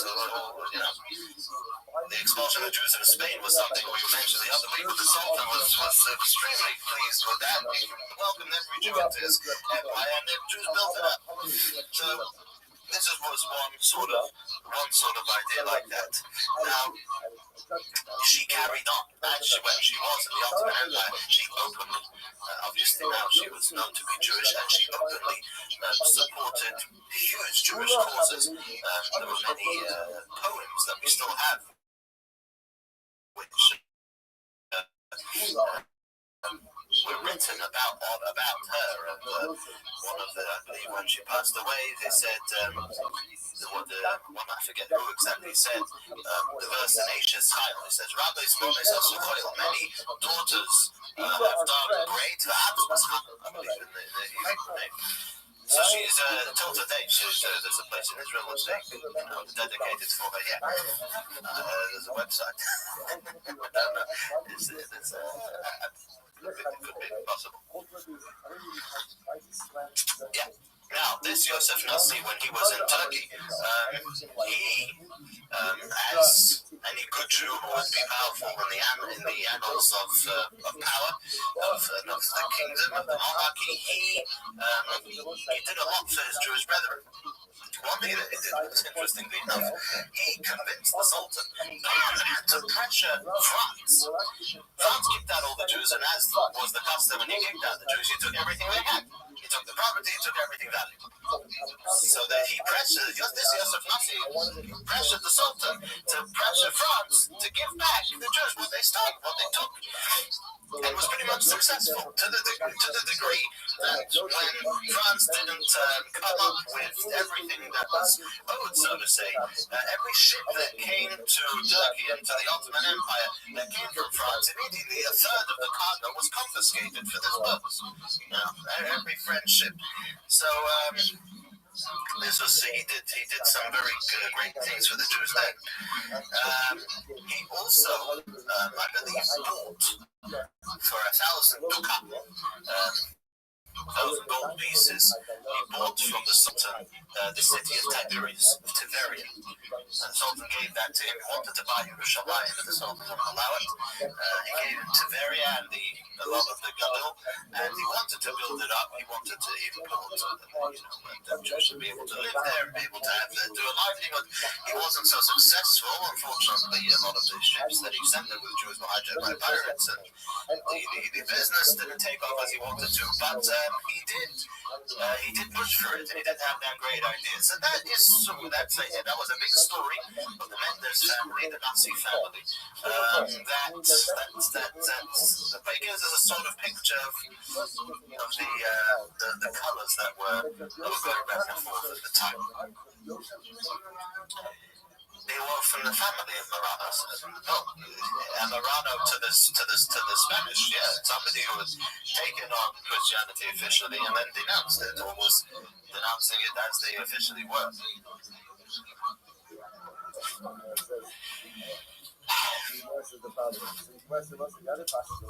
In Holland, there was also, as we said, a great community of Spanish Jews. Now, many leaders were produced by these communities. One great man was the Rabbi of pretty much the Rabbi looked up to by the Jews of Amsterdam and all over Holland and beyond. There was a man called Rabbi Menashe ben Yisrael. Menashe ben Yisrael, he was born in 1604, he died in 1657. He was one of the refugees from Portugal, and his family moved to Amsterdam, and he served over there as one of the rabbis of what was called the Neve Shalom community. Neve Shalom was like Neve means an abode, Shalom means peace. And there was a conglomerate of three communities that had sort of joined forces, that pulled together, and they had formed rabbinic leaders. He was one of them. He was a genius of a man. Very soon, at a young age, he was a rising star. He knew many languages. He published books in Latin, Portuguese, and Spanish, and English, and other languages like that. He was a prolific speaker, a man who was extremely educated, both in Torah and in the sciences. He actually had in Holland and Amsterdam, he had the printing press. The printing press, a Hebrew printing press. Now, this was the era which was the Renaissance, which we call the Renaissance. I mean, there's a lot of history to talk about in the non-Jewish world, what was going on in that time. The reform of Christianity, the Crusaders in general, people started seeing other people. The Central Europe world started to get their eyes open to different cultures and wanted to know. The printing press, we can even say, was the greatest revolution in the way that it started to educate people. The way you keep people under a spell of dictatorship is with not allowing them to be educated. That's what you do. You take away all education. You forbid, you channel everything they know, so they don't know anymore. When the printing press was invented and when books started to become cheap and accessible, then the world opened up. Couldn't convince everybody everything. There was the new translation of the Bible that was the first thing that was printed, and so you had the world was changing in a very great way. began the reformation of the church, the Lutheran, and the other people who did a lot of revolutionizing, who were actually, interestingly enough, many of them started off as friends to the Jews, and then some, like the original Christians, saw that they weren't getting anywhere and turned down because they thought, this was going to be, in the new Christianity, where everybody is going to be welcome. Well, it turned out that the Jews would welcome that idea. A lot of the talk in that time was also centered around Mashiach, both in the Jewish world and in the Christian and in the non-Jewish, the wider world. The world was waking up, Renaissance. The world was turning around to a new era, and many people were looking at this new entry as a new phase, and maybe a messianic phase. Rabbi Ben Yisrael wrote a lot about Mashiach. And that was he wrote out the books addressing the issues that non-Jews had taken up with the Bible, with the Christians had taken up with the Bible. But one of the things he was very big on was Mashiach. What he's quite well known for, Menashe Ben Yisrael, was his effort to get the Jews to be able to be back in Britain, to be back in England. This was the time again in England where things also changed around. This was the era of Oliver Cromwell, where he was the big man in England, and the original monarchy had toppled, and he was in control pretty much. And Menashe Ben Yisrael, interestingly enough, there are those that say that he used this argument. There are others that say he actually believed that. You have to check in his works. But there was this idea that the Jewish people needed to be able, from a messianic point of view, needed to be able to be in every single place in the world. Their scattering needed to be scattered all over. Whatever the case was, England was a place where the Jews they needed to be there. It was useful for them to be. It would be another place as a haven. It would be a place for them to live. So Menashe Ben Yisrael was sent. Actually, he was summoned by the British government of then to represent the Jewish case. He wrote an essay, a book, on the work, which presents, he gives the argument of why the Jews will be useful for England if you let them back in. There was great opposition within England itself, many of the clergy and many of the business people who didn't want Jewish craftsmanship and Jewish business to come in and take over, or to come in and be as a competition. They weren't interested. It's not something they wanted.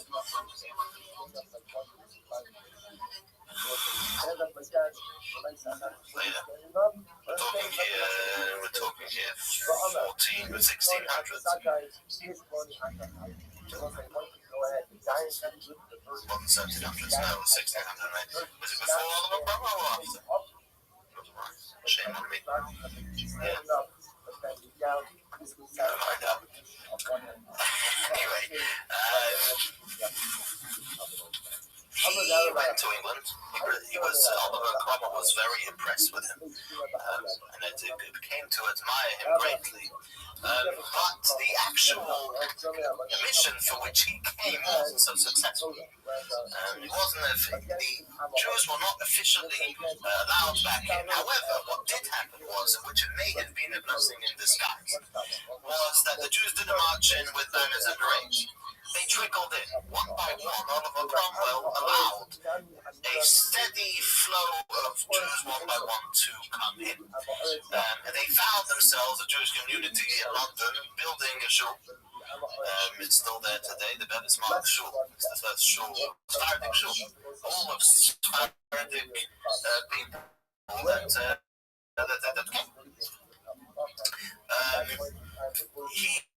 He spent 2 years, I believe, in England. Menashe Ben Yisrael, his He had an only son, unfortunately, which passed away, and he was very broken after that. And he made it back. He didn't actually make it, and is buried somewhere en route back to Amsterdam.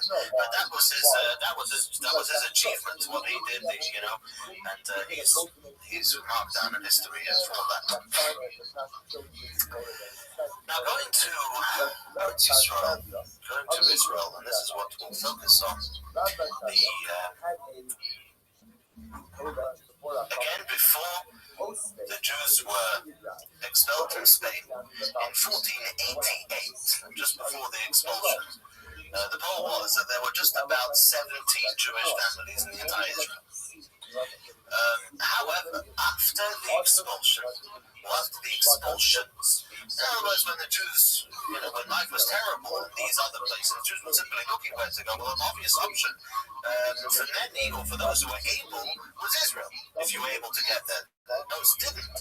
But in 1521, as opposed to 1488, 1521, we already find 500 Jewish families in Israel.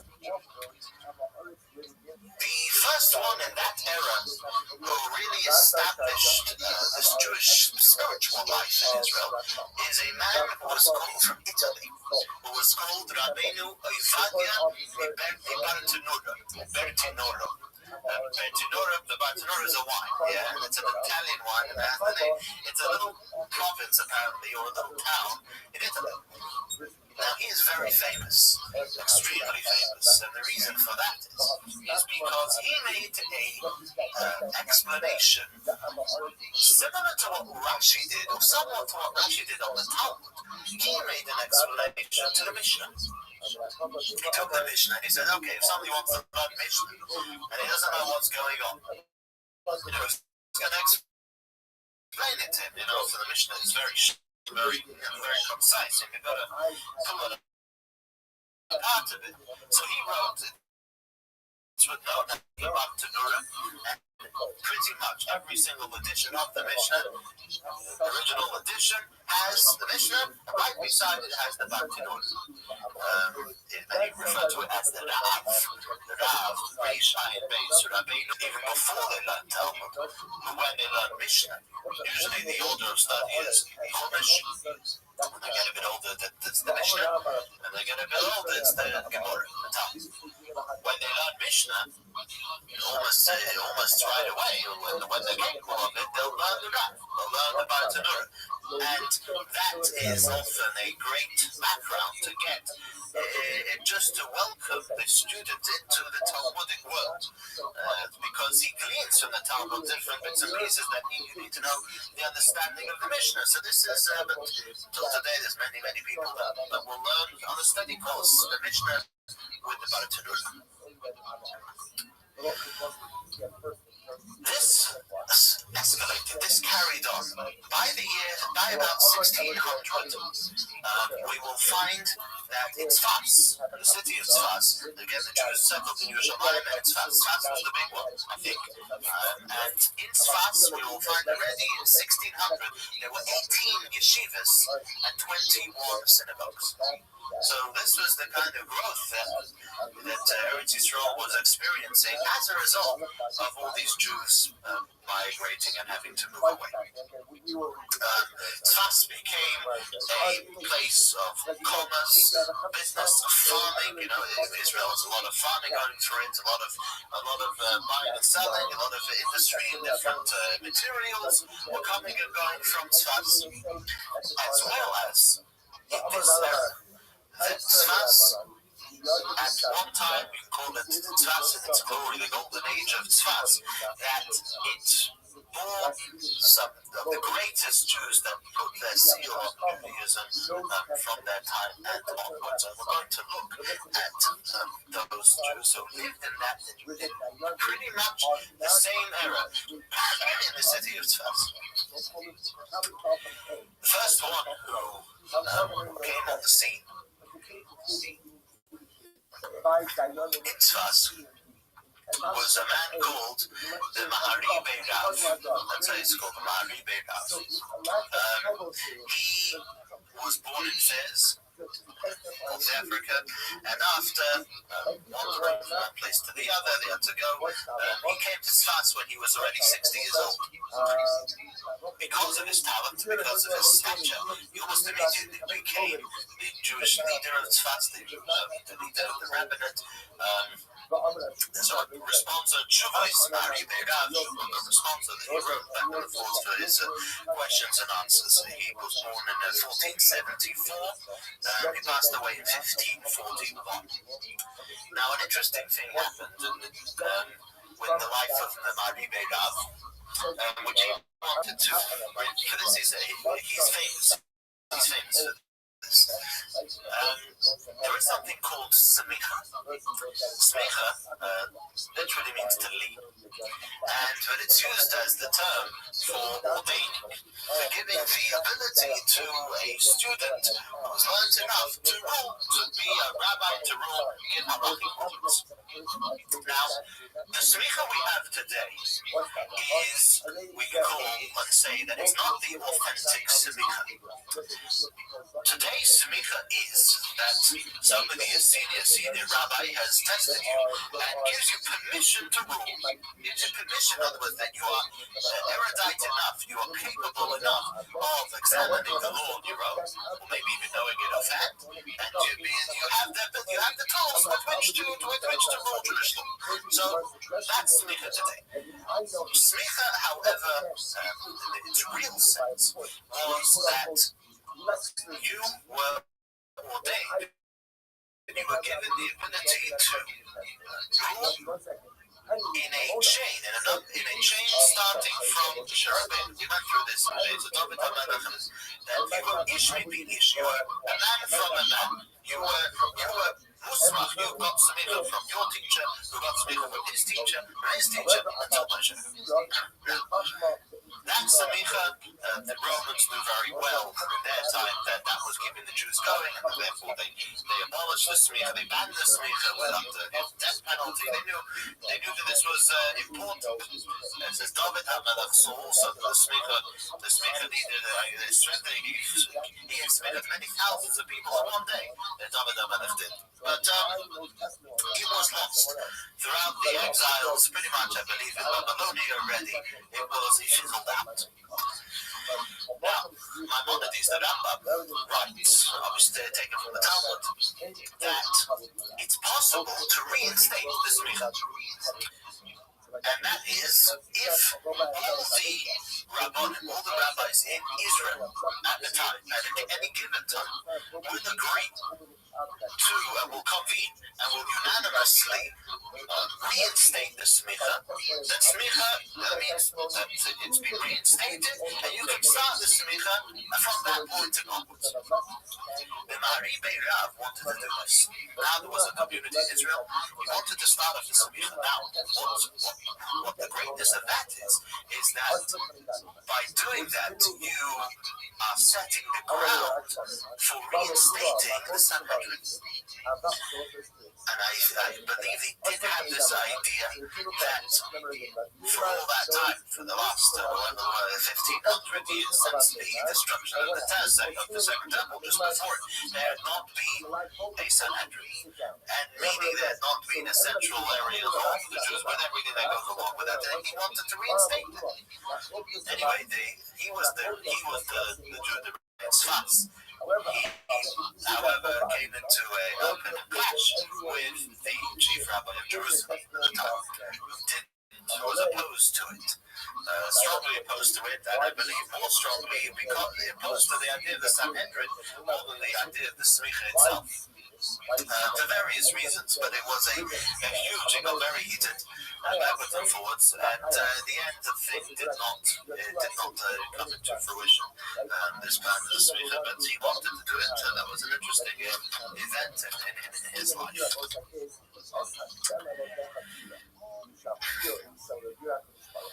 In that era as well, 1500s, was the life of a man who, because of him, his name in his writing are the foundation of Jewish law today. Rabbi Yosef Karo. Rabbi Yosef Karo was, we mentioned last week, was a little boy at the time of the Spanish expulsion. He was 4 years old. And he came eventually again to Tzfas. He was quite young. He's in his 30s and 40s when he wrote 3 extremely important works.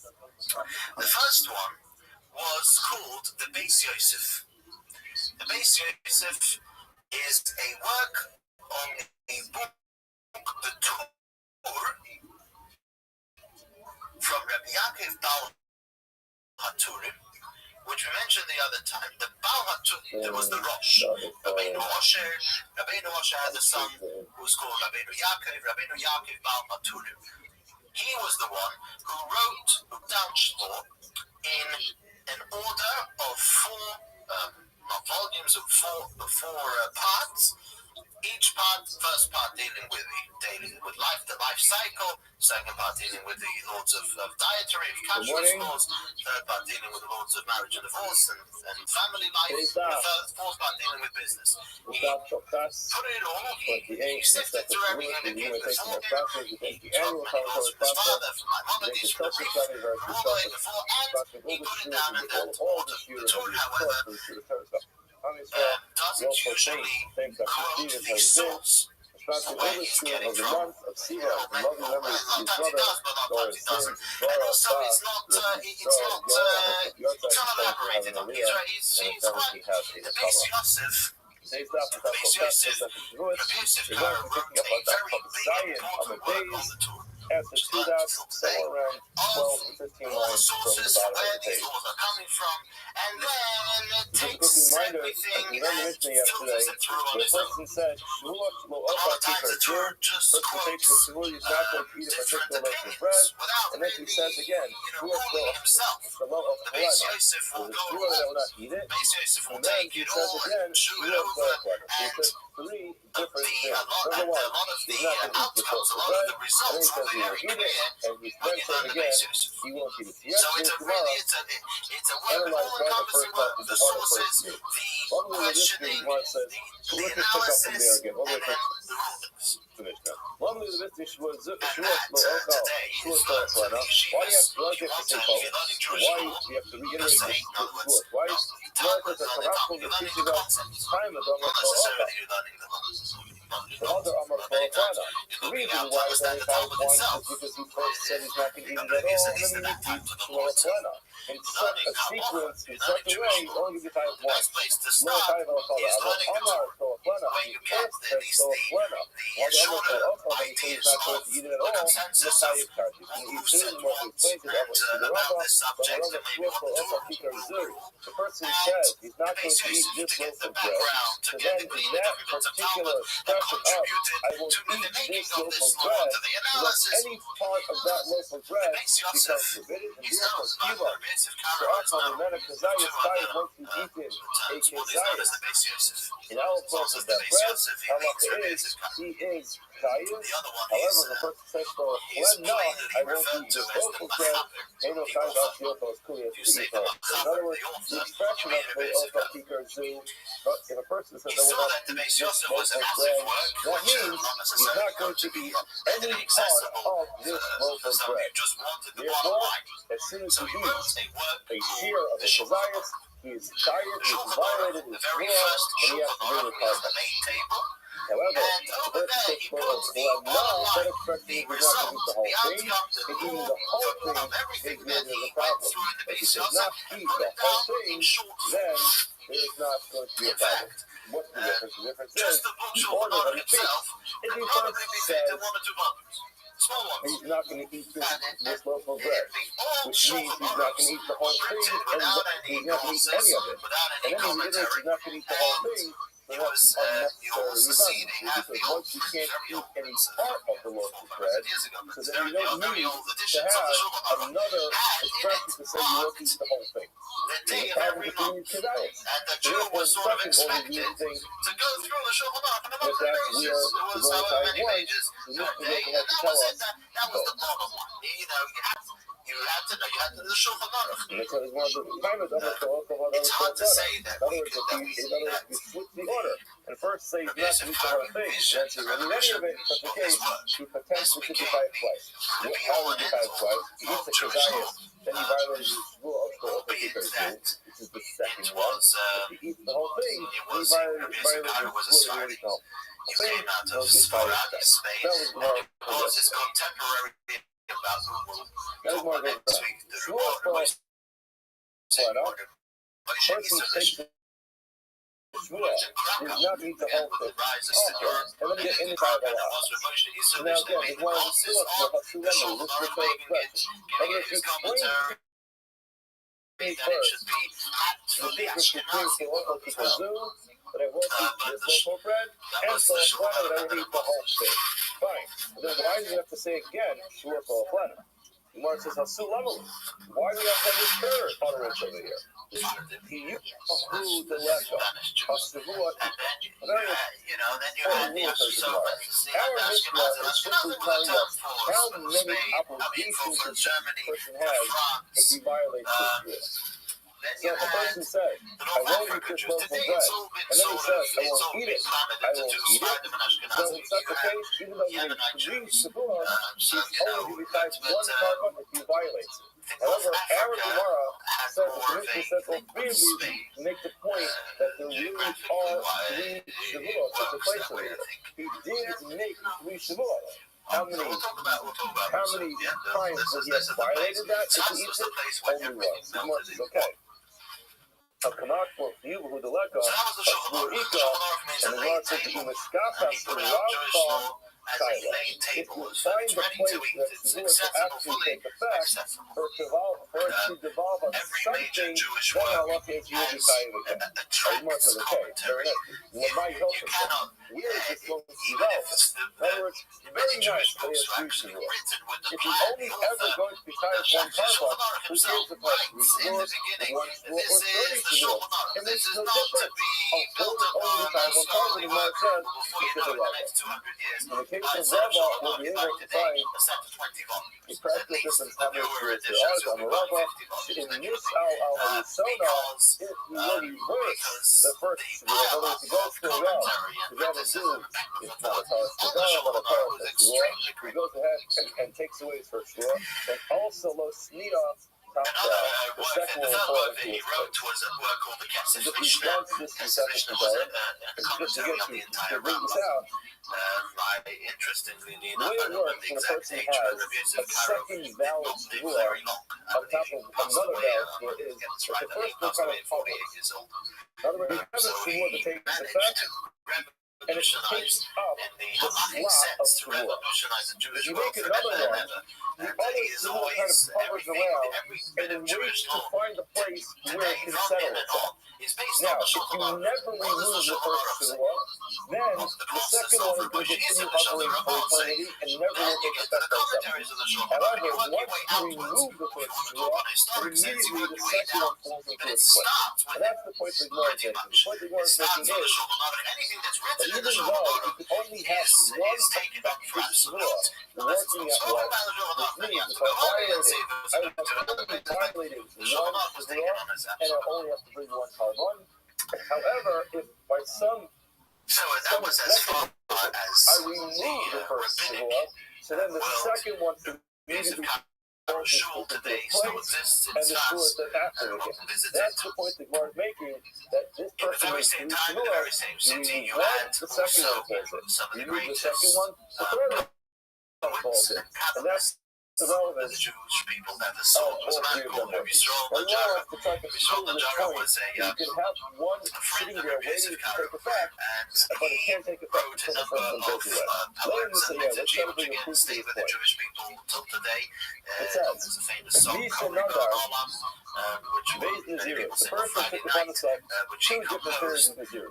In Nazir, the person is a form of a shvuah, or a person, or never a person takes upon himself music, if he accepts upon himself to be a Nazir. Let's just say it's not Nazir as the first and young, for the 30 days he wants to be a Nazir, during that period of time he cannot get a haircut, he can't have any great products, and he can't become tummy. He was very aware of the couple that even inviting his step that scholarly he would like works. to accept upon himself 2 periods of Nazir. So now, he clearly can't do both at the same time. So it works. You have one, and then immediately afterwards, you have the other one in succession. And will be consecutive after. So you have Nazir period 1 and Nazir period 2. Now what happens? He counted the first 30 days. Now how do you end Nazir? End it by bringing the carbon and taking a haircut. So what does he do? The haircut so loud carbon. He separates the carbon, ready to go ahead and to offer his carbon to take the haircut. And he says, you know what? Jewish people Forget it. have a prophecy. He goes to a row and he says, listen, Which were accepted. Rabbi so-and-so accepted upon himself the period of the zeros, but the first one was a mistake. I never... Explanation. Hari There are many explanations written on the Talmud. He goes and Some reverses the were first one. adopted Now, what by is the left? Jewish people The second one. unanimously. Now, what do you Some think? by How only does this some. work? And some Option felt number one there is are that the various, first 30 days many is hundreds, even completely thousands ignored. And works. it's as if he wasn't a Nazir. Even his practice fish, he's not a Nazir. And then, And which period of never saw zero the light kicks of day in till from today. The day sitting 31 still till day handwritten 60. today. They The start work because is no, printing is that's so not cheap and so how it works. accessible. They The other started option is, printing this is things indeed how it from works. You delete the Naziris of the first 30 days, and 600, also 700, 800 years ago. Which never seen the light the of day. second one takes Some, effect during however, the first period of time. their So again, remember this guy was the full was simply took upon took himself off. 2 periods of Naziris, And the similar the thing for first 30 poetry days, today. and then he takes his Just right, today, that's he still goes to a rock, printing and he poetry written in this era and before it. Now the second one takes effect, and guess what? He got liturgy took off now I finished the second period accepted of by the Naziris, entire because the Jewish people. first one went away. And one of them What was the happens to the Levant, which Naziris Jew and the doesn't second know one about becomes which exactly humanity what we're doesn't say saying over about here, it. which is you And have that's what it it, before. it just happened that way. It can't take effect because something else is in the way. So There's there's no no argument. there. The reason I say He takes his away the name first is one, he's upon himself to be a Nazir, and he fulfills the first 30 days of Naziris, and then backs out. So they didn't want that one. What happens? The second period of Naziris nicely and neatly falls into the period of the first one. starts off the that's the Gemara chorus. says, And then you look at the there's letters. nothing to do with this case. In other words, these cases are not comparable. Why? Nazirus and Neo Isa. In that case, at least the second Nazirus is there the whole time. The Imani Rishona, Boy Mahader, Nimno, Lashnia. You're going to always have to count the second one. But what She'ela, even if there's no reversal of the first Nazirus. Papa Shmuashnia, the 12 parcels of these cases are not comparable. Why are they not comparable? Because when it comes to Nazirus, period 1 and period 2 are there the whole time. You can't do them at the same time because while you're doing 1, you do 2. So therefore, typically you'd have to do day 1 through 30 and day 31 through 60. But both periods are there and waiting to take effect. That's not the same as a shmua. A shmua takes effect on a particular local bread. Now, in most cases, you'll never be able to have the second shmua. Because once that local bread is gone, then the second nega or the second has nothing to develop itself upon. And that is irrelevant time. So therefore, it's incomparable. You can't compare the two cases. The Nazir's case has the ability for both periods to actually take effect, but the shmua does not have the ability for both shmuas to take effect. Therefore, either one or the other. You choose exclusive. Either you have shmua 1 or you have shmua 2. You could never have shmua 1 and shmua 2 because it's all relevant to only one more shmua 2, one of shmua 1. Which is not like Nazirus, because Nazirus you could have Nazirus 1 and then afterwards Nazirus 2, which is very different than the shmua. The beginning of every word was in America. It's alluding to something. Amarava, Nishpa Alatika, person takes the shmua not to be left of bread, word for it is the midrash. and he ate it. So now he did what he shouldn't have done. What the halacha? Rabbi says, in Shaya Mimena, Kizayas, he left over an olive-sized piece of bread. Halacha is Nisha Allah, it's still reversed the draw, and retroactively it turns out you did not violate the draw. Kula, he ate the whole thing, at that point in time, since he ate the whole thing, he could no longer go ahead and reverse it. Everyone wants to analyze this. Amar Alei, from Ata, Bray to Rabbi. So in Peshat, Rabbi, the son of Rabbi, was analyzing this Rabbi, and he said, hey, Idami, how does this work? Ida Amar Shalo Opal, is the expression of the Shmuel one, that I won't eat this loaf of bread after that. We explained to the Mishnah that means he can't even eat a Kedai. Then the Kedai is Kama, Ade to Ishura. Once he ate an olive-sized piece of bread, he's already in violation. So then how can you, what's the difference if you have a Kedai question? In other words, remember, he said, when a person says, Shavua, they Opal Peter Green, he violates the Shmuel as soon as he eats one Kedai. Now, that's what happens. He ate a Kedai, so then why do you have to have a Kedai? To be able to determine what you can reverse it. You already violated the Torah. It's done. It's over. It's already a problem. So what do you mean? You go ahead and reverse it. After you reverse it, after you've done it. It's too late. The deed was done. You violated the Torah and he's out. So then, he's all a Torah. Well, now, the case was, no. He didn't violate anything yet. Why? Because in this case, he said Torah, which means you will eat the whole thing. If that's the case, but his prohibition is only to eat the whole thing, so you might get your Kezias. Why are you saying that if you eat a Kezias, you'll be a problem? Even, why is Rabbi saying that if there's a Kezias left at the end, an olive-sized piece of bread at the end, then he can reverse the Shmuel because he's not yet violated it, you don't need it to be Kezias again if you call it Lunadi.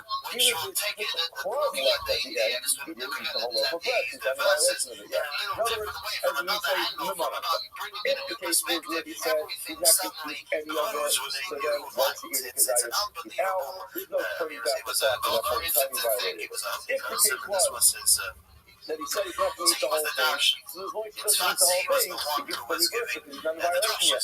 Why does it have to be that there's a whole Kezias left at the end, because there's only a crumb left at the end, he gets the reverse? Where it says there's two possibilities. You buy the same slow on the page can be talking about that he says he won't eat it at all. You buy the same for a friend that says he won't eat the whole thing. Let's explain that. If I say this to Ochal, you could give a suggestion for a better case here. You said he won't eat it at all. And then, Mugud in the Hanulate to Elas Kedai is Basra, the Hanulate to Elas Kedai is What Rabbi was thinking was, you can't reverse the Shmuel if there isn't a weak Kezias left at the end. But if there is a Kezias left at the end, you could remove the Shmuel of remaining Kezias. If you have a significant piece of the end, because of Kezias, you can get it all the time. I think it's being I won't eat this bread, but you know what? I ate half of it, but you're still a Kezias left. I like to remove the Shmuel on the Kezias, and goes ahead, the red validates stuff, and reverses that Shmuel. You know that's the now. What Rabbi is saying is, since there's a Kezias left, upon which the annulment was, and the Shmuel goes away, you can say retroactively goes away on the entire of bread as well. That's Rabbi's case. And it means, Migud in the Hanulate to Elas Kedai is Basra. The reverse for the Kama will also look in the first. Rabbi is saying, you can also suggest to talk about small flesh. His actual expression was, you won't eat the whole thing. Now, the Rabbi's pointing out is, each side of Kezias Pasha Rishpula. Below, the Pasha Rishpula. Rabbi is saying that you're right. No violation of the Shmuel until you eat the whole thing. However, in terms of reversing the Shmuel, you can't put your left and reverse the Shmuel on the morsel. You have to have something there to actually reverse the Shmuel. Now, if there's a Kezias left, then you can reverse it. If there's no Kezias left, you can't reverse it. So what's the difference going to be? According to Rabbi, of course you have not violated the Shmuel. Why? He didn't eat the whole loaf of bread. So it's on left. Now the question is, can we come up with an arrangement where you eat that last crumb? Now, if there's only a crumb left, then no, you can't. You eat the last crumb, you have then finally distributed your entire loaf of bread. If there's a kezias left, then yes, you can about 6 years in seclusion. you can eat the remaining. He had a little hut on the Nile. He would come normally for Shabbos, and he went there. It was there that he studied the Zohar, studied the Kabbalah, until First, he'll he take upon himself two different periods of Nazirus. he testified to himself that he was the first one to the prophet. These the secrets of the Torah. The carbon. The after and after he sets aside the carbon, nish out goes ahead and he reverses the first. When he was in his 30s. What's halacha, as you mentioned, also looks near Persona. The second one now moves into the first one, and he has officially finished both stories. So he reverses it. He reverses the first Nazirus, the second one falls into that place. Now he's finished it. Now, what do you see from there? You see from there, completed 100% of the Nazirus. Yeah, and we're going to another place, which is the same thing as this. This is the same thing as Shavuot, and we see that the same. What Rabbi says, in order to go ahead and reverse it, you have to have the Kezias left. Here, we're reversing the Nazirus, and we completely go with the Nazirus. He's after 100% of the days. The Nazirus lasts 30 days, you finished all 30 days, and yet we're still allowing you to reverse the Nazirus. So why does it come to Shavuot? We require there to be a Kezias left at the end. One says, no, that's not a good question. The Kabbalistic meaning of what the davening is, which speaks about reincarnation of soul, you're out. That's the comparison. This was a man of the Arizal who wasn't just thinking that has the Kezias left is the same thing as the Nazirus that has the requirement to use carbon left. You learned but that's not true. By the time you keep it. For example, another interesting thing the Arizal did. You must remember the Arizal passed away at 38 years old. And it's the Lezer, was achieved when he was a young man. The Arizal was responsible for revealing many of the holy signs that we have today in done, but all the other obligations are not set forth yet. And we mentioned on the previous occasion that at a certain time, because of the havoc and chaos that was going on in Jerusalem, being that was the place of Herod and that era, so much of the terror learning and the greats of the Jews were many of them were buried in the Gulf, and many of them were lost. Again, that few Jews in Israel, and with whoever else, which just had free entry into all these places, many of these places was the Arizal who went to various ways and just said that this was where it was.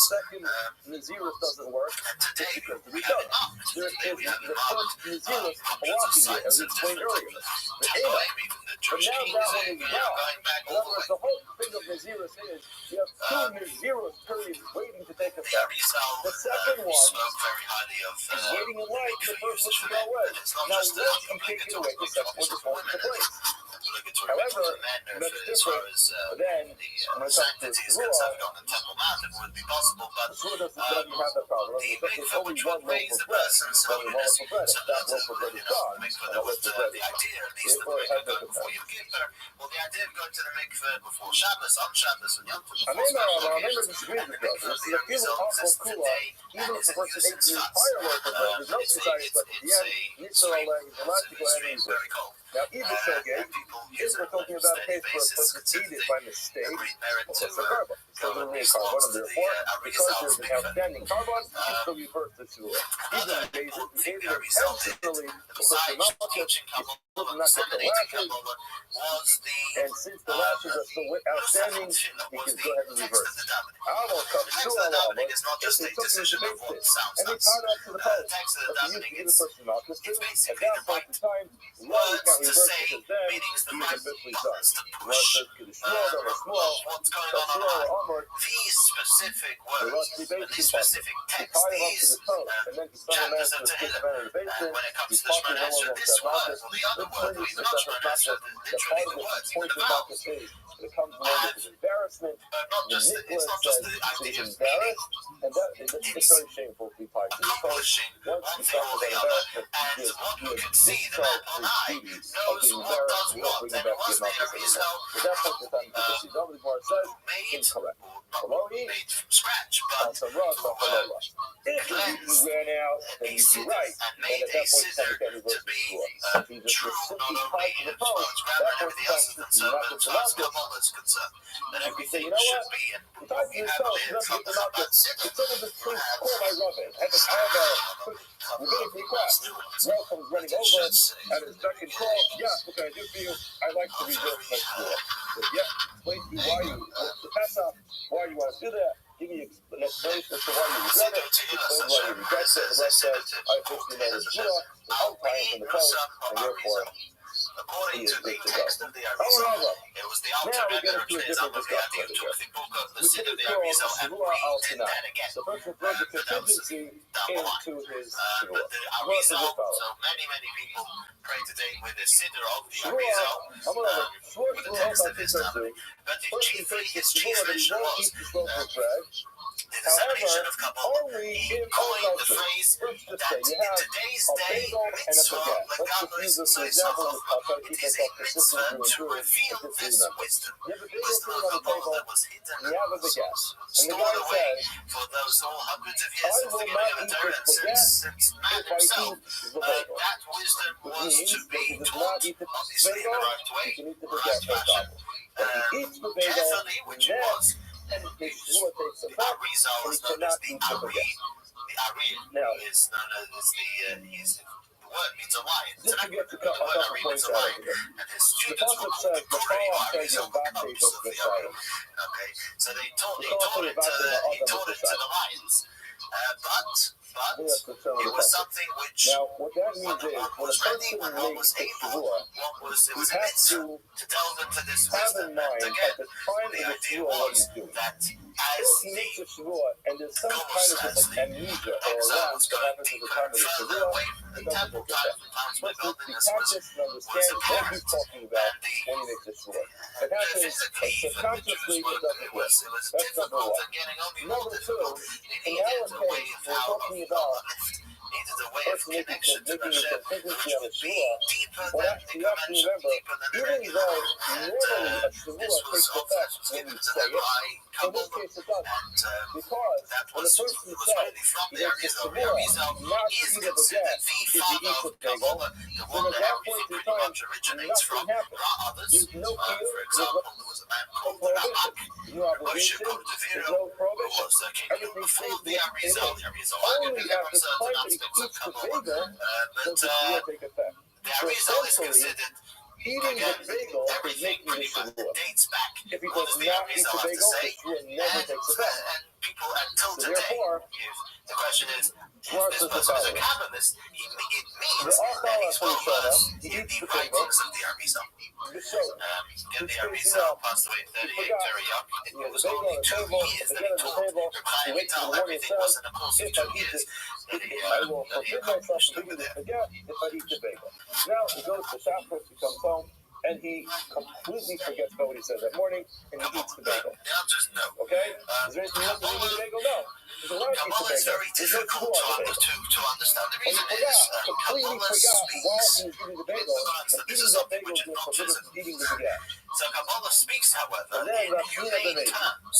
Then he It will eats the speak baguette about in the thanksgiving for forehead, food. feet, the eyes, the, of the supernal body. Now, If you don't know what you're talking about, it can be heresy. Because at the time that he ate the It's bagel, dangerous. In you have other no words, idea if what you he is don't and know therefore, how to since take you have it no and idea how what to he's doing at the time digest he ate the it, bagel, you you know know what the it Shua. means. Remember, the And Shua happens also, only it's when he eats the bagel. esoteric. But if It's he's in holy. spaceland when he's In eating a the way bagel, that that the means regular that he was person in is space not time he's making a the Shua. regular You even can't today, eat and Shua even that the way way. it used to be. You Shua had has to to be be conscious something to to know be what you're doing. of If you're completely a spaced stature out enough and of you're eating a knowledge bagel, of Torah that can't to enter make you into into Shua. Kabbalah. So therefore, in this case, since he was not paying attention to eat the They don't bagel, know. They were the open to Shua be did not Chinese. take effect. I mean, And even unless though they're he very ate well the versed. baguette, potentially in If violation you of sat in his yeshiva for enough time, Shua, it's not a problem because properly, the then Shua you'll be never able takes to effect. to go into it, and there Turn were this around. people He showed him the He eats the still bagel are people intentionally. Now he knows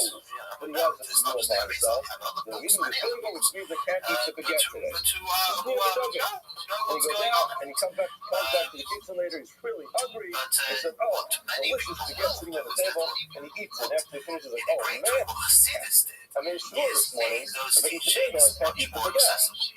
You'll see But that the Allah Hasidus often puts it as, okay, you'll read the Tanya, made a often shivua, there's a few lines and of forgot, Kabbalah, and Shia ate it. Kabbalah. He has to be a carbon. That's the Which, typical case in of other where a words, you've person got had to a know hell what it's he talking, made a you mistake, have to know he those brings the carbon principles.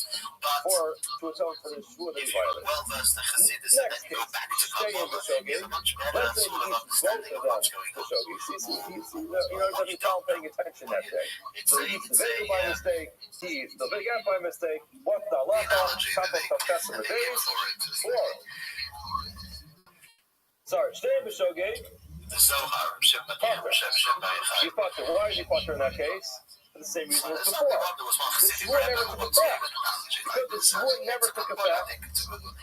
The second one doesn't work either. In other words, since he ate the bagel in Spaceland, the shvur doesn't work, and therefore, even though he mistakenly ate the baguette, he essentially was allowed to eat the baguette, and there's no problem. Couple of customers did. Still is amazing. One of them both of them on purpose. He eats the bagel. He's like, I know that if I eat this bagel, I'm going to forbid myself from eating the baguette. And then he goes ahead and eats the baguette. Now he more says it depends. Goes away. He must be talking about something very It depends which one great, you something eat very first. powerful. After if you went in perfect sequence when he first ate the Second snack, guy goes from the which is top. the bagel and Gets the off low. other He after goes the to stage. then he ate the He baguette comes to town. He afterwards brings in them the back. pie. That's exactly the case. Brings The them person back. is in violation, This and sounds yes, he has to bring a carbon. However, after the Suda, what if he ate the baguette first? The other after was not. And afterwards he ate the bagel. So now essentially this should work. In other words, we keep calling it the first one and the second one, but he eats the baguette. When he eats the bagel, it should take effect. And now, retroactively forbidden from eating the baguette, he should be in violation of the shvur. Gemara says there's a technical problem with this one. In this case, put the Rabbi Yochanan this brings us to my point. If you don't know what the Zohar talking is, talking about the Alma Hatzra Salfik Shmasra. The Agriculture taught Kabbalah. That's when you read Kabbalah. You basically, a lot of it is you're reading Kabbalah. You're reading an esoteric where, The first he eats the bagel, and then he eats the baguette. Everybody agrees. That is the case for his tires. Why? Because as soon as he eats the bagel, you say to him, sir, just remember, eating the bagel means you're not going to be able to eat the baguette. He says, yes, acknowledge.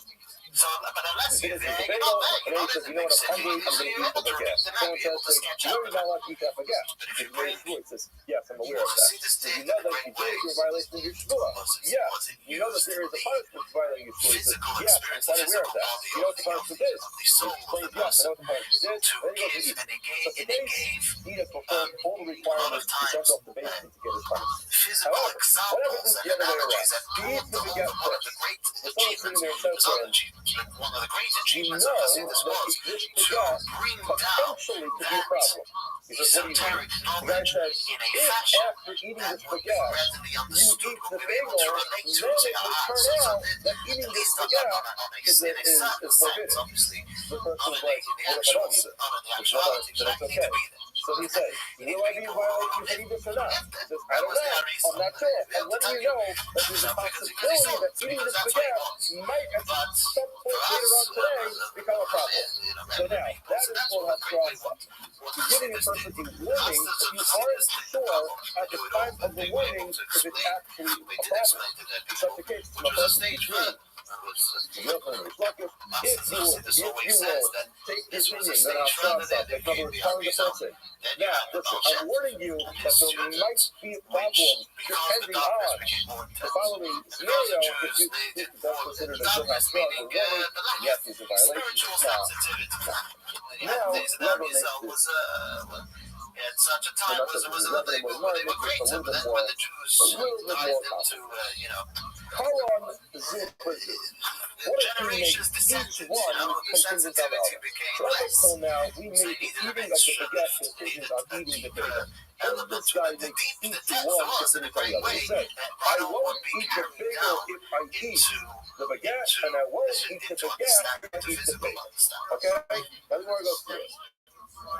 Lo ochalzu, I won't eat this one in ochalzu. That's the first case we have. I won't eat the baguette if I eat the bagel. Then he says, lo ochalzu, I won't either eat the bagel in ochalzu. Basically, make each one contingent on the other one. The ochalzu is on an asma. He eats this one, knowing exactly what he meant. In other words, he's on purpose. He eats the baguette, which is sivigas taverta. The numbers of the asma will be sivigas taverta. He eats the bagel and the baguette, knowing that there's potential sivua not to eat the bagel and the baguette, but he forgets that the bagel is the condition for the baguette, and the baguette is the condition for the bagel. You holding this together, guys? Alright? Basically, each one is contingent on the other one. You know that the potential counts in each one, but you forget that the bagel and the baguette are the one that's responsible for it. What's that law? Why? Because the shvur doesn't take effect. No, the shvur can only take effect if you know at the time that you're eating the tnai, you have a mind, so try to work to work. Yet students were all sitting there who were sitting in the room, and he taught them, and eventually what Even the bagel makes the baguette was tremendously deep ideas in the Torah, but in a fashion which was carried down to an understanding. That actually there's a shvua on each one. You would be able to relate to it on a probably gets evaluated for something. The bottom line is he didn't remember some details, but forgets some other details. If that's the case, he's dying. Why? Because he remembers the tnai. If you remember the tnai, that means when he eats it, he's making a shvua. In effect, that means that he mistakenly violates the shvua by eating the other one, then he's going to be classification of the hella of the mistake and he has to reacover. What happens if he stay in the country? He's facing that all the time. He comes in, the bread serves for one, and he has a thing when it's together on the plate, he forgets what he said in the morning, that's in such a case he talks why, because again, the tnai does not take effect, it's by mistake. Stay in the nasal, what if he ate both of them on purpose? He knew about the tnai, he knew about the shvua, he knew about all things, he just gobbled all them up with the halacha. Asmiya, on the second one, the other so he eats the bagel and then eats the baguette. So now for eating the baguette is certainly tied because the tnai is eating the bagel took effect and now he's carrying the baguette, he ate the baguette. How about the first one? How about eating the bagel? Is that a problem? Well, that's exactly the same as our previous Gemara, where the bagel is contingent upon eating the baguette. Now, you can't really warn him about eating the bagel if you don't know if he's going to eat the baguette. You're not allowed to eat the bagel if later you eat the baguette. So therefore, we're warning you that there's a potential that it might be up to eat this bagel. That's what I'll say. And we start approaching the death of the second. That is subject to the approach to the death of the second warning. Actually, Mari Atanana Mishina. Mari said the same thing. And we'll read the parentheses just so we can understand what's going on here. Abba Nadar and Kira Chacham, the first action of Nadar, where the Chachamim said, you could get on where even though you said it. But after the all that, but you explain it, we'll explain one or the other bit. This is using where a person makes another to give himself like a little bit of the reason to as it gets closer to us. Your cause is up to the right thing. You're a Rabbi, that's great. You're struggling to mistake. You're uncle and never going to make it, which is beyond the control. Now, what is the case of Nidr struggle? We want to analyze that. Nidr struggle is case. What's the case of the person making a nether by mistake? Where it says, person says, Konam, the following things should be forbidden to me in Machal Tibim Shasisi. If I ate or drank anything today. In other words, he thinks he did not eat or drink anything that day. So now he makes it makes a neder that something should be usher on him. And then after he's like, oh man, the Nizgar Sha'achal V'Shaksa. He's like, I forgot I actually the whole story this morning. Or he says, next installment of Jewish history. Won't eat or won't drink. And then We're going to speak in this lesson about Eastern Europe, the beginnings of the Jewish settlement and Jewish life in Eastern Europe. There's quite a junction because living memory today of the shtetl is still very strong. Everything we were saying before, it's only very recent that he eats the bagel by mistake, not realizing that makes him have a part of the Jewish people, the strongest element of the Jewish people. It's only very recently that we know it has moved away into tragically. Was taken away, was destroyed in Eastern Europe, but in Rabbi's we all can, many of us, most of us, I think, have even traced our lineage and also heritage to the Jews of Eastern Europe. Aside from those who are Sephardim, who have a different background, many of today's Jews will have been educated by those who were raised in Eastern Europe. The beginnings of Jewish life in Eastern Europe was in Poland. Actually, the word for Poland in Yiddish is Polen. And it was said that the word Polen was to be divided into two. Polin. Polin in Hebrew means poi over here, lay down. Here, rest. Here you should rest. How many feet does he have? The Jewish exiles likened to the night. He's only died once. The night what was his when thinking? things are dangerous, when things are dark. Once you make a shul, you can make another one. Even in exile, though, we desired rest. We desired to be able to settle somewhere. And therefore, it was guided from heaven that Poilin, over here, you'll be able to find rest.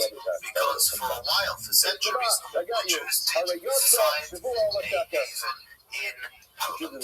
I should make it The remote, Rabbi Shemish, we have spoken quite nuanced, but that time at the end, I'm going to get back into exactly what glosses on the code of Jewish law, bringing in the minhagim, the customs of Ashkenaz, the Ashkenazic customs that are all right, quoting from King Solomon, better to have a piece of poor dry bread with peace than a house full of delicacies. You can't lie about the And he quoted this verse about life in Poland, having a poor or simple life in Poland for the peaceful war, rather than being affluent in other places in Europe, Spain, France, and Germany, but having been to be persecuted.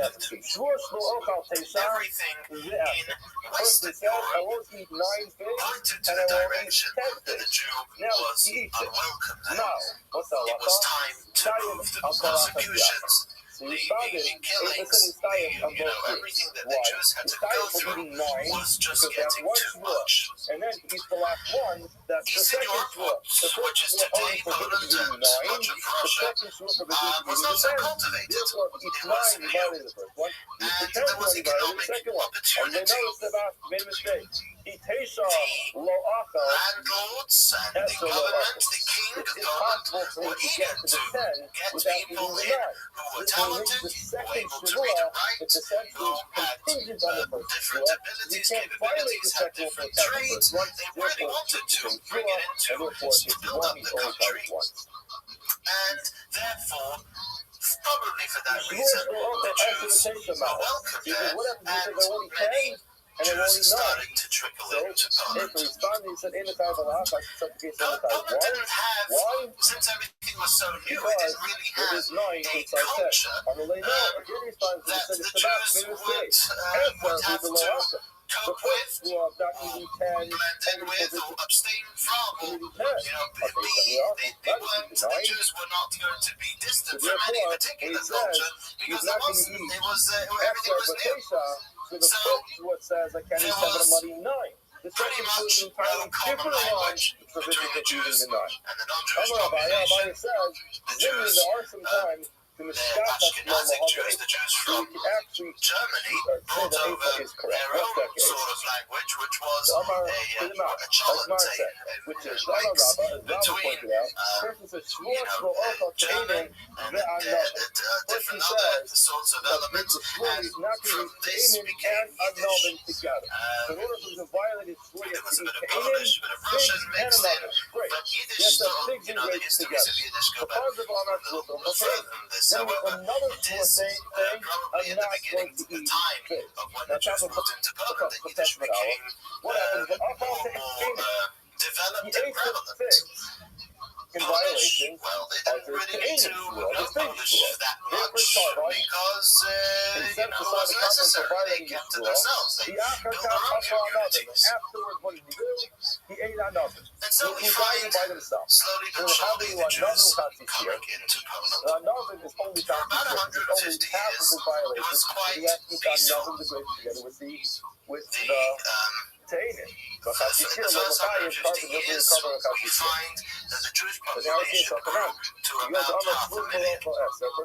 But, things developed, and the old Europe started to creep into the developing Europe. Catholics came, and with them the priests, which were, age-old Jewites, and it started again. Much of the persecution, or much of the hatred, much of the persecution started again with, you had many accusations and many libels, and now and again you had the pogrom, you had many Jews, or a number of Jews being killed, but the government over here did intervene. The government, the king, at that time made a decree that it would be impossible to accuse or to make a libel on a Jew for doing whatever the Catholic priests were saying that they were doing, which was obviously untrue and quite outrageous. The Jews are doing it, mocking the Christian religion and all the age-old libels. The King of Poland at the time said that it would not be possible for such accusations to be made. Even though, in general, there was tolerance, however, nevertheless, life still wasn't all that simple. There was still decrees limiting Jewish ability. After all, you are Jews, since you are Jews, there was the impossibility of the Jews living in the capital. They had a certain quota on the number of laws that were forced to limiting Jewish ability in Poland.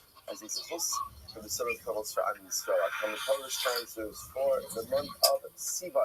With all the juggling, with all the building their own community, something which has been quite a privilege, something that they were not able to do as freely as in other places, together with having to cope and having to wade their way through the government side of things, the anti-Semitic side of things. From all this, there was born something quite unique. We're in the year 1551. After about 150 years, where Jews had come into Poland, the Jewish community had become very strong. And something was instituted which was quite unprecedented before in history. and has not happened afterwards either. It was called the Vaad Arba Arotzes, the Committee of the Four Bands.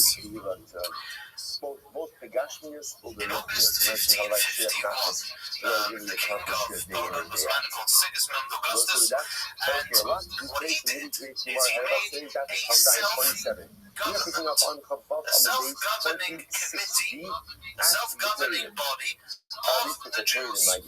This was called the Committee of the Four Lands. There was the Four Lands, so it was Poland, Lithuania, Russian Poland, then also you had divided, it went backwards and forth. They ended up Greater Poland, Little Poland, Podonia, Galicia, and those were the four countries, sub-countries.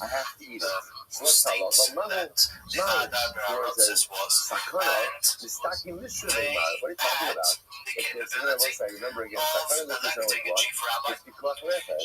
If it's pikuach nefesh, then there's nothing to talk about. And obviously, again, halacha leisa, you have to go ahead and keep the Vaad Arba Arotzes had a month to repent and a month to make it right, or else he would forfeit his entire property to the government.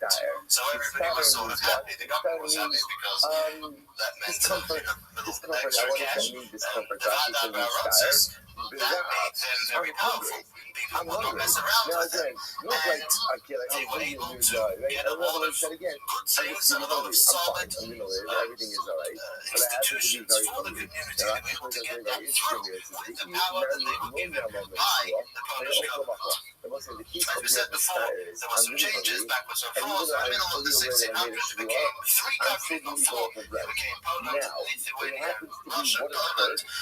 Lithuania afterwards made its own. And as we said, the Vaad Arba Arotzes were Greater Poland, Little Poland, and Galicia.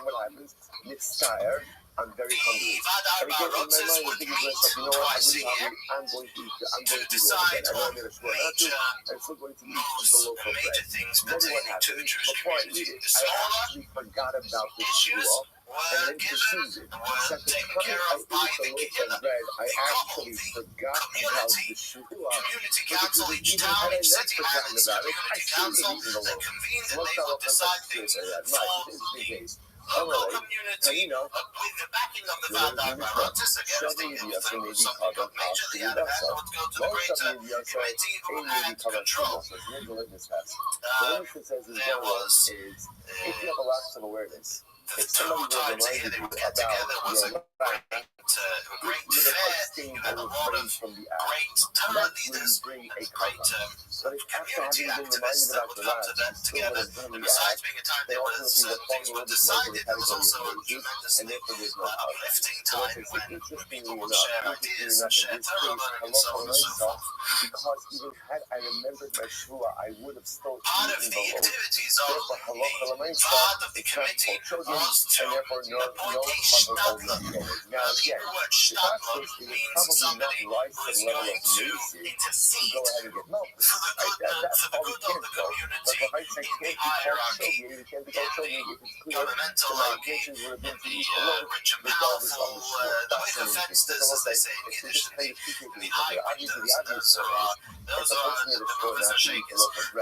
Basically, to shmear, to get through anything that was going on. They would keep it very close.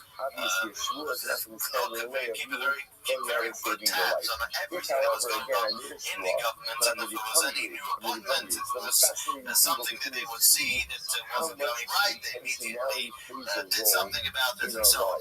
So because over here, the Vaad also instituted the Cheder system, it happens to be not Talmud Torah, the place where Jewish children would get a Jewish education, and Jewish life started to blossom. There was a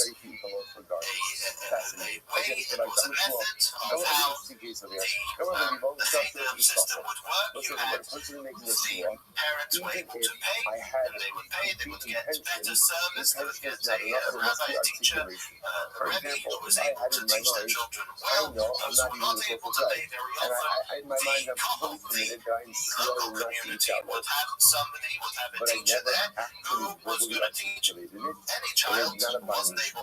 We're about to discuss science. The Pasuk said that what this shua is a verbal articulation. Rashi Meisi had a kasha on this.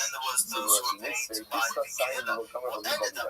How do I know that Allah for myself if I articulated the shua, but did not really have internal intent that ultimately again that it's not a shua? How do I know that that's right? I don't know. All I say is about the Adam Shua. Ultimately, Gemara says, the education that many of the peasants were illiterate. but actually care very little about what you think and care very much about what you articulate. Educating their children. This was something the Jews in this time was really strong about was education. On one hand, he said, that Allah for myself, I articulated it, but there's no level of cognition. Right? That's still the shua. But other Amar, Gamar and then he asked, how do you know even if you have intent?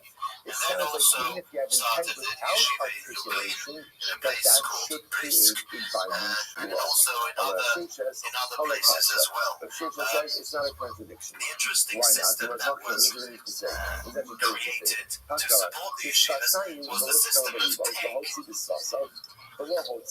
So it says, listen to this. In Yiddish is a day. Tag is plural days. Teaches me that What that meant was, it's this not was a system enough to which go ahead lasted and have almost up intention till and not articulate. In other words, many in order for a shua to be binding, there must be a verbal articulation. boy would be sent to the yeshiva, and how do you know that if there was intention a but certain never day to eat by a articulation, certain that family. doesn't work? So family number one would take in a number of boys. The On a Pasuk says certain you have to day, articulate. give them That's the their meal. articulation. Then the boy had another house to go to for Monday, and so on and so forth until Shabbos. You have maybe something a little more afterward. Then was able to give a better meal with Shabbos, and then the boy would be assigned to them. And similar ideas, sleeping. Many of them had sleeping quarters. Each yeshiva had this own way of arranging things. Often there was the community provided certain places. Each yeshiva had its own way. But the idea was that it was the community that got together to support the yeshiva. So a system very beautiful. And shows of the value of that they held the learning of Torah. And such yeshivas cropped up many places that only there was very rare non-existent in this time to have a yeshiva with a dormitory, which, in-house, providing for everything. At that time, it was all I had intention for wheat bread, but I articulated barley bread.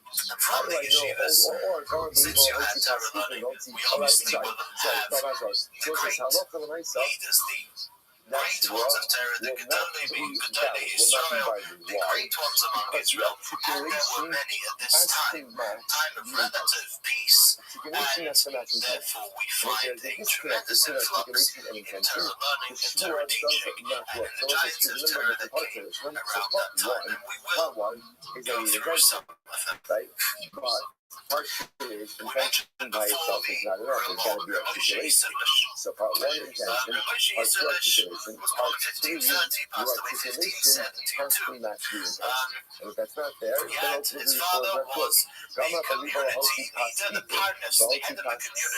united, or the paraphrase. Let's say in my mind, my intention was to say I think it's more not to pas speaking. But it turns out that when I said it, I just said pas. Chief Rabbi of Krakow, his genius and his persona just got him that way. And he was at a very young age, he was appointed for that job. The remark is no, Moshe is the Jewish world as the Rebbe. He was connection, and he had at least some form of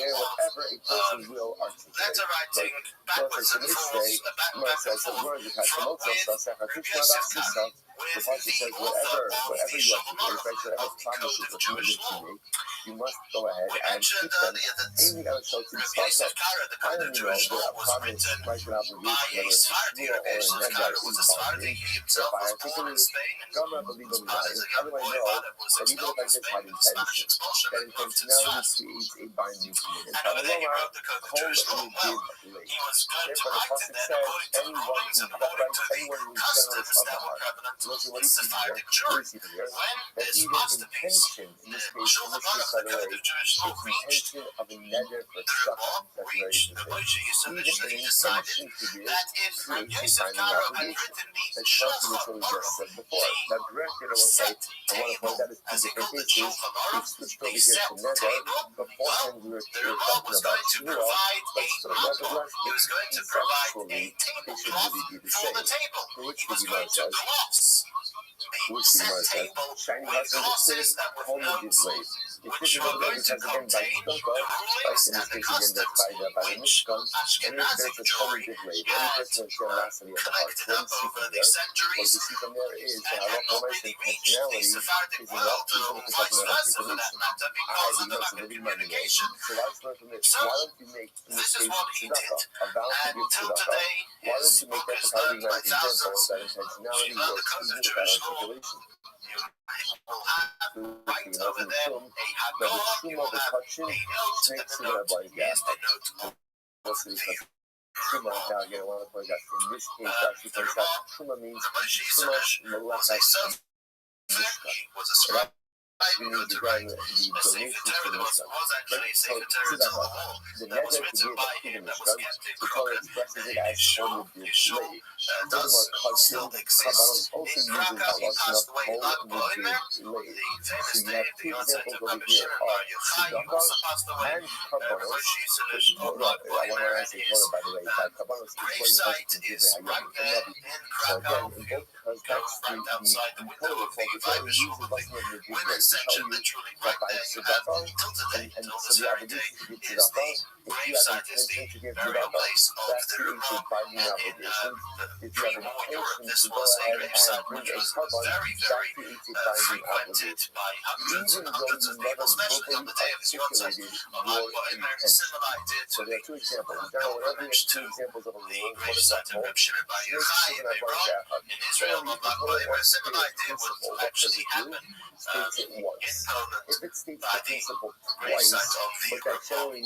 This was the Rabbi whose name reverberates again on a daily basis by thousands and thousands of people who learn the code of Jewish law, learn the Shulchan Aruch.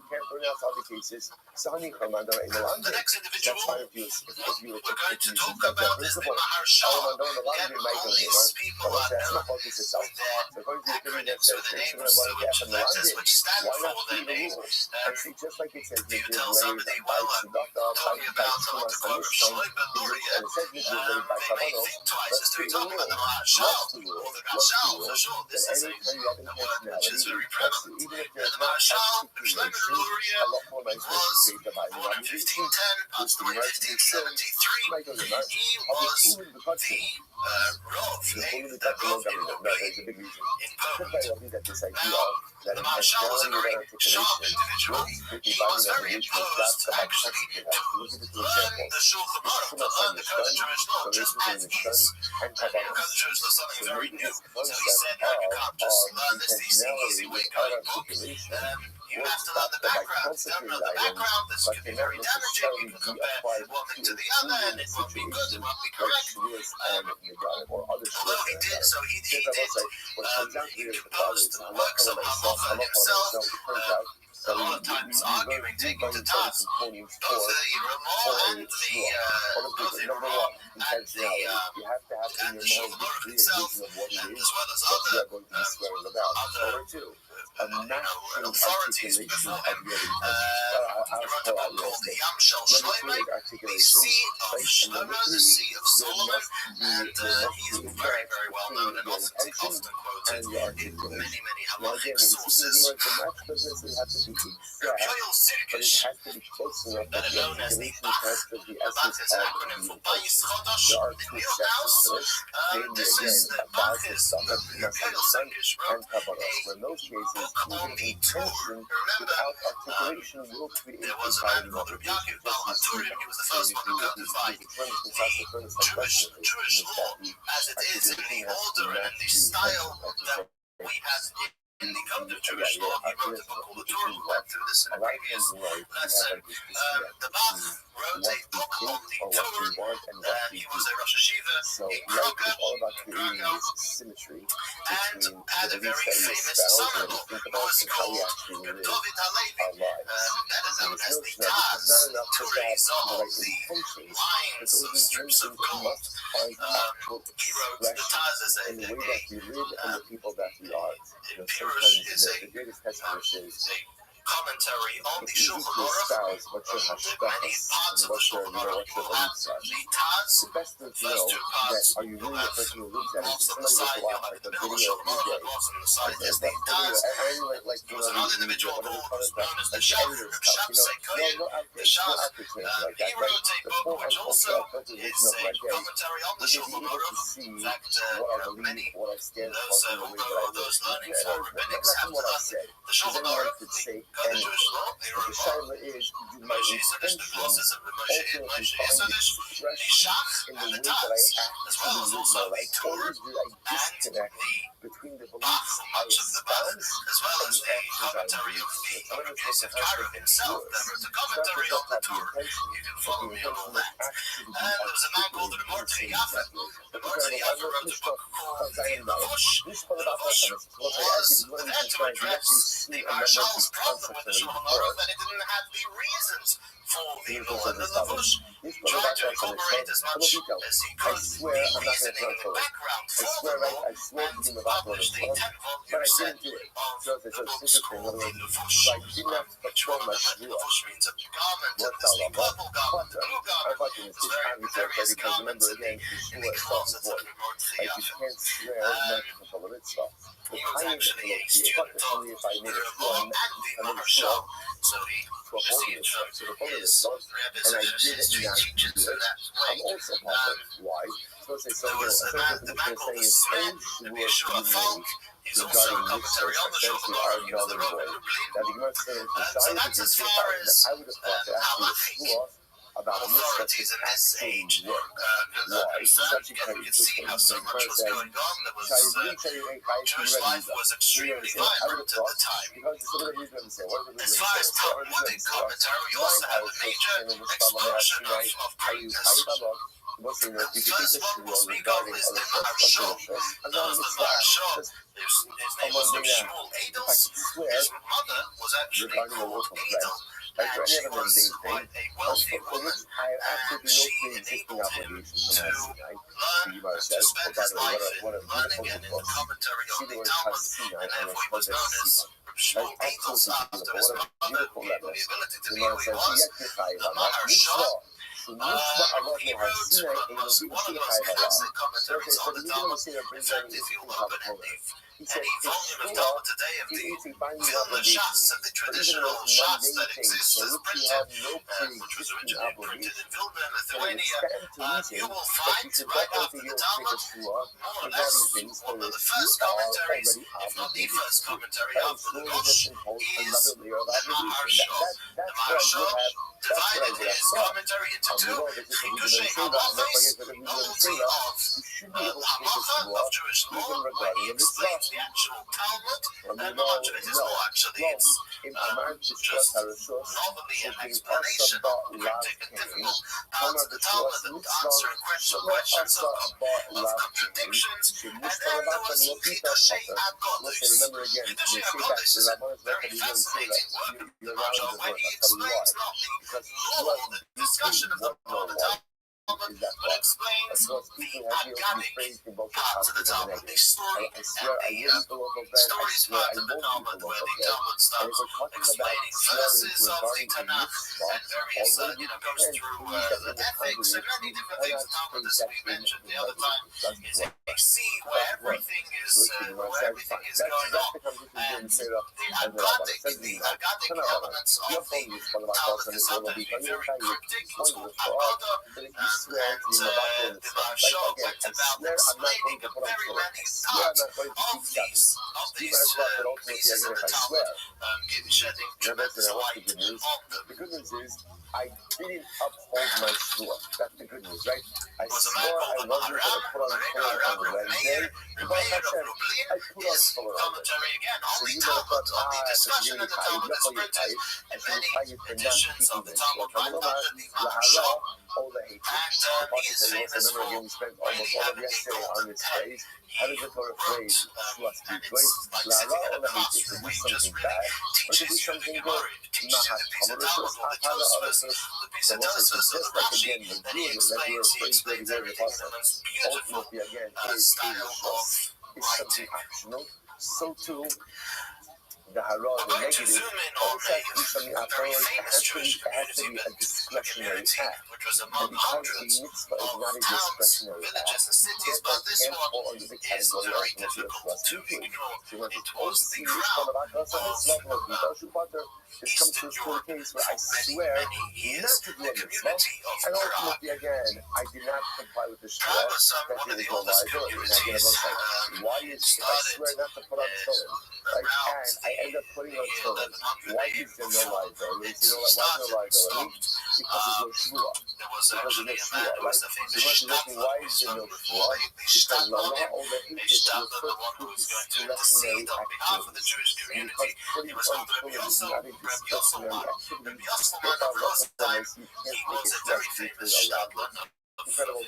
Historic significance. One of the things that he did was when the governor, or whoever was in charge of control of Prague expenditures, he was the one who would enable them with his expertise, got the government to retransmit the Jewish community. Because I trust Bitoy says, let's trust Bitoy. You swear to do something bad or to do something good. Individual was associated with the city of Prague. Again, most well known by the acronym of his name, the Maharal of Prague. Maharal, he was called Rabbi Liva, and ultimately again swearing he to the was a man of tremendous greatness, wrote many books. He was the rabbi of Prague and wrote many books on the Tanakh, on the Medrash, and on many subjects. He really just keep everything created and made with his work not only quantity of knowledge, also that pretty much any detail regarding a mitzvah is not going to work. Remember, what you told you is you can always go ahead. Now, what's the mechanism? If you want to create a mechanism to ultimately, again, additional legal obligation to do a mitzvah, what can you do? What can you do? The works of the Maharal and how he approaches so many things You can make an error. Remember again, not shot. Also, back to not shot. Right, so remember again, he was the Rav of Prague and his shul, the Altanoi shul, still stands today. It's the oldest functioning shul, I believe, in Europe today. And it's still standing there. You can utilize a method on that. You Was can, but you very can't well just do it. versed in all the sciences And and again, philosophy. essentially, He because was actually a student of a man called David Gans, who was a great astronomer, and because of all his qualities, his leadership qualities, his saintlyhood, his knowledge in all facets of knowledge, he was a great friend to Rudolf II, who governed at the time, and obviously with that friendship did a lot of good things for the Jewish community. Maharal is also well known in Jewish tradition as the one who created a golem. A golem, the golem of Prague This was because at his time, unfortunately, I swear not to blood do libel I was swear to getting do very something much out negative of to hand. myself, and let's say I Bible didn't that do before it. Pesach, You might have the thought that Jews your had to father, use Christian blood for the matzahs to tear apart, because obviously that's untrue as could be, but it was constantly brought about in the Jewish people, even in recent history. So the tradition goes that the Rabbi was also a great makubal, somebody who knew Kabbalah, Kabbalistic teachings. He created a golem, a beard out of clay, which was sort of a robot that was able to cause the fear of the Jewish community on those who wanted to destroy it with the blood libel. And the golem was alleged to be placed after its life was over, its job had been finished. The clay model of the golem was put in the attic of the Alto show, and nobody goes till Or I today swear I'm to going to go ahead and do the something attic negative of the Alto and show. I don't do it. That's the good news. I didn't do it. Another individual So yeah, obviously, will focus on, and again from Prague, was a man called Rabbi Yeshaya Horowitz. Rabbi Yeshaya Horowitz is better known in the Jewish world as the Shalom. Shalom Shalom. Shalom stands for Shalom. Lois, have grace. Meaning the two tablets of the covenant, he wrote a book called Shnei Lois have grace, the two tablets of Holy Shalom. His book as well is known as the Shalom HaKodesh, the holy person, the holy individual. He wrote a gift. this book is the Shalom is very much Kabbalistic in its nature. Again, illuminating in a very, very brilliant way many of the foundations of Judaism, and became also one of the pillars upon which the Hasidic teachings, which made it an absolute revolution, was built on. He wrote other books in Kabbalah as well. He was in Prague, and then went over to live in Israel, and is buried in Israel. Harming someone. Only nine. So it says now, The remember, last all of these individual cases who are predicated on the concept that Lahara or was a Lahara man is called talking about non-mitzvah discretionary activity. Right? Because that's the remember, because if you circle back, the real thing we're really focusing on over here is that rules regarding mitzvahs really don't work. Pirush is a Right? commentary on the Because Mishnah, why? and it's Because printed the in Lahara many is all editions discretionary of the activity. Mishnayos of the Mishnah today. You have on one side the commentary of Rabbi Vavia of Bertinorum of Italy, and then you have on the other side the Tosfos Yom Tov, the commentary from the I don't know. All it says is Lahara hated. How do you know that it's talking about discretionary activity? Maybe it's talking about a mitzvah. Where's low? I'll tell you why. Lo sarai to the ba'inon hatava dumya dahara v'hara dumya da'atava. Because remember again, the tov has to be comparable to the ra, and the ra has to be comparable to the tov. So the Gemara says, the akish hara v'hatava mahatava eino bebeto mitzvah af hara eino bebeto mitzvah. The same way that the good obviously does not refer to the negation of a mitzvah, so to the ra can't refer to the negation of a mitzvah. Hara, so the Gemara says, therefore, again, so obviously we can't be talking about mitzvahs over here. Hara gufa hatavahi, because in that case, ultimately, in hara, in and of itself is the hatava. The akish hatava the hara, and we'll compare the hatava to the hara. Mahara in a bikiyim mitzvah, just like the hara ultimately, again, is not referring to the fulfillment of a mitzvah. Hatava in a bikiyim mitzvah, because again, if that's the case, hatava gufa harahi. Okay, suppose that the Gemara understands over here, we have to exclude mitzvahs from this and instead make this a discretionary act.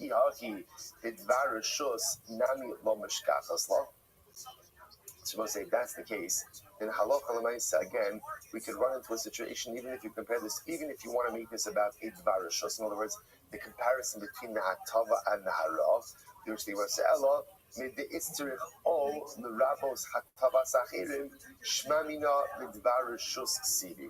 So it's very interesting. But the fact that we need the word O to go ahead and include a case of doing good for others, that would seem to indicate that we're talking only about discretionary activity. Because if we would just be talking about a dvar mitzvah, so it says hashta haras acherim israbi hatavas acherim miboy. If we're including ultimately again a case of haras acherim, does there need to be any discussion about hatavas acherim? And the Gemara says, oh, fine. So we'll say, let's stop there. So bottom line. Here's the takeaway. The takeaway is that all of this, remember again, let's just go through a quick progression before we get to the next piece. The Gemara says, remember, all of this comes down to the Maholis Rabbanan Rabbi Yehuda ben Meseira. Rabbi Yehuda ben Meseira says you can make a shvas bitui regarding mitzvahs based on his kal v'chomer as espoused in the Mishnah. Rabbanan say you cannot. What is the basis of the Rabbanan's drasha? Or what the basis of their position? A drasha of lahara lehated. That's it. Lahara lehated, only referring to discretionary activity. Bottom line, okay? The Gemara just gave the whole drush lahara lehated. The Gemara just says, "V'hai o mibayli lechalik." So ultimately, "V'hai o mibayli lechalik." Ultimately, again, we're using that O to make that distinction. Lechalik lo tzarich kra. I don't need the O for chiluk. Why not? Gemara says, I'm sorry, lechalik lo tzarich kra. So the Gemara says, Hani Rabbi Yochanan. That makes it Rabbi Yochanan. El Rabbi Oshia, ma'ikil me. Right? But against Rabbi Oshia, what is going to say? Now, what are we talking about over here? Tisanya. Ish asher yikalel es aviv ve'es imo. A man will curse. If a man will curse his mother and his father, or his father and his mother. Emi ela aviv ve'imo. I don't know that there's liability if he curses both parents. The Gemara says, Emi ela aviv imo. Aviv below imo. Imo below aviv minayin. How do I know that even if he curses one parent and doesn't curse the other, there's liability? Kamalomar aviv ve'imo kilo. Aviv kilo, imo kilo de Rabbi Yoshia. So Rabbi Yoshia says ultimately again, we can break apart the pasuk. Rabbi Yonasan says, ultimately, again, on one hand, the pasuk seems to indicate that there's liability for cursing both of them at once, and also liability for cursing one of them, or cursing them independently. On the base, until the pasuk ultimately again tells you explicitly, in other words, what Rabbi Yonasan is saying is like this. Even though it mentions father and mother together, the understanding is that you're liable for cursing them together or independently. The only time you would have a hanamina that you're only chayiv for cursing them together is if the pasuk will be explicit about that. So you must Rabbi Yoshia, you can still set up the previous conversation with Rabbi Yoshia. So again, so that machlokes guess goes back to the previous machlokes as whether or not you need all the chali. So Rabbi Yoshia, there's some like Rabbi Akiva, Tedar Shribui Umiute. So it's possible that it reflects in Rabbi Yoshia, and he owns a Rabbi Akiva, who actions review Amiyot, yesterday's daf, like his Rabbi Nachum Ish Gamzu.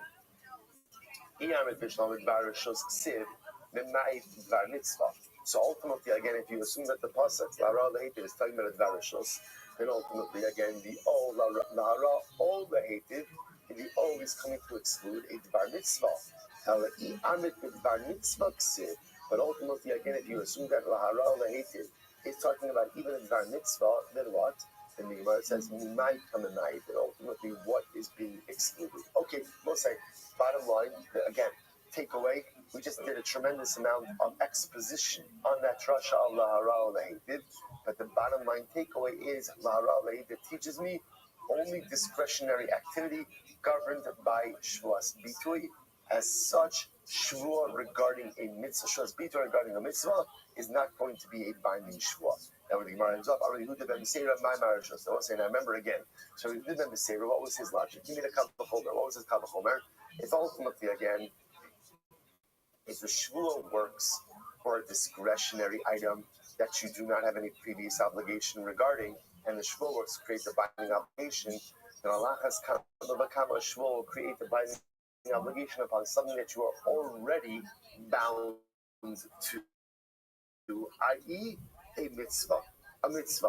Now, ultimately, again, what did the Rabbanan say back to Rabbi Yehuda ben Meseira? Why? Because remember, when the Torah speaks about Shvuas Bitui, what does the Torah say? Lahara Lehitiv, which means what? A Shvuas Bitui has to be able to be phrased both in the I will and won't do phraseology, positive and negative. And by a Dvar Shutz, by a discretionary action, you can do that. By a mitzvah, you cannot. So says the Gemara Rabbanon, Shapir Ka'amri Lev Rabbi Yehuda ben Meseira. The Rabbanon are saying, good. The same way back to Rabbi Meseira. So what does Rabbi Meseira say? Rabbi Meseira Amalacha Atu Atavas Achirim Lav Afagab Delesi Bechlal Haras Achirim. Rabbi Meseira says that's not true. I'll tell you why it's not true. I will say, imagine the following case. Right? I say, I'm going to go ahead and give Ruvain a loaf of bread. Imagine if I say in the negative, I'm going to take from Ruvain a loaf of bread. That doesn't work. So you can't necessarily phrase every single discretionary act, even in the negative as well. So again, that's not true. In other words, there are plenty of cases where you can't frame it. You can't frame the discretionary act in the negative and be allowed to do that. So the Gemara says, Rabbi Nachman, yet nevertheless the Torah says, so or even what I'm pointing out is, there are even cases of discretionary acts where you can't frame it in the negative, yet the Shuas Bitoy still works. Hakanami, Bikil Mitzvah, Apagav, the let's say, Babikal Mitzvah, Rabbi Rachman. So to Rabbi Meseira wants to say, so to in the case of a mitzvah, even though you can't frame the mitzvah in the negative, the Shuas Bitoy should still work. To which the Gemara said, Rabbanan, it's not true. Hasam Isay below Eitiv. It's not true. The Rabbanan will say like this: every discretionary act you can frame in the negative. Now again, while it's true, I can't say Shua, I'm going to give you a loaf of bread, and Shua, I'm going to take from you a loaf of bread. Right? That won't work. But I can do what? I can say Shua, I will give you a loaf of bread, and what? And what's the negative? Shua, I won't give you a loaf of bread. That works. In other words, so not doing good. Every single Shuas Bitoy that I want to say can be phrased. The positive action can be phrased in a permissible negative way. That is not true by mitzvos. So whereas I can say Shua, I will put on tefillin, I can't say Shua, I won't put on tefillin. That does not work. And because it does not work, therefore halacha l'maisa, the Shua says. So therefore again, a number of concrete pieces of halacha l'maisa. So first of all, it has like the Rabbanon, ultimately again, that Shuas Bitoy cannot be made regarding mitzvos. That's halacha l'maisa number one. Now again, why is that? Really based on the drasha of the Rabbanon, that Shuas Bitoy is all anchored in one simple phrase, lahara o lehetiv, which represents what? Discretionary activity. And again, once again, reinforce, therefore, that's how we pass him.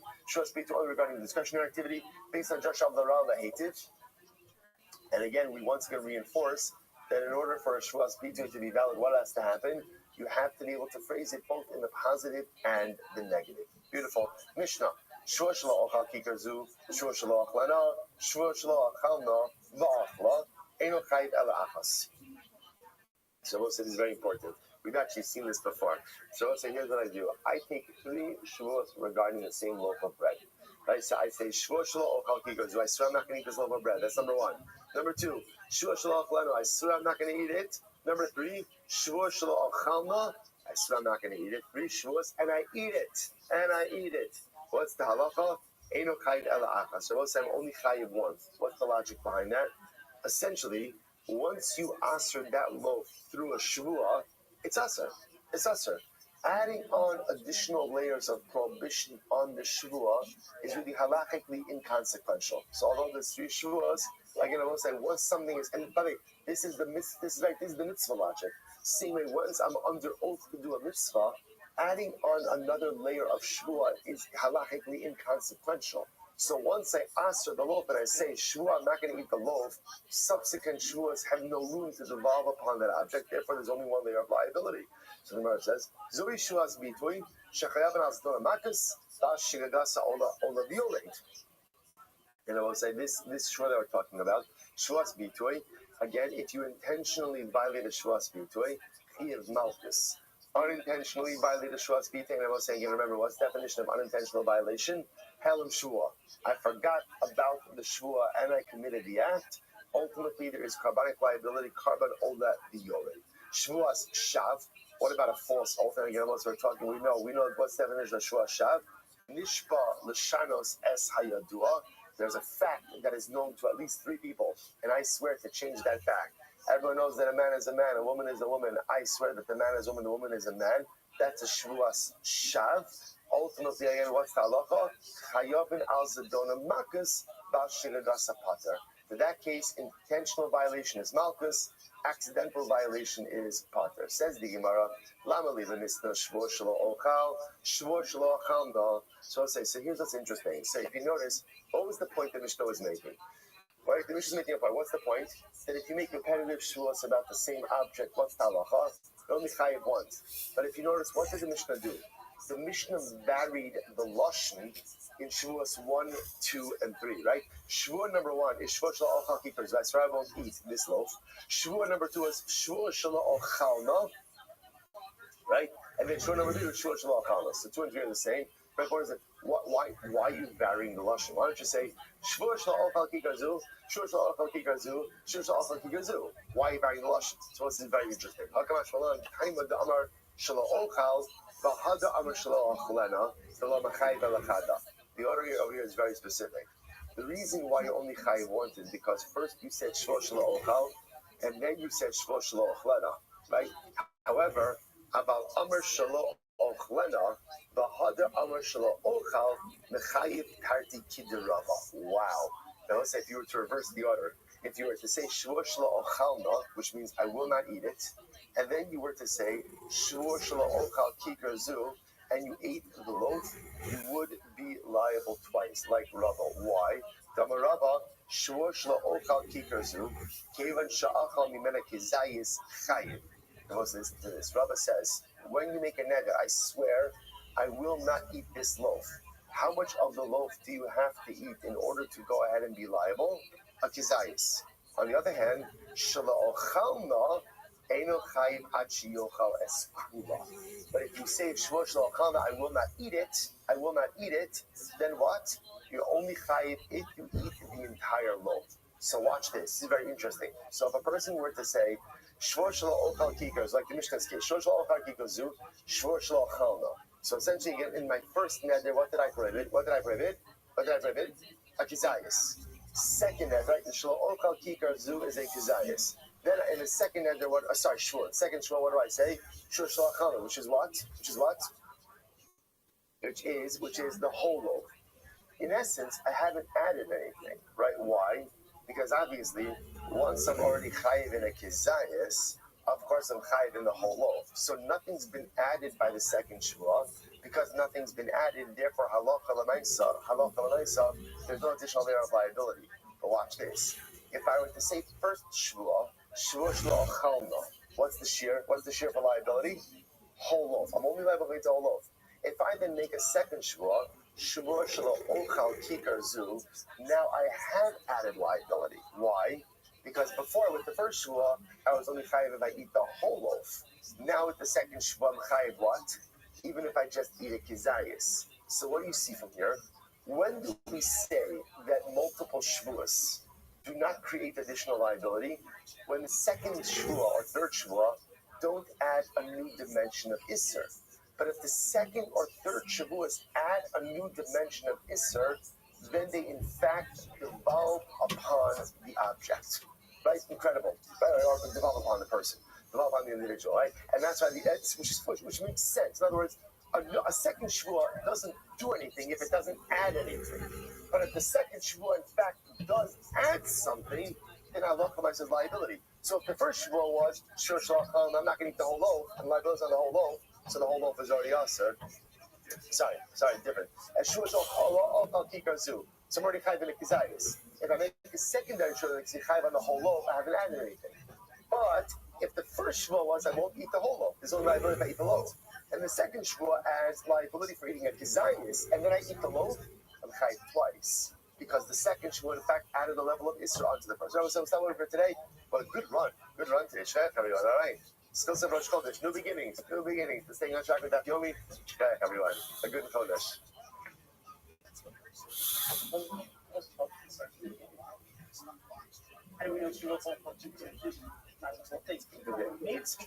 That's how it's interpreted. Kikar zu is make kikar su. That's how it's interpreted in Halal. That's how it's understood.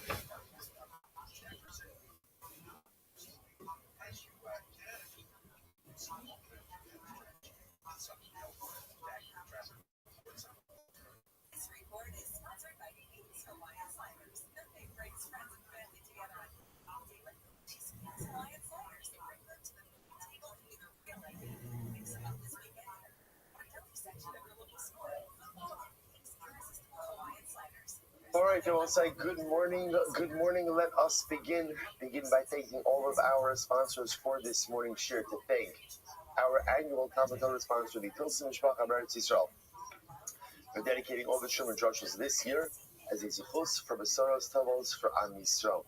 Our Talmud sponsors for the month of Iyar Abavim and the Tova Shmuel Rabbi Karatkin, the commission of the Yartzeit of Shmuel's father, Lipa Ben Yecheskel HaKohen Zichron Livracha. And of course, as always, we dedicate our learning in the schools of our precious hostages, Hashem. Bring them home the shalom and the karov and the schools of the success of our soldiers. Allow them to be successful. We'll say we wish a special mazel tov to Mr. and Mrs. Ruben Golian on the occasion of the chasna of their daughter last week. Mazel tov, mazel tov. Hashem the chasna and college mizot to build the bayis ne'eman b'Yisrael. A home filled with mazel, bracha, simcha, natzlacha, me'esim shanim tovos. Mazel tov. Well, so that's let us be with a lot to do today, Baruch Hashem. A really interesting daf, another daf again, where we're going to highlight a number of fundamental principles which Hashem will help us along the journey ahead. Today's daf is Chaf 26. We are picking up Emir Hashem on Chaf Hey on the base 25b, first wide line. Rabbi. Rabbi says as follows: Rav agrees in the following scenario.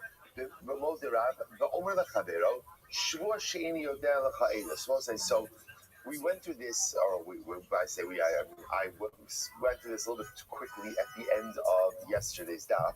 So I want to point out that the Gemara kind of tangentially introduced us now to a second category of Shua, which again, the Gemara did not formally introduce, it kind of just got brought up along the way of the journey. So remember, up until now, we have been hyper-focused on one type of Shua. Shua is bitui, which is a declarative Shua.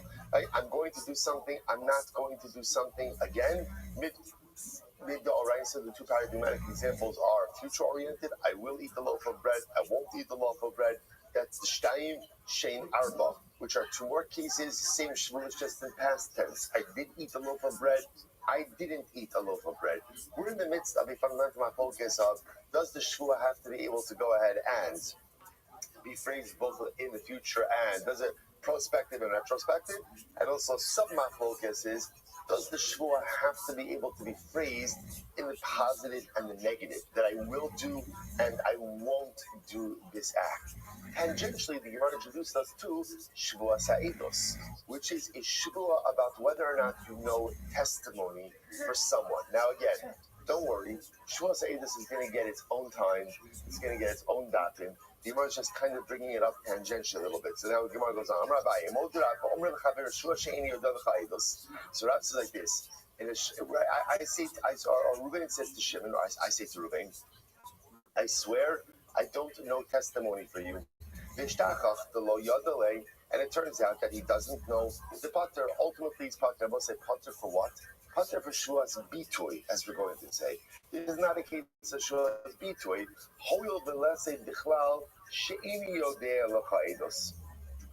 Because since it can't be phrased in the way of I don't know Eidos, which we'll see in just a little bit. So again, I will say, when he says pater, means pater really that it's not a Shua's bitui, but ultimately, again, this does enter into Shua Sa'idos, to which the Gemara says, Yadati v'lo yadati machlokes, he'arti v'lo he'arti machlokes. Because ultimately, again, the case of Yadati v'lo yadati is machlokes, and he'arti v'lo he'arti. I did swear or I didn't swear would also be a machlokes. So according to Shmuel, who says that something that cannot be phrased in the prospective future version, one is not chai for Shuas between the past version, the past tense version.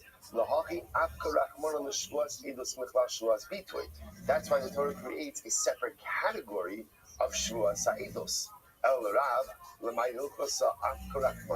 But according to Rav, ultimately, he doesn't require this. Why does the Torah create a separate category of Shuas Sa'idos? To which the Gemara says, apparently, in order to create a dual liability for Shvua Sa'idos, that you'll be chayav both for Shvua Sa'idos and potentially as well for Shvua Bitui. Amralei, that's not possible. Tarti l'matzisu amiso, you can't say that there's dual liability for one Shvua. Why not? The sanyo la'achos me'ila. When the Pasuk talks about liability for a Shvua, it says for one of these. La'achos ata machaybo v'ata machaybo l'shtayim. You can be chayiv only once per shvua, but not both. In other words, they both say, this is Dr. Glasson brought this up to me at the end of yesterday's shir. And when you speak about all of these shvuas that are done incorrectly or falsely, don't they all boil down to shvuas shakar, right? Assuming that there was intentionality. So isn't there dual liability? One of the principles we're going to see by shvuas is that every shvua fits into a category. Every shvua, even though you may have commonality, but there's a distinct feature that puts shvua in a particular category, specifically for shvuas bitui, because remember again, shvuas bitui is one of the unique categories where there is carbonic liability. There's carbon ola violet. Shvua shakar, you'll get malchus. Shvua shav, you'll get malchus. But again, that's why the Gemara says over here, there's no such thing as dual liability. Every shvua fits very neatly into a category, even though there absolutely is a certain degree of overlap between some of these categories. According to Abaye, why is Shua Sa'idos put in its own category? By all of the Shuas in general, when is their liability? When there's what we call Ha'alamas Shua. You forgot about the fact that you took your Shua. The Kans, Lo Ne'emar V'Ne'elam, by Shua Sa'idos, interestingly enough, there's no V'Ne'elam. And again, I will say, don't worry. Like I said, guys, this is not the spot for Shua Sa'idos. So right now, this is really only being brought up very tangentially in a much bigger discussion. We're going to spend the time on Shua Sa'idos. But again, Rabbi says Shua Sa'idos is unique. Why? L'chayiv ala mezid kishogeg. So Shua Sa'idos is purposely mentioned separately because there's a different level of liability. Shua Sa'idos, if you intentionally lie, right? I swear I don't know any testimony for Ruvain. I know testimony for Ruvain. I know that I know testimony for Ruvain. I'm intentionally lying. It's amazing. What's the halacha? I'm chayiv. Now this is unique because remember again, generally, for example, take Shvuas Bitui for a second, right? I swear, I'm not going to go ahead and, or better, I swear I didn't eat I swear I'm not going to eat the loaf of bread today. And I thought, go out of my to eat the loaf of bread today. I know about the shvu. I know about what's the halacha. What's the halacha? What am I chayiv? Interestingly enough, malchus. Because remember again, the only time you chayiv a carbon ola v'yored in a case of shvuas bitui is when there is ha'alam shvua. Last concern is about the shvua. But if there's intentionality, essentially it's treated like a shvua shekar, right? The shvua like a false oath, and therefore there's malchus. The exception to this rule that you're chayiv complete liability even if you know about your shvua, or even if you know the falseness of the shvua, is shvua seidus. Shvua seidus is the one case where we treat shogeg and mezid the same way. Maybe by shvua seidus, if you do it, if you violate the mezid, or you make the full shvua mezid, you chayiv once, but b'shogeg chayiv twice. Therefore, the positive says la'achos for one. Achos ata mechayvo v'ata mechayvo shtayim. There's only one level of liability. You're not chayiv two liabilities.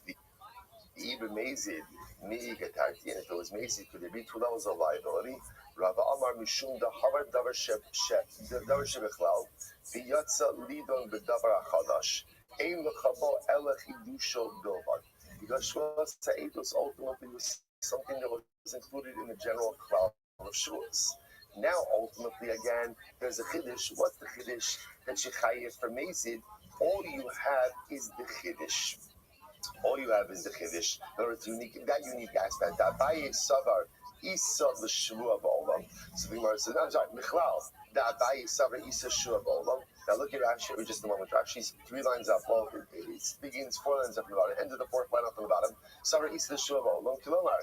Isa l'shem shvas bitui ve'ini yodea l'cha edus. So we'll say what seems to be interesting in all of this is that Abaye still seems to say that there's some element of shvuas bitui in this case of shvuas ha'edus. V'haidolo mechayev parti mishum ni'uta de'nata mechayev sham. Reading Rashi. And the only reason why you're not chayev twice in the case of shvuas edus, once for shvuas edus, once for shvuas bitui, is because of an exclusionary phrase. Okay, Stefan will say, the Gemara says that phrase over here of Michlal Makes it, the way the Rashi understands that phrase is, sounds like according to Abaye, there is an element of Shavuos Bitoy embedded in Shavuos Ha'edos.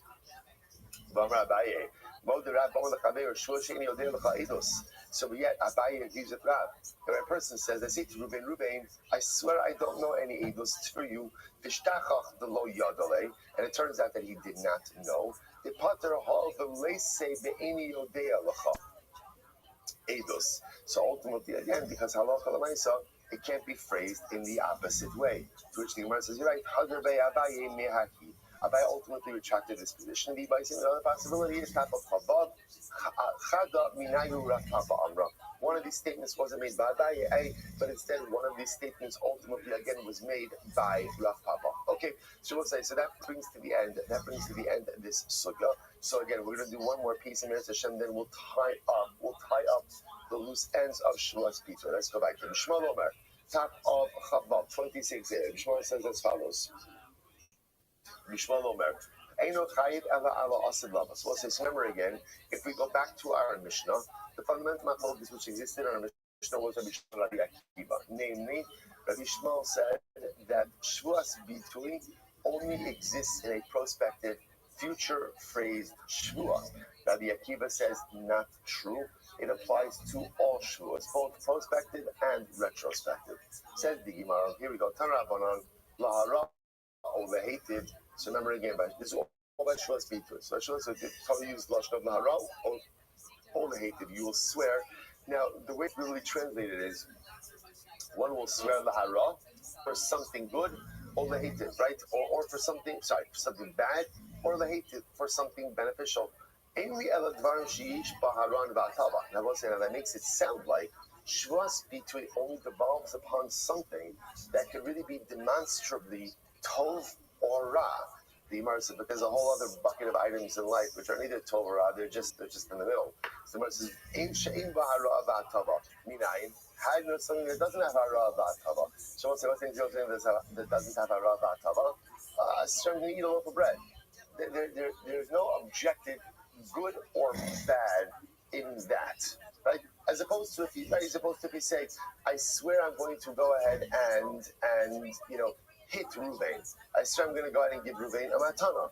That could be hara or hatava. The Gemara is asking, how do I know that in the world of Shavuos Bitui, even what we'll call a parav act, saying that's not hara hatava, could still create a binding Shavuos. You know, I'll just point out over there. What's fascinating about this Gemara is the Musar Haskell on this is it's only by Shavuos Bitui that an action doesn't fit into the category of hara v'hatava.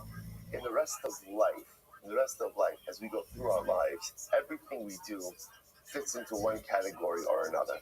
I always used to say that there's only one place where you will find parrot, and that's in your kitchen.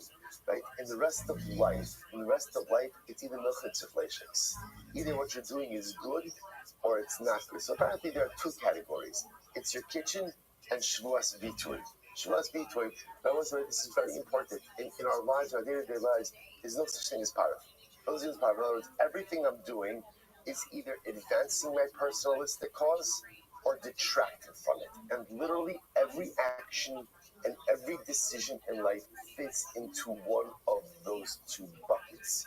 And as such, the most important thing in life is to be aware of that and therefore to choose wisely. The Gemara goes back there. So Gemara says, but how do I know about Shavuos Bitui? This parrot, there's something that's not hara or hatava. So how do I know that those things also are Shavuos Bitui? Tamar Lomar, O nefesh kisishava levate bisvasayim.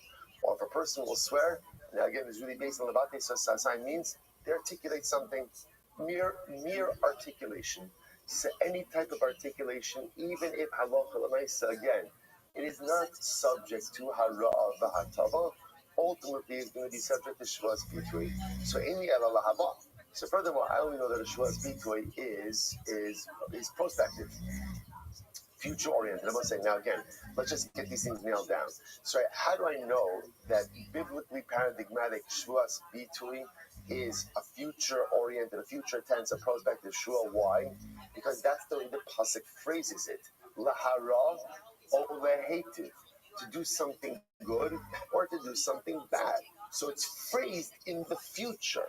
That's why I only know that a Shuas Bitui is future focused. The Gemara says, Emi Allah Haba, Risha'avar Minayin. How do I know that Shuas Bitui applies even retrospectively? Talmud Omar, L'chol Asher Yivata Ha'adam B'Shvua B'Rei Rabbi Akiva. Everyone said the pasuk says a revoid. Whatever you articulate, whether you articulate future tense, past tense, doesn't matter. It's all called a Shuas Bitui. So it's like all of this is Rabbi Akiva.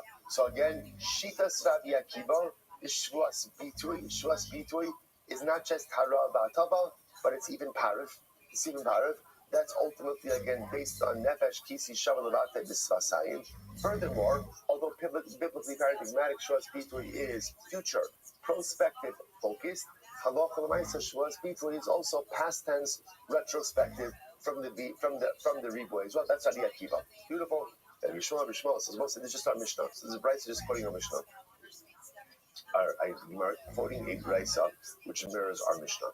So Mishma says, Lahara Lehitiv Lahaba. The Rishon says, no, not true. Lahara Lehitiv ultimately again means only a prospective, future-oriented Shvua is a Shuas Bitui. So the Gemara says, Amar Lo Rabbi Akiva Imkain, Amy Eladvarm Shish Ben HaTava V'Hara. So again, Rabbi Akiva says, okay, Rabbi Shmuel, so I understand what you're doing, right? In other words, Rabbi Shmuel's logic is very sound. Because what is Rabbi Shmuel saying? Look at the pasuk. What does the pasuk say? Lahara Olahitiv, which is future tense. So you see from here that only a prospective, future-oriented shua is good. So the Akiva says, okay, but if that's the case, Rabbi Shmuel, I only know that you can make a shvua regarding things that are either bad or good. They literally fall into that category, one of those two categories. How do you know that you can make shvuas about things that are quote unquote parav? How do you know that? Amarlo mi riboy hakasav. Oh, because Rabbi Shmuel says, listen, there's a riboy.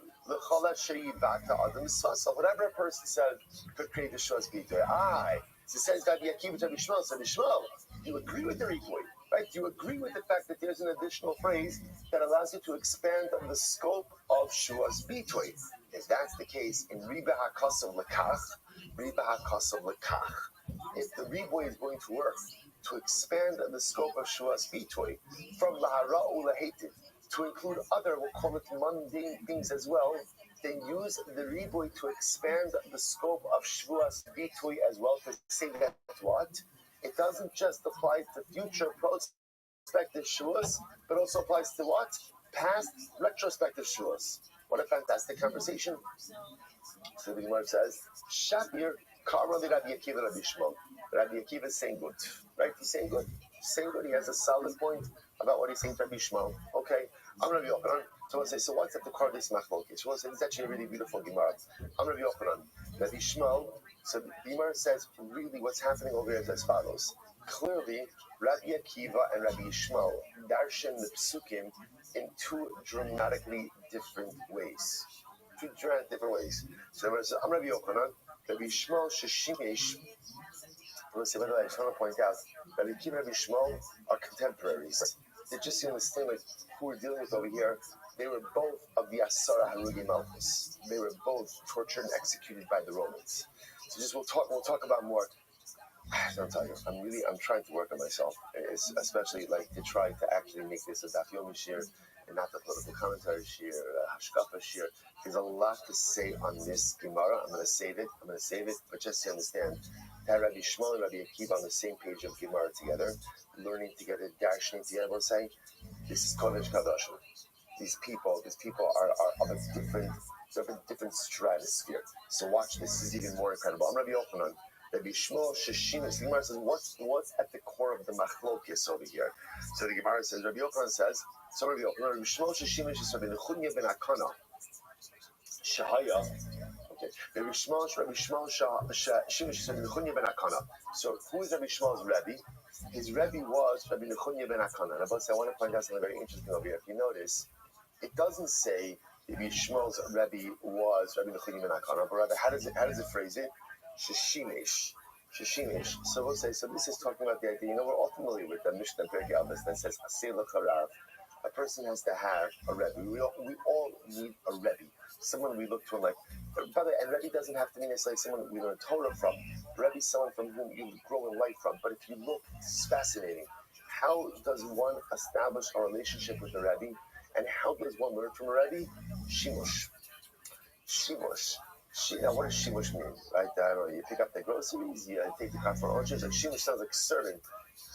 But shimush really means like a much deeper level of interaction. A much deeper level of interaction where there's an active involvement in the Rebbe's life, and the Rebbe has an active involvement in the Talmud's life. That's where that relationship comes from. It's incredible.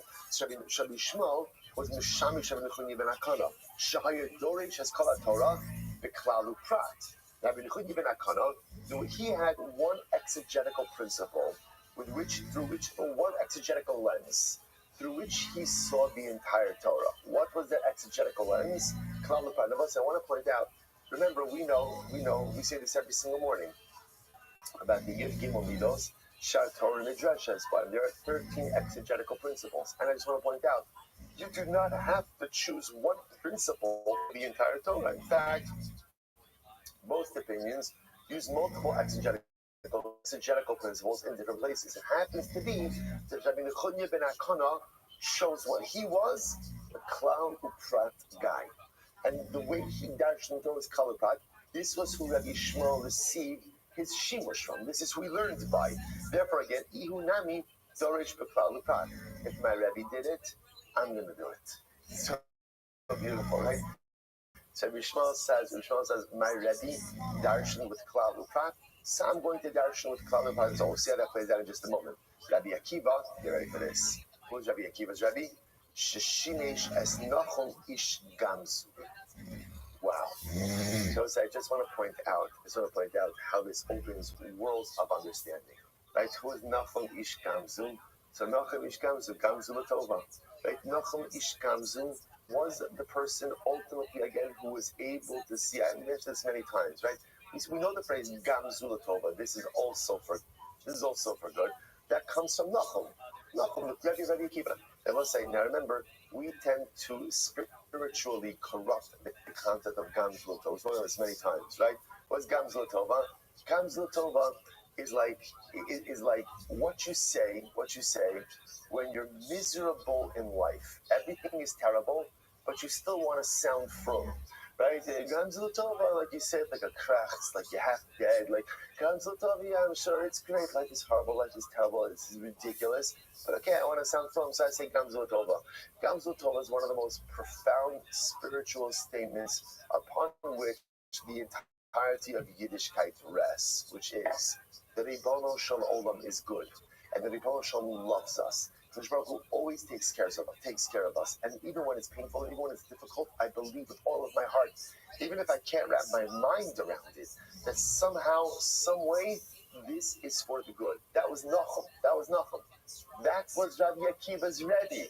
Now, when you understand who Rabbi Akiva's Rebbe was, now you understand Rabbi Akiva.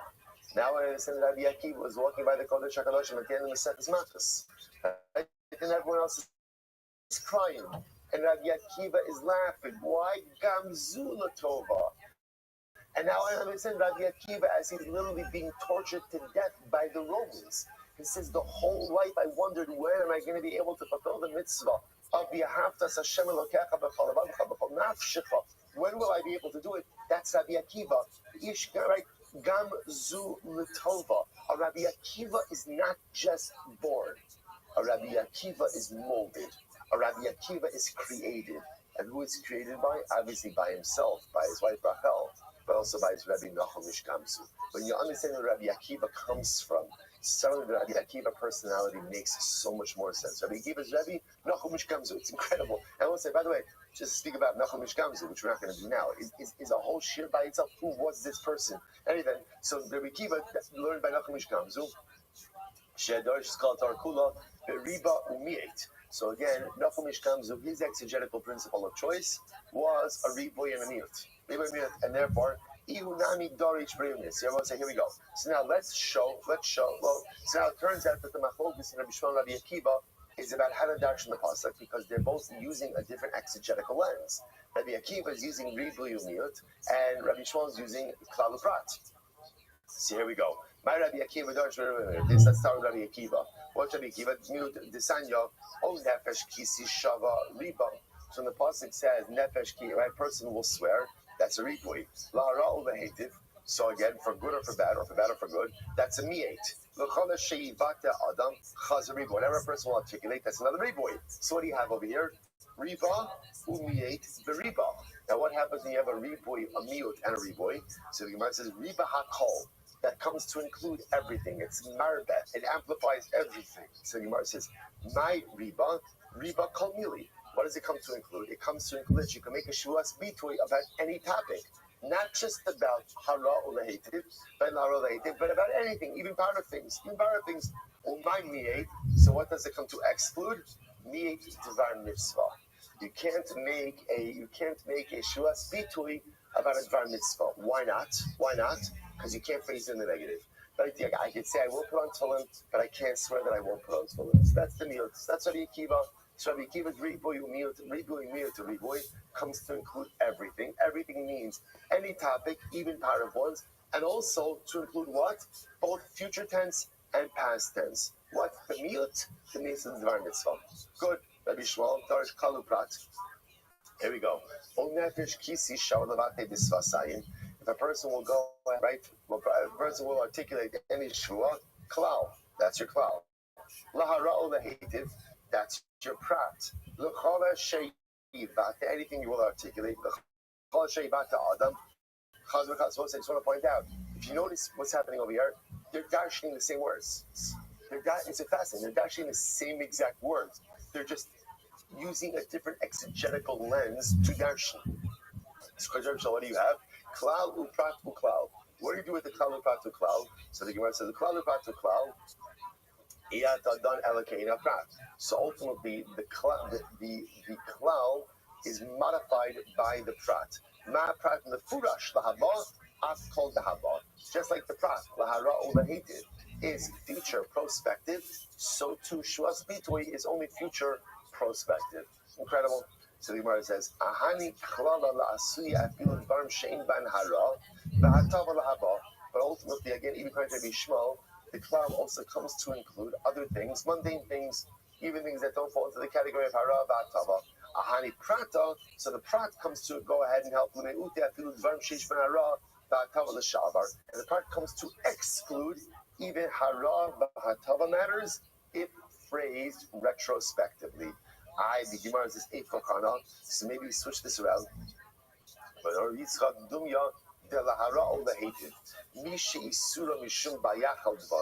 again, Rabbi Yitzchak says it makes sense that everything resembles hara lehetiv, which tells me only things that are also because of bal yachal dvaro, profaning your word. Yotza sazu shin isur mishum bal yachal dvaro ela mishum bal tishakru. Rashi says over here lo yachal dvaro. Rashi says last five lines of Rashi lo mashma ela b'davar she'efshalo l'kayim shvuas avayim lava. So again, in general, lo yachal dvaro seems to be focused on future-oriented things. Lo tishakru ultimately is focused on past tense things. Rabbi Yitzchak Baravin, Amar Kra, O nefesh kisi shava levata disvasayim. Misha shvua. So Rabbi Yitzchak comes along and says like this: Misha shvua kodemes lebitui.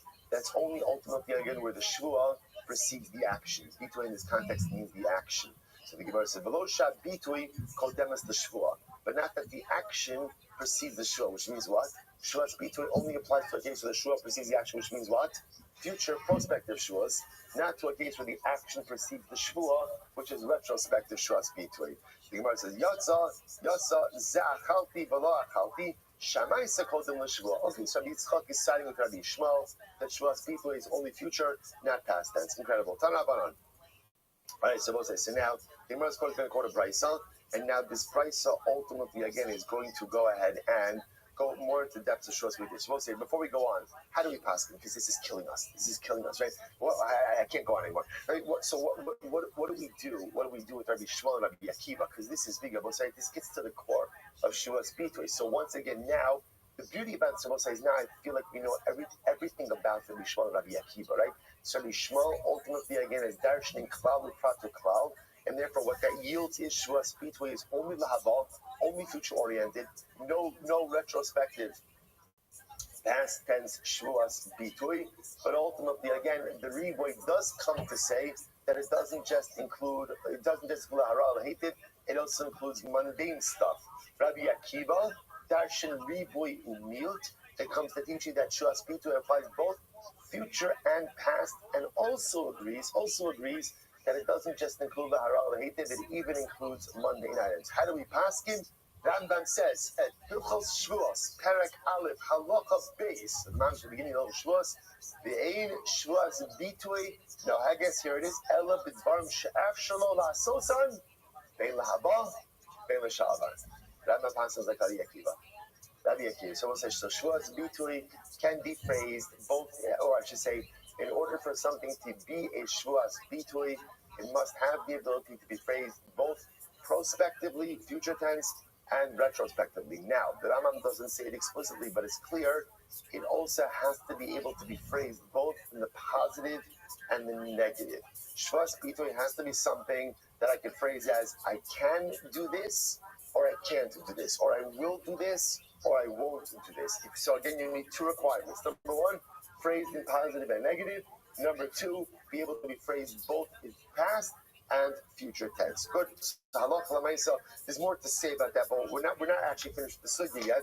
But first, let's go on ultimately to the brisa. So halacha l'maisa, just keep it on the belt. We pass like Rabbi Akiva. Incredible. Here we go. Says the Gemara. So here we go. Ha'adam b'shvuah. So again, I was just today the pasuk the Gemara is quoting.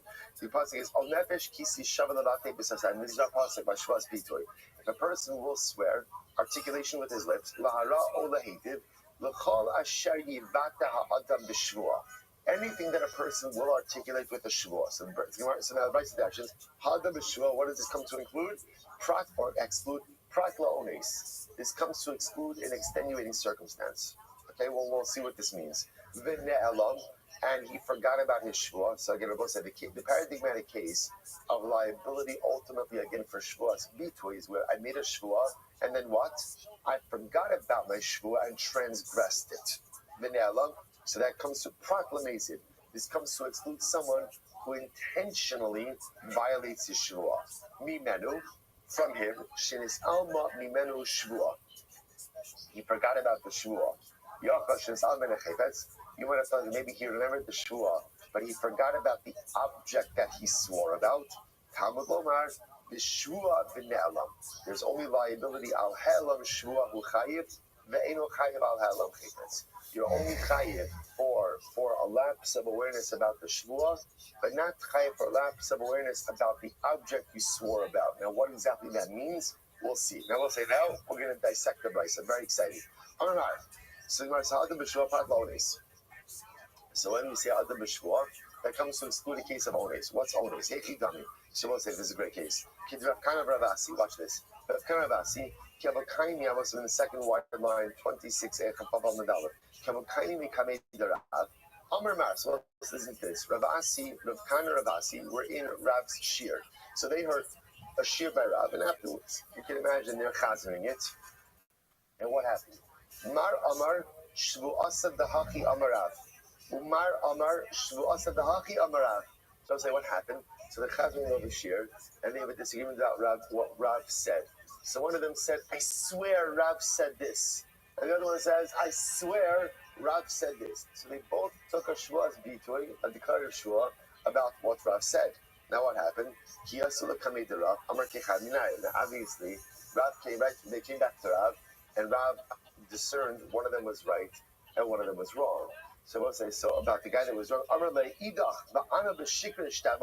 so the one who was wrong said to Rav, Rabbi, did I swear falsely? Your heart literally again took advantage of you, right? Your heart put you in a compromised position, which is another way of saying, Rashi says, no, you thought you were right. This is not. As I will say, ultimately again, when a person is convinced about the fact that they are swearing correctly, that's not the shvuas sheker, and ultimately again, it's not a shvuas bitui. That's not our case, right? That's not our case. So when a person is convinced that what they are doing is right and acts accordingly, that ultimately, again, is called an ones. Now, halacha l'maisa will have to see exactly what we do with this case, right? Because that would seem to disqualify, like a lot of cases are like that, where a person thinks they're doing the right thing, but they're doing the wrong thing. That there's no liability in that case. In fact, I'll say, by the way, generally, that's what we call shogeg, right? When a person thinks they're doing the right thing, but in fact they're mistaking. So again, we'll see halacha l'maisa what to do about this by shvua. Okay, but let's go back there. So we'll say, but that phrase of lidcha anascha, that when you think you're doing the right thing, but it turns out you did something wrong, there may not be liability in that case. Next, and again, so we'll say, so in this case, I made a shvuas bitui, and then ultimately, again, I forgot about the shvua and transgressed it. So shenis'al yimenu shvua, I forgot about the shvua, I transgressed it. That's when there will be liability. You would have thought, what about if I remember the shvua, but I forgot about the chayfetz? Now, let's take a simple case. I swear I won't eat a loaf of bread. Okay, loaf of bread. Nothing more. So what about a case where you remember the shvua, but for some reason you forgot about the object? So the Gemara says, what is the case? So the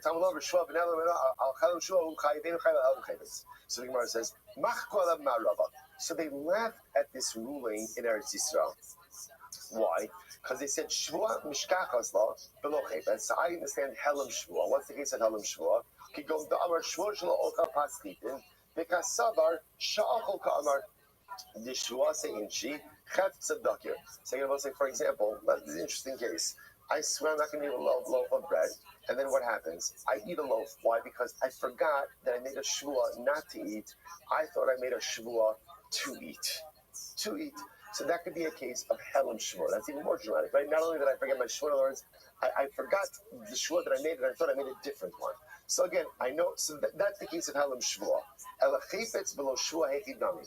But how do you ever have a case of where you forget about the object, but you remember the shvua? So perhaps for example, maybe I swore I'm not going to eat wheat bread. And what happens? Right? And I thought that I made a neder about barley bread. Okay, so the Gemara says, in that case, I remember the shvua, right? But I forgot about the object. Okay, but it's all called helam shvua. That's an Eretz Yisrael. They mocked this. What are you talking about? A distinction between helam shvua and helam chayfetz. Where I forget about the shvua, I forget about the object. If you forget about the object, what are you effectively forgetting about? The shvua. In other words, there's no independence here between the object and the shvua. If, for example, again, I swore I wasn't going to eat wheat bread, and I thought I said barley bread, so I ended up eating wheat bread. So again, that means I forgot about the shvua. That's not called helam chayfetz. Amar Belazar, Belazar says, you're right. There's really no distinction between forgetting about the shvua and forgetting about the object. The object and the shvua are by definition intertwined. So you're telling me again, you can't have a case where you forget about the object but didn't forget about the shvua? No, I'll give you a case. Keep going, listen to this. And here's the case. I swear I'm not going to eat wheat bread. And I remember my shua. I have a basket of bread. In the basket, there's barley loaves and there's wheat loaves. So I know that I swore not to eat a loaf of wheat bread. I put my hand into the basket in order to take a barley loaf, and I end up pulling out a wheat loaf. Because and again, I thought it was a barley loaf. And I ate it. The shua say dakir. In this case, I fully remember my shua. I know that I'm not allowed to eat the wheat loaf. And my intention was not to take a wheat loaf, was to take a barley loaf. But I ended up taking the wrong loaf. So the shua say dakir, I didn't know the chefza. So this would seem to be a good case of where I absolutely unequivocally remember my shua, but I forgot the helam, the lapse of awareness is about the object. Amalei Abaye, klum mechayves lekarben ella amai detapes lebiadei helam shulahu. Abaye says, at the end of the day, What's driving carb? You're right. So you'll be chayiv now a carb over the yore. What's driving that carbonic liability? What's driving it? A mistake about the shvua. In other words, at the end of the day, it's not the bread that drives carbonic liability. It's the shvua. Now, granted, the mistake I made over here is that I thought I was eating a barley loaf, but really I ate a wheat loaf. But one of the ramifications of eating a wheat loaf, I'm in violation of my shvua. So in other words, this notion of splicing the object from the shvua, it's a fallacy. It's a fallacy. It doesn't work. So the Gemara's lishnachri, not another possibility is Amar le'abai Rabbi Yosef. So carbon the kamaisi Allah. Alternate version of the phraseology of Rabbi says Rabbi Yosef. The bottom line, you're right. You're gonna have to bring a shua speech. So I'll say, I swear I'm not gonna. Here's the case. Again, same case. I swear I'm not gonna eat a loaf of wheat bread. I'm not gonna eat wheat bread. So what happens? I put my hands in the basket. I know in there I have barley loaves and wheat loaves. My intention is to take a barley loaf. I think I have a barley loaf. I eat it. It turns out to be a wheat loaf. So okay. So now the Gemara says there's liability. So Abaye says, carbon the kamai sialei the pass mias helam shuahu. Why do you bring a carbon? Not because of the loaf, or because of the loaf, but because why? Because the loaf compromised the shvua. In other words, at the end of the day, all roads lead back to lapse of awareness on shvua. Rabbi Yosef will say, Rabbi Yosef will say, no, it's not called a lapse of awareness about the shvua. Why? Because I remember my shvua. The lapse over here is about the type of loaf. If someone were to tell me, hey, Silver, put that down, that's a wheat loaf, I would say, it's a wheat loaf. I'd put it down immediately, and again, I wouldn't eat it. That shows at the end of the day that really what's happening over here is a lapse of awareness about not the shvua, but about the object. So I will say, it seems to be the majority opinion is, and it makes sense, that creating this distinction between helam shvua and helam chaypes doesn't make sense. Right? Because either way, at the end of the day, when there is liability, it's because I violated the shvua. Whether I violate the shvua because I forget about the shvua or I have a misunderstanding about the object, bottom line is violation of the shvua itself, which drives carbonic liability. So, Rabbi Nachman, Helam Zev Zev Yadomahu. What happens if you have a lapse of awareness about both? You forgot about everything. Right? You have a lapse of awareness about the shvua, lapse of awareness about the object. What happens in a case like that? There's a lapse of awareness about the shvua in that case, and therefore there's liability. But there should be a lapse of awareness about the object, and I should be pater. We look, if he would be reminded that he took a shvua and he would stop what he's doing, that's called a helam shvua, and therefore he's chayiv. But if he would stop as a result of being reminded about the nature of the object, that's not to learn about the object.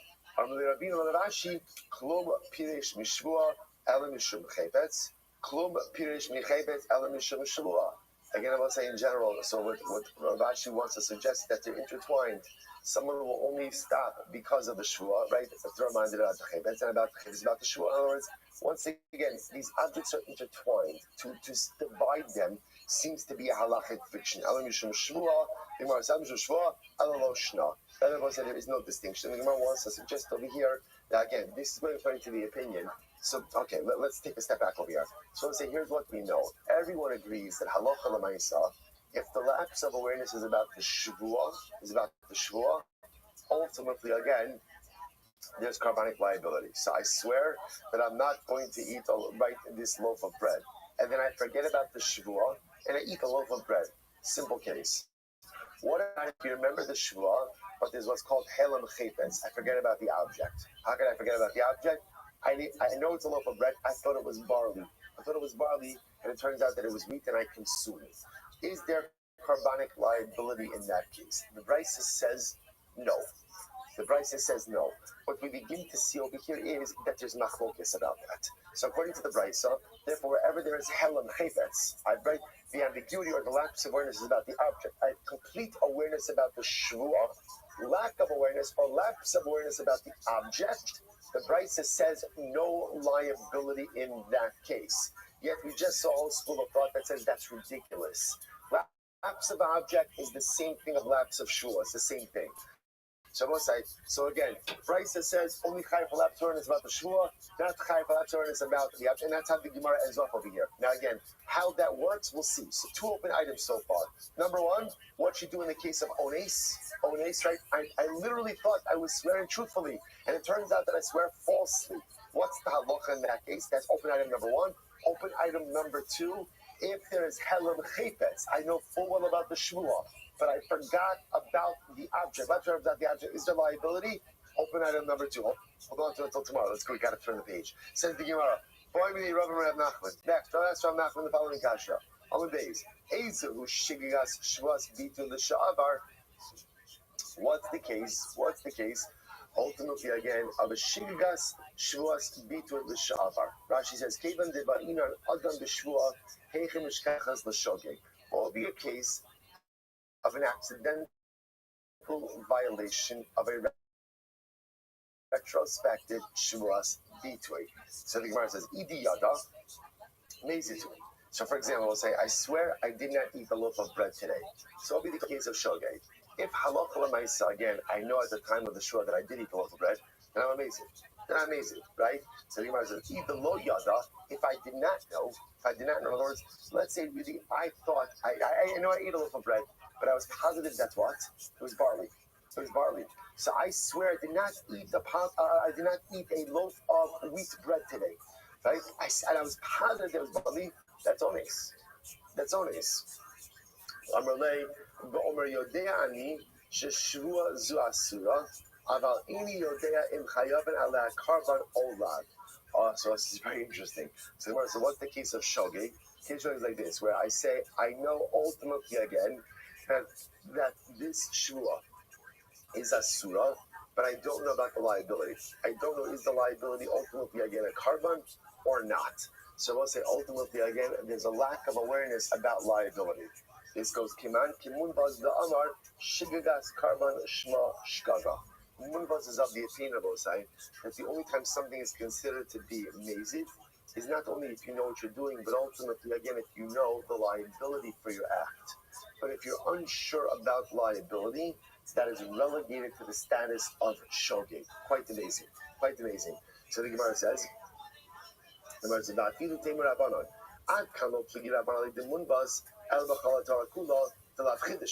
furthermore, again, Abba says, even reflected view of the Rabbanon. Why? Because the Rabbanon only argue on Munbaz in the rest of Torah. Right?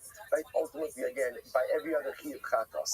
But in the case of Shuas Bitui, whereas the Chidishu, the Bechal Torah Kudalo Ashkechan Lab the Maisi Karban, the Afina Ne'aval the Zara. The general again will say, why is Shuas Bitui unique? Why is Shuas Bitui unique?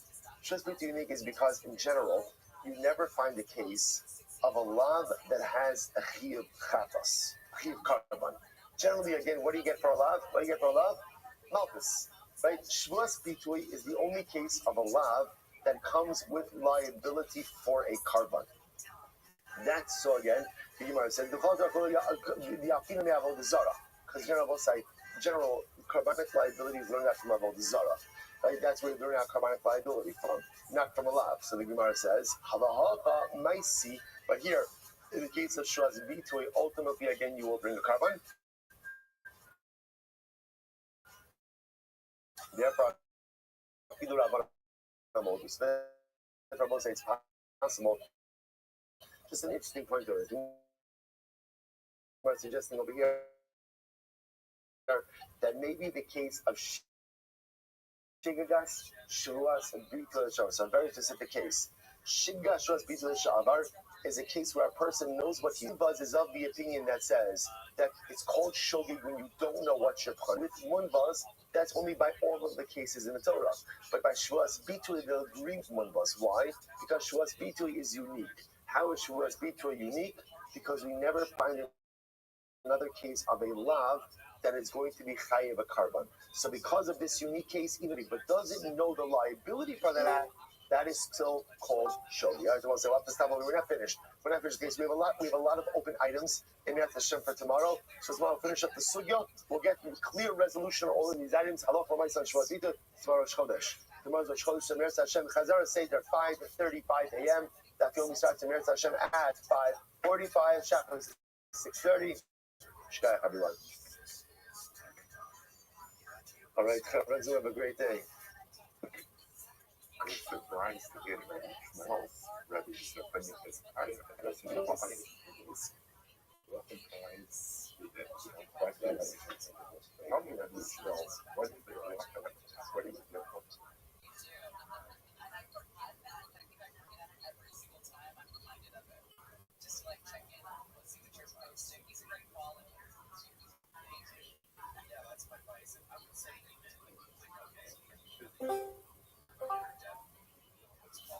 All right, so we'll say good morning. Good morning. Let us begin. Begin by thanking all of our sponsors for this morning's share. To thank our annual Talmud Torah sponsor, Tilson Mishpacha Eretz Yisrael, for dedicating all the Sherman Drushos this year as a zechus from the Soros Tomos for all of Am Yisrael. Talmud Torah sponsors for the month of Iyar Haba Alim Lertova Shmuel Rabin Karapkin, commission of the architect of Shmuel's father Leonard Karapkin, Lipa Ben Yecheskel HaKonim Zechon Lebracha. We hope that in the merit of our Talmud Torah and Meretz Hashem and Hashem Shavar Aliyah. Michael, was there a sponsorship? Because it's not. What is it? What is it? Shane Bas, Meretz Hashem, the Turiansky Mishpacha, in commemoration of the architect of Shengel Bas Mordechai. We hope that in the merit of our Talmud Torah, all of the Neshama Slav and Aliyah, the families Ein Nechama, Meretz Hashem, bring home all of our hostages, b'shalom and b'karav, and allow our holy soldiers to be successful. V'chol ma'asei yideihem. And because of us, we take the opportunity to express our Tov and to say, Hodu Hashem kitov kilelam chaslan. This day of Yom Yerushalayim, this day when we celebrate just the most incredible and beautiful miracle of the reunification of the eternal capital of Klal Yisrael. There are things that we take for granted. We take for granted that in Eretz Hashem, we could just go to the Kosel if we want to. We take for granted that you could walk down the beautiful streets of Mamila. We take for granted that you could go out for dinner in Yerushalayim. We take for granted that we can live in Yerushalayim. But remember again, this is a miracle that for Klal Yisrael is, in the context of our national history, very recent.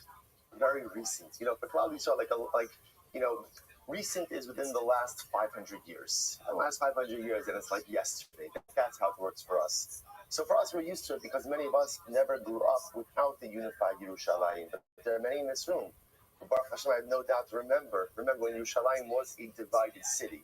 And remember, Yerushalayim was never a divided city. It was never divided spiritually. And spiritually, it was always whole and always resided in the heart of every single Jew. But it was divided geographically. And Baruch Hashem, to celebrate this incredible miracle.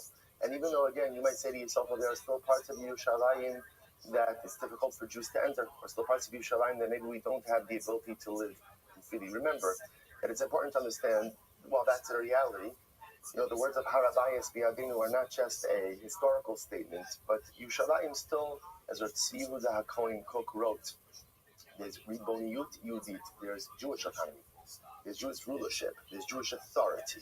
So it's important to understand that even on the Harabais itself, it's our soldiers, it's our police officers who are there. Okay, there's whatever the arrangement is, but it's important to understand at the end of the day who is in control. It's important to understand that, and that's us. And that's us. After 2,000 years of someone else controlling the gates, we control the gates. So literally, again, it's Biadenu. And that is nothing short of miraculous. So Baruch Hashem and Sammy, on behalf of the show, thank you for the beautiful, uplifting hello. So beautiful. So again, however I always say all these days, however you say hello, you don't say hello, with a bracha, not a bracha. Okay, I don't understand it how you can't say hello.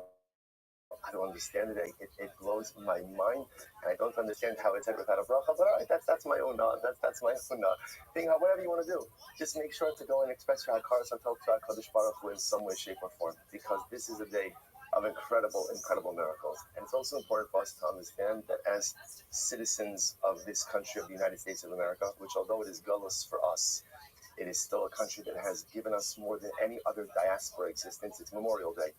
Memorial Day, a day in which we remember America's fallen, in which we remember again all of those brave men and women who have given their lives in defense of our liberties. You know, the big difference between, there are many differences between America and Eretz Yisrael, but you know, in Eretz Yisrael, you know, you can't walk 3 feet without seeing a soldier. So the idea that there are young men and women who are moser nefesh in Eretz Yisrael, that literally, again, they don the holiest uniform that exists, which is the uniform of the Israel Defense Forces. They don it, and they're moser nefesh, so you can't miss it. Like you can't. In America, when was the last time you saw someone in uniform? You know, when the armory was by 7-Eleven on on Rochester Road. It used to happen to be like 7-Eleven coffee is very good. You know, you used to go, sometimes you'd see people in uniform. Now that they closed it down, you don't really see anyone there. So, America's wars are fought thousands of miles away. So we often don't see the servicemen and women, unless, of course, you happen to know them. But they're there. And they're fighting, I'm sure, like in every corner of the globe, protecting our liberties, protecting our security, giving us the freedom to do exactly this. To sit and to learn, to sit in the worship, the ability to safeguard all of the incredible freedoms we have in this country. So it's really important to take the opportunity to express our Hakar Satov to this great nation. With all of its flaws, like everything in this world has its flaws. But this is a great nation. This is a great country that has given us something that no other diaspora has. And we must have tremendous Hakar Satov for those brave men and women who literally give everything to secure our liberties, people who they will never meet, people they'll never know. We owe them a debt of gratitude beyond words. I saw if you go on TV, you can see it's actually quite moving. President Trump was at the Graduate Academy, and it's inspiring. It's inspiring to watch these young men and women who are making such idealistic choices to defend our country, to defend our liberties. And the remarks of the president and the vice president were actually quite beautiful. They recognized a couple of outstanding soldiers. It was really very moving. It's Kedai. Everybody watches enough junk on YouTube anyway. Might as well watch something good. Might as well watch something meaningful. Right? It's 3 minutes, really beautiful and really inspiring. And more than their statements, it's inspiring to see a new generation. So often the young people we see are the empty-headed, vacuous nothings who are rallying on college campuses, right? Who literally are a waste of space. The Ribono Shel Olam should just take back that energy and reallocate it somewhere else because it's ridiculous. But we don't see that there's a whole other young generation of idealistic Americans who actually understand what makes this country great, who actually appreciate the gift of living here, who actually appreciate what it means to be an American and are not spoiled, entitled, brainless masses of glob who just literally, again, forsake every single bracha that we have in this great country. We often get like our screens are flooded with one segment of young America. It's so important to see that there is another segment, and they're great, and they're holy, and they're beautiful, and they're strong, and they're idealistic. And when you watch it, we are proud Jews first, and we're always proud Jews first. But you know what? It's good to be a proud American second. It's good to be a proud and to see what this country has to offer, and to see at the end of the day how great this is. But its greatness is only because of this sacrifice that really the holy men and women of the American Defense Forces are willing to make as well. So on this Memorial Day, we salute our fallen. We express our tremendous Hakar Satov to their families. And in Yetz Hashem, we should be zochah that life here in this country should become easier, should become better for us, that the anti-Semitism that has reared its ugly head should in Yetz Hashem diminish, but ultimately we hope to make our way home. We hope to make our way home to Yerushalayim Hallelujah, Hey Rabbi Amenu, Amen. All right, that's it for today. We're gonna pick up in Yetz Hashem tomorrow. Okay, we're getting a little bit of Gemara. Today's daf is Chaf Hey. We'll say these are important things to say. For daf Chaf Hey, Mish, that's okay. It's a short daf today. That's a short daf, right? All right, whatever it is, good. Says the Mishnah. So we'll say it's actually a really great Mishnah ahead of us today. So we'll say now the Mishnah is actually going into a lot of the details concerning how Shavuos work. So whether again, so whether you're making a Shavuot, and the Shavuot ultimately again is about things which impact you, or the Shavuot impacts things that deal with others. So for example, Rashi points out, I swear I'm going to give you $1,000. So again, that's impacting you. So again, shvua that impacts me, I swear I'm going to eat a loaf of bread. Right? That's me. Shvua that doesn't impact others. Shvua that impacts, I swear I'm going to give you $1,000. Or or whether the shvua impacts something that has mamashos, that have substance to it, right? Or or for example, shvuas that have no substance to it. Now, take a quick look at Rashi. Rashi is the first short line, Shein by mamish. Rashi says, Trey gat mashma. Now, there are two elements to this, two parts to a shvua she'in bahen mamish. He says, Shein, he says, kigon sheina, umashma she'in bahen aniya kigon she'ezrot tzraliyam. So, for example, what's an example of a shvua that doesn't have substance to it? So there are two examples. One of them is, for example, I swear I'm not going to sleep. We saw this at the end of yesterday's daf. So, for example, sleep doesn't really have any type of mamashos, doesn't have any substance to it, right? Or another type of shvua, a shema mamish, could be, I swear I'm going to throw a stone into the sea.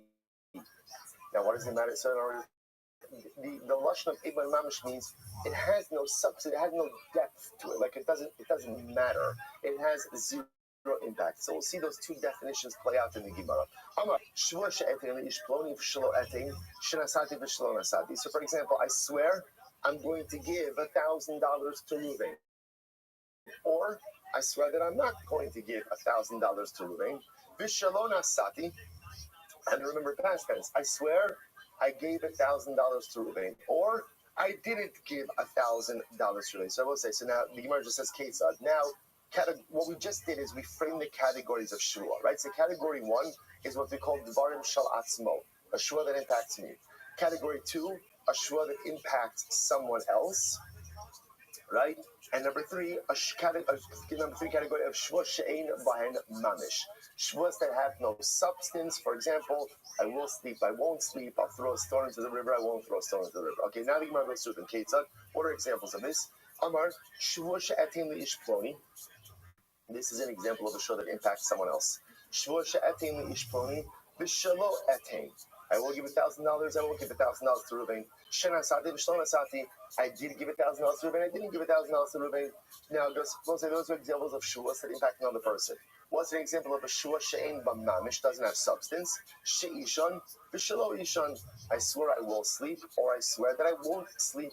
She'yashanti v'shelo yashanti. I swear that I did sleep, or I swear that I didn't sleep. She'ezrok tzrar liyam v'shelo ezrok.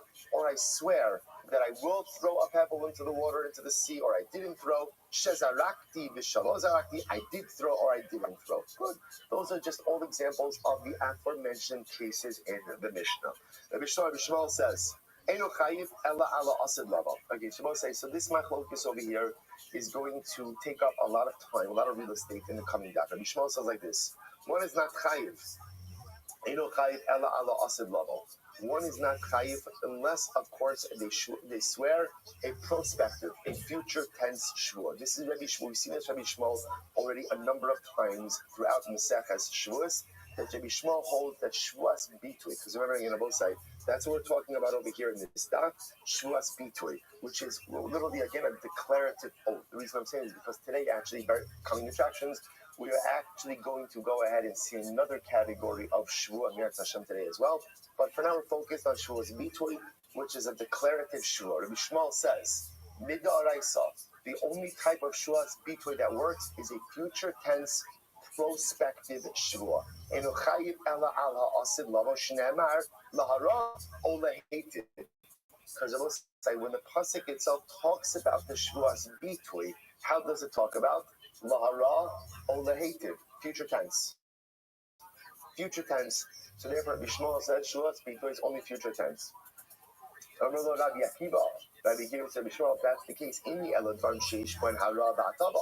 If that's the case, then ultimately, again, a shvuas bitui should really only be on something that has hara or hatal. What does that mean?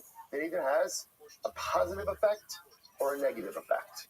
Right? In other words, a shvuas bitui has to have a dramatic effect. Rabbi Akiva says, why? Now, so what's happening over here? Rabbi Shmuel says, the only type of shvuas bitui that could be is what? Is a prospective future shvua. Future shvua, why? Because that's how the pasuk frames it. Right? Remember again, I both say, if you articulate a shvua, to do something good or to do something bad. Future tense. Rabbi Akiva says, Rabbi Shmuel, if you're going to be such a literalist, then that means the only type of Shavuos Bitui is a Shavuot that has an impact either for bad or for good. Okay? Which of us I would mean, for example, a Shavuot where I swear I'm going to eat a loaf of bread. According to Rabbi Shmuel, should that be a Shavuos Bitui? No, why not? Why not? It doesn't have a bad or a good impact. In other words, it's in the grand scheme of the world, right? It's meaningless. So we keep saying to Rabbi Shmuel, if you're going to be such a literalist, then that means that Shavuos Bitui should only be something that has either a demonstrable positive or negative effect. Shua, Zingmar says, how do you know now? Again, I will say, obviously that's not true. Right? How do we know that's not true? Because that's been our entire Masechta. Like this entire time we've been focusing on the idea that, for example, if even Rabbi Shmuel agrees, I swear I'm going to eat a loaf of bread today, even Rabbi Shmuel agrees that's what? That's a Shavuos Bitui. Now, I will say, again, is that a good or a bad Shavuot? Is that a good? No, it's a Shavuot that doesn't have a demonstrable bad or good effect. It just doesn't matter in the grand scheme of things. But yet we know it's a Shavuos Bitui. So, Rabbi Shmuel, how do you explain that? So the Gemara says, Amarlo, Meri boy hakol. No. The fact that now both say in the pasuk itself, there's another phrase, Lochol asher yivate. The shvuah goes on anything you will articulate. Rabbi Shmuel says there's a riboy. So lahara'u lehetev is just kind of like the general statement, but Lochol asher yivate bisvasayim, anything you articulate with your mouth, that shows any type of shvuah. Rabbi Akiva says exactly. Amarlo riba hakasav lekach, riba hakasav lekach. Rabbi Akiva says exactly. The same way that phrase "L'chol asher yivate bisvasayim" means, right, is a riboy, comes to include even shvuas that don't have a ra or tov effect. So Rabbi Akiva says "L'chol asher yivate" also comes to include what? Not only future, prospective shvuas, but also past retrospective shulas as us. So we'll say, write this down. This is big stuff over here. So this is big machlokas. In the second shulas about the core, the nature of shulas bitui. If you don't have this machlokas down clear, you are going to be lost. Now you may be thinking, no problem. I've been lost for a while, right? Mina gavasinu biadenu. I've been lost most of my life, most of the second shulas. So we'll say, just because you've been lost until now doesn't mean you have to remain lost. Sometimes getting lost is something that happens to us, but remaining lost is a decision you make. So right now, 8:32, Monday morning, Yom Yerushalayim, Memorial Day, you decide. You are lost. We're all lost. Do you want to stay lost? Or are you choosing to take a different direction? Choose now, because we're about to go on. So I'll say, Lemaisa, what do we have? We have this fundamental machlokes over to Rabbi Akiva and Rabbi Shmuel. This is a core machlokes in Shavuos Bitui. How does Rabbi Shmuel hold? Two shitas, only two. Rabbi Shmuel holds Shavuos Bitui, only future tense. That's it. So for example, now, again, I will say, now, what does that mean practically? So we're going to see, it's more like a liability issue than anything else. I have to see what it means. But again, for now, Rabbi Shmuel says only Shavuos Bitui is a future tense shua. Shua she'ochal, I swear I will eat. I swear I won't eat. But past tense Shavuos, not Shavuos Bitui. Rabbi Akiva says no, not true at all. Rabbi Akiva says Shavuos Bitui is both prospective, future tense, and retrospective past tense. That's it. The drasha, we just went off the Chazurov again, but that's the machlokes. Says the Gemara, Tanabanon. That got the Mishnah. Tanabanon. Chomer ben Adam b'Shavuos. Chomer b'Shavuos ben Adam. We'll say another very important idea. So again, Chomer Shavuos ben Adam. Chomer ben Adam b'Shavuos. Chomer b'Shavuos ben Adam. So we'll say there's a Chumrah. Then the Adam have over Shavuos and Chumrah that Shavuos haven't done. Now again, we'll say just I'll tell you a good way to learn this. You don't have to. What's the fundamental distinction between Shavuos and Adam? I'll give you just a simple mnemonic. Nach Shad. That's it. Nedarim, Chetza, Shavuos, Gavra. That's the distinction, right? When you Nach Shad, when you go ahead and you make a neder devolves upon the object. Shavua is a prohibition that you go ahead and take upon yourself. Again, we'll see it. So Nach Shad, Neder, Chetza, Shavua, Gavra. So the Gemara says, The Gemara says there's a chumrah that the Nedarim have over shuas and a chumrah that shuas have over Nedarim. You're going to see why you need that distinction in just a moment. Chumrah bin Nedarim says the chumrah of Nedarim. What is it? Here it is. Shanedarim cholin al dvar mitzvah kidvar harashos. That a neder prohibition could devolve upon a mitzvah just like a mundane item. Like I was say, take a look at Rashi. Rashi says over here, Nedarim chol madar is very important. Konam sukkah shani oser, lulav shani notel, aser. Over Nedarim mefar each time of Barak Elder. Here it is. I'll say, watch. This is so important. I take a neder. I hereby write Konam sukkah zu alai. Konam sukkah zu alai. Right? I take a neder that this sukkah should be usher to me. I will say, Nedarim, it works. Right? It works. Why? Because when you make a neder, what are you doing? What you're doing is you're prohibiting that sukkah on you. Okay, so what do you have to do? What do you have to do? Go to a different sukkah. Right? As opposed to, for example, I swear I'm not going to observe the Yom Tov of Sukkot. I take a shvua she'eni yoshev b'sukkah. What's the halacha? What's the halacha there? What's the halacha? The shvua is void. Why is the shvua void? Because your shvua is contrary to Torah law. Why? I said because shvua, you're taking a prohibition upon yourself. You can't take upon yourself not to observe the Yom Tov of Sukkot, but you can make a neder that a certain sukkah should be usher to you. You could do that, right? Or I take a neder that lulav and esrog should be usher to me. Okay, so use a different lulav and esrog. Shvua she'eni notel lulav, that's not going to work. Why? Nachshag, right? Because the neder is on the chefza. Right, so therefore, again, a neder can go ahead and prohibit, or even a ritual. So I could take a neder not to put on that pair of tefillin. Okay, put on a different pair of tefillin. I can't take a shvua not to put on tefillin, because then that would prohibit me as a person, as a gabra, for putting on tefillin. So very important distinction. So that's why a neder can devolve even upon a mitzvah item, just like a mundane item. But if you take a shvua not to do a mitzvah, right, the shvua is void. Why? Because when you take a shvua not to do a mitzvah, you're creating an isser upon yourself. You can't create an isser upon yourself to do something, because again, that's what we call masna abasha kasav batorah. That is going ahead and that is stipulating against a pre-existing obligation in the Torah. You can't do it. We'll say nachshag. I'm just going to keep on saying because I'm very proud of it. I'm very proud of it, actually. Nachshag is my contribution to Klal Yisrael. So the Gemara says as follows. Chomer bin Nedarim shanadar, good. Mashein b'shvuas. Chomer b'shvuas. What's the chumrah that shvuas has over Nedarim? Sha shvuas chalos al davar she'ein bo mamish ki davar she'ish bo mamish. The chumrah that a shvua has is that what? That a shvua ultimately, again, devolves upon something that is even amorphous, or that doesn't have substance. It doesn't have substance, just like something that does have substance. Whereas that's not the case by Nedarim. So as we saw in the Mishnah, for example, you could go ahead and make a neder. You can make a shvua not to sleep. Shvua shel ish, which we'll discuss in just a moment.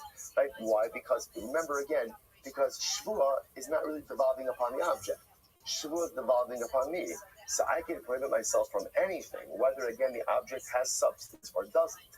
A neder, because again it devolves upon the object, can only devolve upon something that has substance. Look at Rashi for just a moment. Rashi says over here, neder eino chal ala shena kigon konam she'eni yoshin. The konam lashon hekdishu. There are ways that you can make Nedarim chal on sleep as well. But again, we'll say that's a fundamental distinction. So again, nach shag, the neder devolves on the chefza, the shvua devolves on the gabra, on the individual, and therefore these two distinctions. A neder can devolve even upon a mitzvah item, just like a mundane item, whereas a shvua cannot. But a shvua can devolve upon something that doesn't have substance, whereas a neder cannot. Incredible. Let's go right there. Okay, so so for example, let's say the Mishnah's example of a ned of a shvua that impacts other people. I swear I'm going to give Ruvain something, or I swear I'm not going to give Ruvain something. The Gemara says, "My etain." What's the case? What are you giving to Ruvain? The Gemara says, if we're talking about that Ruvain is poor and I'm giving Ruvain tzedakah, So Moshe made me I have an obligation to give tzedakah. I have an obligation to give tzedakah. I will say very important. And then I just want to point out how fascinating this is. We often translate tzedakah as charity. Rosh Hirsch says that's not etymologically true. Tzedakah, ultimately, again, the shorish of tzedakah is tzedek, which means justice.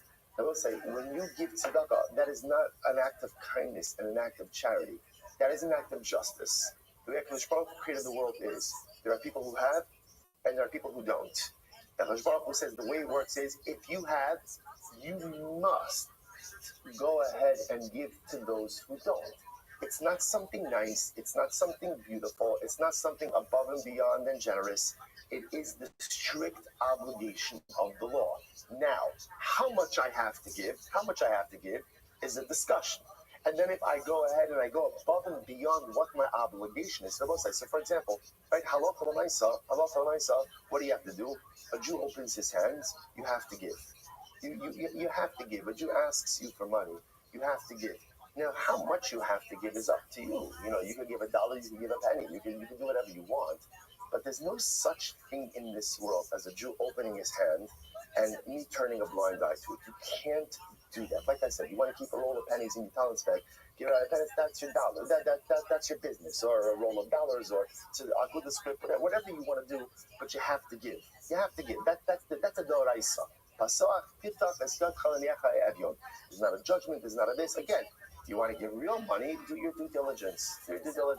You want to give above your right. Every Jew, if possible, in order if it doesn't set you back financially or it doesn't cause you not to pay your bills, should give meiser. Person should allocate 1/10 of their earnings for tzedakah purposes. A person has the ability to go ahead and give above and beyond meiser. That's incredible. Rabbi said, but it's important to understand that those concepts are not charitable. Those concepts are tzedek. That's the way. If you have, that means Hakadosh Baruch Hu gave it to you so you can be the custodian to give to someone else. So the Gemara says, look what the Gemara is saying over here. What's the shvuah? If I'm saying I swear I'm going to give to Ruvain, right, and Ruvain's an ani, I'm only obligated to do that. Mushva v'omed nehar Sinai. I'm already obligated to do that. Like, in other words, I want to say you're obligated. Like I said, tzedakah is not charitable, discretionary donations. Who you give it to is your discretion, right? But lamaisa, again, I'm a juror. I have an obligation as a yid that if I have, and someone else doesn't, of course I have to give. So Gemara says, "Shnei nason titein lo." I will say, this is it. Listen to the pasuk. Nason titein lo is a declarative statement. You must give to him. The rest of the pasuk is, "V'lo yira levavcha b'sitcha lo, ki biglal hadavar hazeh yivarecha Hashem Elokecha b'chol ma'asecha b'chol ma'ashlach yadcha." Now again, the interesting part about tzedakah is, even though I'm obligated to do it, HaKadosh Baruch Hu says, if you do it, I will bless you tremendously. It's interesting, right? Even though I'm obligated to do it, so if I do it, I'm just fulfilling my obligation. Because Baruch says, if you do it because you know that it's hard, I'll give you even more. So again, if Ruvain's an ani, then what's the point of the shvuah? Ella, not Tana B'Yashir. Rather, you must be talking about a case where Ruvain's wealthy. Ruvain's wealthy. What am I doing? I'm giving him a gift. Okay, so I'm giving him a nice gift. So the nice, again, I'm taking a shvuah to do so. Next, first white line. I swear that I'm going to sleep or not going to sleep. So the Gemara says, 1 second. Well, let's talk about the shvuah a little bit. Does such a shvuah like this work? 1 second. Now what this sounds like over here is like an open-ended shvuah, right? I swear that I'm not going to sleep. Well, what does that even mean? What does that mean? There's a certain amount of time that a person could go without sleeping. For some, it's like 25 minutes, right? Again, I say, but Lamaisa, depending only in the shir or in shul, right? But Lamaisa, again, what does this mean? How can you make an open-ended shvuah like this, that you're not going to sleep? So the Gemara says, after all, if a person says, I swear that I'm not going to sleep for 3 days, so again, it's interesting, Chazal said, it's impossible to go more than 3 days without sleep. So what do we do? So what if a person makes such a shvuah like this? So we go to and give him malchus, the Yashin altar, and he goes to sleep immediately. Now, what that means is, he doesn't have to go to sleep immediately, but the idea is that we see this shvuah as just an impossible shvuah, So he made a false oath, or whatever we're going to call it, violation of a Shavuos Bitrui. Therefore, he'll get Malchus and move on. To which the Gemara says, you're right, Hasam da Amar Gimel, Hachad lo Amar Gimel. That's where he said 3 days. In our case over here, he didn't say 3 days. So it's interesting. How do we interpret a Shvuah? That essentially Shvuah Shalom Isham essentially means, I swear, I'm going to go without sleep for as long as I can. That's how we understand it. And such a Shvuah works. You swear to go without sleep for as long as you can go without sleep. Good. Another example. I also remember, these were examples of Shvuahs that have no substance to them, no mamoshos. So that's right. Itmar, Shvuah Shazarak Ploni, Sraliyam, Shalozak. So let's listen to this. Interesting case over here. I swear, here's the case. I swear that Reuben threw a stone into the ocean, right? Or I swear that Reuben didn't throw a stone into the ocean. I would say, what is the impact of such a Shvuah like this? So Rav Amar Chayiv. Rav said this is a proper Shvuah Bitui, and therefore, again, if I violate it, or if it turns out that he did, or he did, right, he not in conformance with the Shvuah B'Chayiv. Shmuel says, no, I'm Potter. Rav says, Rav Amar Chayiv, Isei B'la B'Hain. Rav says, it works. Why is this a proper Shvuah Bitui? Because Rav holds that what you need for a Shvuah Bitui is the ability to articulate it in both positive and negative. And as long as you articulate both positive and negative, it works. So therefore, again, I swear Reuben did throw the stone into the ocean, or I swear that Reuben didn't throw the stone into the ocean. Shmuel Potter, Shmuel says, Potter, why? Let's say B'lahabah. Shmuel says, in order for a Shvuah to be a Shvuah Bitui, it has to be able to be a prospective Shvuah, future Shvuah. Now, interestingly enough, I can't swear that Reuben will throw the stone into the river. Why not? Why not? I don't control Reuben. I would say a lot of good pieces of Musar today. The one thing you do not control in this world is other people. We spend so much time trying to control what other people do, how they're going to act, how they're going to talk, and the truth is, it's an exercise in futility. The only thing you control in this world is you. So therefore, I will say, watch this. So Rav says this is a proper Shvuah Bitui, right? Because according to Rav, in order to be a Shvuah Bitui, all you need is for the ability for it to be phrased in the positive and the negative. So therefore, again, I could swear Reuben did throw the rock, Reuben didn't throw the rock. It works. Shmuel says it doesn't work. Why? Because for a Shvuah to be a Shvuah Bitui, you have to be able to phrase it in the future tense. And since you can't swear that Reuben will or won't do something, therefore, again, it's not a Shvuah Bitui, and therefore you're part of it. Oh, this seems to be the same machlokes of our Mishnah. Who's our Mishnah, right? Rabbi Shmuel holds that for a Shvuah Bitui to be a Shvuah Bitui, it has to be able to be phrased b'habba, and Rabbi Akiva disagrees. This none. Rabbi Shmuel Omer Eino Chayiv Ela Ala Asid Lovo Shene'amar La Hara O Leheitiv Amar Rabbi Akiva Im Kain Ein Ela Advarim Sheish Ben Hara Ba'atava. This is just our Mishnah, right? Advarim Sheish Ben She'ein Ben Hara Ba'atava Minayin Amar Lo Meiribu Yakasav. Rabbi Shmuel says no. That's what I will say. It's just the Mishnah. That's what I'm explaining. It's just the Mishnah again. Amar Lo Im Riba HaKasav L'Kach Riba HaKasav L'Kach. So what's in the Mishnah? That Yishmael holds that for a Shvuah Bitui, to be a Shvuah Bitui, you have to be able to praise it in the future. Rabbi Akiva says no. That's from the Rebbe of the Pasuk. Even past tense Shvuahs work. So it must be Rav Damak Rabbi Akiva. Rav holds like Rabbi Akiva. Ushmot Damak Rabbi Shmuel. Shmuel holds like Rabbi Shmuel. Incredible. To which the Gemara says no.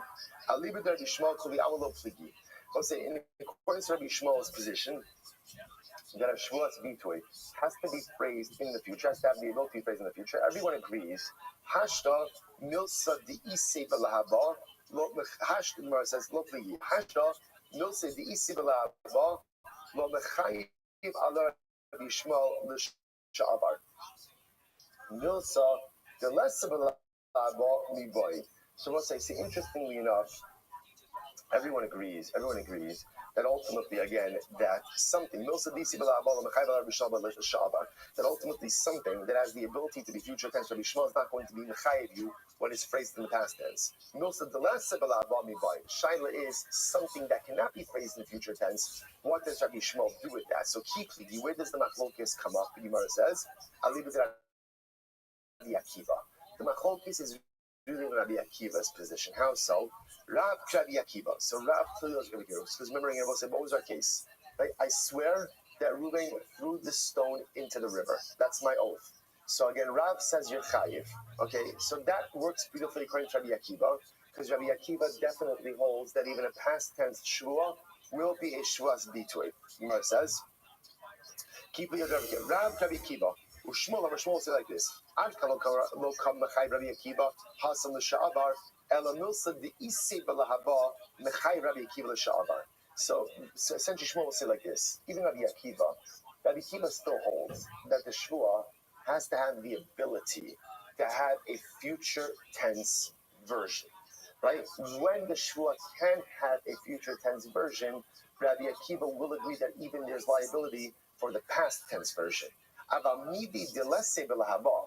But again, Shmuel posits that even Rabbi Akiva will agree that if the Shvuah can't be made, there's no version of it that can be made in future tense, even Rabbi Akiva will agree that the Shvuah does not work. So most like what we're doing right now is we're kind of removing Rabbi Shmuel from the equation and making this machlokes according to Rabbi Akiva. So here we go. I swear that Ruvain threw a stone into the river. Let's say it turns out Ruvain didn't throw a stone into the river. Am I chayiv for violation of a shvuas bitui? Rav says yes. Why does Rav say yes? Easy. Rav holds like Rabbi Akiva. Like Rabbi Akiva, Shmuel says you're potter. It's not a shvuas bitui. But Gemara wants to suggest that even Shmuel says I also like Rabbi Akiva. But even Rabbi Akiva, who says that you could be chayiv for a past tense shvuah, holds that what? There's only liability for a past tense shvuah when that shvuah ultimately can be made in a future tense version.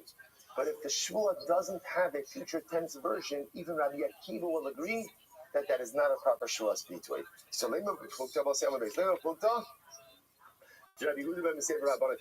let's say perhaps that this machlokes is actually a bigger machlokes. That this machlokes is really the machlokes Rabbi Yehuda ben Meseir and Rabbanan. What's that machlokes? This nan. Here we go. Say fasting machlokes. Nishpa levatal sam mitzvah lo bital pater. If I swore to negate a mitzvah, for example, I swear I'm not putting on tefillin. But I will say, but the good news is, but I put on tefillin. What's the halacha? Lo bital pater. Ultimately, I'm pater, which makes sense. Why? Because the shua to negate a mitzvah is what? Is void. The kayim is a mitzvah lo kiyeh. What happens if I swore to put on tefillin, right? But I did not put on tefillin lo kiyeh. Pater. Ultimately, I'm also pater. Right? I'm also pater. Why? Because it will say any time you're swearing regarding a mitzvah, essentially your shvua is void. Shahaya bedin shechayiv kidiv Rabbi Yehuda ben Meseir. In reality, I really should be chayiv for that. In other words, in a case where I swore to uphold the mitzvah, but I did not do so, I really should be chayiv for that. Why? And of course, Rabbi Yehuda ben Meseir. What did Rabbi Yehuda ben Meseir say? Don't Rabbi Yehuda ben Meseir. It was like 25 days, 5 lines down. Dam Rabbi Yehuda ben Meseir. Uma'im harashos she'eno mushba leh mehar Sinai. So listen to this. When it comes to rashos, what's a rashos? Any non-binding event, right? Non-binding events, something that I'm not something I'm not obligated to Har Sinai. Harayu chayev alah. So now listen to Rabbi Yehuda ben Meseir's logic. If a shvuah makes you obligated in something for which you did not have prior obligation, then mitzvah shemushba leh mehar Sinai. So it's an interesting logic. Rabbi Yehuda says if the power of a shvuah is to create a binding obligation for a non-binding act, then alachas kama v'kama, shvuah should work to create obligation for what? Something you were already obligated to do. Makes sense. It just reverse logic, but it actually makes a lot of sense. Amrulo, they said to Rabbi Yehuda ben Meseir, no. Im amarta b'shvuas harashos. Shekin asaba lav kein. So I will say, here's the difference. With a regular shvuah, you can take something. Shazis about lav kein. You can take. Rashi says, "Dechsid b'hadja lahara o laheitiv." The mashal code all kaval all kal lo bay. So you can take something that was otherwise permitted and make it prohibited. Tamar b'shvuas mitzvah shekin lo asaba lav kein. The way a shvuah works, the Gemara says, is a shvuah can be phrased in both the positive and the negative. Whatever you're taking a shvuah about, you should be able to say, I will do this, or I won't do this. When it comes to mitzvos, you can't say that. It's true. You can make a shvuah that says, I swear I will do something. I swear I'll put on tefillin. I swear I'll keep Shabbos. That's beautiful. The problem is you cannot phrase it in the negative of I won't do this. And again, the pasuk itself, when it speaks out shvuas bitui, phrases it as how lahara or lehetiv, which we're understanding over here is to do something or not to do something. So we'll say, interestingly enough, what do you see from here? The Gemara wants to suggest that Lamaisa, again, even Rabbi Yehuda ben Meseira at least entertains the possibility that a Shvuah really should be able to develop on a mitzvah. Name a Rab Damak Rabbi Yehuda ben Meseira. So let's say that Rab holds the Rabbi Yehuda ben Meseira, who Shmuel the Amar Kirabanan, and Ali was Rabbi Yehuda ben Meseira, and Shmuel holds like the Rabbanan, who had separate Yehuda ben Meseira, to which the Gemara says no. To which the Gemara says, Kuli Amalo Pligi, Hashta, Lav Vehain Lobai, Lava L'Shav Rabai. The Gemara says again, if Lamais at the end of the day, if they're saying that you don't need Lav and Hain, if you don't need the ability to phrase it in the positive and the negative, then Lamais again would they hold that it has to be in the future and the past? That doesn't make any sense. Keep Ligi. Where does the Machlokes come up? Aliba D'Rabbanan. The Machlokes comes up in the aforementioned position of the Rabbanan. Shmuel Kirabanan. So Shmuel holds like the Rabbanan. The Rav Kilo Mechadi Rabbanan Belav Vehain. So the Ksiv Lahara Lahativ. Behedja. When did the Rabbanan say that you're not going to be chai for a Shvuas Bitui? That's when it can't be phrased in the positive and the negative. Because I will say, the need to be able to phrase a Shvuas Bitui in the positive and the negative, that's explicitly biblical. That's Lahara Lahativ. So we'll say it's interesting, by the way. Lahara Lahativ is being understood right now as, Torah tells us, for a Shvuas Bitui to be binding, whatever Shvuah you're making, you have to be able to phrase it in both the positive and the negative. The Meribuya Dekra Asul Mechaibi. So Gemara says, however, when it comes to Lahabal Shavar, now we'll say, where do we learn out that a Shvuah has to be both future and tense? Where do we learn that out from? That's not explicit. Where is that learned out from? That's not from a Riboy. What's the Riboy? Lahara ol Lahativ, the extra phrase. So I will say it's quite fascinating to contemplate over here that there's two things that are unfolding over here, right? So here's what you know. There's a Shvuas Bitui. Shvuas Bitui is a declarative Shvuah. Now, the fundamental machlokes is one of the components of that Shvuah. So it seems to be the one piece that almost everyone, maybe not Rabbi Yehuda ben Meseira, but the one piece that everyone agrees on is Laral Lahativ teaches me that what? In order for a Shvuas Bitui to be binding, you must be able to phrase it in both the positive and the negative. Now, interestingly enough, there's another replay, right? What do you do with that? So again, Rabbi Akiva uses. Rabbi Shmuel seems not to darshan it in our Mishnah, and Rabbi Akiva ultimately uses it to teach us what? It's both future tense Shavuos, although future tense is learned out from the Hara Lehitiv as well, and past tense Shavuos. But I just want to point out, the need for a Shavuot to be phrased in the positive and negative is explicitly biblical. The need for a Shavuos Bitui to be able to work future tense and past tense is from a Riboy. It's not explicit. So because it's not explicit, that point, that particular Nekuda is subject to Machlokes. Let's go back to Mas and Rav Hamnuna. So Rav Hamnuna raised the Kasha. So let's listen to this. I make a statement. What's my statement? I didn't eat today. Now again, I'm not making a shua. I'm just making a statement. I didn't eat today. I didn't put on tefillin today. So what happens? Ruben hears me and he says, Mashbiachiani, do you swear? Do you swear that you didn't put on tefillin today? You didn't eat today? Va'amar amen. And I said, yeah, I did. I swear. And it turns out that what? I ate or I put on tefillin. Chayiv. Ultimately, I am chayiv. So I understand why I'm chayiv for the statement that I didn't eat or that I ate. Why? Because again, that shvuah can be phrased in both ways. I did eat or I didn't eat. Why should I be chayiv about the tefillin? But why should I be chayiv a shvuas bitui if I swore that I didn't put on tefillin? After all, again, you can't take a shvuah like that. Maybe I can take a shvuah. I swear I will put on tefillin, but I certainly can't.